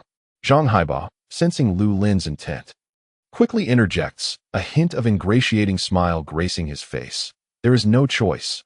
Lu Lin is a prodigy, and in his lifetime, Zhang has encountered numerous geniuses, none of whom he could rival, bowing before a genius. Admitting fault is not a matter of shame. In this world, only those who survive can be deemed geniuses. Lu Lin scratches his head, uncertain of what to say. Should he assert, I am superior to you, do not provoke me again? Such statements would hold no weight. Perhaps it is better to present an open-ended proposition and see how Zhang responds. Do you know what you ought to do? I know. Zhang Haiba nods vigorously. Lu Xiao. I sincerely apologize for today. I will make amends. Furthermore, my subordinates were careless and injured your friends. I will cover all medical expenses, compensation for emotional distress, lost wages, and damages to your image. I will pay for everything. Lu Xiao. Should I transfer the amount directly to you, or? Lu Lin nods, indicating that Zhang Haiba should transfer the funds to Xiang and Wang Wan. Zhang Haiba promptly transfers 100,000 to each of them. Glancing at Lu Lin. Lu Xiao, I apologize once again. We will be more vigilant in the future. Additionally, I will ensure that Wang Xiao receives a thorough reprimand. He will not dare to provoke you again. Lu Lin waves his hand, opting for silence as he allows them to depart. Chapter 58. The boss of Little Li. After the group in black suits departs, Lu Lin and his companions exchange glances. Lu Lin, what just transpired? Xiang picks up a tissue from the table to dab at the blood on his forehead. Still shaken by the earlier altercation. How did things escalate so quickly? What are you on about? That brat who just fled wanted to chase after me, resulting in this. Wang Wan explains to Xiang. Also tending to his wounds. Despite his lack of combat prowess, she appears to be the true hero who influenced the outcome of the battle. Look at you. Despite your size, just look at Lu Lin. He effortlessly dispatched their leader and secured us 100,000 in compensation. Right, compensation. Wang Wan's remark jogs Xiang's memory. Lu Lin, we can't accept this money. Let me transfer it to you. Oh, just as Xiang is about to transfer the funds to Lu Lin, he suddenly winces in pain. Wang Wan, alarmed, quickly bends down to investigate. Oh dear, Xiang, it's just a small cut on your wrist. Must you react like a child? Wang Wan chides, playfully shaking Xiang's right hand, oblivious to the sweat beading on his forehead. Wang Wan, are you out of your mind? Lu Lin urgently intervenes that Xiang's expression of agony clearly indicates a more serious injury, yet this foolish girl still looks down on him. The reality is that Xiang is rather dull-witted. Even when Wang Wan is jostling his hand, he would rather endure the pain than utter a sound. Lu Lin is thoroughly exasperated with these two. Let us go. Let us head to the hospital. Injuries to bones and muscles take at least 2 weeks to heal. Lu Lin hails a cab, pays for the barbecue, and the three of them make their way to the hospital. President Wang, I have failed. On the return journey, Zhang Haiba calls Wang Li and reports the situation. Wang Li furrows his brow, aware of Zhang Haiba's capabilities. Yet even so, failing to handle a mere Lu Lin perplexes him. It's like this. Although Lu Lin has just awakened, he has already mastered a remarkable star power martial technique, and my fingers, Zhang Haiba explains, causing Wang Li to gasp in shock. Although many high school students awaken their powers each year in the Federation, and numerous self-awakened individuals exist, the overall number of Star Core warriors in ordinary society remains relatively rare. Whether on Saturn or Blue Star, many Star Core warriors migrate to foreign lands for various reasons. Entering the alien battlegrounds that lie in the world of ordinary people, one can hardly glimpse the presence of Star Core warriors except on television or the internet. Previously, the Jinhao group thrived in Greentown largely due to Zhang Haiba, a once promising stellar warrior whose prospects had faded. Within a mere 2 decades, it burgeoned into a significant enterprise, encompassing various sectors such as livelihoods, construction, trade, and finance. All right, I understand, came the response. You should take your subordinates to the hospital for recovery. There's no need for you to be concerned about this matter. Understood. As for Wang and Xiao Wang, forget about him. He's a useless liability, more of a hindrance than a help. Wang Li ended the call, his fingers drumming aimlessly on the desk. It seemed he had underestimated the situation this time. Little did he expect that Lu Lin had acquired a form of stellar combat technique before even entering university. The Federation exercises stringent control over stellar warriors, from awakening to mastering star techniques, and then to learning the methods of star vein refinement and combat-oriented energy techniques. Every step and every individual is meticulously monitored. Lu Lin, hailing from an ordinary agricultural worker's family, must have experienced some extraordinary stroke of luck to have learned a stellar technique. Such circumstances necessitate the involvement of the Black Shark Society's most significant piece on Saturn. Wang Li rubbed his temples and swiftly made a decision, dialing a number. What is it, artist? We might need your assistance this time. Lu Lin and his companions spent over 2 hours in the hospital, where a professional star pharmacist administered a rapid healing potion to the elephant, alleviating the pain in his wrist. Elephant, for the next couple of days. You should rest at home. Didn't the doctor just say you need to recuperate? Stop thinking about driving your taxi. Missing a few days of earnings won't kill you. Wang Wan chattered incessantly beside him. Elephant nodded repeatedly, a goofy smile of contentment spreading across his face. Still smiling, are you?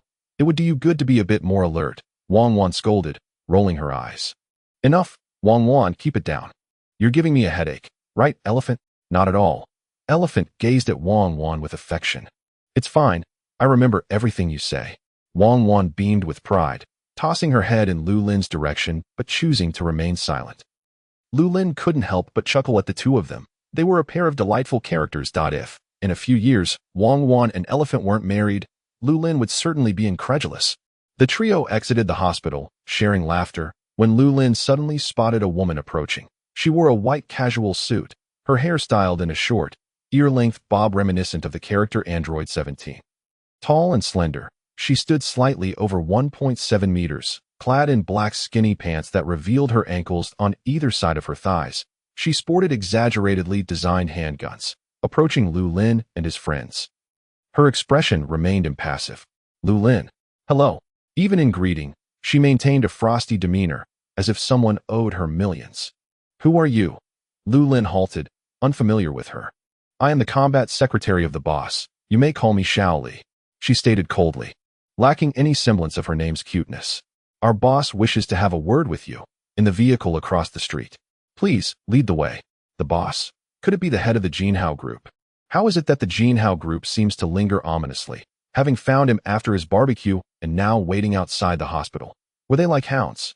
No need, Lu Lin replied with a cold expression. I harbor no intentions of opposing your Jinhao group, nor do I wish to engage in any pretense of reconciliation. No, my boss is not affiliated with Jinhao. You will soon find out. The boss holds you in high regard. Xiaoli seemed a bit anxious, quickening her pace. This opportunity to negotiate was something she had fought hard for with her boss, and she didn't want to see it slip away. In the distance, a woman in the car observed Xiaoli's demeanor and chuckled. Boss, do you think Xiaoli can persuade Lu Lin to come over? Ha ha ha. With that cold expression of hers, no one would want to engage with her. Boss, did you hear me? Smile a little, or you'll end up just like Xiaoli. Lu Lin was taken aback. Not affiliated with Jinhao? Yet, he truly didn't know any other bosses on Saturn. Regardless, he figured it would be prudent to see what this boss wanted. He reassured Wang Wan, an elephant, to remain calm. Nodded, and walked over to the vehicle with Xiao Li. The door opened. Lu Lin beheld the identity of the concealed boss. It's you. Chapter 59, Level 9 Big Shot. Lu Lin was momentarily stunned at the sight of the individual inside the car.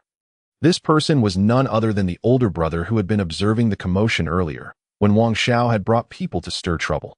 Unexpectedly, he turned out to be a boss. Do you recognize me, young brother? Zhao Lei inquired.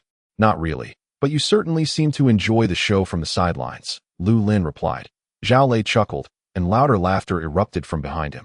Ha ha, boss, you always tell us how you're a super master. Soon to be crowned, yet here in your hometown, no one recognizes you. I truly wonder what courage you had to boast to me in Xiaoli. I guess that's been revealed now. Lu Lin turned to see another girl in the car. Dressed entirely in black leather, her figure curvaceous, with dual ponytails, she carried a long knife on her back, exuding the aura of a female secret agent from a spy film. Xiaoyan, be quiet. You're too loud, Zhao Lei admonished. His expression displeased. Young brother, please don't take offense. Let us find a place to talk. Actually, I'm quite interested in matters concerning the Jinhao group. Lu Lin shook his head. His mother had advised him to always protect himself when out in the world. He had no idea who this older brother was, and if he were to be taken to some desolate place for unspeakable torment, who would Lu Lin turn to for help? No need. Brother, my mother insists I return home before 8 p.m., or she'll lock the door. Lu Lin said earnestly, eliciting laughter from Xiao Yin in the car. The whole situation made Lu Lin feel a rush of adrenaline. All right, then how about I invite you to lunch tomorrow at Green Willow Residence? Will you honor me with your presence? Lu Lin hesitated. He questioned why this older brother continued to invite him, considering he didn't believe he had anything noteworthy about him. Brother, could you briefly explain your purpose? While free meals are delightful, I have a poor appetite and fear indigestion.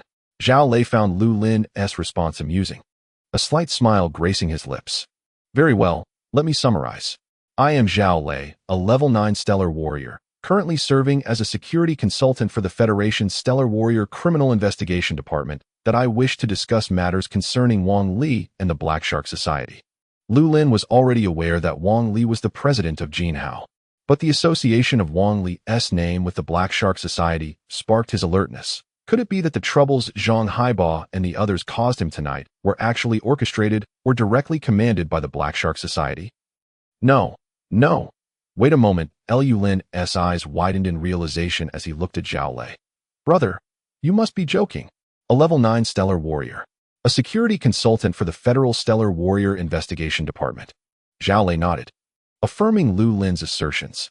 Yet, Lu Lin still found it hard to believe. How could a level 9 stellar warrior, living and breathing, stand right before him? Surely, he must be dreaming. As previously mentioned, the vast majority of stellar warriors in the Human Federation reside on alien planets, living, studying, or honing their skills in foreign battlefields. In normal society, one seldom encounters warriors above level 1. Yet now, this individual claimed to be a level 9 big shot. It was simply unfathomable. Indeed, here is my identification. You can verify my information on the Federation's official website. Zhao Lei produced his identification, and Lu Lin swiftly took a photo. It would have been inappropriate to check someone's identity right in front of them. This is my personal assistant, Xiao Yin. This is my combat assistant. Xiaoli, young brother, I will confirm the reservation for a private room at Green Willow Residence tomorrow and contact you. I hope you 1T stand me up. Lu Lin nodded, somewhat dazed. All right, it's getting late. I 1T keep you any longer. Lu Lin, see you tomorrow. Goodbye. Lu Lin, we'll be waiting for you. With that, Zhao Lei closed the car door and departed. As they left, Xiaoyan even rolled down the window to wave goodbye. Lu Lin waved casually, and once the vehicle was out of sight, he began to analyze the situation rapidly. First, the man named Zhao Lei could easily be mistaken for an ordinary person based on appearance. However, with the aid of his perception, Lu Lin could faintly sense the immense energy within him, akin to an ocean, calm on the surface, yet tumultuous beneath. The stellar energy nearly congealed into substance, compared to his own teacher. A mere level 6 stellar warrior, Zhao Lei was on an entirely different level. This realization lent Lu Lin a newfound trust in Zhao Lei's identity. If Zhao Lei had any malicious intentions, Lu Lin would likely vanish from this world in an instant. Furthermore, the girl named Xiao Li who had come to invite him, along with the spirited Xiao Yan in the car, both emanated notable stellar energy waves. If one were to draw a comparison, it would undoubtedly be more favorable than that of Secretary Ho from the Tongyuan City Guard, who has just recently been promoted to level 4. At the very least, he is at level 4, and it is even plausible that he has attained level 5. Ultimately, the identification card for a security consultant that Zhao Lei produced left Lu Lin with a strong conviction of its authenticity. This is due to the fact that the Federation strictly prohibits citizens from privately producing various forms of documentation to uphold its authority. All processes related to the production, manufacturing, sale, and creation of such documents are firmly under the Federation's control. Lu Lin. Who was that in the car? Both Xiang and Wang Wan approached him, having noticed that the vehicle had departed while he remained stationary. He is a prominent figure, a master whose power reaches the 9th level of Stellar Core warriors. He mentioned that he found my talents impressive and my intellect unparalleled, expressing a desire to take me as his direct disciple, offering me a staggering sum of 100 to 800 million to assist in my training until I attain his level of prowess. Humph. Both Xiang and Wang Wan cast disdainful glances at Lu Lin before turning away. The hospital they were in was not far from the Lishui Bay community, so they decided to stroll home. Upon entering the community, Lu Lin noticed that the lights in his house were completely dark. It was already past 11, and his parents would undoubtedly have retired for the night since they had work the following day. Lu Lin ascended the stairs, cautiously opening the door to his room. Anxious about disturbing his parents, he closed the door quietly, changed into his slippers, and tiptoed towards his room. Suddenly, the living room lights flicked on, startling Lu Lin, who then saw his parents seated on the sofa, their 4 eyes fixed intently upon him. "Ah, Mom and Dad, you're still awake. In this pitch darkness, you nearly gave me a fright," Lu Lin exclaimed, patting his chest in a feigned display of being startled. Noticing their silence, he felt a twinge of guilt. Mom and Dad, I'm back now, so you should hurry off to bed. I'm leaving now. Good night, Mom and Dad." Just as Lu Lin's hand grasped the doorknob, ready to turn it, his father's stern voice commanded, "Come here." Lu Lin's father, holding a bamboo stick, struck it forcefully against the coffee table. "Dad, what are you doing?" "I'm tired and ready for bed." "Sleep." His mother, Mengyu, scoffed. "At this hour, you still dare to think of sleeping?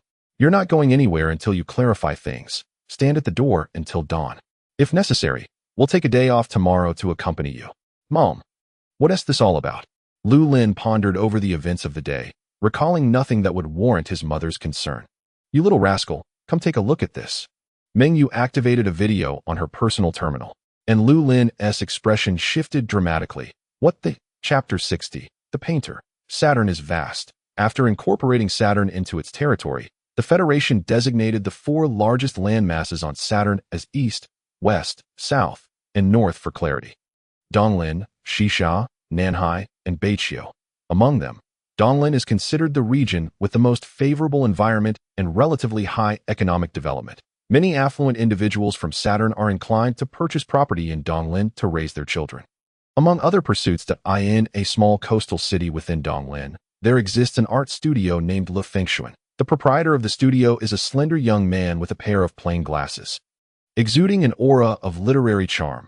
Numerous residents in the vicinity often send their children here to learn painting under his guidance. The owner's surname is Chong, affectionately referred to as Teacher Chong or Brother Chong by the children.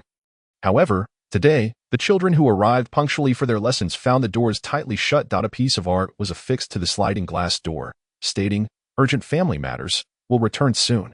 At that moment, Chong Feng was seated in a small town's waiting room. Carrying an easel on his back, waiting for his transportation. He was the artist that Wang Li had contacted. The person of refined demeanor is always welcomed wherever they go. During the 20-minute wait, 3 young girls of appropriate age approached him with snacks or drinks, inquiring about his destination. Each time, Chang Feng politely responded that he was simply out for inspiration, without a fixed destination in mind. Clad in a simple white round-neck t-shirt, his slightly long hair radiated an artistic charm. His intended destination was only the Green City, as Lu Lin watched the footage his mother was playing. His complexion paled drastically. It was a video of him engaging in a brawl that night. Even displaying the moment, he severed Zhang Haiba's 4 fingers with a metal skewer. Trouble was imminent.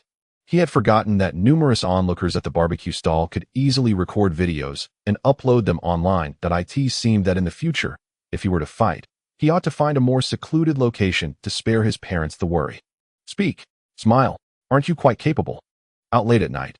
Didn't you say you were going to dine? Who is the person in the video? Meng Yu's voice was laced with severity. Speak, is it you?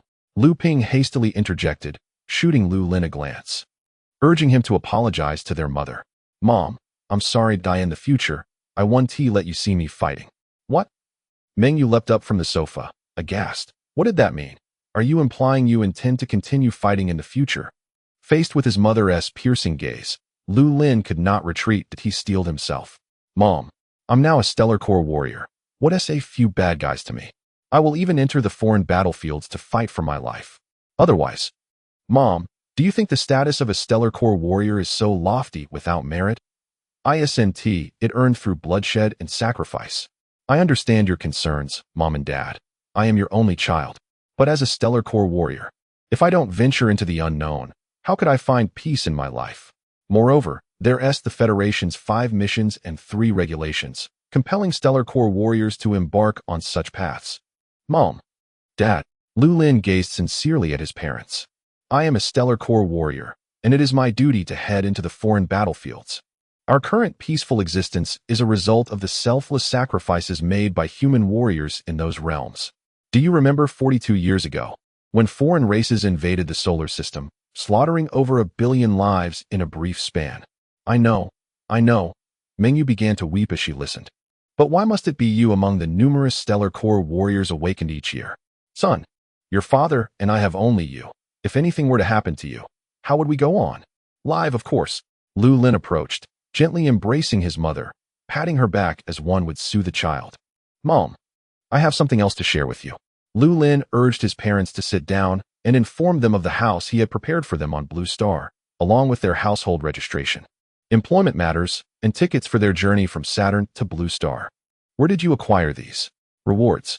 Lu Lin replied matter-of-factly, Mom, you're unaware of my talents. The Federation's top Stellar Martial University and the Iron Blood Academy have been calling me 3 times a day, inviting me to further my studies. The city guard of Tanyuan, Song Qianjun, frequently sends his secretary to invite me for drinks. Look, this is a photo of me with the city lord, Song Qianjun, at the guard's residence. And here is Zui Jinyu from the Tanyuan City Guard, who happens to be the father of my good friend, Zui Yiming. Their family is well known on Blue Star, boasting 3 elders at the 7th level of Golden Body Realm. And this esteemed figure, Master Jiang Yueming, ranked 11th among the Stellar Technique instructors on Blue Star, is my mentor since awakening on June 1st. I have now officially become a Stellar Technique instructor. This is a photo with several principals from various high schools in Tanyuan, and this gentleman is Jiang Yi, the president of the Tanyuan Stellar Technique Instructor Association.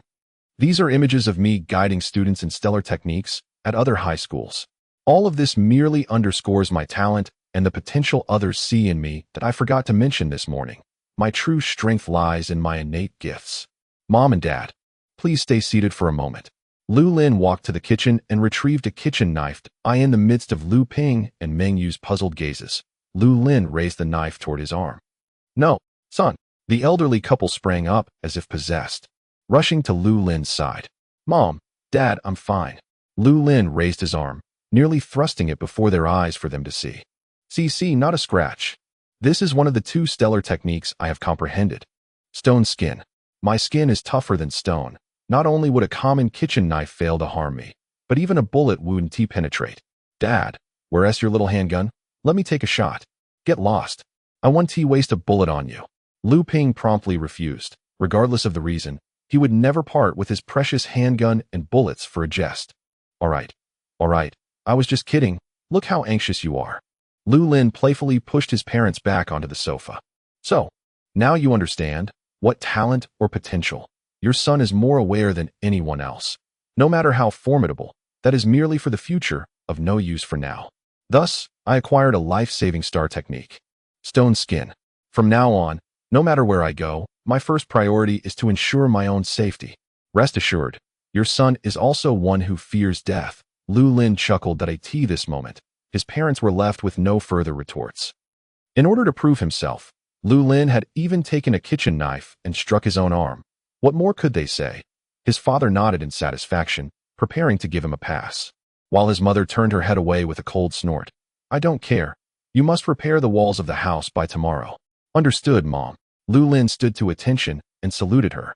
Chapter 61. The Origins of the Black Shark Society. The next morning, after his parents left for work, Lu Lin recalled that he was to have lunch with that 9th-level powerhouse at Green Willow Residence.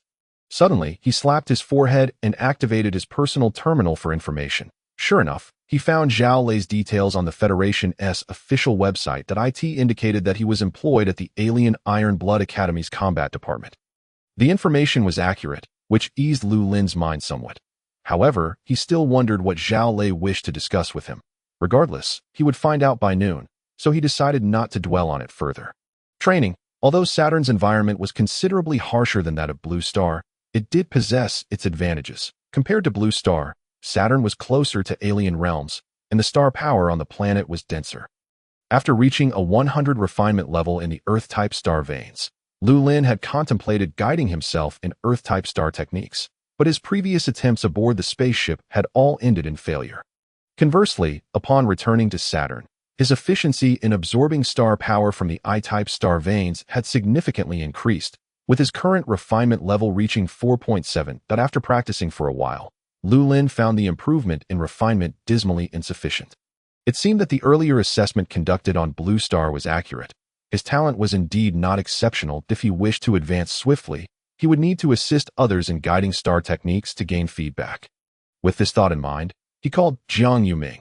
Jiang Yuming was not very familiar with the Star Technique Guidance Association on Saturn and had no acquaintances to recommend him. However, Lu Lin, you could directly visit the branch in your city and inquire there. The Star Technique Guidance Association on Saturn is relatively underdeveloped. Your visit could also be beneficial. Lu Lin nodded and ended the call, deciding to visit the association after lunch. Before long, it was noon, and Lu Lin took the electromagnetic levitation public bus to Green Willow Residence. Zhao Lei, lacking the awareness befitting a heavyweight, was already waiting for Lu Lin in a private room. Young brother, please take a seat. Today, let us keep our conversation brief. Xiaoyan, pour some water and have the service robot bring the dishes. Lu Lin sat down, feeling somewhat constrained, while he had been unreserved yesterday. Facing a 9th-level Star Core warrior today made him instinctively retract.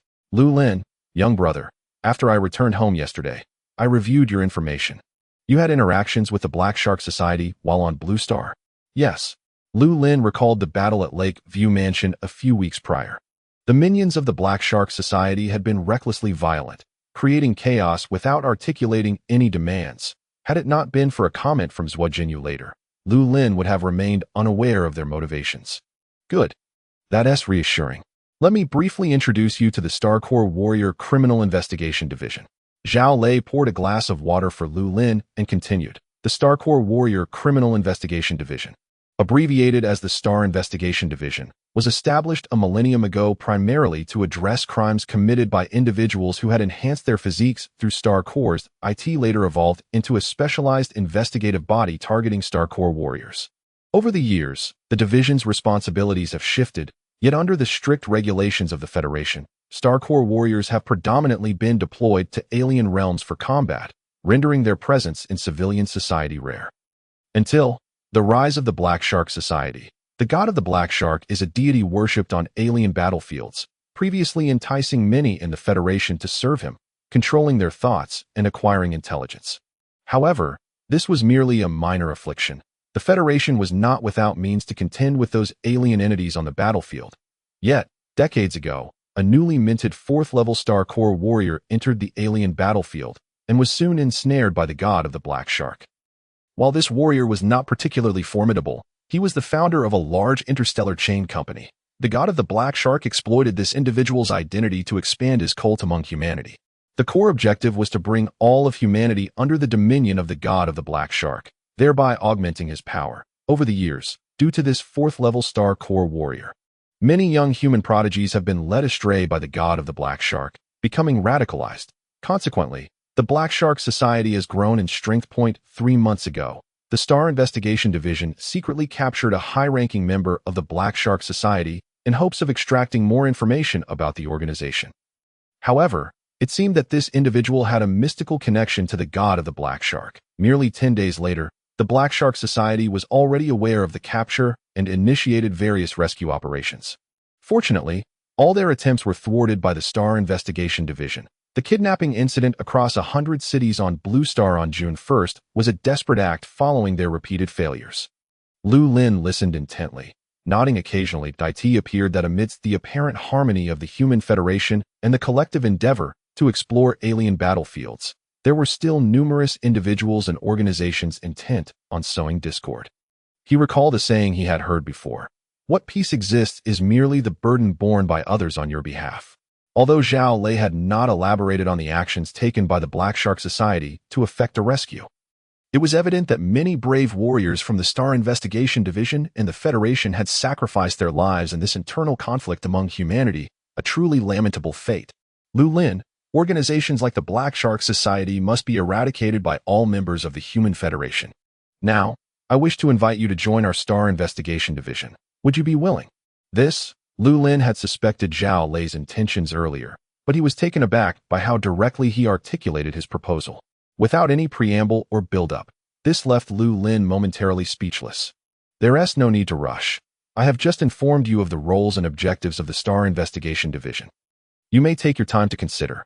If you are willing, we can sign a contract right away. If not," Zhao Lei said calmly, his gaze fixed on Lu Lin. "If you decline, that is also acceptable. Just sign a confidentiality agreement to ensure that today's discussion remains undisclosed." Lu Lin forced a smile. He was skeptical that it could be this straightforward. While the matters concerning the Black Shark Society were not strictly classified within the Federation, the implications of what he had gathered from Zhao Lei were far too significant to be bypassed with a mere confidentiality agreement. Lu Lin felt a pang of regret. Had he known Zhao Lei would be so straightforward, he would have opted out of this meal.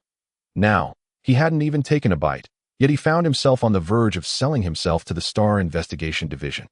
"Zhao, Advisor Zhao, may I inquire about the benefits and compensation within our Star Investigation Division?" Zhao Lei was taken aback that after such contemplation, Lu Lin's first question was about benefits.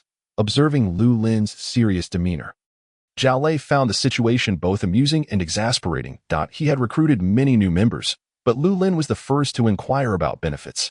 "Based on your qualifications, the fixed monthly salary for entering the Star Investigation Division is 5,000 yuan. All expenses during missions are fully reimbursed, and there is an additional daily task allowance of 1,000 yuan. Gifts are distributed during holidays, and Social Security and Provident funds are provided. Furthermore, there is a monthly equipment maintenance allowance of 10,000 yuan. Additionally, we are directly supervised by the Federation's military department, and everyone holds military officer certificates, allowing free travel on trains, airplanes, and starships. If you achieve a breakthrough in your cultivation after joining the Star Investigation Division, the rewards are substantial: 100,000 yuan for reaching the first level, 300,000 for the second, 500,000 for the third, and 1 million for the fourth. Chapter 62. Joining the Star Investigation Division. The more Lu Lin listened, the more his eyes sparkled. His current displayed strength was merely at the 0 level. The monthly allowances were based on the warrior's level. If he reached the first level, his allowance would double to 10,000 yuan per month. At the second level, it would be 20,000.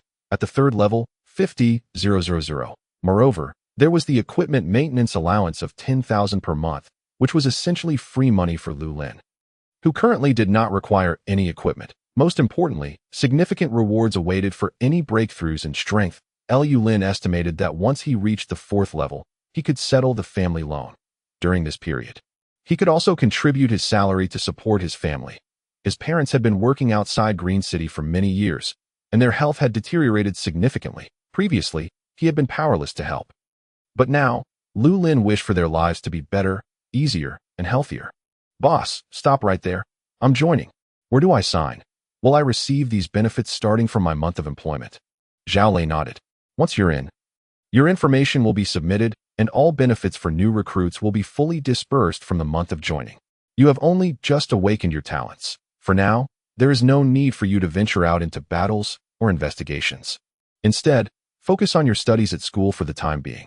Next month's challenge will see all members of the Star Adjustment Department rallying to support you at the scene. Thank you, boss. Your generosity is truly commendable, Lu Lin hastily replied. He felt fortunate to have latched onto such a formidable ally. Indeed, a golden thigh to cling to. With Zhao Lei backing him, he could stride confidently into the world. Naturally, given Lu Lin's humble and reserved nature, he would not flaunt this newfound advantage. Once the two had finished conversing, Xiao Yan and Xiao Li, who had been waiting outside, entered, and the service robot began to serve the dishes. Xiao Li maintained her typically icy demeanor, merely nodding at Lu Lin without uttering a word. In contrast, Xiao Yan had donned a rather normal outfit for the day. She wore a cropped white t-shirt that exposed her midriff, adorned with a picture of a child enjoying an ice cream cone, causing Lu Lin to avert his gaze repeatedly. Her lower half was clad in distressed denim pants that clung tightly to her legs, leaving Lu Lin feeling dizzy from the sight. Throughout the meal, Xiao Yan engaged Lu Lin in conversation, showing genuine concern as she asked if he would like some milk, whether he wanted to sit closer, and if he was feeling warm enough to remove his jacket. Zhao Lei and Xiao Li, accustomed to her playful antics, quietly enjoyed their food while observing Xiao Yan tease Lu Lin. The sight of Lu Lin's flushed cheeks only fueled Xiao Yan's excitement and elicited a smirk from Zhao Lei. After finishing their meal, Zhao Lei and the others exchanged contact information with Lu Lin as they were preparing to depart from Saturn. During their time on Saturn, they had successfully dismantled several secret bases of the Black Shark Society. And now it was time to return home. Little Lu Lin, do come to the alien planet to visit Sister Xiao Yan soon. I promise to take you to a wonderful place that will leave you utterly delighted, Xiao Yan whispered in Lu Lin's ear as they parted ways. Lu Lin's face flushed, and he pulled out a card from his pocket. Sister Xiao Yan, there's no need to wait to go to the alien planet. Room 2816 upstairs. I've already booked it. Shall we go up and have a chat? Huh. Xiao Yan was taken aback, looking at Lu Lin in disbelief. A room card? Up to chat. She had been joking. How could someone who appeared to be an innocent young virgin, blushing at mere playful banter, suddenly exhibit such boldness in secretly booking a room? I'm busy today, but once we get to the alien planet, I will definitely come to your room for a proper chat. Xiao Yan emphasized the word chat. Little did she know that the one who usually played coy had just stumbled into a trap. Lu Lin was undoubtedly the type who spoke little yet acted decisively. Without further ado, Xiao Yan turned to leave. Not far away, Zhao Lei chuckled quietly that it seemed Xiao Yan had finally met her match. As they departed, Zhao Lei waved goodbye to Lu Lin. This trip to Saturn had not only been successful in completing their mission, but had also allowed him to recruit a promising talent like Lu Lin, putting him in an excellent mood. Lu Lin waved them off and proceeded on foot toward the nearby Star Technicians Association. As for the room card, that was merely a jest. The Green City branch of the Star Technicians Association was not far, but its facade appeared quite shabby. Even the branch in the 18th-tier city of Blue Star seemed more impressive. From a distance, Lu Lin would have mistaken it for a roadside lottery booth if not for the navigation directing him there. Hello. How may I assist you? A scruffy-looking man at the front desk inquired, without even rising from his seat upon seeing Lu Lin enter. Hello, I am a star technician and would like to inquire if there are any job opportunities or tasks available. You were looking for work? The scruffy man expressed his confusion. It was indeed peculiar to have two young star technicians visit in one day. The morning had seen one claiming to be an apprentice, and now another had arrived, this time a certified technician. The Green City region was not large, yet two young technicians had appeared within the same day. Please, have a seat. Our president is currently out of town guiding students in star technology and is expected to return in the evening. The scruffy man quickly stood up. May I ask your name? Young man, are you a university student? How long have you been a technician? Wow, to become a certified star technician at such a young age, you must possess exceptional talent. Thank you. My name is Lu Lin. And I am currently in my first year of university, Lu Lin replied thoughtfully. Generally, it takes a considerable amount of time for a star technician to establish their star power domain. After that, they must expand and refine it, attempting to cover others with their domain. They also need to work on enhancing their star vein refinement level.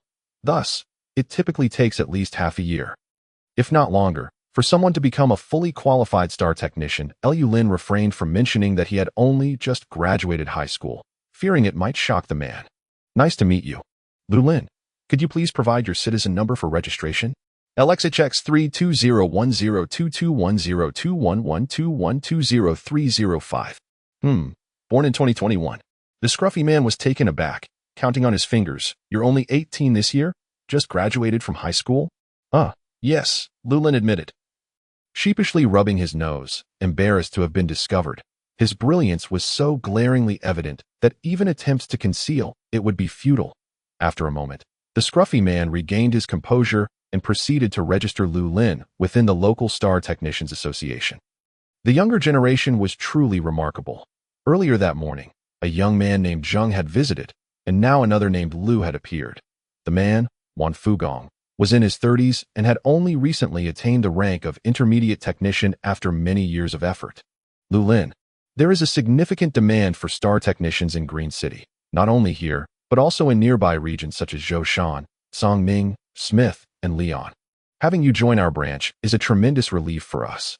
Initially, Lu Lin did not grasp what Wan Fugong meant, but once he explained, it became clear that Saturn was indeed a remote and impoverished area within the Federation. Throughout Saturn, apart from the Eastern Forest continent, which had a Star Technicians Association in almost every city, the other three continents, North Hill, South Sea, and West Sha, each had only 2 branches. In each branch, the number of registered star technicians was fewer than 10. To serve a population of billions across an entire continent was an immense undertaking. It was no wonder that even the president of the Green City branch had to travel elsewhere for work.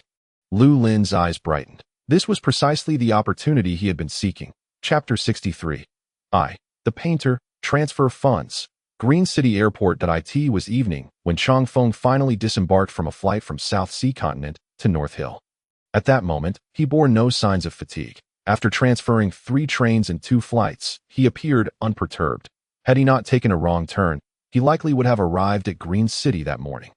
With his easel on his back, Chong Feng exited the airport and hailed a taxi to Goldhao Tower. After several transfers, his funds were running low, and he needed to request an advance from his employer.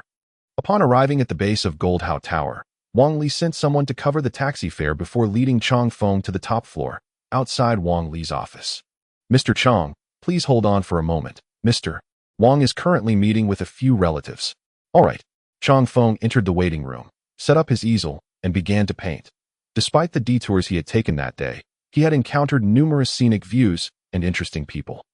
However, the most memorable image remained that of the girl in the white short skirt, peacefully asleep in the hotel at noon. Reflecting on the girl from earlier, he spread out his paper and began to paint with fervor. That's great. If you need extra hands, I can step in, Lu Lin declared, rising to his feet. Brother Wan, I have just been promoted to a certified star technician and am currently experiencing a streak of good fortune. While I was on Blue Star, I successfully guided several dual star students. If you don't believe me, you can check my guidance records. Wan Fugong was skeptical that it was already an impressive feat to have advanced from apprentice to certified technician within a mere 10 days. Let alone guiding multiple dual star students. Such claims seemed far-fetched. Well, let me take a look first, Wan Fugong replied, nodding as he entered Lu Lin's citizen number into the internal website for verification. How is this possible? Wan Fugong's eyes widened in disbelief as he gazed at Lu Lin. The Star Technicians Association meticulously records every guidance session conducted by technicians, though this is limited to those below master level. The records include not only the techniques guided and the number of students, but also the success rates. Anyone wishing to find a technician to help them comprehend star techniques can search the official website, selecting those with high success rates or specializing in particular attributes or series of techniques. Generally, certified technicians are responsible for guiding warriors of level 1 and below. Intermediate and advanced technicians can guide those up to level 6. However, they can only guide warriors of level 5 at most. Level 6 marks a critical juncture in star core cultivation, at which point individuals typically seek out master-level technicians to enhance their chances of breaking through to the 7th level of the Golden Body realm. Upon reviewing the official records, Wan Fugong discovered that Lu Lin's highest guidance had been for a level 3 Star Core warrior, who not only comprehended a dual star technique, but also took the opportunity to break through. Ascending directly to level 4, other records corroborated Lu Lin's claims, showing a total of over 100 guided students, with 7 or 8 achieving dual star techniques and many more grasping commendable techniques. The most crucial aspect is name, Lu Lin, rank, Junior Star Technique Guide, guiding success rate, 100-100. Such an impeccable success rate. Before me stands Lu Lin, possessing such extraordinary abilities. Indeed, he is a prodigy, truly deserving of the title of genius for having attained his qualification as a Star Technique Guide in merely 10 days. Lu Lin, please take a seat for a moment while I make a call to the president. As Wan Fu turned to leave, he recorded Lu Lin's details in a notebook at the front desk. After a brief wait, Wan Fu approached and said, Lu Lin, the president may be a bit late returning today. She mentioned that if you are willing to assist others in awakening their abilities, you should come early tomorrow morning, and she will drive you to Smith City. By the way, please leave me your contact number so I can forward it to the president. Sure. Observing that night had fallen, Lu Lin realized he would likely have no opportunity today, so he resolved that tomorrow would suffice. He even contemplated that once he entered university, considering his talent was not particularly outstanding, competing against those geniuses would require immense effort. Thus, it might be prudent to spend more time engaging in guiding work, which would not only enable him to earn money through assisting others in awakening their star techniques, but also hasten his own cultivation. Without hindrance, the alien realm serves as a gathering place for all Star Core warriors of the Federation, and the Star Core warriors there would undoubtedly provide Lu Lin with ample opportunities to ascend to level 9 of Star Martial Arts. Upon returning to Lishui Bay Community, Lu Lin happened to spot Wang Wan exiting the building of the Elephant. Wang Wan, how is the elephant faring? Oh, ISNT, this are Lu Lin, the young master. How was your meal with that level 9 big shot today? Wang Wan, as always, was unabashedly cheeky upon their encounter. It was fine. The level 9 big shot found my talent astonishing and wished to take me as a disciple, but I declined. Humph, such bragging. Wang Wan conceded. The elephant is just like that. What else can be expected? He has been shouting all day about wanting to work. You should go persuade him. All right, I'm heading up now. After Lu Lin spoke, he made his way upstairs to the elephant's residence. Wait a moment. Lu, when will you come to fix the wall at my place? Wang Wan shouted, prompting Lu Lin to quicken his pace. Mr. Chong, we are almost done at Wang's. You may wait at the entrance for a moment. All right. Chong Feng silently put away his paintbrush. Feeling somewhat displeased at the sight of his unfinished work, as an artist, he loathed being disturbed while creating. He tore the paper down and gathered his belongings before exiting the waiting room. Outside, the sound of a woman's loud chatter reached his ears, causing Chang Feng to frown in displeasure, though he chose not to comment. Second brother, you must come. It would be best to invite a few heads from Green City. Yulong has never seen such a spectacle. Sure. Don't worry, sister. I'll ensure the city guards from Green City are present at Yulong's graduation banquet. Yulong, make sure to practice diligently. Whatever you desire, your second uncle will prepare a generous red envelope for you. The speaker was Wang Liha, who approached and patted his nephew on the shoulder in encouragement. Uncle, rest assured, I will strive to cultivate diligently and will not disappoint your 6 years of guidance. Enough. We're all family here. No need to speak of guidance. Now, Yulong, you should head back with your mother. Your second uncle has some matters to attend to.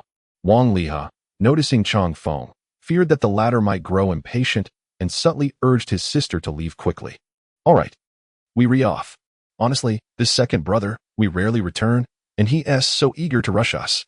When is there a day when company matters can't be dealt with? Never mind. Yulong, let us go. The plump middle-aged woman tugged her son and turned to leave. As they passed Chong Feng, the woman shot him a glance, snorting disdainfully. Zheng Yulong merely smiled faintly, though that smile lacked warmth or sunshine. Artist, please come in. Wang Liha invited Chong Feng into the office and handed him Lu Lin's information. Artist, this target is extraordinary. Thus, the higher-ups have instructed us to capture him alive, without inflicting injury or causing death. Understood. Please do your utmost to restrain yourself during the execution of the task. Very well. Chong Feng nodded. noting Lu Lin's details before extending his right hand. Please transfer some funds to me. Chapter 64, 10 Steps to Slay, Seizing the Opportunity.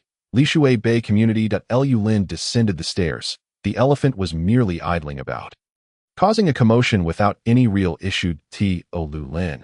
It seemed that the elephant was simply seeking attention from Wang Wan, and he couldn't be bothered with him. Lu Lin meandered home. In recent days, he had been busy guiding others and comprehending star techniques. After spending a few more days at home, Lu Lin planned to head to the alien realm to prepare for challenges. Of course, he also intended to utilize this time to practice 10 steps to slay extensively.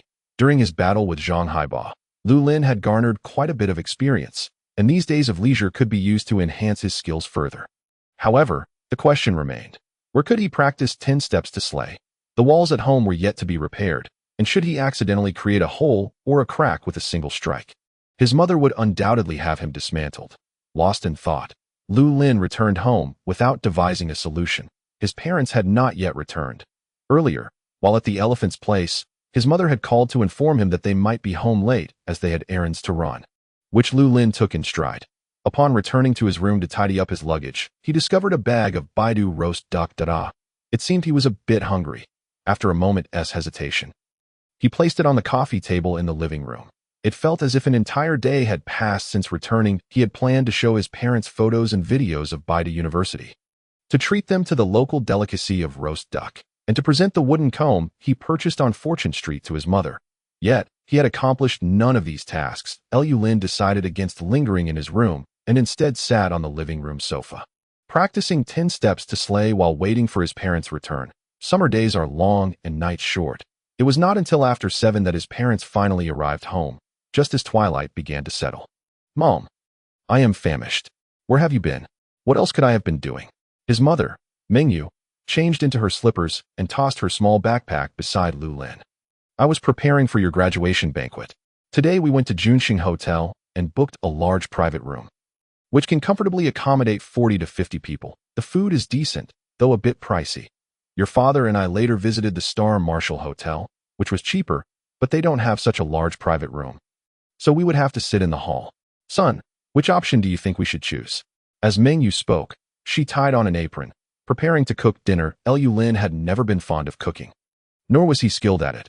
Otherwise, he wouldn't have relied on nutritious meals for so long while living on Blue Star. Let us go with Junxing. How much will it cost? You wouldn't be able to afford it. Please notify your classmates in the group later to see how many will come. Your father and I will also check with our relatives to see who might want to join. Who says I can't afford it? Lu Lin stood and walked over to Mengyu, gently massaging her shoulders. Mom, I still have several thousand yuan. You can take it for now. Today I visited the Star Technique Guide branch in Green City. Tomorrow morning, I'll be going out to guide others in awakening their star techniques. So, I should be able to earn some money back. Don't concern yourself with making money. If you can focus on your cultivation, I'll be eternally grateful. Lu Lin, do you truly think your mother is foolish? Upon reaching this point, Mengyu shrugged off Lu Lin's hands and turned to say, You haven't received that much in subsidies on Blue Star. Do you think I'm unaware? Ah, how do you know? Mengyu smirked, silly son. You probably don't know that there is something called a parent group in this world. Yesterday, you caught me off guard with your words, but today I asked her teacherly and learned that the school rewarded you with 100,000. You told me that Tongyuan City also awarded you 100,000. Where's the money? Oh, hearing his mother say this, Lu Lin relaxed, realizing that she wasn't as all-knowing as he thought. Didn't I tell you? I used it to buy the boat ticket. There's a payment record for that. Right, let me show you my balance. I still have over 40,000 left. While they were talking, Lu Lin's father, Lu Ping, interjected. Dear, I'm hungry. All right, Lu Lin, you little rascal, get out of here. Old Lu, come in and help me with the vegetables. Mengyu glanced at Lu Lin's account, noting the balance, but saying nothing. After dinner, Lu Lin presented the wooden comb to his mother before stepping out with his broken knife. During the meal, he inquired and learned that the basketball court behind Lishui Bay Community had been abandoned for quite some time, making it a suitable place for him to practice 10 steps to slay. Amidst his mother's admonitions, Lu Lin hurriedly departed. The basketball court behind Lishui Bay Community was a place where Lu Lin often played basketball with the elephant during his childhood. However, the basketball hoops had long rusted and gone unattended. Now, as Lu Lin approached, He found the area empty, overrun with weeds and litter, devoid of even a single streetlight.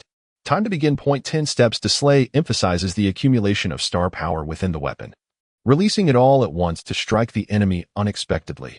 Each instance of accumulating star power does not require much. After practicing for half an hour, Lu Lin realized that the star power he consumed was roughly balanced by the star power he naturally regained.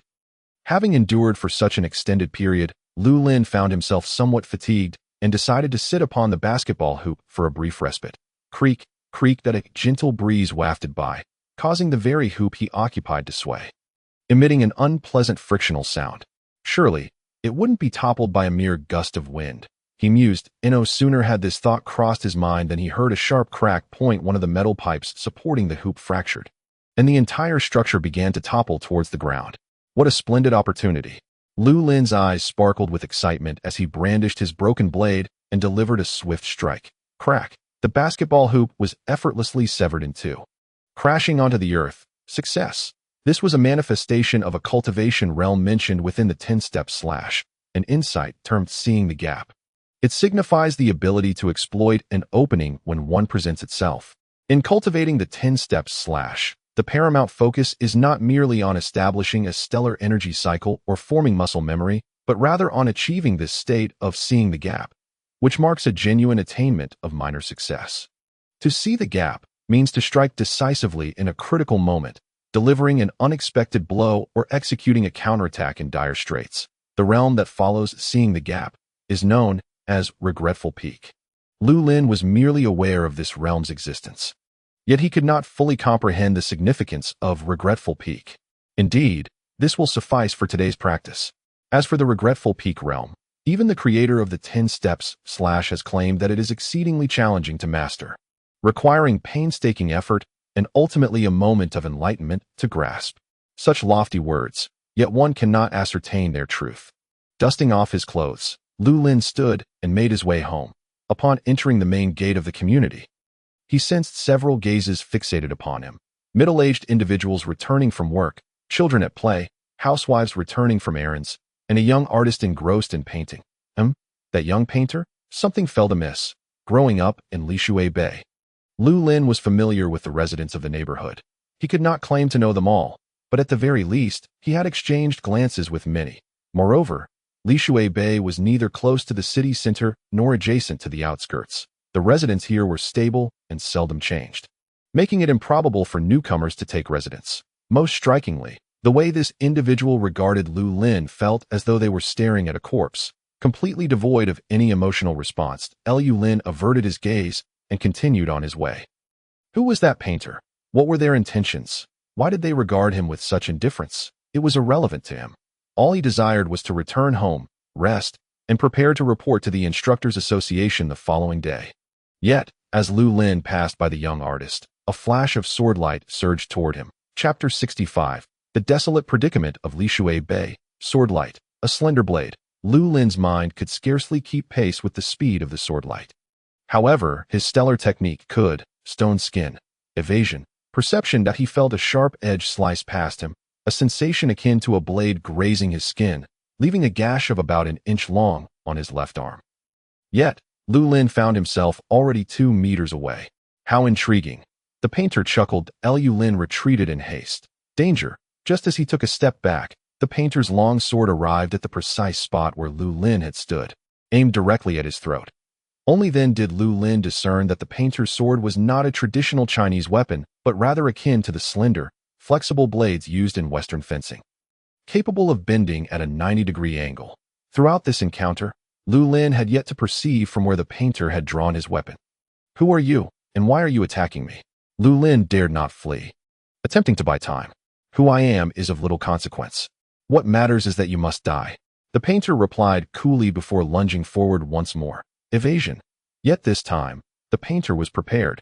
With a flick of his wrist, the slender sword bent as it lunged toward Lu Lin. Stepping back 2 paces, Lu Lin noticed another crimson mark forming on his left arm, the wound expanding to the size of an adult's thumb.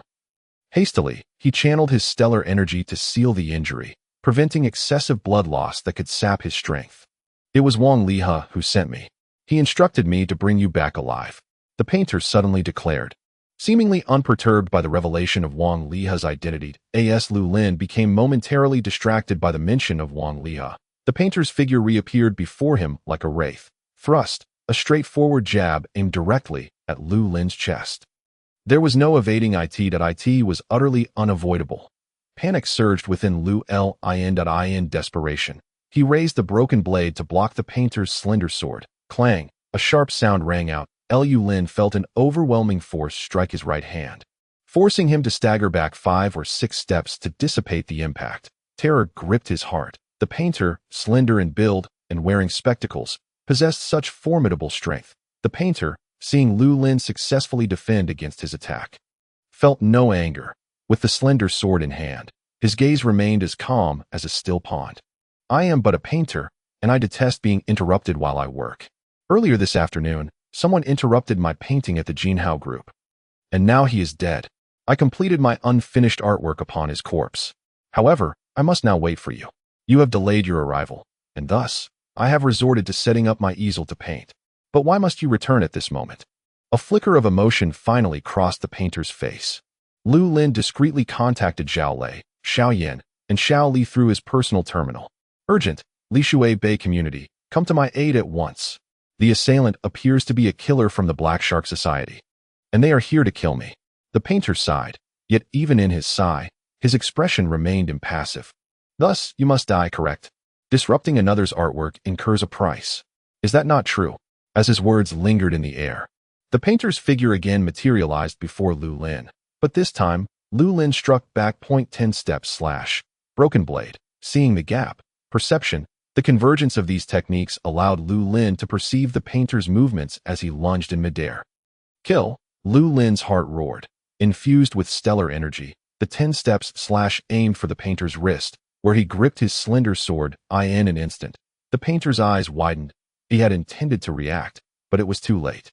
Whoosh! Lu Lin's blade descended with the same force he had used to break through a wall yesterday, akin to the earlier severing of the basketball hoop that he felt virtually no resistance as he cleaved through the painter's right hand. Yet the painter appeared unfazed. Lowering his body, he caught the severed hand with his left and discarded it, retaining only the slender sword. Lu Lin was momentarily taken aback. What was happening? Was he truly so resilient?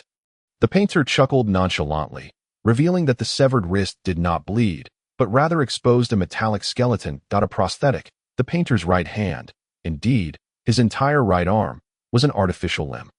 Little one, did your parents not inform you not to indiscriminately sever others' right hands? For some, their left hand may prove far more formidable.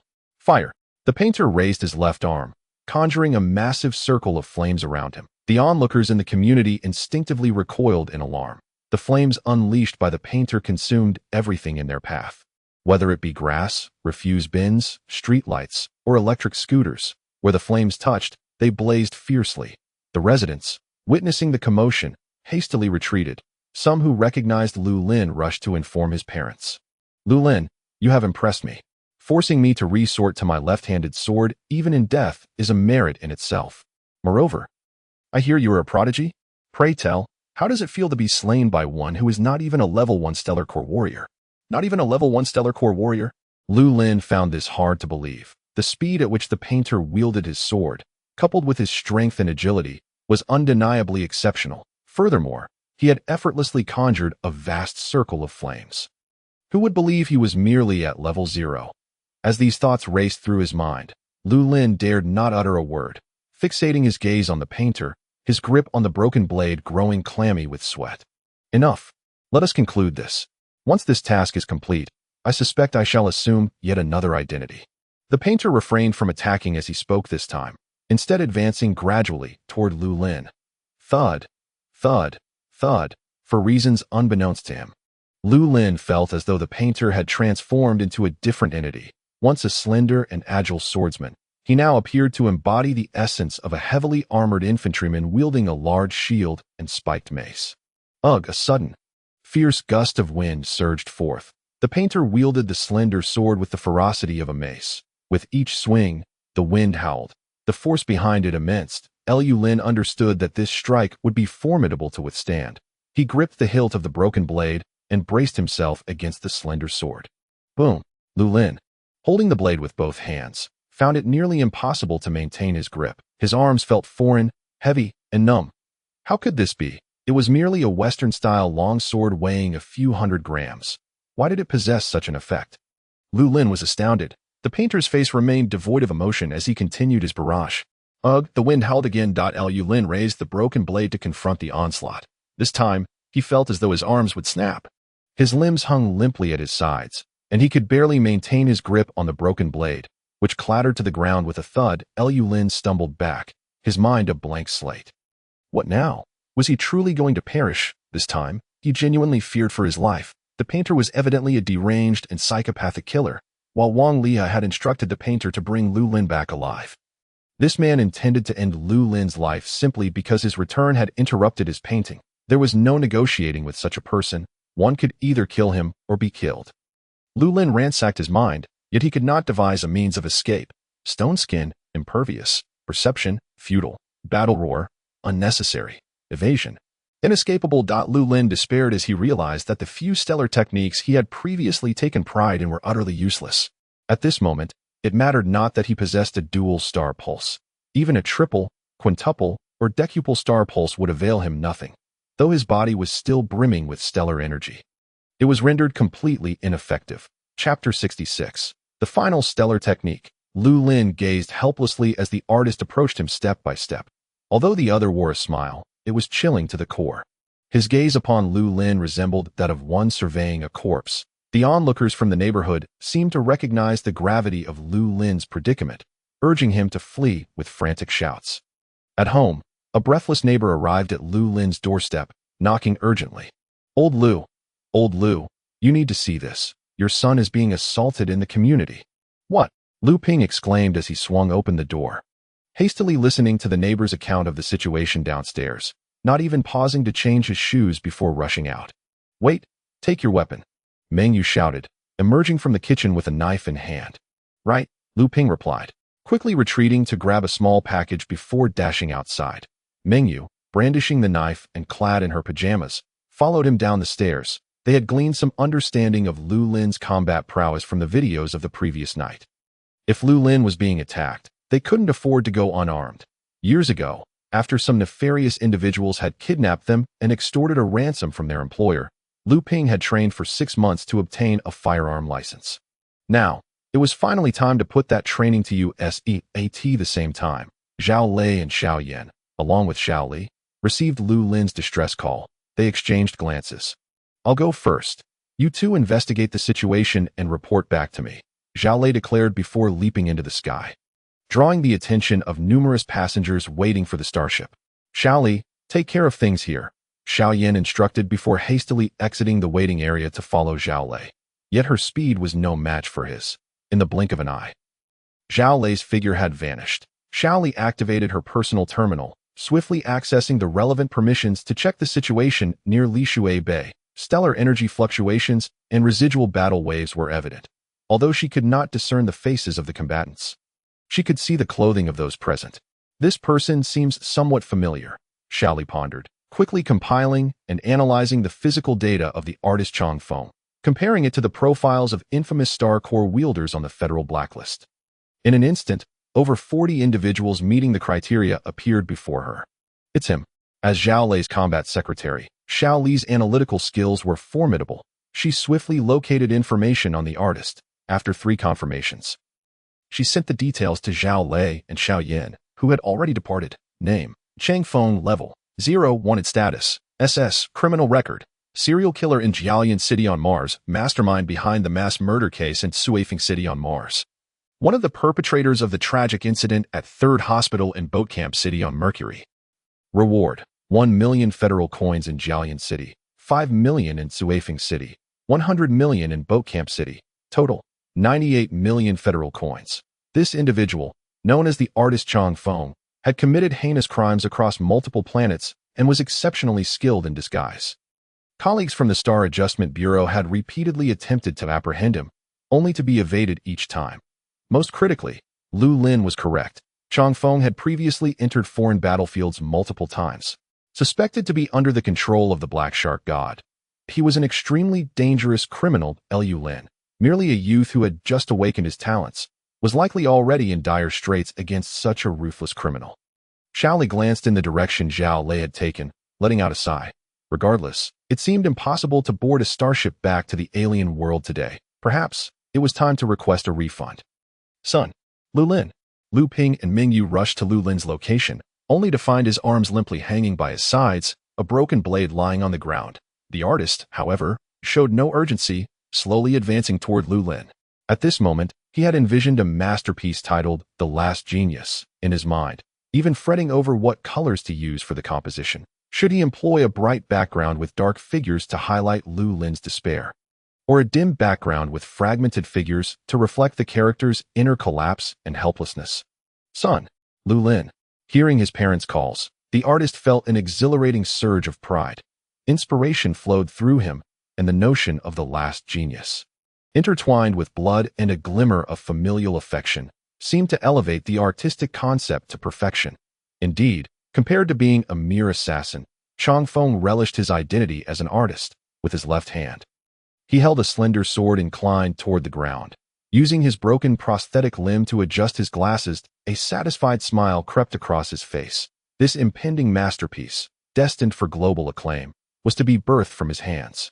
What glory and radiance awaited him! Surely, the entire federal art community would be astounded by this painting. But a slight flush crept across the artist's face, his eyes narrowing with delight upon hearing his parents' voices. Lu Lin's heart tightened. Mom, Dad, don't come any closer. Don't be ridiculous. Lu Ping bellowed, his demeanor starkly contrasting his usual reticence. Meanwhile, Ming Yu trembled with fear, her body quaking slightly. Lu Ping opened the small package, revealing a sleek black pistol. He loaded the magazine, cocked it, and disengaged the safety. I advise you not to harm my son, young man. Otherwise, I will pull the trigger. The artist turned his head, gazing at Lu Ping with keen interest. As inspiration surged within him, the previous creation had seemed solely filled with despair, lacking elements of resilience and defiance. Now, witnessing Lu Ping's display, he recognized the true essence of perfection. What is despair? It is when hope appears within reach, only to shatter like a bubble in an instant. In such moments, one experiences the depths of hopelessness. The artist silently reminded himself never to become complacent in his future creations, but rather to seek ways to elevate his work further. Dad, Mom, please don't come closer. I'm sorry. Your son is not a genius, nor is he an exceptionally gifted stellar technique guide. He is merely, Lu Lin whispered, but suddenly paused. Not a genius, nor an exceptionally gifted stellar technique guide. Wait, there was still 1-inch stellar technique he had yet to employ, the stellar force domain. However, Lu Lin had never heard of utilizing the stellar force domain for combat. Yet now, he had no choice but to take a gamble. Whether it worked or not, he had to try. Closing his eyes, the artist raised his slender sword, its tip aimed directly at Lu Lin's heart. Lu Ping steadied his hand, gripping the pistol, yet his teeth could not help but tremble. Ming Yu's legs shook, nearly buckling beneath her. Wang Wan and De Xiang also rushed out of the house, but at this moment, all they could do was watch helplessly in despair. Damn it, I'm going all in.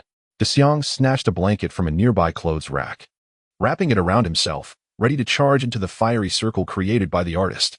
Wait, look at Lu Lin. Wang Wan grasped him, pointing towards Lu Lin's direction. Lu Ping's hand, which held the gun, trembled slightly as he lowered his arm.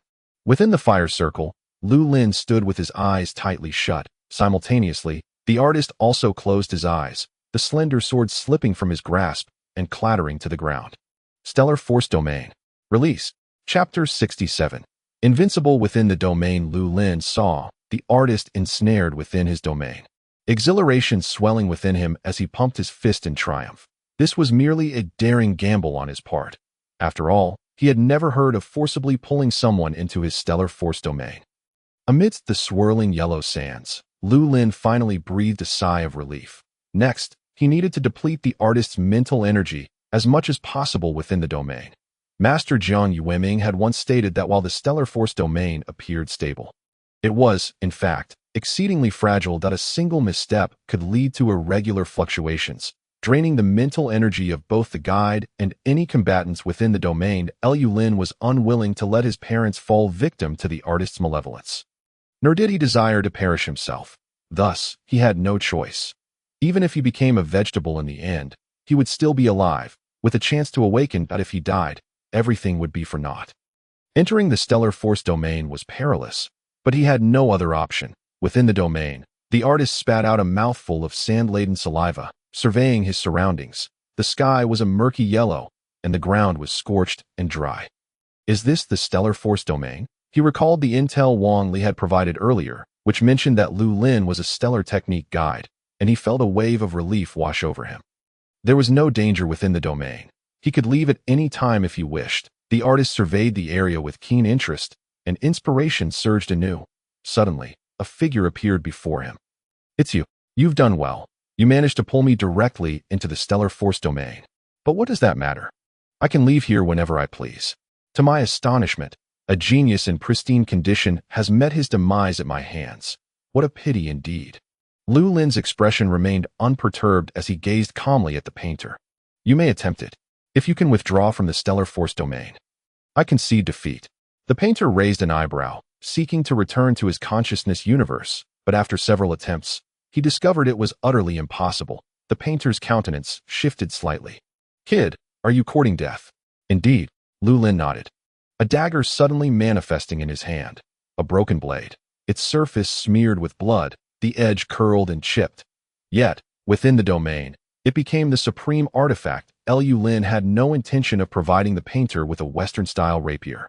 Perish, Lu Lin whispered softly, his figure instantly materializing before the painter. Stellar technique. Evasion. The painter's right arm was severed by the blade, and his form became slightly more ethereal. He remained unaware of the change, but Lu Lin, as the master of the domain, comprehended it fully. Though this loss was minor, it nonetheless affected the painter. As long as Lu Lin's stellar force remained unbroken, the painter would ultimately be shattered, his spirit obliterated. Kid, this is futile. Such a trivial loss. I could stand here and let you strike me until your last breath, and I might not even be harmed. The painter had not contemplated fleeing. In Lu Lin's domain, where could he possibly escape to? Lu Lin shook his head, remaining silent. He would not genuinely wait until his stellar force was exhausted to retract the domain. He intended to test the idea he had long harbored. Now, he would use the painter as an experiment, for even if he perished, no one would mourn for him. Stellar technique, falling stones. Stellar technique, shatter. Stellar technique, flame dragon. Stellar technique, stone cannon. Stellar technique, forest. Stellar technique, spirit. Stellar technique, ice seal. Stellar technique, snowman. Lu Lin incessantly recited one stellar technique after another. As before him, forests emerged, deserts froze, flame dragons roared, and water arrows rampaged. These stellar techniques were recorded in his vision as he guided others in their use. Now, summoned by Lu Lin, they all manifested, assaulting the painter. What is this? The painter's expression turned ashen in his understanding. No one had ever wielded such a multitude of different attribute stellar techniques. That it was simply preposterous. This was beyond human capability. Who exactly are you? What in the world is this? Faced with such a barrage of stellar techniques, the painter grew frantic. He dodged, evaded, and sidestepped, managing to escape numerous attacks. Yet, several stellar techniques still struck him. The painter's spirit became increasingly insubstantial. Lu Lin, however, remained unfazed, continuously uttering the names of the stellar techniques. This time, he had wagered correctly. As long as his stellar force was sufficient, he could unleash the recorded stellar techniques endlessly within his domain. There were no limits to power or attributes within the stellar force domain. He was the unequivocal master. Bit by bit, piece by piece, the painter's spirit, crystallized into form, endured relentless attacks, continuously shedding fragments of his essence. These fragments did not vanish but were inscribed by the empty eyes within the domain. Lu Lin was uncertain of the purpose of recording these fragments, but at that moment, the question was of no consequence. Lu Lin, you are certainly not human. You must be possessed by an evil god from the otherworldly battlefield. I will report you, even if I perish. I must report you. You heretic, you minion of darkness. You, Lu Lin, I was wrong. I do not wish to die. I still want to return to Donglin to teach the children how to paint. Truly. Lu Lin, I am not a professional killer. I am merely an ordinary art teacher. Many children are waiting for me to return to class. I beg you, Lu Lin, I was wrong. I should not have accepted Wang Li and his task. I will promptly return all the money to him. Or I can donate it to the Hope Project. Lu Lin, I implore you, I cannot die. I cannot die. Lu Lin remained unmoved. Villains perish from their excessive words. Protagonists perish from their compassion. He could not let the painter go simply because he claimed to have children to teach. Even if he spoke the truth, it would only mean one less art teacher for the children. Just one art teacher. Replacing him would be simple. Besides, Lu Lin had seen the painter's works earlier. And to be honest, they were rather unimpressive. Perhaps, with one less painter, the children might receive a better aesthetic education. Lu Lin's expression remained cold as he continued to unleash stellar techniques, though he did not understand why the painter, despite being merely a zero-level stellar core warrior, possessed such formidable strength. Lu Lin's objective was singular. He wanted him dead. Once the spirit was obliterated, could a person still live? Or rather, could one who had suffered spiritual annihilation still be considered human? Lu Lin was uncertain, but he planned to understand this after completely eradicating the painter's spirit. Lu Lin, I hate you, I hate you. I should not have shown you mercy. I should have dealt with you and your parents together. Ah, the painter's spiritual form grew increasingly frail, his entire being fading to the point of nearly merging with the swirling sands. He understood that he was on the brink of death, even if his body remained alive. His essence would perish. At that moment, he unleashed every vile curse he could conceive, from Lu Lin's ancestors to Lu Lin's children, grandchildren, and generations beyond. Suddenly, Lu Lin halted the release of stellar techniques. The painter's face was one of weakness. Yet a glimmer of hope flickered in his eyes. Lu Lin, have you exhausted your stellar force? In truth, he had not. Lu Lin was struck by a sudden thought and inquired, Are you a member of the Black Shark Society? Chapter 68. Harvest. The painter fell silent. At this juncture, he understood that no matter what he said, Lu Lin would not spare him. Since death was inevitable, what difference did it make whether he spoke or remained silent? Observing the painter's silence, Lu Lin unleashed a flame dragon stellar technique, utterly obliterating the painter's spiritual form. It was over. Lu Lin exhaled deeply, his consciousness somewhat hazied. To ensnare the painter, he had expended an excessive amount of mental energy. To unleash stellar techniques, he had nearly drained all his stellar force. If the painter did not die under these circumstances, he would truly be at a loss. Fortunately, he had succeeded. Lu Lin gazed at the more than 10 eyes that had recorded the painter's spiritual fragments. Filled with curiosity, he entered their depths. Suddenly, the scene transformed, and he found himself as a young boy. The boy, orphaned from a young age, grew up in a federal welfare institution, remaining inconspicuous until his high school graduation. During the college entrance examination, the boy awakened. He activated a rare mutated talent, wind attribute. The envious gazes of his classmates and the praise of his teachers made him feel elated, believing he was destined to save the world and the Federation. However, when he filled out his college application, it was maliciously altered. The son of a prominent figure in the school took his place, enrolling in a prestigious university on another planet, one of the top 10 institutions in the Federation. The boy, whose application had been tampered with, was left without a school to attend, forced to embark alone to the alien planet. There, undeterred, he quickly joined an elite team that was in need of personnel. Entering the otherworldly battlefield, little did he know, fate had played another cruel joke on him. This so-called elite team had recruited him to serve as bait, luring a level 6 beast from the otherworldly battlefield. They sought the beast's blood, skull, bones, and the crystal within its body. Upon discovering his teammates' intentions, the boy fled under the cover of night. In his indignation, he also lured numerous beasts wandering the battlefield to attack.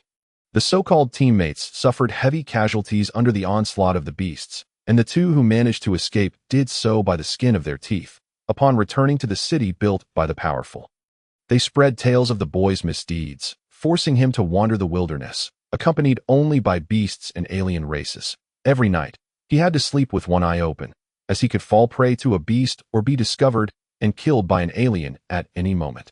Without stellar techniques, weapons, food, or shelter, the boy became nearly feral in the otherworldly battlefield.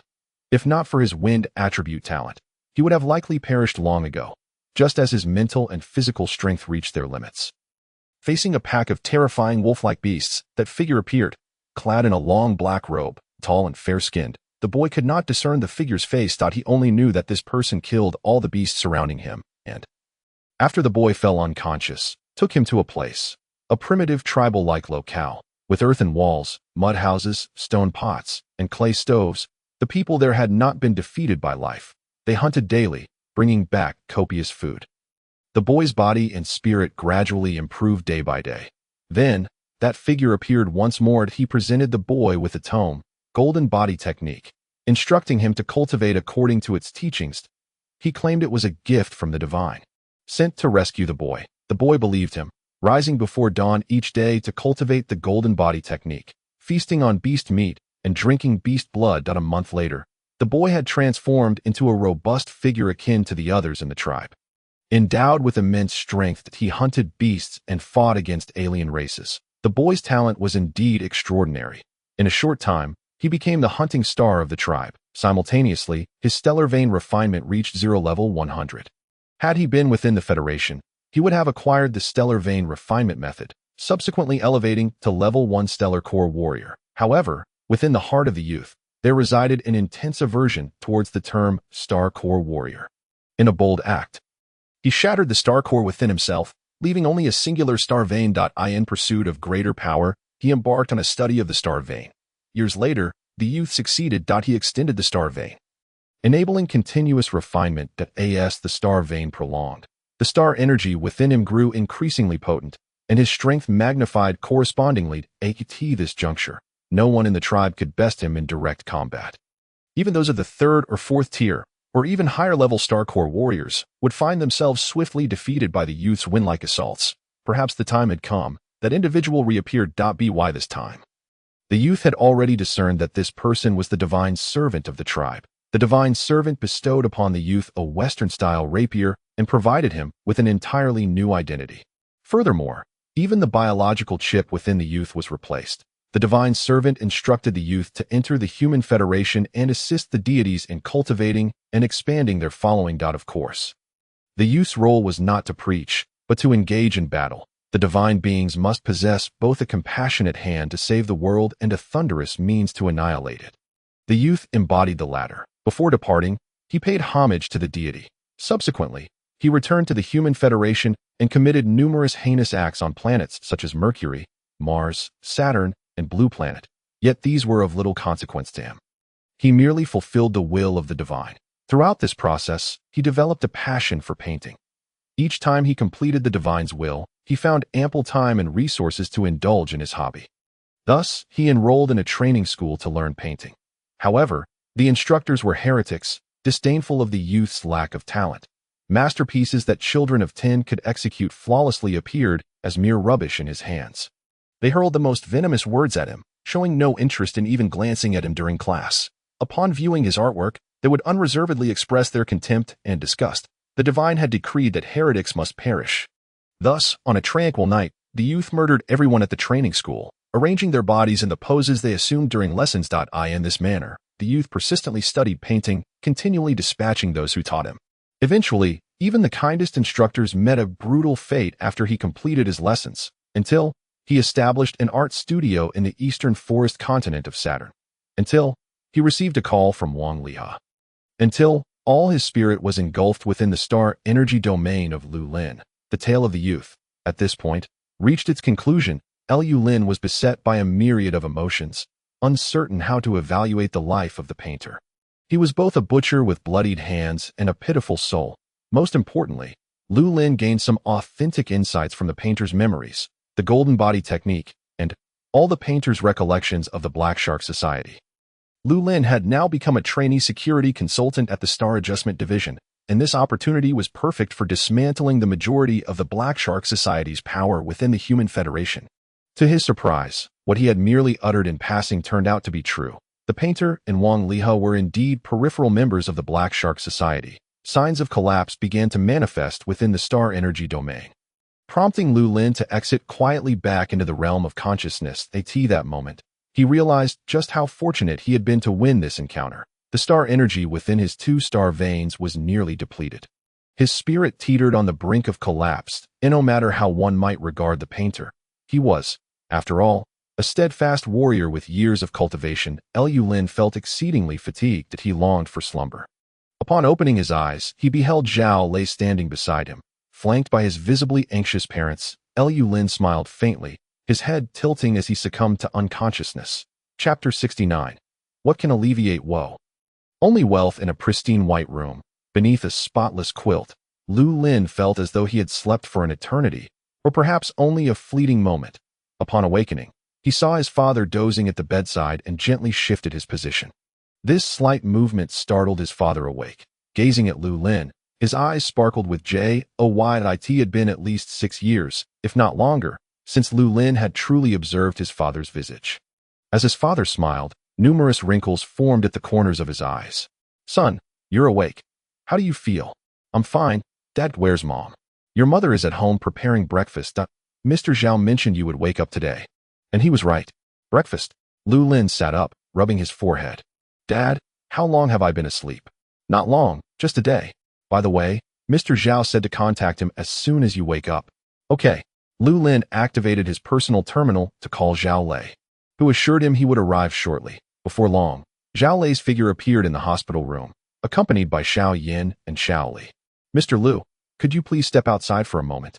Xiao Yin politely requested, then turned to Lu Lin with a cheerful expression. "Little brother, you can't be doing this. You take down someone who isn't even a first-tier Star Corps warrior and create such a commotion." "Xiao Yin, be quiet." Zhao Lei settled beside Lu Lin's bed, scrutinizing him thoroughly before inquiring. "Lu Lin, based on the clues you provided, we have apprehended Wang Liha of the Jinhao group. It turns out he is indeed the leader of the Black Shark Society in the northern hill continent of Saturn. Who would have thought that after all this time searching on Saturn, we would not have discovered his whereabouts? This time, you've made a significant contribution that I will report your achievements, and the investigation department will reward you accordingly." "Thank you, boss." "Thank you, investigation department. I will do my utmost to punish the wicked." Lu Lin hurriedly pledged his loyalty. Zhao Lei chuckled. "No need for thanks or loyalty declarations. This is all earned through your hard work. Instead of expressing gratitude, focus on honing your skills. I checked the surveillance within the community, and I was surprised to find your strength, Lu Lin, to be so formidable. Although the painter Chang Feng is not a formal Star Corps warrior, many of the Federation's elite who pursued him, including 3rd and 4th tier warriors, suffered defeats at his hands, some even left with disabilities. By the way, Xiao Li." Zhao Lei suddenly remembered something and turned to inquire. The painter had quite a few bounties on his head, right? Please tally the total amount and transfer it all to Xiao Lu. The total bounty is 95 million Federation credits. If I utilize the authority of the Star Adjustment Division, it can all be transferred within 15 days. Excellent. Then transfer it all to Xiao Lu. Xiao Lu, since you are still a trainee investigator at the Star Adjustment Division, this time you can only receive a record of your contribution. The material reward will be somewhat less. So please don't take it to heart. With this several tens of millions, you could manage for a while, and it might even be enough for you to advance to a 3rd-tier Star Warrior." Lu Lin stared blankly at Zhao Lei. 95 million in bounty. Manage for a while? Surely this must be a joke. With such a sum, Lu Lin felt he could spend a lifetime without exhausting it if 95 million were deposited in the bank. With an interest rate of 0.5 per day, he would earn 400,000 to 500,000 in interest daily. Within 2 days, he could pay off the family's loan. How had he suddenly acquired such wealth? Overnight riches. Lu Lin was filled with excitement, while Zhao Lei merely chuckled, saying nothing. Now, Lu Lin considered 95 million a fortune, but once he entered university and became a genuine Star Corps warrior, he would realize that while this sum was considerable, it would barely suffice for purchasing a high-grade armor. The Federation concentrated Star Corps warriors on alien planets not only out of concern for potential martial law violations, but also because the lives of Star Corps warriors were on an entirely different level than ordinary people. The daily routines, work, discussion topics, dietary habits, and shopping behaviors of Star Corps warriors existed in a realm separate from that of common folk. While an ordinary person might earn 30,000 to 50,000 a month, enough to support their family comfortably, a Star Corps warrior earning 3 to 5 million could still be considered part of a relatively impoverished class, barely scraping by. However, Zhao Lei would not share these realities with Lu Lin just yet. He would let him enjoy a few days of happiness. "Boss." Lu Lin. The two spoke in unison, but Zhao Lei urged Lu Lin to continue. "Lu Lin, I watched your video from yesterday. It seems you managed to pull the painter into your star energy domain, right?" Lu Lin nodded. "You were able to draw a conscious person into your star energy domain. How did you accomplish that? Zhao Lei had already discerned Lu Lin's method while watching the video the previous day. However, he had consulted the Federation's Star Technique instructors and even contacted the president and vice president of the Star Technique Instructor Association, only to learn that it was deemed impossible that an instructor could never force a conscious person into their star energy domain. The star energy domain of an instructor required mutual mental alignment. The other party must be unprepared or unwilling to resist for a successful entry. Moreover, once within the star energy domain, regardless of whether they were newly awakened students or ordinary individuals with star cores, they could exit freely at any time if they so wished. Zhao Lei refrained from sending Lu Lin the video of his battle with the painter, believing that Lu Lin was an anomaly in the field of star instructors, not to be judged by conventional standards. I really don't know.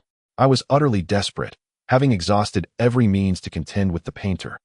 And even my arms. My arms are all healed. Lu Lin suddenly recalled the issue with his arms that he lifted the hem of his hospital gown, revealing his shoulders and arms, which were neither red nor swollen.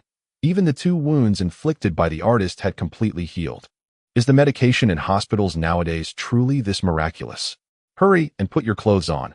We are not interested in seeing your little frame, Xiao Yan remarked. When we brought you to the hospital yesterday, the boss noticed you were on the brink of collapse, with your body suffering significant trauma. He rushed to Donglin continent overnight to procure a bottle of high-grade healing potion for you. Such was the nature of his boss, who, despite showing deep concern for his subordinates, remained reticent about his actions. Thank you, boss. I appreciate your thoughtfulness. Lu Lin felt a surge of gratitude that a prominent figure of such stature, a 9th-level powerhouse, had gone to such lengths for him. A mere apprentice safety consultant, the value of the potion aside, this bond of friendship was enough for Lu Lin to cherish in his heart. Boss, I cannot guarantee the situation in the realm of stellar energy, but perhaps I can invite you in to have a look later. I have something of utmost importance to discuss with you. Could you please shield our surroundings? Very well. With a wave of Zhao Lei's hand, Lu Lin felt as though the entire world had condensed to just the 3 of them, prompting him to exclaim, Boss, while exterminating the artist's spiritual entity in the realm of stellar energy, I uncovered numerous secrets about the Black Shark Society. Each continent on Saturn hosts a branch of the Black Shark Society. On Beiqiu, it is Wang Lihe of the Jinhao Group, on Donglin continent. It is Yao Donglin, the CEO of Saturn Renhao Real Estate Company, on Xisha continent. It is Jiang Shifeng, the head of Qingdao Wilderness Planting Group, and on Nanhai continent, it is Lu Nan, the founder of Nanhai Foreign Language Training School. Additionally, I possess information regarding personnel from the Black Shark Society operating on Mars, Venus, Mercury, and launching. Chapter 70, with this bowl of chicken soup. You are now mine. Zhao Lei and the others were taken aback. Hearing the names and titles enumerated by Lu Lin invoked a sense of unreality in them. Numerous members of the Black Shark Society lurked within the Federation. Not only were there individuals like the artist who employed thunderous measures, but there were also others engaged in financial schemes, intelligence gathering, and membership expansion. These individuals publicly appeared as law-abiding citizens of the Federation, with some being CEOs of large enterprises or key figures in various associations, yet behind the scenes, they provided various forms of support and assistance to the Black Shark Society. The true terror of the Black Shark Society did not lie solely in its military might, though that was certainly one aspect. Humanity had faced countless crises since discovering the alien battlefields. Each battle against monstrous beings and different races was fraught with peril. Yet, the Federation had always managed to endure and ultimately prevail. Military power was not the ultimate standard by which to measure a force. The ominous strength of the Black Shark Society lay in its secrecy. The fabled Black Shark deity, unseen by anyone, operated like a super quantum brain, capable of processing and analyzing countless pieces of intelligence, resolving and judging myriad events, and concealing numerous evils. Thus, the infamous reputation of the Black Shark Society came to be. Lu Lin, could you pause for a moment? Even Zhao Lei, who had weathered countless storms, found it hard to bear and urged Lu Lin to stop. Is what you are saying truly accurate? Of course. Boss, I have not met these individuals, and I have hardly heard of most of their names. How could I fabricate such tales? These are all revealed to me by the artist, Lu Lin stated calmly. unaware that this information held the weight equivalent to the efforts of a 300-person intelligence processing unit in the Stellar Intelligence Bureau over several years, since the establishment of the Stellar Intelligence Bureau. Never had anyone, like Lu Lin, obtained so much intelligence about the members of the Black Shark Society all at once. All right, Xiao Li, please collaborate with Lu Lin to record the list. I will contact headquarters. Zhao Lei decisively left Xiao Li behind and quickly departed with Xiao Yan. Upon exiting the hospital building, he soared into the sky to reach the cloud cover and contact the headquarters of the Stellar Intelligence Bureau. Alien Realm. The headquarters of the Stellar Intelligence Bureau took Zhao Lei's communication very seriously. Promptly selecting and analyzing the personnel list he provided in less than 20 minutes. Detailed analytical reports on each individual began to emerge swiftly. After reviewing the information, the 9th-level Stellar Corps warriors stationed at the headquarters determined its authenticity. They reported to the titled king in the alien battlefield and activated the highest authority, coordinating with the scattered advisors of the Stellar Intelligence Bureau throughout the Federation, in collaboration with local relevant departments on each planet. To capture the targeted individuals, back in the hospital, Lu Lin continued to reveal the names of the individuals the artist had informed him about. Xiao Li maintained a cold demeanor, while Xiao Yan's expression turned serious and solemn. At that moment, they established a miniature intelligence center within the hospital room, directly connected to the intelligence department of the alien headquarters. Upon receiving the intelligence provided by Lu Lin, the opposite sides swiftly analyzed, researched, and reported back. The headquarters of the Stellar Intelligence Bureau consistently issued orders. Among the names listed were not only the managers of various planets within the Federation, such as city guardians, but also unemployed drifters who appeared to be layabouts yet were, in truth, wicked members of the Black Shark Society. The entire Federation was in turmoil due to the intelligence disclosed by Lu Lin. Countless individuals were taken for investigation, while many others were subject to direct judgment and dispatched to the headquarters of the Stellar Intelligence Bureau in the alien realm. Oh dear, how long is this going to take? The chicken soup I prepared for my son is going to get cold.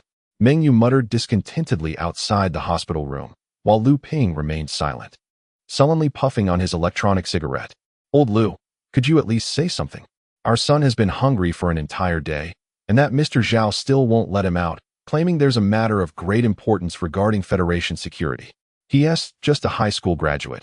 He hasn't even begun college yet. And it's already a matter of Federation security? Meng Yu replied incredulously. All right, how about you keep your comments to a minimum? You're giving me a headache. Lu Ping remarked, yet under Meng Yu's wide-eyed gaze. He chose to cease his protest. He was merely an ordinary middle-aged man with a family rank of third. The door to the hospital room swung open. Zhao Lei stepped out, looking somewhat apologetic. Lu Lin's mother. I apologize. I got a bit anxious and forgot that Lu Lin hasn't eaten yet.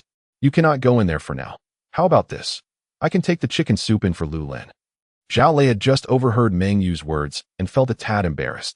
He had left Lu Lin's parents outside, allowing an injured patient who had just regained consciousness to work for the Stellar Intelligence Bureau. He felt it necessary to be considerate of Lu Lin's mother's emotions. Oh, it's all right. We're all working for the Federation, regardless of the order. Meng Yu forced a smile. Mr. Zhao, please let Lu Lin focus on his work without worrying about us. If he finishes the chicken soup, please call me, and I'll make more. By the way, you haven't eaten anything either, have you? Should I prepare something for you as well?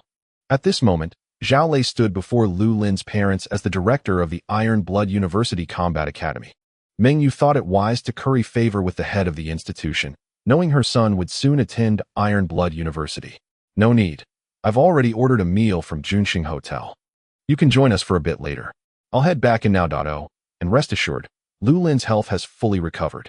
Fearing Meng Yu might say more, Zhao Lei hastily relayed a few instructions before quickly returning to the hospital room. He handed the chicken soup to Lu Lin. Xiao Lu, have a sip of this chicken soup. Your mother has been stewing it all morning. Thank you, boss.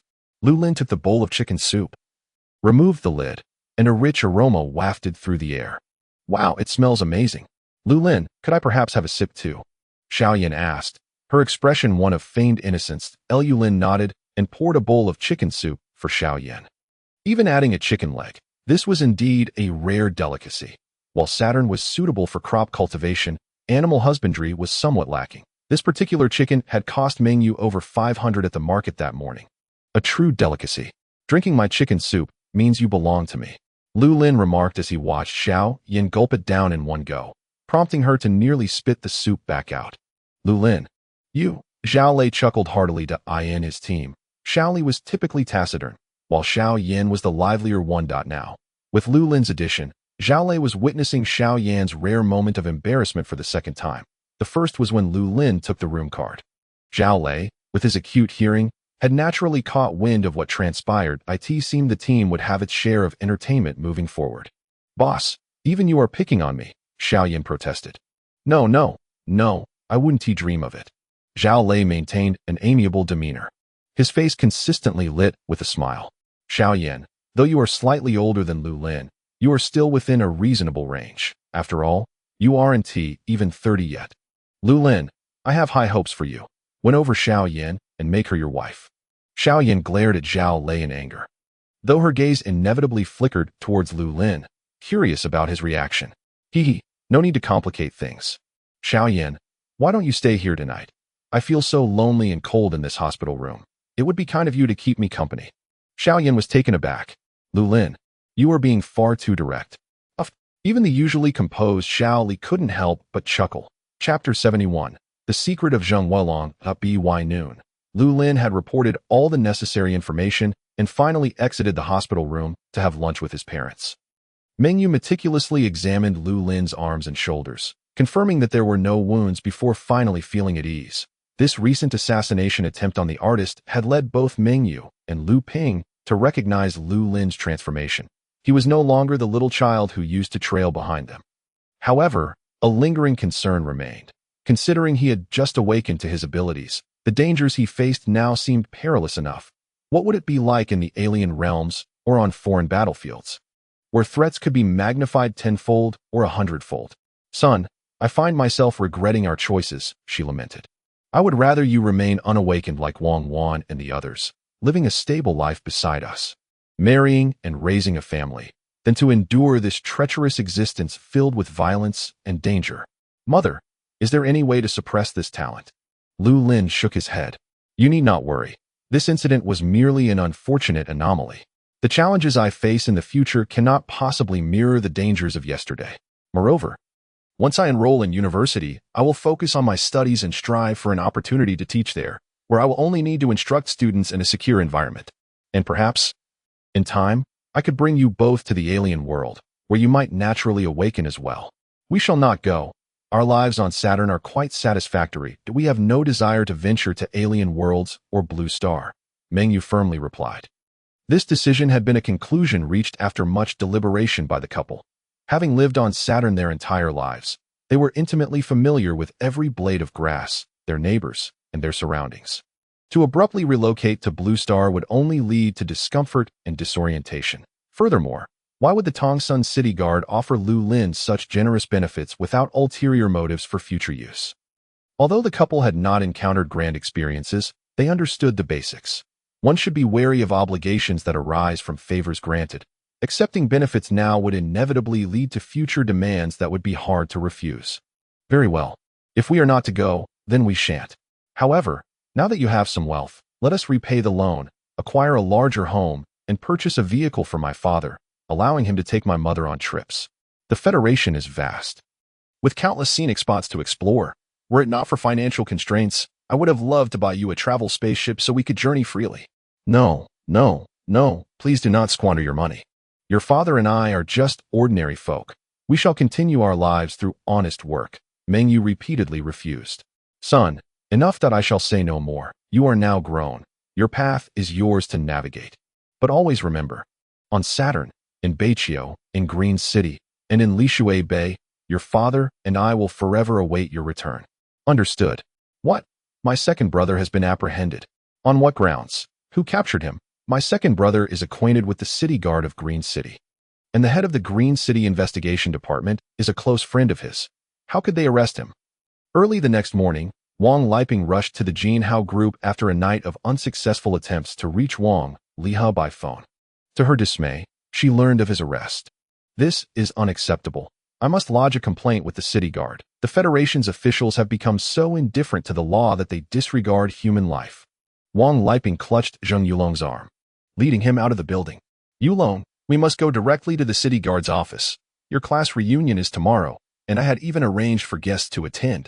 Your uncle must be innocent. We need to rescue him. Mother. There's no need to go. The obedient Zheng Yulong, who had always complied with Wang Liping's wishes, stood before the car, refusing to open the door. Why not? Yulong, that man is your uncle. This very car was gifted to you by him when he learned you were accepted into university. You haven't forgotten, have you? I haven't forgotten. Zheng Yulong regarded his mother with a calmness that made Wang Liping scarcely recognize her own son. This matter is too complex. We only need to inquire with the investigation department. As for my uncle, he will most certainly not be released. Wang Liping was taken aback. But tomorrow is your graduation banquet. Your uncle promised me. Forget about the banquet, mother, Zheng Yulong said, ushering Wang Liping into the car as they departed from the Jinhao building. He had received intel that it was crucial to avoid complicating matters further. Information leaks. The Black Shark got indoors. After lunch, Lu Lin left the hospital, fully recovered. He had cooperated with the Star Regulation Bureau and provided complete intelligence. Remaining in the hospital any longer would be a waste of time. Zhao Lei and the others parted ways, as there were still numerous matters on Saturn that required their attention, and they could not afford to squander a single minute. Before leaving, Xiaoyan promised Lu Lin's mother that he would attend Lu Lin's graduation banquet in Green City. Leaving Lu Lin in a state of bemusement, this classmate Xiaoyan, despite being no match for him, seemed to relish provoking him time and again. On his taxi ride home, Lu Lin felt an unsettling sense of having forgotten something. It was only when he spotted a crowded lottery station that the realization struck him. Oh no. He had promised Wan Fugong the day before that he would visit the Green City Guidance Division. Yet he had ended up unconscious for an entire day and night. Wan Fugong was surely going to be furious with him. Mother, please head back first. I have some matters to attend to. All right. Take care of yourself. Meng Yu did not press further and agreed to Lu Lin's departure. Lu Lin hopped out of the car and rushed to the Star Technique Guidance Division. Upon entering, the bearded Wan Fugong looked up, initially preparing to speak, but then froze in surprise. You Lu Lin, right? You have no idea how much trouble you caused me. That I waited from morning until night for you. And you never showed that a simple message would have sufficed. Why didn't you answer my calls? I was scolded by the president for half an hour. Just wait. The president will return shortly. And you can explain everything to him. Young man, you must always have an explanation when you undertake tasks. Wan Fugong, hearing Lu Lin's rapid-fire apologies, learned that Lu Lin had not neglected his responsibilities out of disregard. Rather, he had suffered an assassination attempt the night before and had been unconscious until today. Wan Fugong's expression reflected disbelief. What nonsense. Although you are a genius in star techniques, you are still just a recent high school graduate. An assassination? Surely, you must be delusional. Wan Fugong remained skeptical but chose not to question further, simply informing Lu Lin that the president would be back soon and to wait a moment. Lu Lin pondered. While he was indeed a victim of circumstances, he had ultimately let someone down. He hoped to clarify the situation, as he still relied on Wan Fugong for guidance to enhance his star pulse refinement. Although Lu Lin had emerged victorious from the battle with the artist, he had recognized a significant flaw. He lacked a powerful, decisive offensive star technique. The techniques inscribed on his eye were those grasped by newly awakened students. Numerous, but lacking in quality. If he could acquire more advanced techniques, at least of levels 1 to 3, he would possess additional trump cards for the next encounter. He could only wait and hope that the division president would be amenable. Chapter 72, Golden Body Technique. For major professions, hey, Lu Lin, do you reside in the Lishui Bay community? Wan Fugong suddenly inquired as if recalling something. Yes, how did you know? Did you witness the incident that occurred in your community the night before last? It was quite sensational. A brawl erupted right in the neighborhood. How many years has it been since such events transpired in Green City? By the way, the young man in the video resembles you quite a bit. That I recall you were dressed similarly when you visited the division that day. Resemble? That was clearly me, Lu Lin stated. Is it really you? Fine. I believe you now, Wan Fugong replied dismissively, searching for the footage from the previous night on his personal device, intent on exposing Lu Lin's supposed deceit. Just then, the door swung open. Lu Lin and Wan Fugong both looked up to see a woman in a short-sleeved white shirt, wearing a pair of non-prescription black-frame glasses, with her hair neatly tied up. Entering the room. President, you're back. The president? Lu Lin was momentarily stunned. incredulous at the sight of such an elegant woman assuming the role of president in the increasingly competitive Star Technique Guidance Association. The president nodded, glancing at Lu Lin, who sat nearby. So, this is the Lu Lin I've heard about. He claims he was unconscious yesterday, hence his absence from our communication, and he has just emerged from the hospital to visit us today. What do you think? Should we forgive him this time? After all, he is a young man. Let's give him a chance, Wan Fugong quietly interjected, offering support for Lu Lin. Understood. Lu Lin, is it? Greetings. I am Guan Yu, president of the Green City Star Technique Guidance Division. I have reviewed your profile. Quite impressive. Do you have time tomorrow? The City Guard of Tata City has invited me to bring a team to guide their high school graduates in star techniques. Would you like to join us? Without questioning Lu Lin about his absence the previous day, Guan Yu extended the invitation directly. Of course, I would be delighted. Excellent. Then it's settled. Please come to the division tomorrow morning, and I will drive you there. Furthermore, I have confirmed with the City Guard of Tata that for tomorrow's task, for every person successfully guided in star technique, a subsidy of 1,000 yuan will be granted, while in the event of failure, a compensation of 200 yuan will still be provided. Our Saturn economy cannot compete with Blue Star.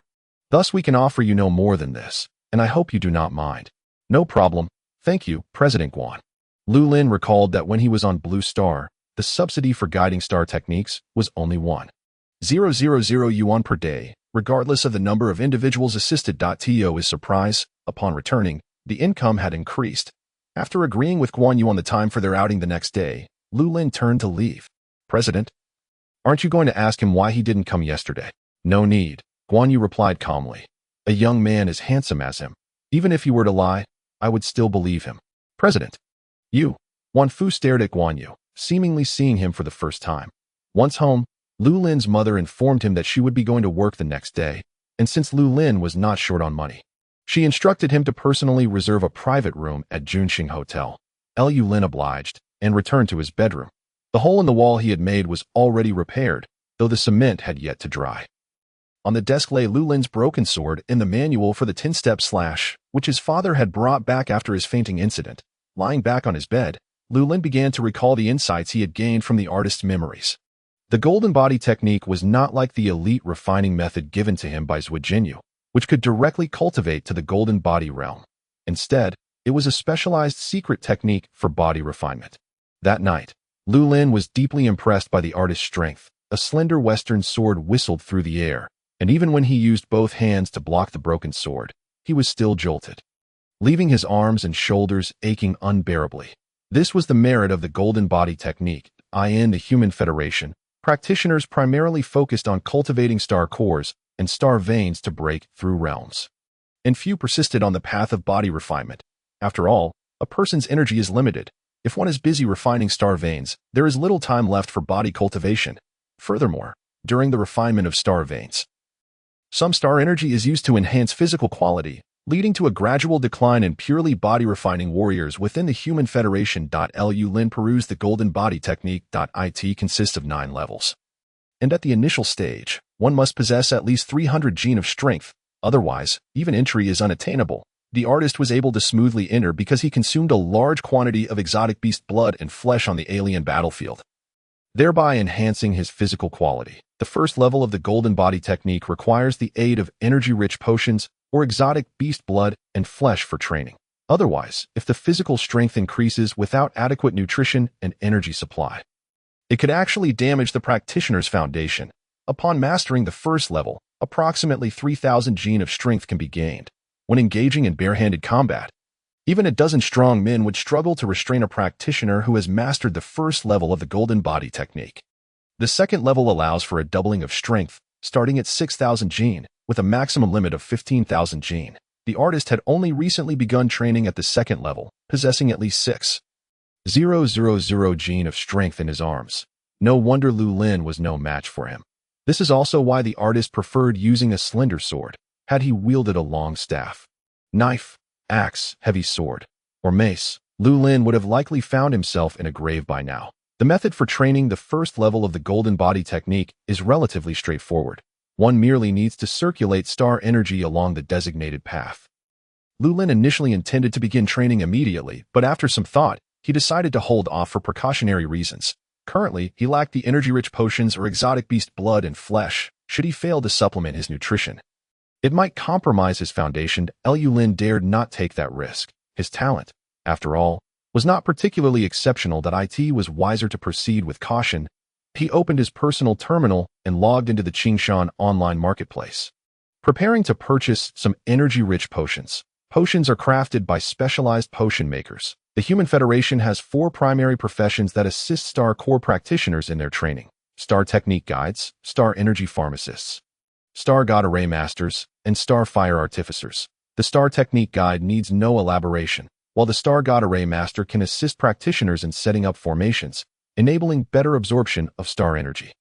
Lu Lin had even heard that on the alien battlefield, a powerful Star God Array Master could single-handedly set up formations that repelled attacks from thousands of exotic beasts, slaying countless foes.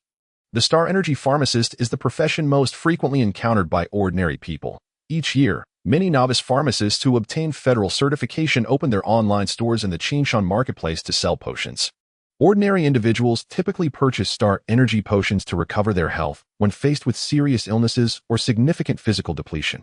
Indeed, the effects are remarkable. As for the Star Fire Artificer, their services are relatively distant from the average person.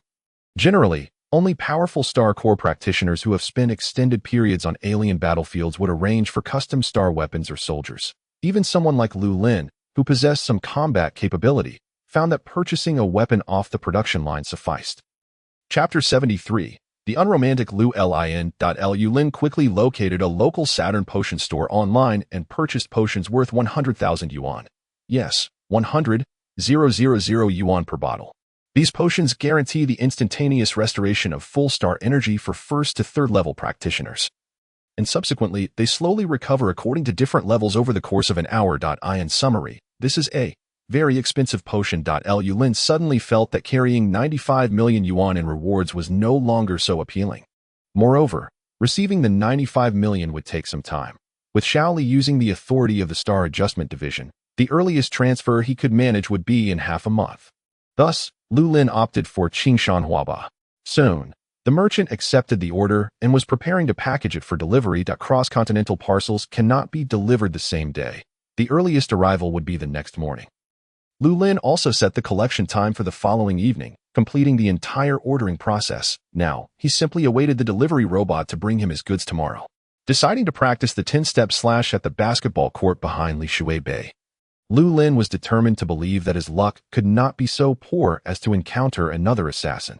Indeed, until Meng Yu called him to come home for dinner that evening, Lu Lin experienced no untoward incidents. His mastery of the 10 steps slash remained at the stage of finding gaps, and he saw no hope of breaking through to the next level of Han Yue in the short term.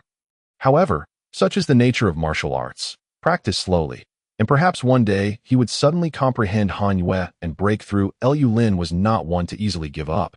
He resolved that, conditions permitting, he would practice at least 1 hour of the 10 steps slash daily, turning every move into his instinct. After dinner, Lu Lin mentioned his plans to go to Tata City to guide star techniques the next day before heading to bed.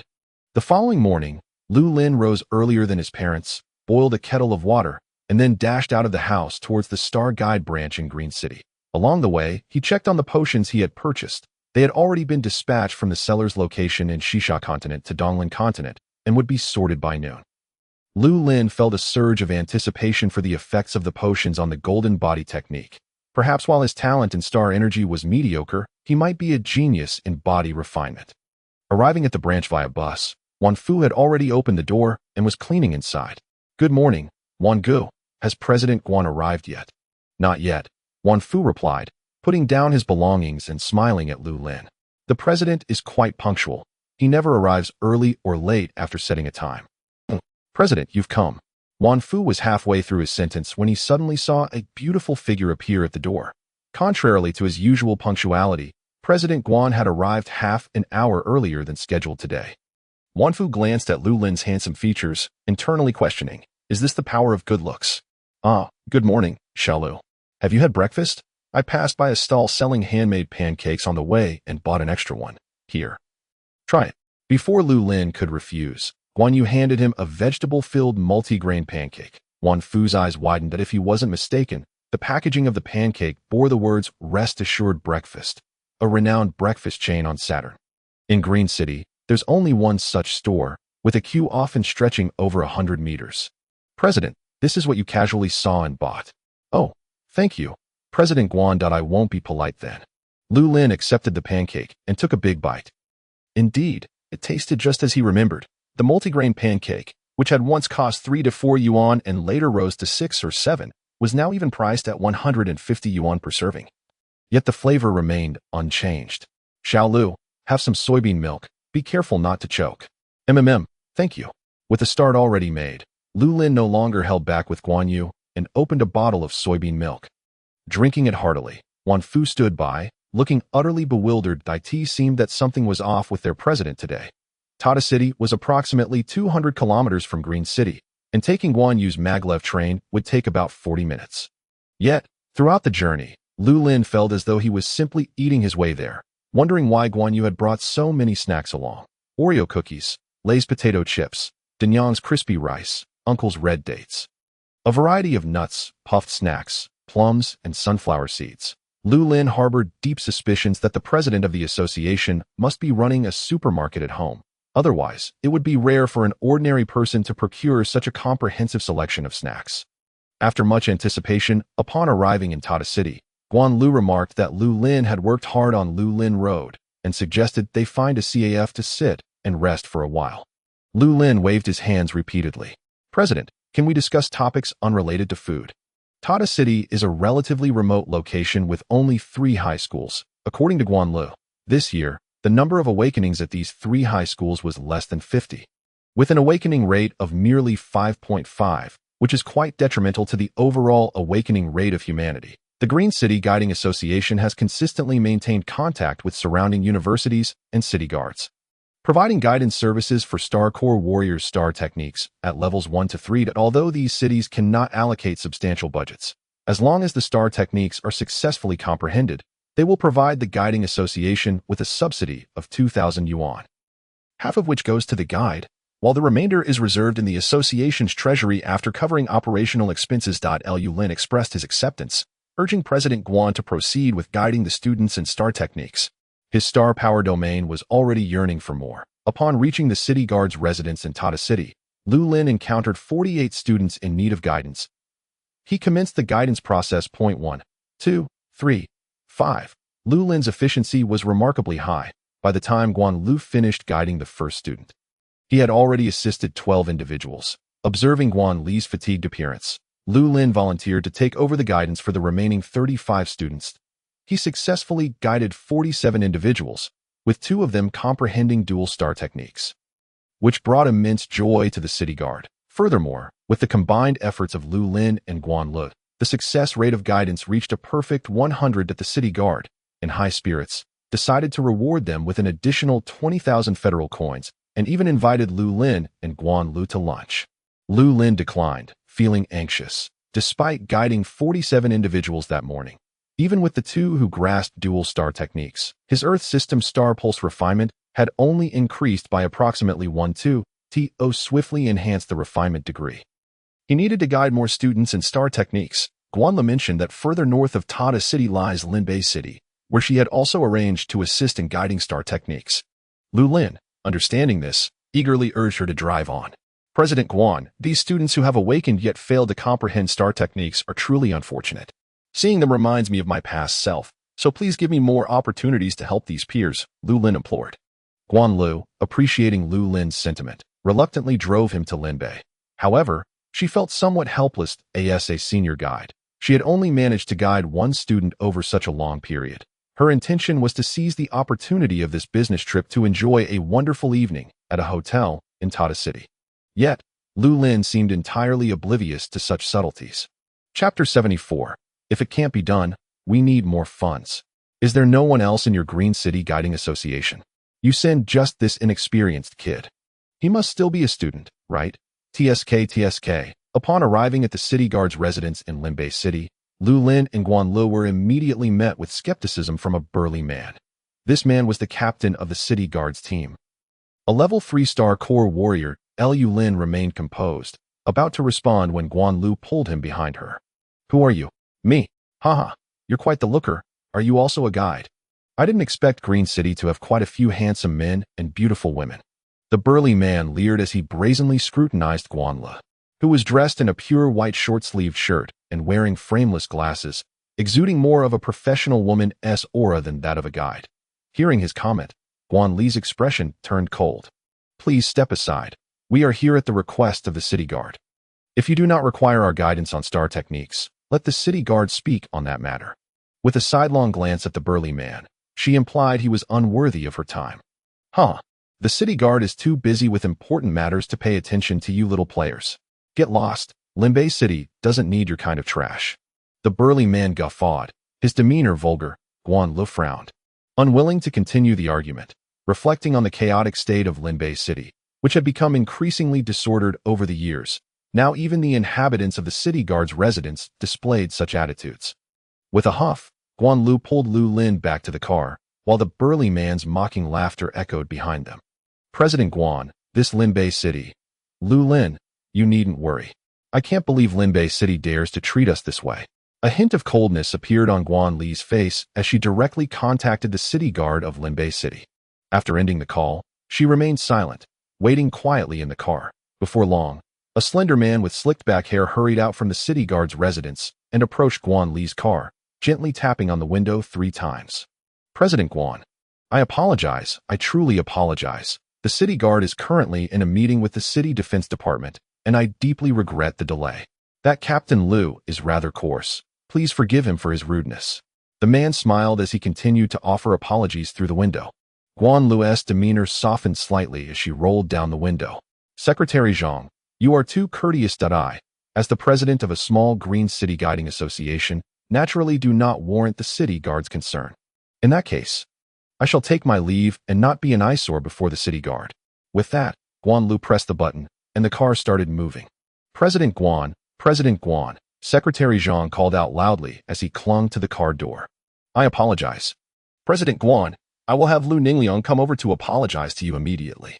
Additionally, the city guard has instructed that for this star technique guidance, each person will receive an additional 1,000 yuan. Our annual budget in Linbei is quite limited. This is the greatest sincerity the city guard can offer. Guan Lu pressed the start button again. Halting the car, a smile graced her face. Let us go, Lu Lin, get out. With Secretary Zhang leading the way, they arrived at the back sports field of the city guard's residence, where a youth squad was already assembled. Ignoring Secretary Zhang, Guan Lu approached the squad with Lu Lin. City guard, thank you for your patience. At that moment, Guan Lu wore a gentle and humble smile, in stark contrast to the cold demeanor she had shown earlier to Lu Ningliang and Secretary Zhang. Lu Lin couldn't help but admire her. It was clear that Guan Li's ability to maintain her position as president of the Green City Guiding Association was well earned. Just this skillful diplomacy was something Lu Lin felt he could never master. No worries. No worries. I have yet to thank President Guan for traveling such a long distance to arrive in Linbei. Rest assured, we are fully prepared for the breakthrough awakening of over 70 youths in Linbei City. For every successful comprehension of star techniques.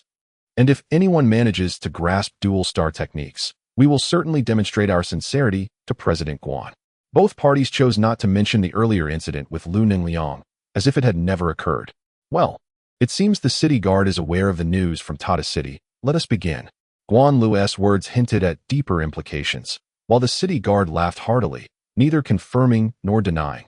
Stepping back to allow Guan Lu and Lu Lin to commence their work, Lu Lin entered the training room prepared by the city guard and began guiding the students in star techniques. With the first student, Lu Lin successfully guided them to comprehend dual star techniques, surprising and then calming the waiting city guard, secretary, and team captain outside. No wonder Guan Lu was so assertive this time. She had brought along a guide with genuine talent. One by one, students entered and successfully grasped their star techniques. The emotions of the city guard and others waiting outside shifted from surprise to indifference, then to acceptance, as they experienced a range of feelings.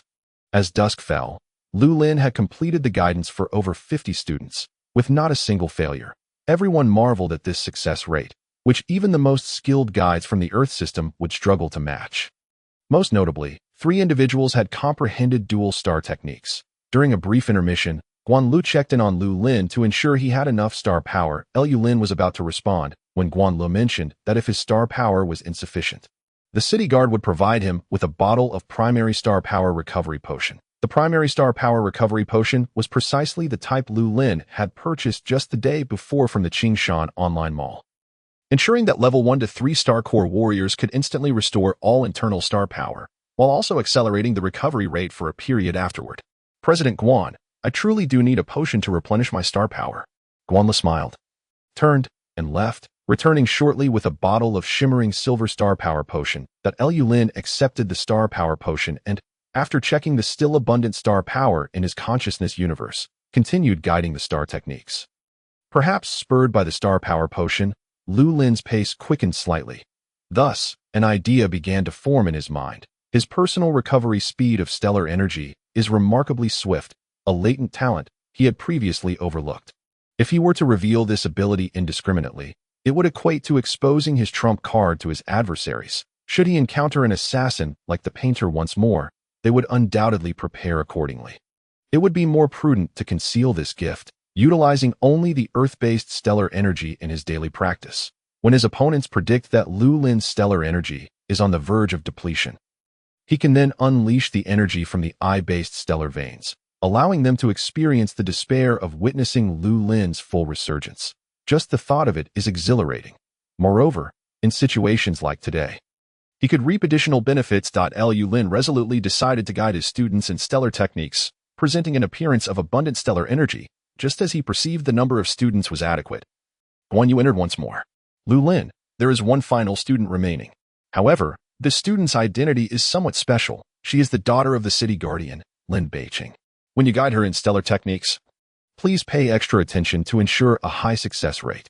Chapter 75, Coercive Guidance of Stellar Techniques. Understood, President Guan. Please have her wait half an hour before entering.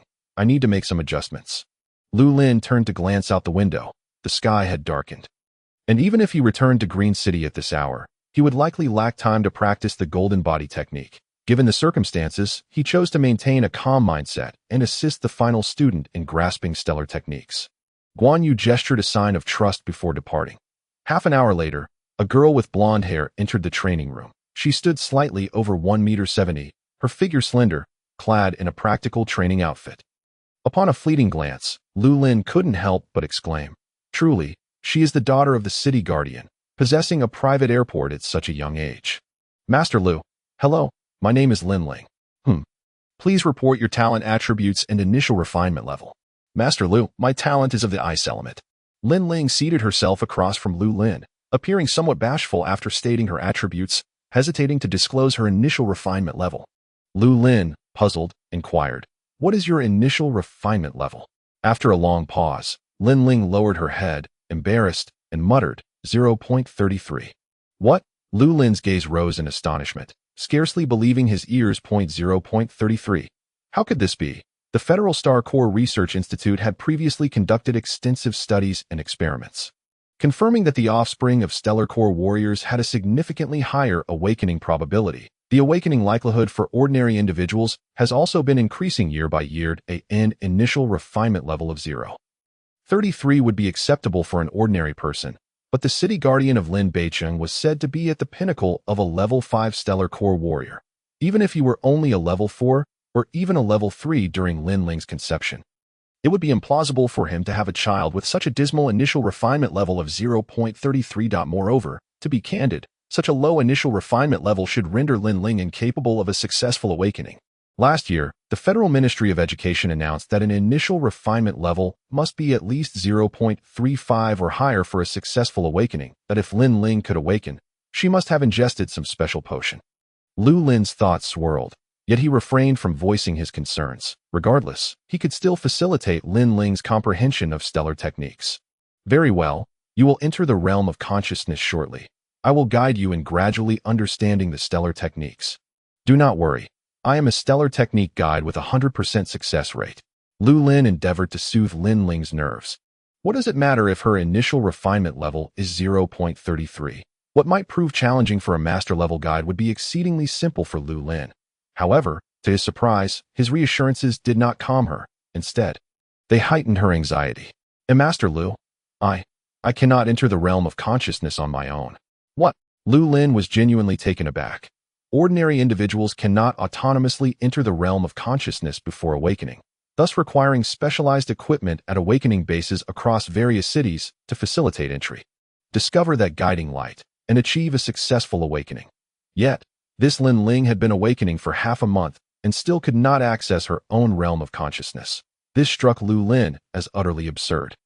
The daughter of the city guardian, not a genius, but rather an utter failure. Her initial refinement level fails to meet the awakening standard, and she cannot even enter the realm of consciousness on her own. What was Lu Lin to do? Should he treat her as he did the painter, forcibly dragging her into the realm of stellar energy? Yet, this would pose a new dilemma. Lin Ling might not even be able to exit the realm of stellar energy herself.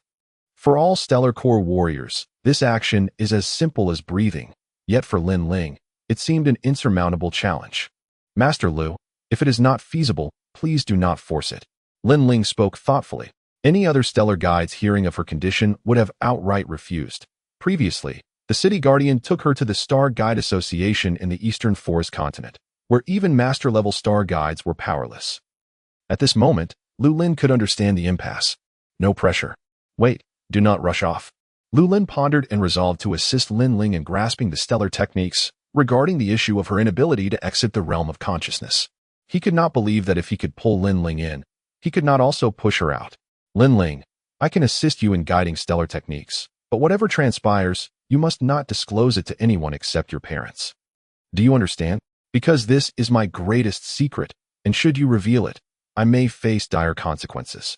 In truth, Lu Lin was not particularly concerned about this secret being exposed. He had employed this very strategy against the painter. If someone were determined to investigate, they would certainly uncover the truth. He merely wished for Lin Ling to grasp the gravity of the situation, ensuring she took this guidance of stellar techniques seriously. Understood, no problem. Lin Ling responded earnestly, her demeanor tightening. Good. Now please close your eyes.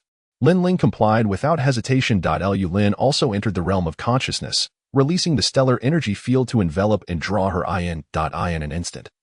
Lin Ling's figure materialized within the stellar energy domain. Lu Lin recognized that, given Lin Ling's qualifications, she would undoubtedly struggle to succeed in grasping the techniques. Therefore, he relied on his own arrangements. Previously, when Secretary Ho was within the stellar energy domain, he had recorded all of his stellar techniques. This constituted Lu Lin's sole collection of ice element techniques, excluding the techniques of snow dance, ice crack, ice seal, and snowman, which required sufficient stellar energy to sustain their release. Lu Lin determined that Lin Ling should not be equipped with such techniques until she reached at least level 4. The remaining techniques were ice shield, ice escape, ice armor, ice arrow, and slow. After careful consideration, Lu Lin decided to assign Lin Ling the ice armor and slow techniques. As the daughter of the city guardian, she would not require extensive combat training. Her role would likely involve assisting specialized combat teams in a protective capacity. The ice armor technique would significantly enhance Lin Ling's self-protection capabilities, ensuring that even in the event of an unexpected battle, her safety would not be a major concern. The slow technique would allow her to provide assistance and support to others while safeguarding herself. One defensive, one supportive. This perfectly aligned with Lin Ling's identity as a young lady. Lu Lin firmly believed she would thrive in her future battles. Amidst the swirling sands, Lin Ling curiously meandered, her intrigue piqued by Lu Lin's ability to draw her into the realm of stellar energy. Yet, she resolved to keep Lu Lin's secret, even from her parents. Given Lu Lin's trust in her, she felt compelled to honor that trust. As she walked, Lin Ling suddenly sensed an influx of new awareness within her mind. Could it be? Is it truly possible? Could she, despite her inadequate talent, actually comprehend stellar techniques? A mix of surprise and anxiety welled up within her. Would Lu Lin's method entail some form of cost? Surely it would. Upon exiting, she would request her father to prepare some supplements in compensation for Lu Lin. This was the only way she could repay Lu Lin's kindness, after successfully guiding the two stellar techniques.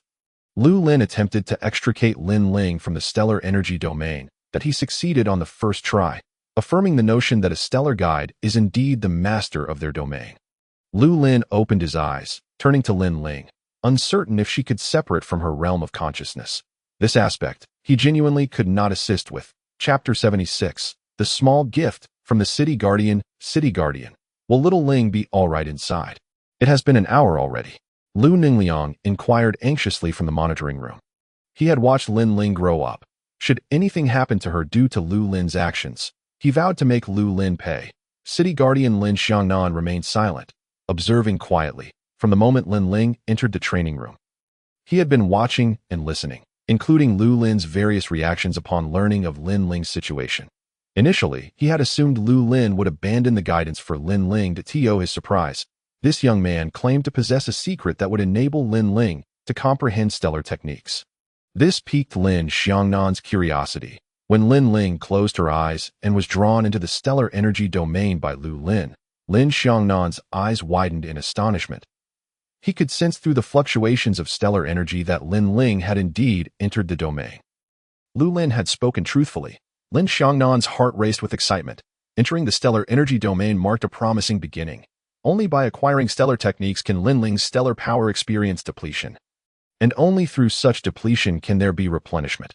Even if Lin Ling currently possesses mediocre talent and cannot access the consciousness universe to refine her stellar veins, when the refinement degree of her stellar veins reaches 1, or even 10, is it not possible for her to enter? Lu Lin. This single action not only offers Lin Ling a glimmer of hope, but genuinely paves the way for her future. Lin Xiangnan is already contemplating what reward he should bestow upon Lu Lin if Lin Ling successfully comprehends the stellar technique later. Lord City Guard, look, Lin Ling has opened her eyes. She jumped up. She must have comprehended the stellar technique. Secretary Zhang's words interrupted Lin Xiangnan's thoughts that he turned to see. Indeed, in the training room, his daughter Lin Ling was bouncing with joy, embracing Lu Lin. I have comprehended the stellar technique. I have comprehended the stellar technique. Master Lu Lin, I have comprehended the stellar technique. And it's a dual stellar technique, ice system slowing and ice armor. Lu Lin, you are amazing, I adore you. As she reached the end of her exclamation, Lin Ling could scarcely contain her emotions, planting a kiss on Lu Lin's cheek. In the monitoring room, Guan Yu's expression turned cold. This little girl has achieved what she herself had failed to accomplish after a day of contemplation. It is truly vexing. Lin Xiangnan was momentarily stunned, then let out a chuckle. Ever since his daughter turned 12, she had not displayed such intimate affection towards him at this moment. For reasons unknown, a pang of bittersweetness stirred within Lin Xiangnan's heart. Lu Ningliang's countenance was grim. Lin Ling, the little princess of the city guard's residence, had unexpectedly shown such affection towards Lu Lin, an ordinary impoverished youth. Lu Lin, I did it. Thank you, thank you. Lin Ling exclaimed joyfully, suddenly embracing Lu Lin and bursting into tears. After a long while, it was only when Lin Xiangnan approached from the monitoring room that the two parted ways. Father, I have comprehended the stellar technique. A dual stellar technique. Lin Ling exclaimed happily, her face still glistening with unshed tears. Good, I knew you could do it, Lin Xiangnan said, affectionately ruffling his daughter's hair, then turning to Lu Lin. Master Lu, thank you very much for your help this time. You are too kind. Lord City Guard. At the banquet, Lin Xiangnan only invited Lu Lin, Guan Yu, and his family to dine together. The praise for Lu Lin was almost effusive. Lu Lin, this is an anonymous card from the Stellar Bank, containing a token of my appreciation for you. Additionally, I have prepared some small gifts for you to take home later. Please do not refuse. This is a sincere gratitude from a father to you. Lin Xiangnan quickly interjected as he noticed Lu Lin about to decline. Lu Lin opened his mouth but ultimately refrained from voicing any objections. Lin Ling and her mother expressed their profound gratitude towards Lu Lin, engaging him in conversation and serving him food, leaving Lu Lin both flattered and surprised, while he could not help but glance at Guan Yu, who appeared to be a detached observer, eating alone and occasionally casting furtive glances in Lu Lin's direction. I'm full. Lu Lin, let us head back. All right. After bidding farewell to Lin Xiangnan and the others, Lu Lin left Linbei with the card and some small gifts. This trip was indeed fruitful. Lu Lin's Earth System stellar vein refinement degree had increased by another 20. Reaching 34. The anonymous card contained 1 million in funds, which Lu Lin had intended to share with Guan Yu, yet she declined to take any and gave it all to him. As for the small gifts from the city guard, they were anything but trivial. A primary star power recovery potion, a portable energy concentrating star array medal, and a box of local specialties from Linbei City, weighing over 200 pounds. Upon inspection, the supposedly local specialties turned out to be the renowned Linbei white poplar chicken. Rich in nutritional value and exquisite in taste, purchasing one elsewhere in the Federation would cost no less than 1,200 to 1,500 federal coins, and ordering it in a restaurant would double the price. This box of frozen Linbei white poplar chickens, although consisting of 12 pieces weighing over 200 pounds, might be worth around 10,000 coins, yet acquiring them in the market was no easy feat. Additionally, there were plenty of Linbei's large red dates, goji berries, and cantaloupes, items that Lu Lin's parents usually hesitated to buy. With so many small gifts, Guan Yu's car storage compartment was filled to the brim, causing their return to Green City to be slightly delayed. Lu Lin, why don't you take a day off tomorrow? The mission in Linbei City has been completed, and the next destination is quite far. We need to take a train there and spend about 3 days. Okay, Lu Lin readily agreed.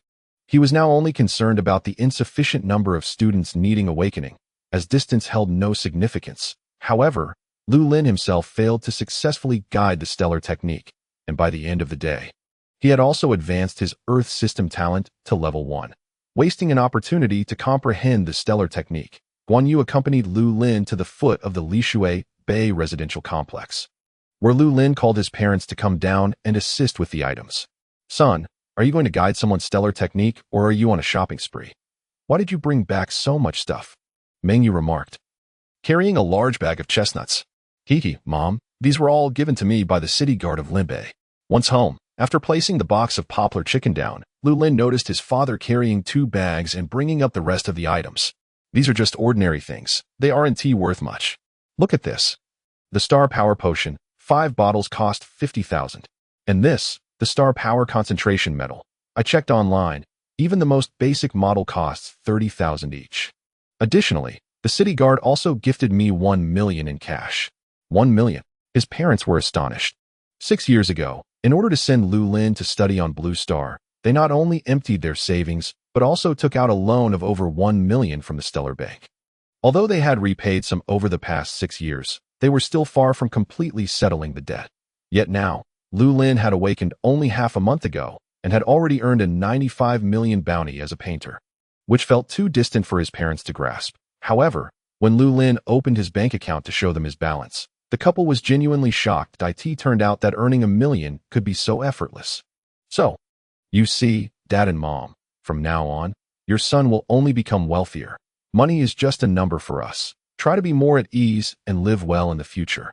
After saying this, Lu Lin took the 5 bottles of Star Power Recovery Potion and entered his room. The rest, he thought, could be left for his parents to digest and absorb. The Golden Body Technique, Lu Lin had already become quite proficient in it. After revisiting the first layer's Star Power Operation method, he closed his eyes and began his cultivation. Chapter 77, Cultivating the Golden Body Technique, along with the Star Power Concentration Medal. Lu Lin pinned the medal to his chest and immediately felt an increase in the surrounding star power. The first layer of the Golden Body Technique primarily helps warriors initially enhance their skin's defensive capabilities and muscle strength. Lu Lin focused his mind and slowly circulated the star power. Fortunately, with the Perception Star Technique, he could always grasp the subtle conditions of his body, easily distinguishing where the star power was abundant and where it was lacking. Lu Lin had learned some knowledge during his chat with Zhao Lei at the hospital yesterday. Each Stellar Core warrior's comprehension of stellar techniques is not static. As a warrior's level increases, along with changes in the quantity and quality of star power, and their comprehension of stellar techniques. The techniques will evolve over time. For instance, the stone skin technique that Lu Lin comprehended can currently withstand ordinary knife and sword attacks, but if an ordinary person were to attack him with a stellar weapon, the defense of stone skin would be nearly negligible and easily breached. This requires Lu Lin to use the stone skin stellar technique repeatedly over a long period to elevate its level. The Federation does not have a particularly clear classification of star technique levels. They are divided into 5 realms: entry, minor achievement, major achievement, completion, and transformation. The reason the classification of stellar techniques is unclear is due to the vast number of Federation Stellar Core warriors, each awakening different types of talents, with varying qualifications. Applying a uniform method for classifying stellar techniques is highly unreasonable. Moreover, new stellar techniques emerge every year, complicating the classification even further. The 5 levels currently defined indicate that initial comprehension is entry. After some time and increased familiarity, it is classified as minor achievement. When it becomes second nature to release the stellar technique, it is categorized as major achievement. Once the stellar core and stellar vein levels reach their peak, the stellar technique will also reach its limit, which is completion. If unexpected circumstances arise, or if a warrior's comprehension of the stellar technique advances further, the technique may undergo transformation. For example, Lu Lin's stone skin could potentially evolve into stone armor. When Zhao Lei discussed this topic, he mentioned that most stellar core warriors' mastery of stellar techniques falls between minor achievement and completion, and only those with at least a level 7 golden body realm have a chance to induce transformation. However, he also noted another situation: artificial intervention in the level of star power. Ice system warriors living in icy environments, releasing ice system stellar techniques, will have greater potency. Warriors who comprehend stone skin can also enhance their skin's defensive capabilities through star power refining, thereby increasing the effectiveness of the stone skin technique. Lu Lin's decision to cultivate the golden body technique was influenced by these considerations. As he felt the skin and muscles gradually tighten and strengthen under the influence of the stellar energy, Lu Lin experienced a profound sense of joy within his heart. After just one evening of cultivation, he could distinctly perceive a considerable increase in his strength. Although the defensive capacity of his skin could not be immediately assessed, there was undoubtedly a significant enhancement. More crucially, Lu Lin sensed that if he continued to practice, he could undoubtedly break through to the first layer of the golden body technique within a single day. Yet, he ultimately relinquished this thought. The reason was simple. He was exceedingly hungry. It was not merely the hunger in his stomach from a lack of food. There was also a deep hunger emanating from the stellar core and the stellar veins. Having never utilized more than half of his ocular stellar veins, the energy stored within them was now depleted, leaving him completely empty. In haste, Lu Lin seized a vial of stellar energy potion and consumed it. This potion could restore a full state of stellar energy for a level 3 stellar core warrior, but could only replenish the deficiencies within the earth-based stellar veins. The ocular stellar veins remained barren. The potion cost a staggering 100,000. Reluctantly, Lu Lin opened another vial of stellar energy potion and drank it down, feeling a pang of regret. However, he understood it was imperative to do so. He instinctively realized that if he did not quickly replenish his stellar energy, it would indeed deplete his core and ocular veins, and no matter how painful it was, he needed to drink it. He even felt a tinge of gratitude for having acquired 6 vials of stellar energy recovery potions from Lin Xiangnan earlier that day. Otherwise, he would be utterly at a loss for how to proceed. After consuming the second vial, Lu Lin noted that approximately 30% of the stellar energy in his ocular veins had been restored, and it was rapidly increasing at an astonishing pace. As long as he had some stellar energy reserves, Lu Lin could finally breathe a sigh of relief. The cultivation of the golden body technique was not something that could be achieved overnight. During the process, he needed to continually familiarize himself with his own strength. One must first master their existing power before advancing to the next stage of cultivation. Otherwise, possessing strength without the ability to convert it into combat effectiveness was futile. Upon reopening his eyes, Lu Lin realized it was already past 10 o'clock on the morning of the following day. His parents were off on a day of rest, but were still not home. His father had taken his mother to the Junxing Hotel, a task assigned to Lu Lin that had not yet been accomplished. It was far more efficient for the two of them to attend in person. Additionally, his mother had confirmed the timing with Lu Lin beforehand. After he returned from a trip with Guan Yu, they would promptly arrange the graduation banquet. Lu Lin was eager to visit the alien realm to familiarize himself with the environment and gain an understanding of the situation at the Iron Blood Academy. He wished to avoid the embarrassment of being a level 1 stellar core warrior defeated by a newcomer from the Iron Blood Academy. Lu Lin opened his elementary school class group chat and sent a message: "Dear classmates, on June 18th, I will be hosting a graduation banquet at the Junxing Hotel, and I sincerely invite everyone to attend. There's no need to bring anything. Just come for a chat." As soon as those 2 sentences were sent, the once quiet class group erupted with excitement. Lu Laodao is finally holding a graduation banquet. I've been waiting for this day for so long. What? Do we need to bring something when we go? You almost made me forget. Old classmate, congratulations. Be sure to arrive at the hotel on time. Classmates flooded the chat with messages, including Wang Wan and the elephant, who also joined in the enthusiasm. Lu Lin then found the contact numbers for his elementary school homeroom teacher and physical education teacher, calling them to invite them as well. Both agreed with delight, surprised that a student with awakened talent still remembered their elementary school teachers. After hanging up, Lu Lin suddenly recalled something. Didn't the elephant mention that another classmate from their elementary school also awakened their talent? Why hadn't he heard any news about that person for such a long time? Elephant, who was that other awakened classmate from our class? Have they held a graduation banquet? The elephant paused for a moment. No. And besides, with Zheng Yulong's family back, I haven't seen his mother making a fuss anywhere. After chatting with the elephant for a few more minutes, Lu Lin concluded the conversation, with the notifications to his classmates taken care of. He recalled his training plan, 10 steps of the slash technique for an hour each day. Yesterday, after running around Tata City and Lin Beaching, he decided to add an extra 2 hours of practice today. He wondered if he would be able to find time to train during the 3 days he would be away on business. After a light jog, he arrived at the basketball court behind Lishui Bay, only to find that the basketball hoop he had severed was missing. There were no signs of dragging or movement around. Lu Lin's heart suddenly raced. Could it be that members of the Black Shark Society had come here to ambush him? From the memories he gleaned from the artist, the majority of the Black Shark members were based on Saturn. He had hoped that by attending university, he could provide a safe living environment for his parents. Little did he expect that a remnant would still be lurking. Gripping the hilt of his broken blade tightly, Lu Lin cautiously scanned his surroundings. Chapter 78. A missed strike, a hasty retreat. Who goes there? Show yourself. I've already seen you. Lu Lin shouted loudly, carefully surveying the area. Suddenly, a gust of wind whistled past, and he quickly turned his head to see a short arrow whizzing by his ear. Lu Lin immediately dropped to the ground, cautiously peering in the direction from which the arrow had come. There was no one, and no sounds to be heard. The arrow landed on the ground, and Lu Lin approached it carefully, crouching low to avoid exposing himself to the assailant's line of sight. Thankfully, the basketball court was overgrown with wild grass and littered with debris, providing ample cover if he remained vigilant. The short arrow, no longer than Lu Lin's palm, was made entirely of iron, with 3 blood grooves on the arrowhead. One could easily imagine that once this arrow penetrated the body, it would not only create a wound, but also prevent the injured warrior from quickly sealing the injury.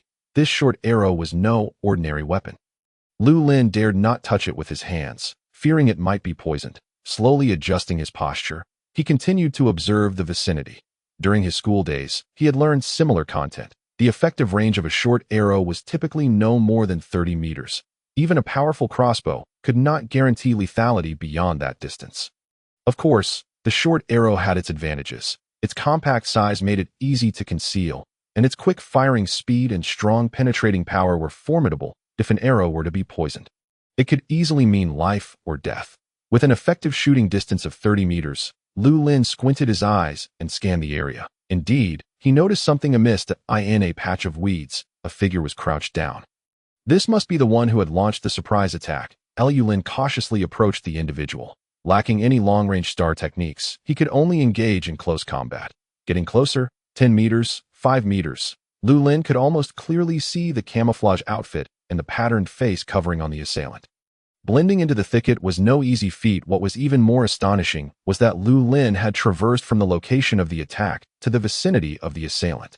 And that person remained completely still. It was unclear whether they genuinely had not noticed Lu Lin's movements or were feigning ignorance, waiting for him to draw near before releasing another shot. Lu Lin was already enveloped in a layer of stone skin, his muscles taut and ready to respond to any impending assault. At that moment, an idea struck him. Did he not possess the star technique, war cry? Rather than cautiously guarding against the assailant's ambush, he might as well disrupt their plans proactively. A smile crept onto Lu Lin's face as he shouted at the figure, "Come and fight me." The crouched assailant was caught off guard by Lu Lin's unexpected move. Propelled forward by a sudden force that appeared out of nowhere, landing right in front of Lu Lin. Their eyes were dark and menacing.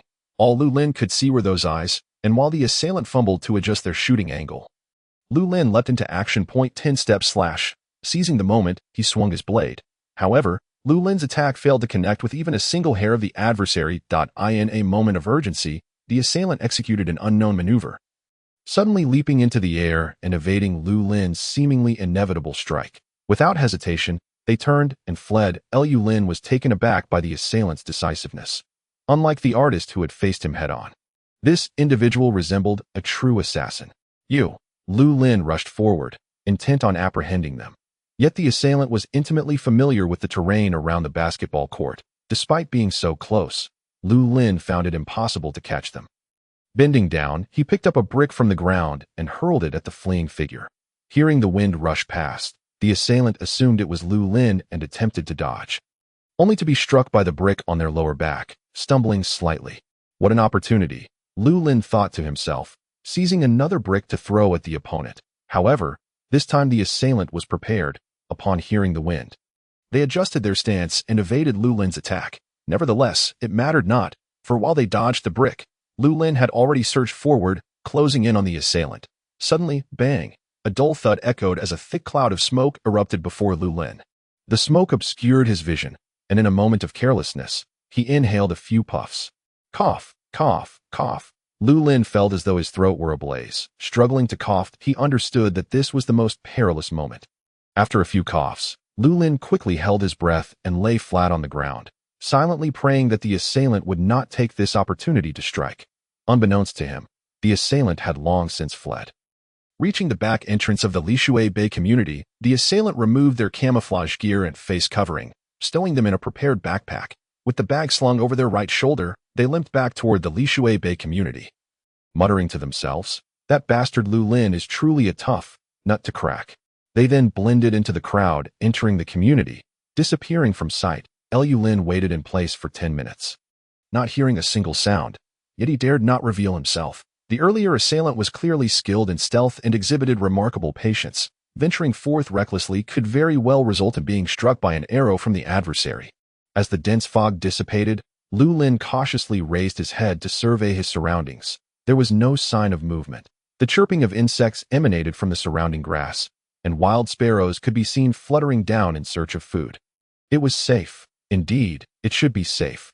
Utilizing his perception skill, Lu Lin meticulously assessed the situation around him, and, upon confirming that no one was present, he stood up. That he approached the spot where the individual had been struck by the brick and immediately deduced that his opponent had made a hasty retreat. Nevertheless, Lu Lin felt no sense of relaxation. This time, he was fortunate to have noticed the absence of the basketball hoop, which had alerted him. Had he been in an unfamiliar location, the adversary might have succeeded. Throughout their encounter, the opponent had only managed to shoot one arrow, while Lu Lin had discarded 2 bricks. Yet the peril inherent in this exchange was known solely to Lu Lin. A sheen of sweat adorned his body, and he lost interest in practicing his 10-step slash at the basketball court. For reasons unbeknownst to him, he felt an inexplicable dissonance with this place. Was it perhaps due to his practice of the 10-step slash to sever the basketball hoop? Lu Lin dismissed such thoughts and called Guan Yu, seeking information on nearby training facilities. Guan Yu seemed to have been anticipating Lu Lin's call, answering promptly. Upon learning of Lu Lin's request, she mentioned a venue owned by a friend of hers. If Lu Lin was interested, she would drive over to pick him up. Unable to decline Guan Yu's insistence, Lu Lin agreed to wait at the entrance of the neighborhood. Half an hour later, he stepped out of the car. The Mad Kill Boxing Gym. This was the establishment Guan Yu had introduced to Lu Lin, a place that integrated fitness, training, martial arts instruction, and sparring. A bald man clad in a sleeveless shirt stood at the entrance. And upon seeing Guan Yu, he hurried forward to greet her. "Miss, you're here." "Yes, where's my father?" "Miss, the gym owner is on the 2nd floor, sparring with a young man. I'll take you up right away." "No need, Lu Lin. Let's go." Guan Yu waved her hand impatiently, linking her arm with Lu Lin's as they ascended to the 2nd floor. From the outside, the Mad Kill Boxing Gym appeared rather modest, but upon entering, one discovered a realm of wonders within. The 1st floor featured fitness and yoga areas, bustling with instructors guiding their students through workouts. Exercise equipment was neatly arranged on the floor, and numerous muscular men were sweating profusely. However, to Lu Lin, it seemed rather mundane. Ordinary individuals, prior to awakening their talents, could only rely on star cores to slowly and inefficiently absorb the star force particles in their vicinity, even with a lifetime of practice. Their strength could never rival that of Star Core warriors, let alone their reflexes and speed. Chapter 79. A lesson for Lu Lin. As Lu Lin and Guan Yu made their way upstairs, several fitness instructors and familiar members of the boxing gym approached to greet Guan Yu, who responded with cheerful smiles. upon reaching the second floor. The atmosphere was notably more spacious compared to the bustling first floor filled with fitness equipment. 3 sparring rings were present, with individuals engaged in practice. Lu Lin quickly spotted Guan Yu's father, the proprietor of the gym, Guan Pingqiao. He appeared to be in his 40s, sporting a buzz cut and towering over 2 meters in height. Standing on the ring like a prehistoric beast, ferocious and imposing. Dad. Upon hearing Guan Yu's voice, Guan Pingqiao hesitated in evading his opponent's punch, resulting in a strike to his face. Ah, daughter, you're here. Unfazed, Guan Pingqiao kicked his opponent back, steadied himself against the ring's barrier, and jumped down. After taking a couple of steps, he noticed Lu Lin beside Guan Yu. Young, handsome, tall, and exuding a calm demeanor, Guan Pingqiao felt a pang of emotion, quickly followed by a hearty laugh as he teased, Daughter, is this your boyfriend? I didn't realize you had such high standards. Dad, don't say that. Guan Yu replied with annoyance, though inwardly she mused.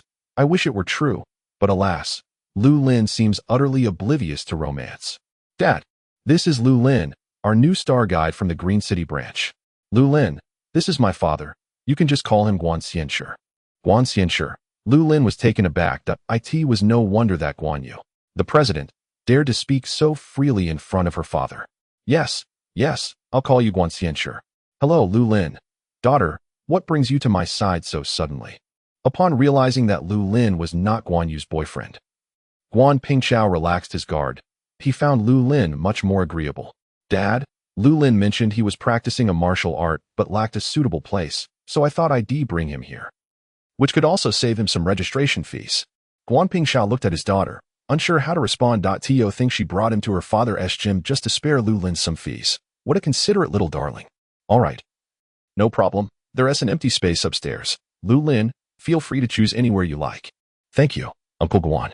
Lu Lin, of course, could not genuinely call him Guan Xianshi, and politely expressed his gratitude before moving aside to retrieve his broken sword from his backpack to begin training.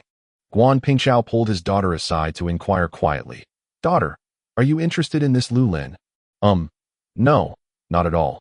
Dad, what are you joking about? Lu Lin is only 18 this year. Wouldn't it be like an old cow eating young grass? All right, don't get too carried away. Go practice your punches. Guan Yu hurriedly pushed her father aside, but Guan Pingqiao could see that his daughter had feelings for this young man. It seemed he would need to assess this Lu Lin's worthiness to ensure his daughter's happiness for life.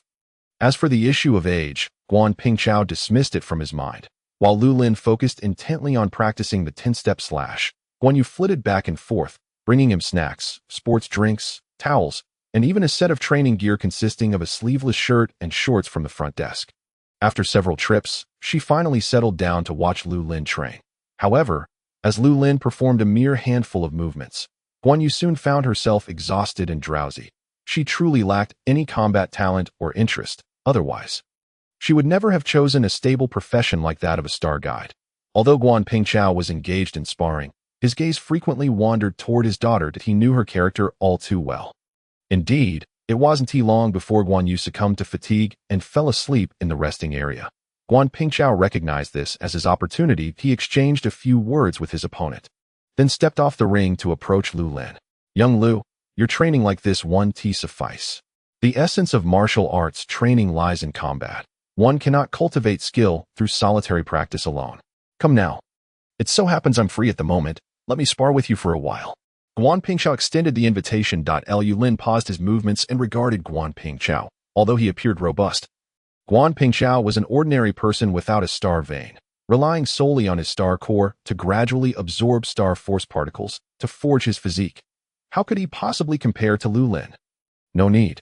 Uncle Guan, I'm a star core warrior and possess considerable strength. But what if something unexpected happens? Lu Lin instinctively glanced at the resting area where Guan Yu lay sleeping and remarked, I'm sure President Guan would be quite upset. Oh, my temper.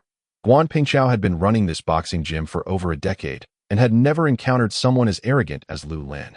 Guan Yu had just mentioned that Lu Lin was an 18-year-old high school graduate who had only recently awakened his talent. Barely 10 days had passed.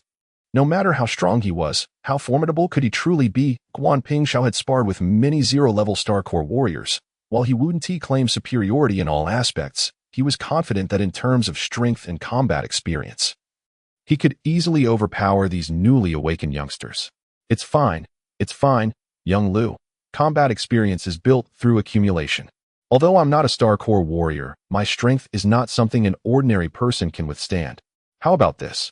Let us put on protective gear and just practice our techniques and footwork. Seeing that Guan Pingqiao was so insistent, Lu Lin could only acquiesce, reminding himself to temper his strength during their sparring to avoid causing any harm. The two donned protective gear and stepped onto the ring. Guan Pingqiao even had a nearby boxer act as a referee for their match. With everything in place, they began. Guan Pingqiao did not rush to attack. Instead, he kept his feet light, observing Lu Lin's movements. After a few moments, he discerned that Lu Lin was a novice. It was evident that he had not practiced boxing before. Each of his movements was tentative, as if he were uncertain and overly cautious. Seeing this, Guan Pingqiao felt a surge of amusement. Since you dared to reject my daughter, let me teach you a lesson today. Lowering his body, Guan Pingqiao quickly advanced to Lu Lin and threw a punch, one that was swift, fierce, and precise. Those watching nearby were aware that Guan Pingqiao was a devoted father and would likely give Lu Lin a minor lesson. However, as they observed this punch, they quickly realized he was going all out. Good, Lu Lin thought to himself. The timing and angle of Guan Pingqiao's attack were impeccable. Had he been a Star Corps warrior, Lu Lin would undoubtedly have been struck, but Guan Pingqiao was not. Under the influence of his perception skill, Guan Pingqiao's actions appeared to Lu Lin as if in slow motion, akin to watching a replay. Lu Lin could foresee where and how his opponent would strike. With a swift step back, Lu Lin evaded the punch, and then, unfamiliar with the rules, he formed a fist with his right hand and struck downwards with force. With a mere fraction of his strength, approximately 10%, Lu Lin delivered that punch. One might assume that Guan Pingqiao would emerge unscathed, right? Just as Guan Pingqiao contemplated commending Lu Lin for his retreat, he witnessed Lu Lin's fist descend upon him. After all, he was merely a fledgling who had recently awakened, and the enhancement of his physique with stellar energy had only spanned half a month. How much strength could he possibly muster? Nevertheless, despite his underestimation, Guan Pingqiao instinctively retracted his arm.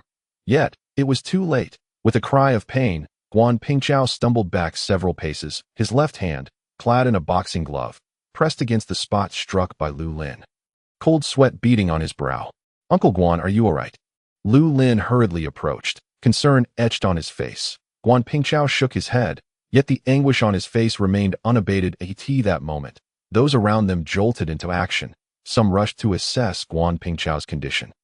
Others dashed downstairs to summon a doctor, while a few sought ice packs to alleviate his pain. Instantly, the second floor of the boxing gym devolved into chaos. A group of burly men, witnessing Guan Pingqiao's injury, cast menacing glances at Lu Lin, though none appeared inclined to take action. Guan Lu, roused by the commotion, looked up to find Lu Lin absent, while her father grimaced in pain on the ring. Dad, what happened? Guan Lu hurried to the ring to check on Guan Pingqiao. It's nothing at all, just a cramp in my arm, he reassured her, though he winced. I'm feeling better now. Everyone, please, disperse.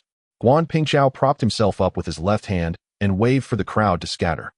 However, Guan Lu clearly noticed the significant swelling on the inner side of her father's right arm. Turning to Lu Lin, her eyes conveyed a message of how could you be so ruthless? Lu Lin, filled with remorse, shook his head, genuinely apologetic. Ignoring him, Guan Lu received an ice pack from a robust man, admonishing her father. Dad, I told you not to spar with Lu Lin, but you wouldn't listen. When will you ever make things easier for us? Guan Pingqiao chuckled, relishing his daughter's concern, choosing not to retort. And you, Lu Lin, you've already awakened as a stellar core warrior, yet you were so harsh with my father, nearly breaking his arm to D. Oh, you realize that? Chairman Guan. I truly didn't apply much force, Lu Lin replied, embarrassment coloring his tone. This statement was akin to pouring salt into Guan Pingqiao's wound, inciting a fierce glare from him. Kid, it seems I underestimated you earlier. Just wait.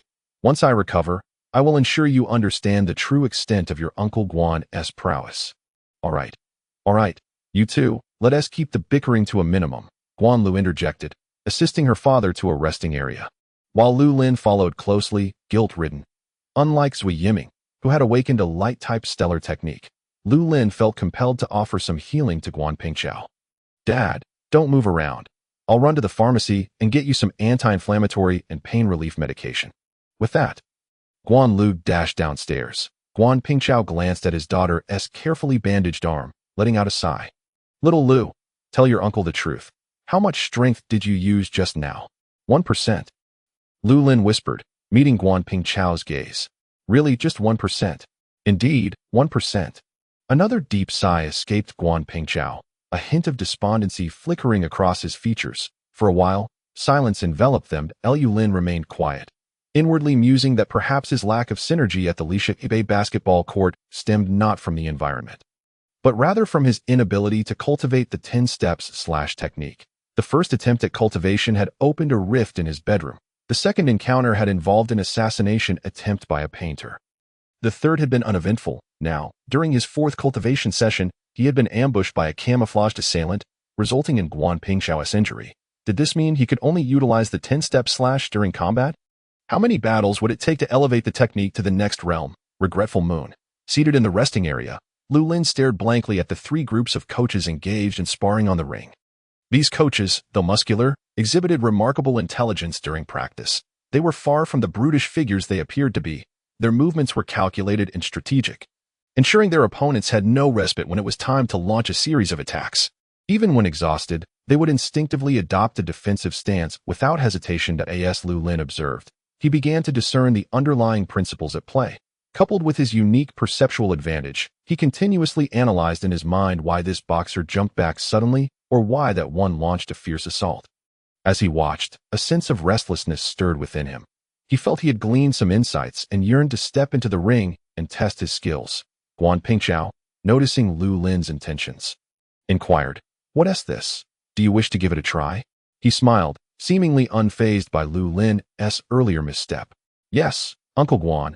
I've noticed that these boxers have a methodical approach to their attacks, and I wish to practice with them." "Very well," Guan Pingchao nodded, pleased with Lu Lin's perceptiveness, surprised that the youth could grasp such nuances so swiftly. The boxers engaged in practice on the ring were all trained under his guidance. Having participated in numerous large-scale boxing competitions on Saturn, they possessed commendable combat experience, awareness, and psychological fortitude. Guan Pingchao's father, the founder of the Fierce Kill Boxing Gym, was also a stellar core warrior proficient in boxing. Many of his boxing philosophies had been inherited from his father. Lu Lin's discerning eye impressed Guan Pingchao. It was remarkable that he could identify the secrets within such a short time. "All right, go ahead and practice with them, but do exercise caution. Refrain from using excessive force." Lu Lin stood and respectfully clasped his hands together towards Guan Pingchao. "Thank you, Uncle Guan." With that, he made his way towards one of the sparring rings. At that moment, a figure rushed up the stairs. It was Guan Lu, her expression troubled, hair disheveled, and breathing uneven. "Dad, Xiao Xiaolong from the Longhu Boxing Gym has arrived." "What?" Guan Pingchao sprang to his feet, inadvertently jostling his injured arm, which elicited a grimace. "Daughter, when did this happen?" "Just now, as I was leaving the pharmacy. I spotted Xiao Xiaolong approaching our gym with several disciples. They seemed intent on a confrontation." Guan Pingchao's heart sank. He was aware of Xiao Xiaolong's motives. The Fierce Kill Boxing Gym and the Longhu Boxing Gym had never been on amicable terms. If they could even be considered enemies, they were certainly not friends. Both gyms operated within Green City, and minor conflicts were inevitable. Last year, Xiao Xiaolong had approached Guan Pingchao, proposing a wager. They would stake the future development of their respective gyms, each selecting a sophomore student from a local high school as a disciple. After a year, the two disciples would compete. The victor would dictate that the losing side grant a favor in future encounters. Guan Pingchao had always held great confidence in his disciple and had diligently mentored him throughout the year. However, the issue arose during the college entrance examination, the awakening ceremony. Guan Pingchao's disciple had failed to awaken. Although disappointed, Guan Pingchao still held out a glimmer of hope. Perhaps Xiao Xiaolong's disciple would also fail. Yet when he attempted to gather information, he was met with a large banner hanging at the Longhu Boxing Gym, boasting, "Congratulations to disciple Shang Wanming for successfully awakening. Longhu Boxing Gym's June celebration offers a 22% discount on membership." This Shang Wanming was none other than Xiao Xiaolong's disciple. Now, with Xiao Xiaolong leading a group to the Fierce Kill Boxing Gym, his intent was clear: to promote the Longhu Boxing Gym. Should they triumph over the Fierce Kill Boxing Gym, their reputation would undoubtedly soar. "Daughter, you stay downstairs and inform them that I am not available, that if they wish to challenge us, Let them schedule an appointment in advance. I need to go hide. Guan Pingchao calculated strategically to be why avoiding this encounter. He could evade the situation for at least half a month. After all, Xiao Xiaolong's disciple would eventually need to attend university, and Guan Pingchao was skeptical that he would forego his education for a trivial match. If he could just evade this month, he would not fear facing Xiao Xiaolong again. Indeed, in matters of strategy, the old adage rings true. Father, this isn't right. Guan Lu looked at Guan Pingchao with a mix of concern and disappointment. Unable to accept her father's approach, she was somewhat aware of the wager between the two gyms, but did not wish her father to shy away from the fight. Just because this year's chosen disciple had failed to awaken did not mean they should avoid the competition altogether. Daughter, what do you know? Forget it. I want to argue with you. Just remember, say I'm not here, and feel free to concoct any excuse. With that, Guan Pingchao turned and dashed away, offering a parting remark to Lu Lin as he passed. Little Lu, please pretend you didn't see your Uncle Guan today. Without waiting for Lu Lin's response, he slipped into a nearby room. Lu Lin and Guan Lu exchanged glances, and she shook her head in disbelief as she headed downstairs to await their visitors. Lu Lin, meanwhile, found himself unable to practice with the sparring students on the ring, so he returned to the resting area, preparing to observe the unfolding events before eventually departing. Downstairs, the door of the Fierce Kill boxing gym swung open. Admitting a group of 7 or 8 formidable warriors, at the forefront was a middle-aged man clad in a traditional long robe, sporting a crew cut. This was none other than Xiao Xiaolong, the head of the Longhu boxing gym. Xiao Gym leader, what brings you here? Guan Lu promptly inquired as she approached. Xiao Xiaolong glanced at her. It's you, Guan's niece. Where is your father? The year has come to an end. I am here to fulfill our agreement. Xiao Xiaolong's demeanor was haughty, towering over her in an air of superiority. Master Xiao, how unfortunate it is. My father recently traveled to another city to meet friends, and his return date remains uncertain. Shall I contact you immediately upon his return? Master Xiao? Humph. Xiao Xiaolong let out a cold snort, while a disciple standing nearby, with eyes sharp as a leopard's and a face adorned with stubble, interjected, Little girl, are you jesting? I saw your master this morning outside the newly opened Wulong shopping center, scrambling for small gifts. Now you claim he has been away. Hiki. The man sneered, casting a sidelong glance at the students and coaches of Kwangsha boxing gym who had gathered around, disdain evident in his demeanor. Unaware that her father had been indulging in such frivolities that morning, Guan Yu, feeling at a loss for words, clasped her fists and replied, This brother must have mistaken someone. My father left 3 days ago. As she spoke, her cheeks flushed with embarrassment. The man was about to retort when Xiao Xiaolong intercepted him, saying, Unping, do not speak further. The man named Unping stepped back, and Xiao Xiaolong turned to Guan Yu, stating, Dear niece, do not attempt to provide me with excuses. You must be aware of the wager between your father, Guan Pingchao, and myself. Today, regardless of whether he is present or not, this match is predetermined for your Kwangsha. I am not one to engage in procrastination. Now, I request your master's disciple, Lu Yueyu, to come forth. Xiao Xiaolong's demeanor was indifferent. He had come today with an unwavering determination to win. The presence or absence of Guan Pingchao, or whether Lu Yueyu had awakened his abilities, were of no concern to him. All he desired was victory, to elevate the reputation of Longhu boxing gym throughout Luqing and the entire Beiqiu continent. Everything else was beneath his notice. Guan Yu's face flushed crimson at Xiao Xiaolong's aggressive demeanor, compounded by the multitude of Longhu martial school members surrounding her, leaving her momentarily at a loss for words. Xiao Xiaolong was unwilling to engage her further, pushing past her and making his way to the second floor.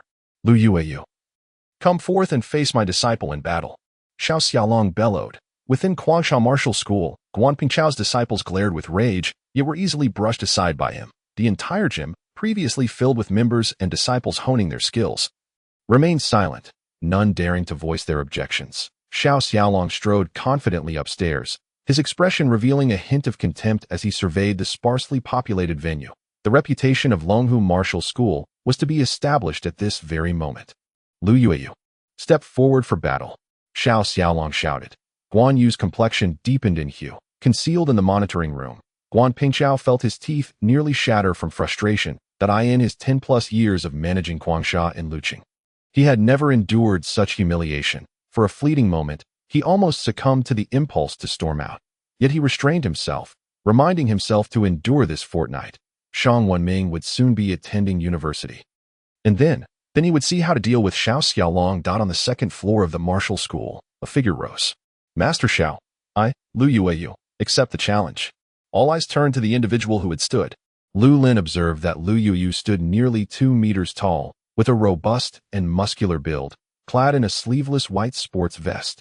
Yet in stark contrast to his physique, his face bore a youthful innocence, unmistakably marking him as a student. Excellent, Xiao Xiaolong exclaimed.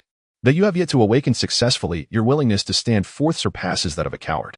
Wenming, Master. A similarly well-built young man beside Xiao Xiaolong also stepped forward. Go. Engage Lu Yueyu in a fair fight. Yes, Master. Shang Wenming's eyes sparkled with determination as he regarded Lu Yueyu, a fervor for battle igniting within him. Over the past year, he had endured countless hardships and injuries to arrive at this juncture. For him, whether he fought today or not bore little significance. He had awakened his golden attribute and successfully comprehended star techniques. Lu Yueyu, on the other hand, was merely a failure in his eyes. Such an individual no longer held any value for him. His aspirations lay with the greater and more powerful Star Corps warriors. As the two ascended the platform, Xiao Xiaolong appointed a fighter from Guangsha Boxing Gym as the referee. They faced each other and bowed, awaiting the referee's signal to commence. Through his perception of star techniques, Lu Lin discerned that Shang Wenming's strength was formidable, potentially reaching the second stage of 0 level. This level posed little challenge for Lu Lin. He was nearly invincible against ordinary individuals. However, Lu Yueyu, while capable, was evidently outmatched. This was a battle destined for defeat. Begin. The referee, a fighter from Guangsha, declared begrudgingly before hastily retreating from the platform. Lu Yueyu shouted and lunged at his opponent, throwing a punch with fierce wind. Yet Shang Wenming met the blow head-on with his chest, a smile gracing his face. Too weak. I'll allow you 3 strikes. Observing Shang Wenming's demeanor, Lu Yueyu remained silent, gritting his teeth as he suddenly raised his left elbow, targeting Shang Wenming's throat. As Lu Yueyu attempted to strike at his weakness, a flicker of danger flashed in Shang Wenming's eyes. He swiftly raised his hand to block, but Lu Yueyu's elbow found no purchase, instead causing his entire left arm to tingle with numbness from the force of the impact. There's still one more strike. Shang Wenming maintained a relaxed composure. Xiao Xiaolong regarded Shang Wenming with a faint smile before shifting his gaze to Guan Yu, seemingly unconcerned with the outcome of the duel. Guan Yu clenched her jaw, her expression pale as she perceived Xiao Xiaolong's overwhelming arrogance. Yet within Guangsha, no one was capable of stepping forward to confront him. Although Guanping Xiao had previously instructed awakened warriors, those students had promising futures elsewhere, venturing to other planets for opportunities and not remaining in a small place like Luqing. In the vast expanse of Guangsha, only Guan Yu remained as a Star Corps warrior, and she was not of the combat type. At that moment, Guan Yu received a communication from the concealed Guanping Xiao in the monitoring room. Daughter.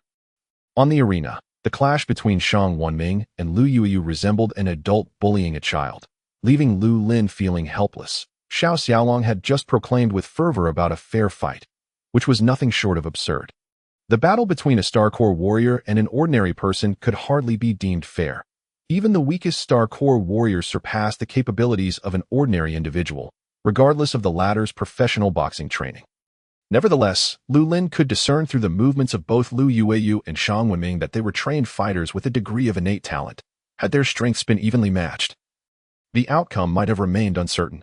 Yet, it was evident that a duel was truly unnecessary. Lu Lin shook his head, contemplating that once this encounter concluded, he would promptly depart, as there was no spectacle to behold.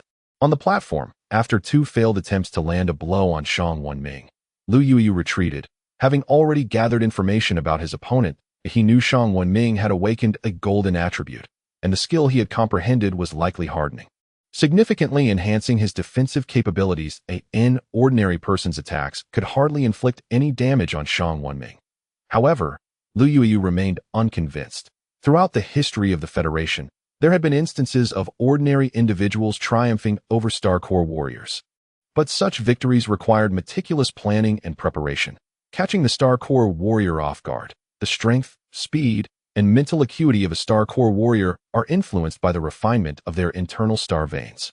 The higher the level of the Star Corps warrior, the stronger they become. Historically, The highest level of Star Corps warrior defeated by an ordinary person was merely a first-stage second-level warrior. Beyond that, ordinary individuals stood no chance. The Shang Wenming before him was but a newly awakened warrior, and Lu Yueyu believed he had a chance. He employed the small steps taught by Quang Sha, carefully observing for weaknesses in Shang Wenming's stance. Yet, Shang Wenming was not inclined to grant him any openings. Lu Yueyu, one more strike. What, are you about to concede? Shang Wenming asked, his demeanor nonchalant. Very well, allow me to bring this tedious battle to an end. With that, Shang Wenming swiftly closed the distance, delivering an unremarkable punch toward Lu Yueyu. Lu Yueyu quickly raised his guard, but he felt an immense force crash against his arm. Crack. A faint sound of fracture echoed. Lu Yueyu's eyes reddened with pain as he helplessly let his arms fall, staggering back until he collided against the elastic ropes of the platform. He gazed in astonishment at his opponent. To possess such strength so soon after awakening was a terrifying prospect. The referee standing outside wore a pained expression, and upon meeting Xiao Xiaolong's gaze, he slowly ascended the platform. In this bout, Longhu Martial School, Shang Wenming, wins. Upon concluding, he hurried to Lu Yueyu's side, noticing his arms were unnaturally bent. Causing him distress, Lu Yueyu was a diligent student, practicing for 2 to 3 hours daily at Guangsha without needing Guan Pingchao's coercion, returning home utterly exhausted each night. Yet, how unfair life could be. Despite his tireless efforts, he ultimately failed to awaken. TSK. Guan Pingchao seems formidable in words, yet the disciples he raises are hardly impressive. The infamous Guangsha Martial Arts School was formidable over a decade ago, yet the management has deteriorated with each passing generation. Ever since the elder Guan departed to another realm, Guan Pingchao has only driven the school further into decline, to the extent that even his own daughter shows no inclination to pursue martial arts. Tisk, ponder that for a moment. His daughter? She possesses quite an appealing figure and countenance, but I can't shake the feeling that she bears no resemblance to Guan Pingchao at all. Could it be? Ha. The disciples surrounding Xiao Xiaolong were unabashedly mocking the Guangsha Martial Arts School, even resorting to personal attacks. Guan Lu felt a wave of discontent, shared by others from the Guangsha school. Yet, what recourse did they have? In the realm of martial artists, dialogue is forged through fists. The one with the strongest punch reigns supreme. Those who fall must endure their own bitter consequences. And no one cares about the thoughts or words of a defeated adversary. Those from Longhu Martial Arts School. If you have the skill, come forth and challenge me. At last, one individual from the Guangsha school could no longer tolerate the scorn and stepped forward to issue a challenge. Xiao Xiaolong cast a sidelong glance at him before turning to Shang Wenming on the stage. What say you? Wenming, care to spar with this brother? No problem, master. That was merely childish play. I barely broke a sweat. Shang Wenming replied, then looked at the challenger. Perfect timing. Let me warm up a bit. People from Guangsha Martial Arts School. Today I, Shang Wenming, shall represent Longhu Martial Arts School on this stage. Anyone wishing to step up, please form a line and wait. I will take you on one by one. You, continue to officiate as the referee. Shang Wenming pointed at the previous referee. His demeanor arrogant, his chin raised as he spoke. Very well, the referee acquiesced, returning to the stage. The match, begin. The moment the words were uttered, before the referee could exit the stage, a gust of wind swept by. Shang Wenming had charged at his opponent the instant the command was given. Bang! A punch was thrown, devoid of any flamboyance. Even though the opposing fighter had braced himself for the attack, he could not withstand Shang Wenming's onslaught. It was as if he were a cannonball, propelled backward with astonishing speed. His back collided with the elastic ropes of the arena, the force of the impact sending him sprawling, and in a moment of instability, he fell flat on the ground. Brother Dong! Brother Dong! The onlookers from Guangsha Martial Arts School cried out anxiously. Brother Dong's face turned pale as he attempted to assure them he was fine. But he choked, unable to catch his breath. The referee helped him to his feet and declared Shang Wenming the victor before guiding Brother Dong off the stage, compared to Lu Yueyu's broken arms. Brother Dong fared somewhat better. Nevertheless, his arms and shoulders were bruised and swollen, necessitating immediate medical attention. Xiao Xiaolong wore a smile, seemingly possessing no other expression on the stage. Shang Wenming boasted 2 victories, radiating pride. Guangsha Martial Arts School. Were you not once so arrogant? Did you not frequently come to our school to provoke us last year? Why the sudden retreat now? Where has your bravado gone? Come. I am merely a novice who has trained in boxing for a mere year. Is there anyone who wishes to teach me a lesson? I shall. As Shang Wenming displayed such hubris, someone could no longer contain themselves and leaped onto the stage. This time, there was no need for a referee. The challenger rushed at Shang Wenming without hesitation. Shang Wenming easily parried the initial attacks. Is this how Kwangsha Martial Arts School instructs its disciples, lacking even the basic etiquette of sparring? It seems that Kwangsha Martial Arts School has indeed fallen into disarray over the years. However, Shang Wenming turned to the challenger, his tone dripping with disdain. Even a sneak attack from someone like you would be futile. Bang! As he spoke, a punch landed squarely on the challenger's chest, eliciting a pained cry as he collapsed to the ground. Unable to rise for a considerable time. Is there anyone else willing to enlighten me on the advanced techniques of Kwangsha Martial Arts School? Come then. Below the stage, Guan Li's communicator buzzed again, this time from Guan Pingchao in the monitoring room. Daughter, I implore you. Chapter 83. Lu Lin takes the stage. Guan Pingchao's message was a voice communication, obscuring the situation on the other end. Otherwise, Xiao Xiaolong would undoubtedly have caught on. Daughter, please speak to Lu Lin and ask him to step into the ring for us. If your grandfather finds out, I shall surely be scolded to death. No way. Guan Lu firmly rejected. Father, Lu Lin is my friend, a star guide from the Guiding Masters Association. He is not affiliated with our martial arts school. If he participates recklessly, should he win, Xiao Xiaolong will hold a grudge that if he loses, he may get hurt. Dad, please abandon this notion. I will not agree to seek Lu Lin's assistance. Observing his daughter's stance, Guan Pingchao realized that this matter could not be resolved through conventional means. Daughter, how about this? Allow Lu Lin to fight just once. Just one match. I will grant him our family's secret technique, the step of inch. The step of inch. Guan Li's eyes widened in disbelief at what she had just heard. The step of inch was a martial arts secret manual that Guan Li's grandfather, Guan Kuang, had acquired during his early university training. It belonged exclusively to their family. Over the years, while Guan Kuang had utilized the step of inch in combat, its existence had never been disclosed. Although Guan Pingchao had shown promise in his youth, he ultimately failed to awaken his potential and could only assume the role of an ordinary person in managing the martial arts school. As for Guan Lu, she had never been fond of martial arts, and thus the manual had remained a cherished relic within the school, despite having received several talented disciples over the years. Guan Pingchao had never passed on the step of inch. Why now? Daughter, do not question why. Just speak to Lu Lin. If he is willing to assist us this one time, I will bestow upon him the step of inch. In fact, I can even call your grandfather to personally guide Lu Lin in mastering this technique. As long as he helps us defeat our opponent, that is all that matters. Guan Pingchao was all in. He had previously regarded this as merely a contest between two martial arts schools, not paying it much mind. Even with Lu Yueyu's failure to awaken, he had hoped to dodge the storm this time. However, he had recently been contacted by a friend from the Green City Guard's residence, inquiring whether Xiao Xiaolong had come to provoke them. When Guan Pingchao confirmed it, the individual informed him that the governor of Saturn would soon be visiting Green City, and the city guard intended to enhance the commercial environment and promote a culture of martial arts, thereby improving the happiness of Green City citizens. If all proceeded as planned, Green City would be developed as a model city for the Eastern Forest continent. Should Guan Pingchao's Kwangsha Martial Arts School lose to Longhu Martial Arts School, its future existence would be in jeopardy.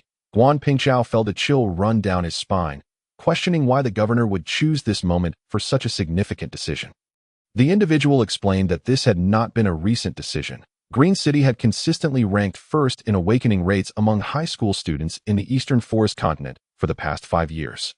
The governor recognized the capability and determination of the city guard, and was thus inclined to offer Green City greater support. In contrast, the administration of the twin cities within the Eastern Forest continent had been less than satisfactory in recent years. Therefore, after Green City reclaimed its top ranking in awakening rates 1 year ago, the governor and the city guard had prepared this plan. Over the next 5 years, Green City's development goals were to align with those of major cities on Blue Star. Guan Pingchao barely absorbed the subsequent details. He only remembered that this matter had been decided a year prior. Furthermore, his wager with Xiao Xiaolong had also been established a year ago when Xiao Xiaolong had suddenly approached him. Thus, it was evident that Xiao Xiaolong had long been aware of the governor's plans. The sense of dread washed over Guan Pingchao. This old fox had been plotting against him for quite some time. He even suspected that Xiao Xiaolong had taken on more than just Shang Wenming as a disciple, perhaps casting a wide net. with Shang Wenming being the only visible catch when the plans for Green City were unveiled. And Xiao Xiaolong claimed to have trained multiple formidable Star Corps warriors. The reputation of the defeated Guangsha martial arts school would undoubtedly suffer. For martial arts schools like theirs, reputation equated to students. And students represented the future and financial stability. This was no mere wager. It was a battle for the very survival of Guangsha martial arts school, while the step of inch was indeed valuable. Guan Kuang had always asserted that their family would not hoard the manual selfishly. Additionally, Guan Pingchao was aware of his daughter's fondness for Lu Lin if the step of inch were to be offered.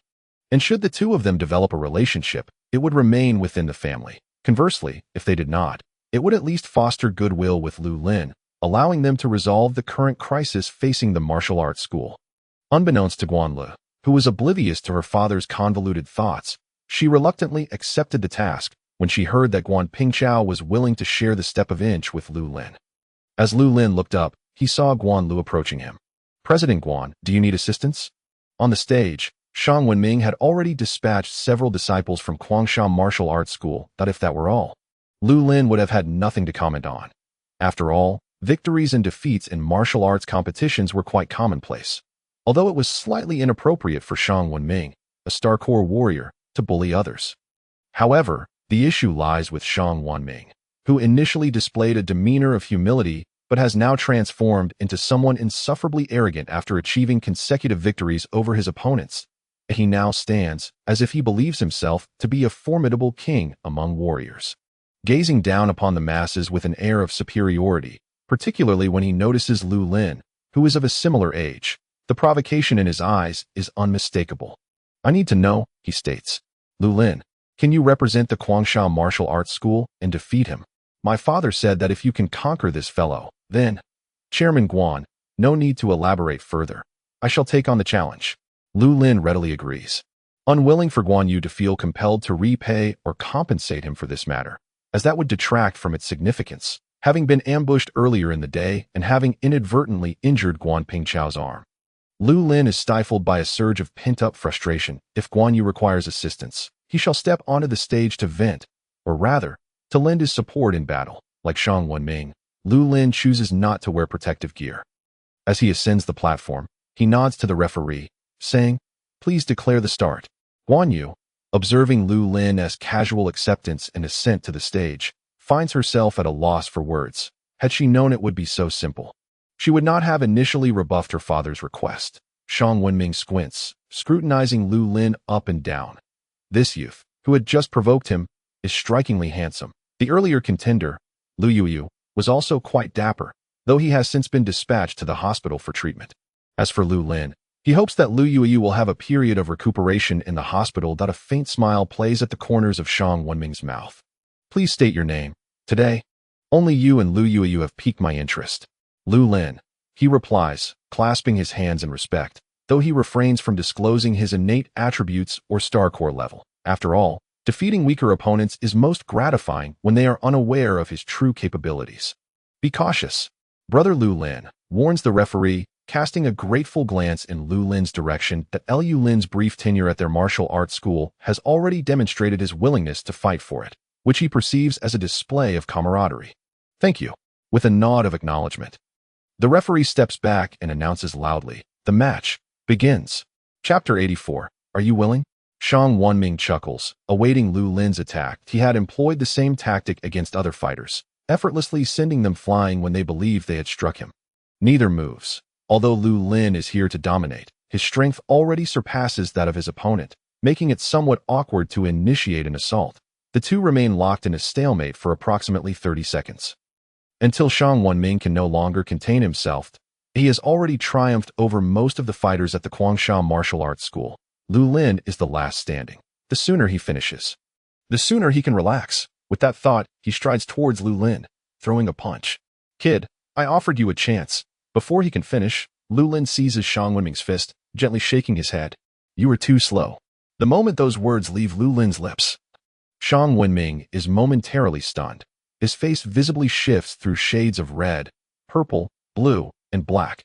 Is this not precisely what he had said to the fighters of the Guangsha Martial Arts School? To his astonishment, the wheel of fortune has turned, and now Lu Lin is echoing his own words back to him. The onlooking fighters from Guangsha Martial Arts School erupt in cheers as they witness Lu Lin effortlessly catch his opponent's attack. In stark contrast, the fighters from Longhu Martial Arts School were expressions of disbelief. Their previous arrogance has vanished. Guan Yu turns to Xiao Xiaolong, who can no longer maintain his previously composed demeanor. His eyes widen, and he emits a heavy grunt, realizing that Lu Lin possesses such remarkable skill. Yet, Xiao Xiaolong cannot help but think that Guan Pingqiao might have underestimated the situation, assuming that sheer strength alone qualifies one as a good fighter.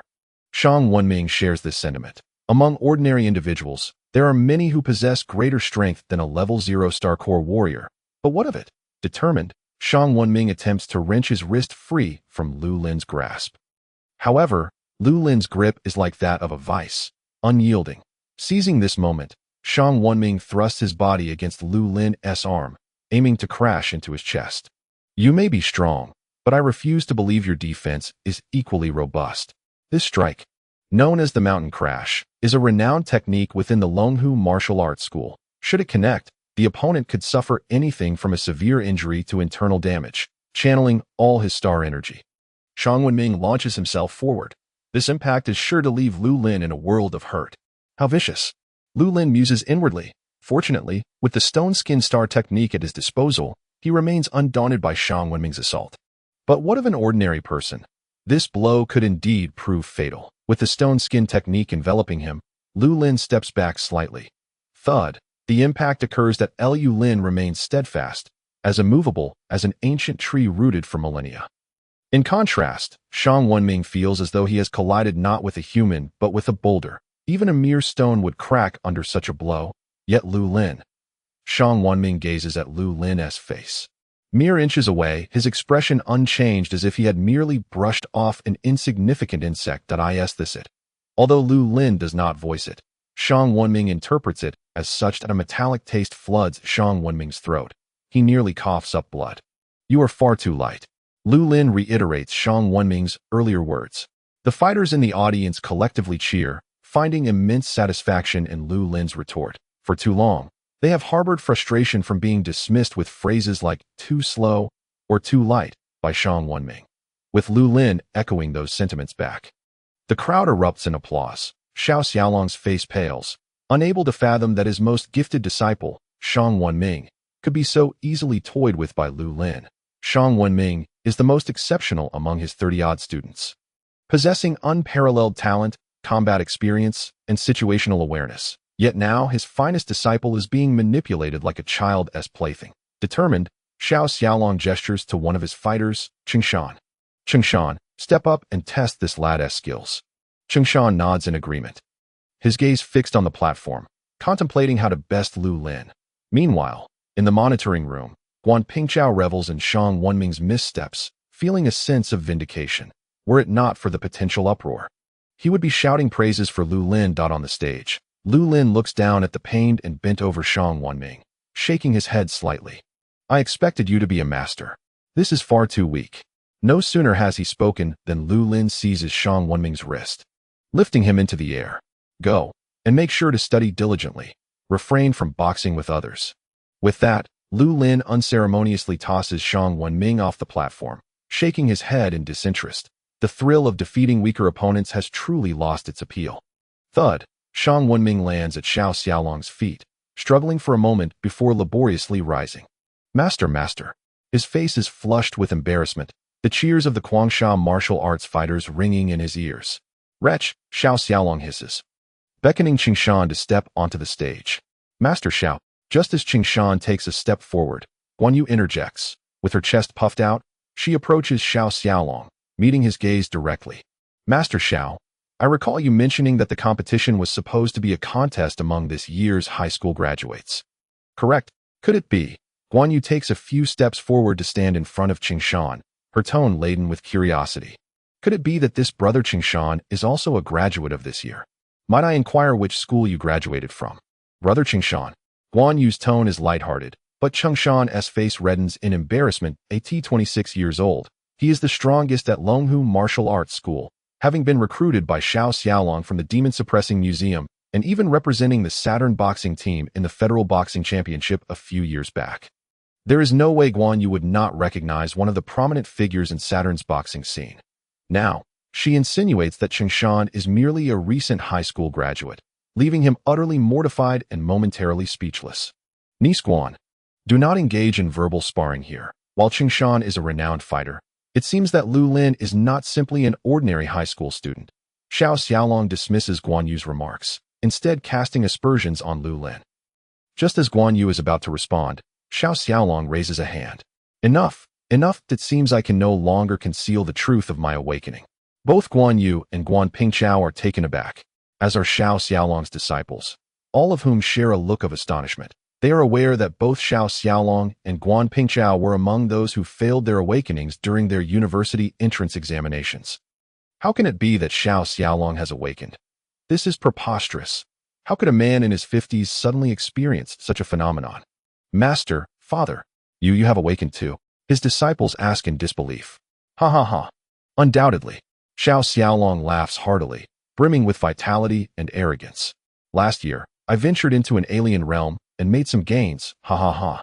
Guan Pingqiao, I know you are lurking somewhere, watching me.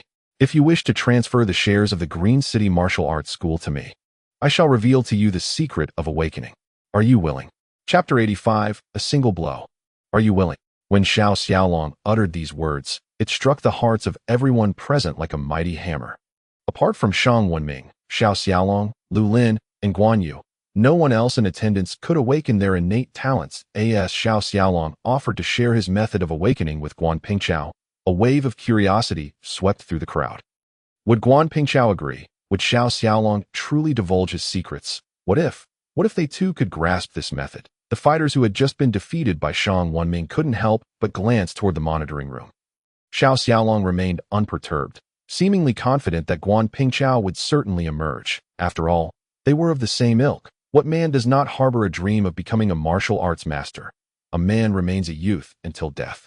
Xiao Xiaolong did not believe that Guan Pingqiao could maintain his composure in the face of such temptation. For Star Corps warriors, considerations of industry, family, and wealth are mere fleeting illusions. True power is eternal. Inside the monitoring room, Guan Pingqiao felt his heart race violently at these words. Without a moment's hesitation, he approached the door, his hand gripping the doorknob. Even if his father, Guan Kuang, discovered his choice, he would likely not cast too much blame. Yet, his hand lingered on the doorknob without moving. Guan Pingqiao was skeptical. It wasn't that he doubted Xiao Xiaolong's words. Rather, he doubted the man himself. This may sound contradictory, but it is quite understandable. Xiao Xiaolong's awakening implied he surely possessed a method, or the means to acquire the necessary materials to assist others in awakening. Guan Pingqiao believed this. However, Xiao Xiaolong was cunning. Even if Guan Pingqiao were to step out and agree to close the Guangsha Martial Arts School, withdrawing from the Green City martial arts training industry, no one could predict whether Xiao Xiaolong would actually share his knowledge. Faced with such temptation, Guan Pingqiao found himself with no room for negotiation. He must act according to Xiao Xiaolong's orders. He struggled, hesitating to exit the monitoring room. Haha, Guan Pingqiao, it seems you haven't changed at all, like a turtle hiding in its shell. Since that is the case, allow me to showcase the fruits of my training over the past year. With a vigorous shake of his arms, Xiao Xiaolong shed his martial arts jacket and strode toward the ring. Kid, you are quite impressive. I wonder, do you dare to spar with me? As Xiao Xiaolong stepped into the ring, he set aside all notions of underestimating his opponent. He would give his all, regardless of whether his opponent was an ordinary person or a Star Corps warrior. Allowing Guan Pingqiao to witness his prowess, Lu Lin nodded that in his perception, Xiao Xiaolong indeed exhibited a more pronounced fluctuation of star power than others. Yet, that was all. Against a man over 50 years old, Lu Lin felt he could manage with one hand, and he merely wondered how resilient the opponent was. Should he inflict any serious harm, he would be responsible for medical expenses. Old man, are you up for this? Lu Lin asked earnestly. Xiao Xiaolong erupted in fury. Yes, old man is more than capable. It seems you have great confidence in your abilities. However, I must advise you, young man, not to be overly arrogant. The harsh realities of society are beyond your imagination. Lu Lin grinned. As long as you don't require me to cover your medical bills once you're in the hospital. President Guan, could you please record this video? If Xiao Guanju ends up in the hospital, I will bear no responsibility for the medical expenses. Xiao Xiaolong, now seething with rage, suppressed his indignation and remarked, "Do not rely on mere words. Young man, let us get started." Lu Lin turned to glance at Guan Yu, who nodded at him with a complex expression, indicating that recording had begun, that he wondered if he could truly prevail against Xiao Xiaolong.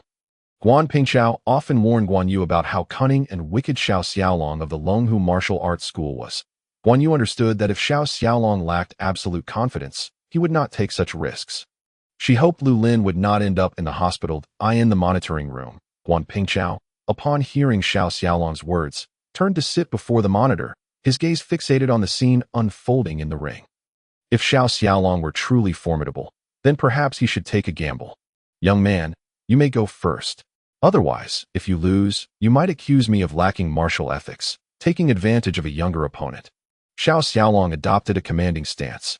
Fully confident in his strength, Lu Lin was merely a newly awakened youth. Even if he was slightly stronger than Shang Wanming, what of it? Under Xiao Xiaolong's hands, Lu Lin would not pose a challenge. "Very well, then I shall honor your request." Lu Lin acquiesced. Launching a punch, he was self-taught, and this punch was powerful and swift, but in Xiao Xiaolong's eyes, its angle and timing were utterly lacking. Humph!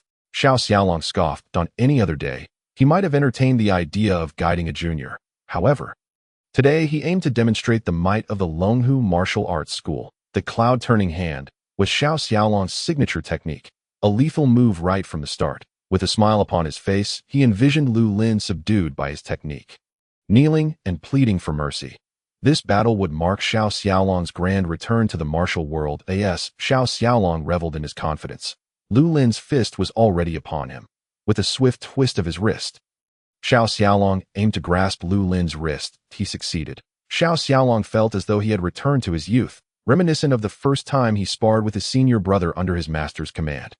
Yet, just as Xiao Xiaolong intended to flip Lu Lin over by seizing his wrist, he suddenly felt an immense force, an overwhelming strength. Xiao Xiaolong struggled to find a suitable word to describe Lu Lin's power. It felt as if Lu Lin's wrist resembled the main cannon of a starship, unyielding, powerful, straight, and inexorable, brimming with energy. Without any hindrance, Lu Lin's right hand propelled Xiao Xiaolong's left hand past his elbow, crashing heavily onto Xiao Xiaolong's shoulder. Lu Lin had only exerted a third of his strength, targeting Xiao Xiaolong's shoulder, hoping to inflict some damage. The moment Lu Lin's fist made contact, Xiao Xiaolong was sent hurtling backward as if struck by a prehistoric mammoth, soaring through the AI arc. Lu Lin was taken aback. Is the Guanju merely putting on an act? A mere third of his strength sent him flying over 10 meters. Had there been no wall to stop him, he might have flown 20 meters away.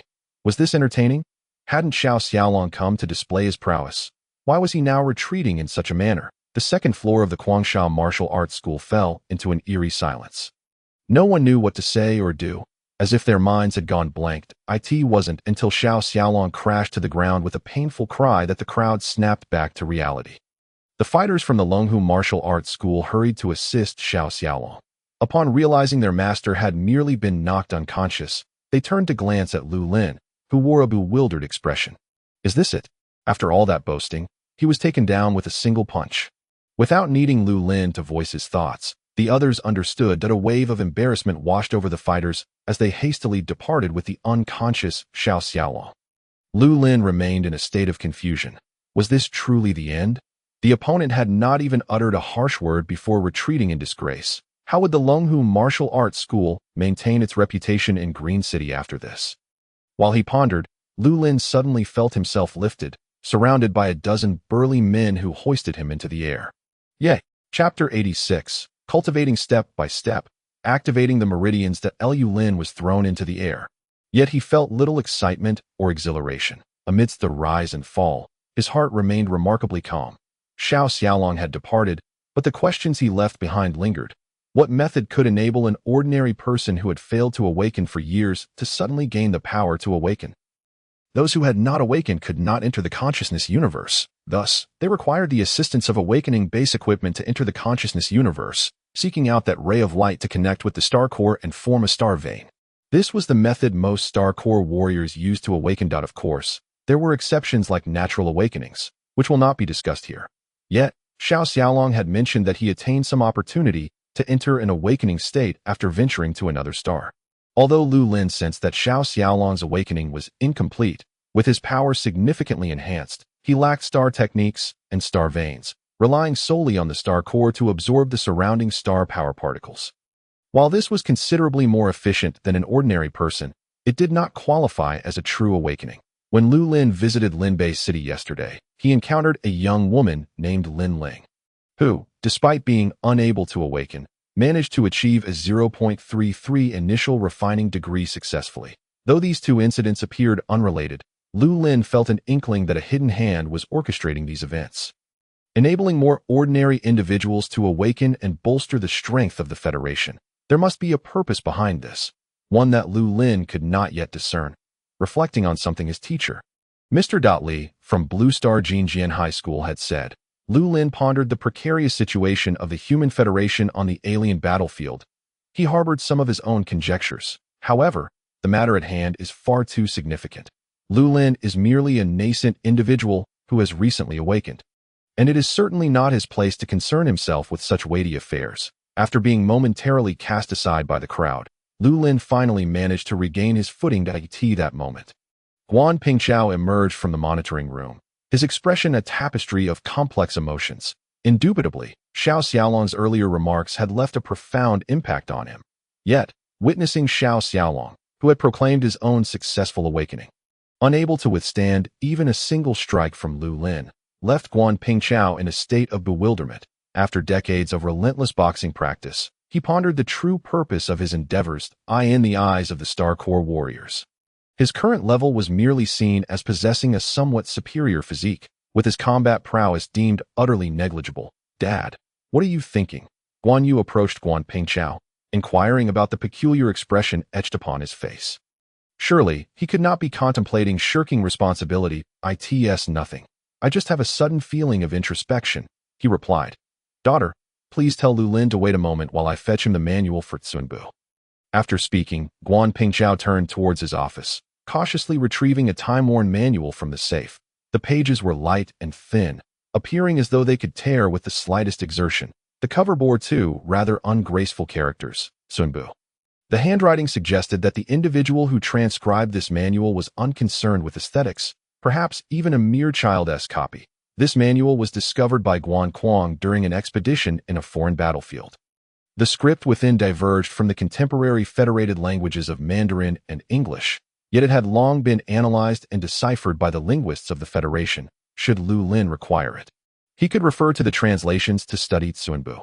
Upon presenting the manual to Lu Lin, Guan Pingchao felt a twinge of disinterest and waved his hand dismissively as he departed. "Lu Lin, this manual was obtained by my grandfather from the foreign battlefield. You must practice diligently," Guan Yu remarked with a smile. "Chairman Guan, what is the meaning of this?" Lu Lin asked, bewildered while holding the manual. Guan Yu felt compelled to elucidate Guan Pingchao's earlier thoughts. "Very well, Chairman Guan, I indeed require a method of footwork for star power techniques, so I shan't stand on ceremony with you and Uncle Guan. However, my intention in ascending the stage to challenge Shang Wanming and Xiao Xiaolong was not for this purpose. If that is the case, consider it a favor owed to Chairman Guan. Should you need anything in the future, do not hesitate to contact me." Guan Yu chuckled, choosing not to prolong the discussion on the matter. After a tumultuous afternoon, Lu Lin had yet to properly practice Shibu Zhan. He had intended to spar with the fighters at the dojo, but was interrupted by Xiao Xiaolong. Now, if Lu Lin wished to challenge others, it was likely that no one would be willing to engage with him.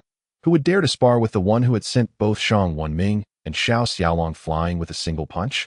With nothing pressing to occupy his time, Lu Lin bid farewell to Guan Yu and departed the dojo to return home. Once home, Lu Lin eagerly opened the Zunbu manual to begin his studies. The challenge of the text posed no difficulty for him. During his high school years, he had taken specialized courses that taught the various scripts that might be encountered in the relics and secret realms of foreign battlefields. Lu Lin was also a diligent learner. While he might struggle to converse with the indigenous peoples of those lands, comprehending written language presented no such challenge. Zunbu, signifying the ability to maneuver gracefully within a confined space. Mastery of this footwork demands the activation of the meridians in the feet, legs, hips, and waist, utilizing star power to enhance leg strength and agility. when paired with a specific set of footwork techniques. It enables the practitioner to deftly evade attacks and seize opportunities to counterstrike. Upon examining the manual, Lu Lin felt an undeniable sense of familiarity. Was this not strikingly similar to Shibuzhan? The distinction lay in the fact that Shibuzhan only involved 6 techniques powered by Star Force, lacking corresponding movements. That it appeared that the master who had conceived Shibuzhan had also drawn inspiration from the manuals of the foreign battlefield, developing his own methodology as a result. Lu Lin recalled that the creator of Shibuzhan was named Chin Bumming. His curiosity had led him to search online for information about the individual, but he had found naught. Picking up the Tsunbu manual, Lu Lin meticulously studied the methods of star power circulation contained within. Unlike Shibuzhan, Tsunbu entailed the activation of 36 meridians, rendering the learning process significantly more challenging. Furthermore, as this practice was to be undertaken on his own body, Lu Lin harbored fears of inadvertently rendering himself incapacitated. He diligently worked through the activation of each meridian one by one. By the time his parents returned home to call him for dinner, Lu Lin had successfully mapped out all the routes in his mind. He swiftly finished his meal, announcing his intent to practice before hastily retreating to his room. He was ready to attempt the activation of the 36 meridians involved in Tsunbu. The human body's meridians remained in a latent state. To utilize them, one must activate them with star power. Numerous researchers of human meridians within the Federation boldly speculated that the reason humanity retained a comprehensive theory of meridians may well be that ancient humans were also capable of cultivation. However, due to unknown reasons, the star power on Blue Star had vanished, leading to the concealment of the meridians within the body. Lu Lin summoned a faint wisp of star power from his star veins, initiating the activation of his meridians. This was a task requiring both skill and precision. After dedicating an entire evening, he had managed to activate only 16 meridians, barely achieving half of the goal. As he opened his eyes to the brightening dawn, Lu Lin stood and stretched his body. It seemed that mastering Tsunbu would not be a swift endeavor. Today, he also had to accompany Guan Yu on a business trip to guide others in star techniques.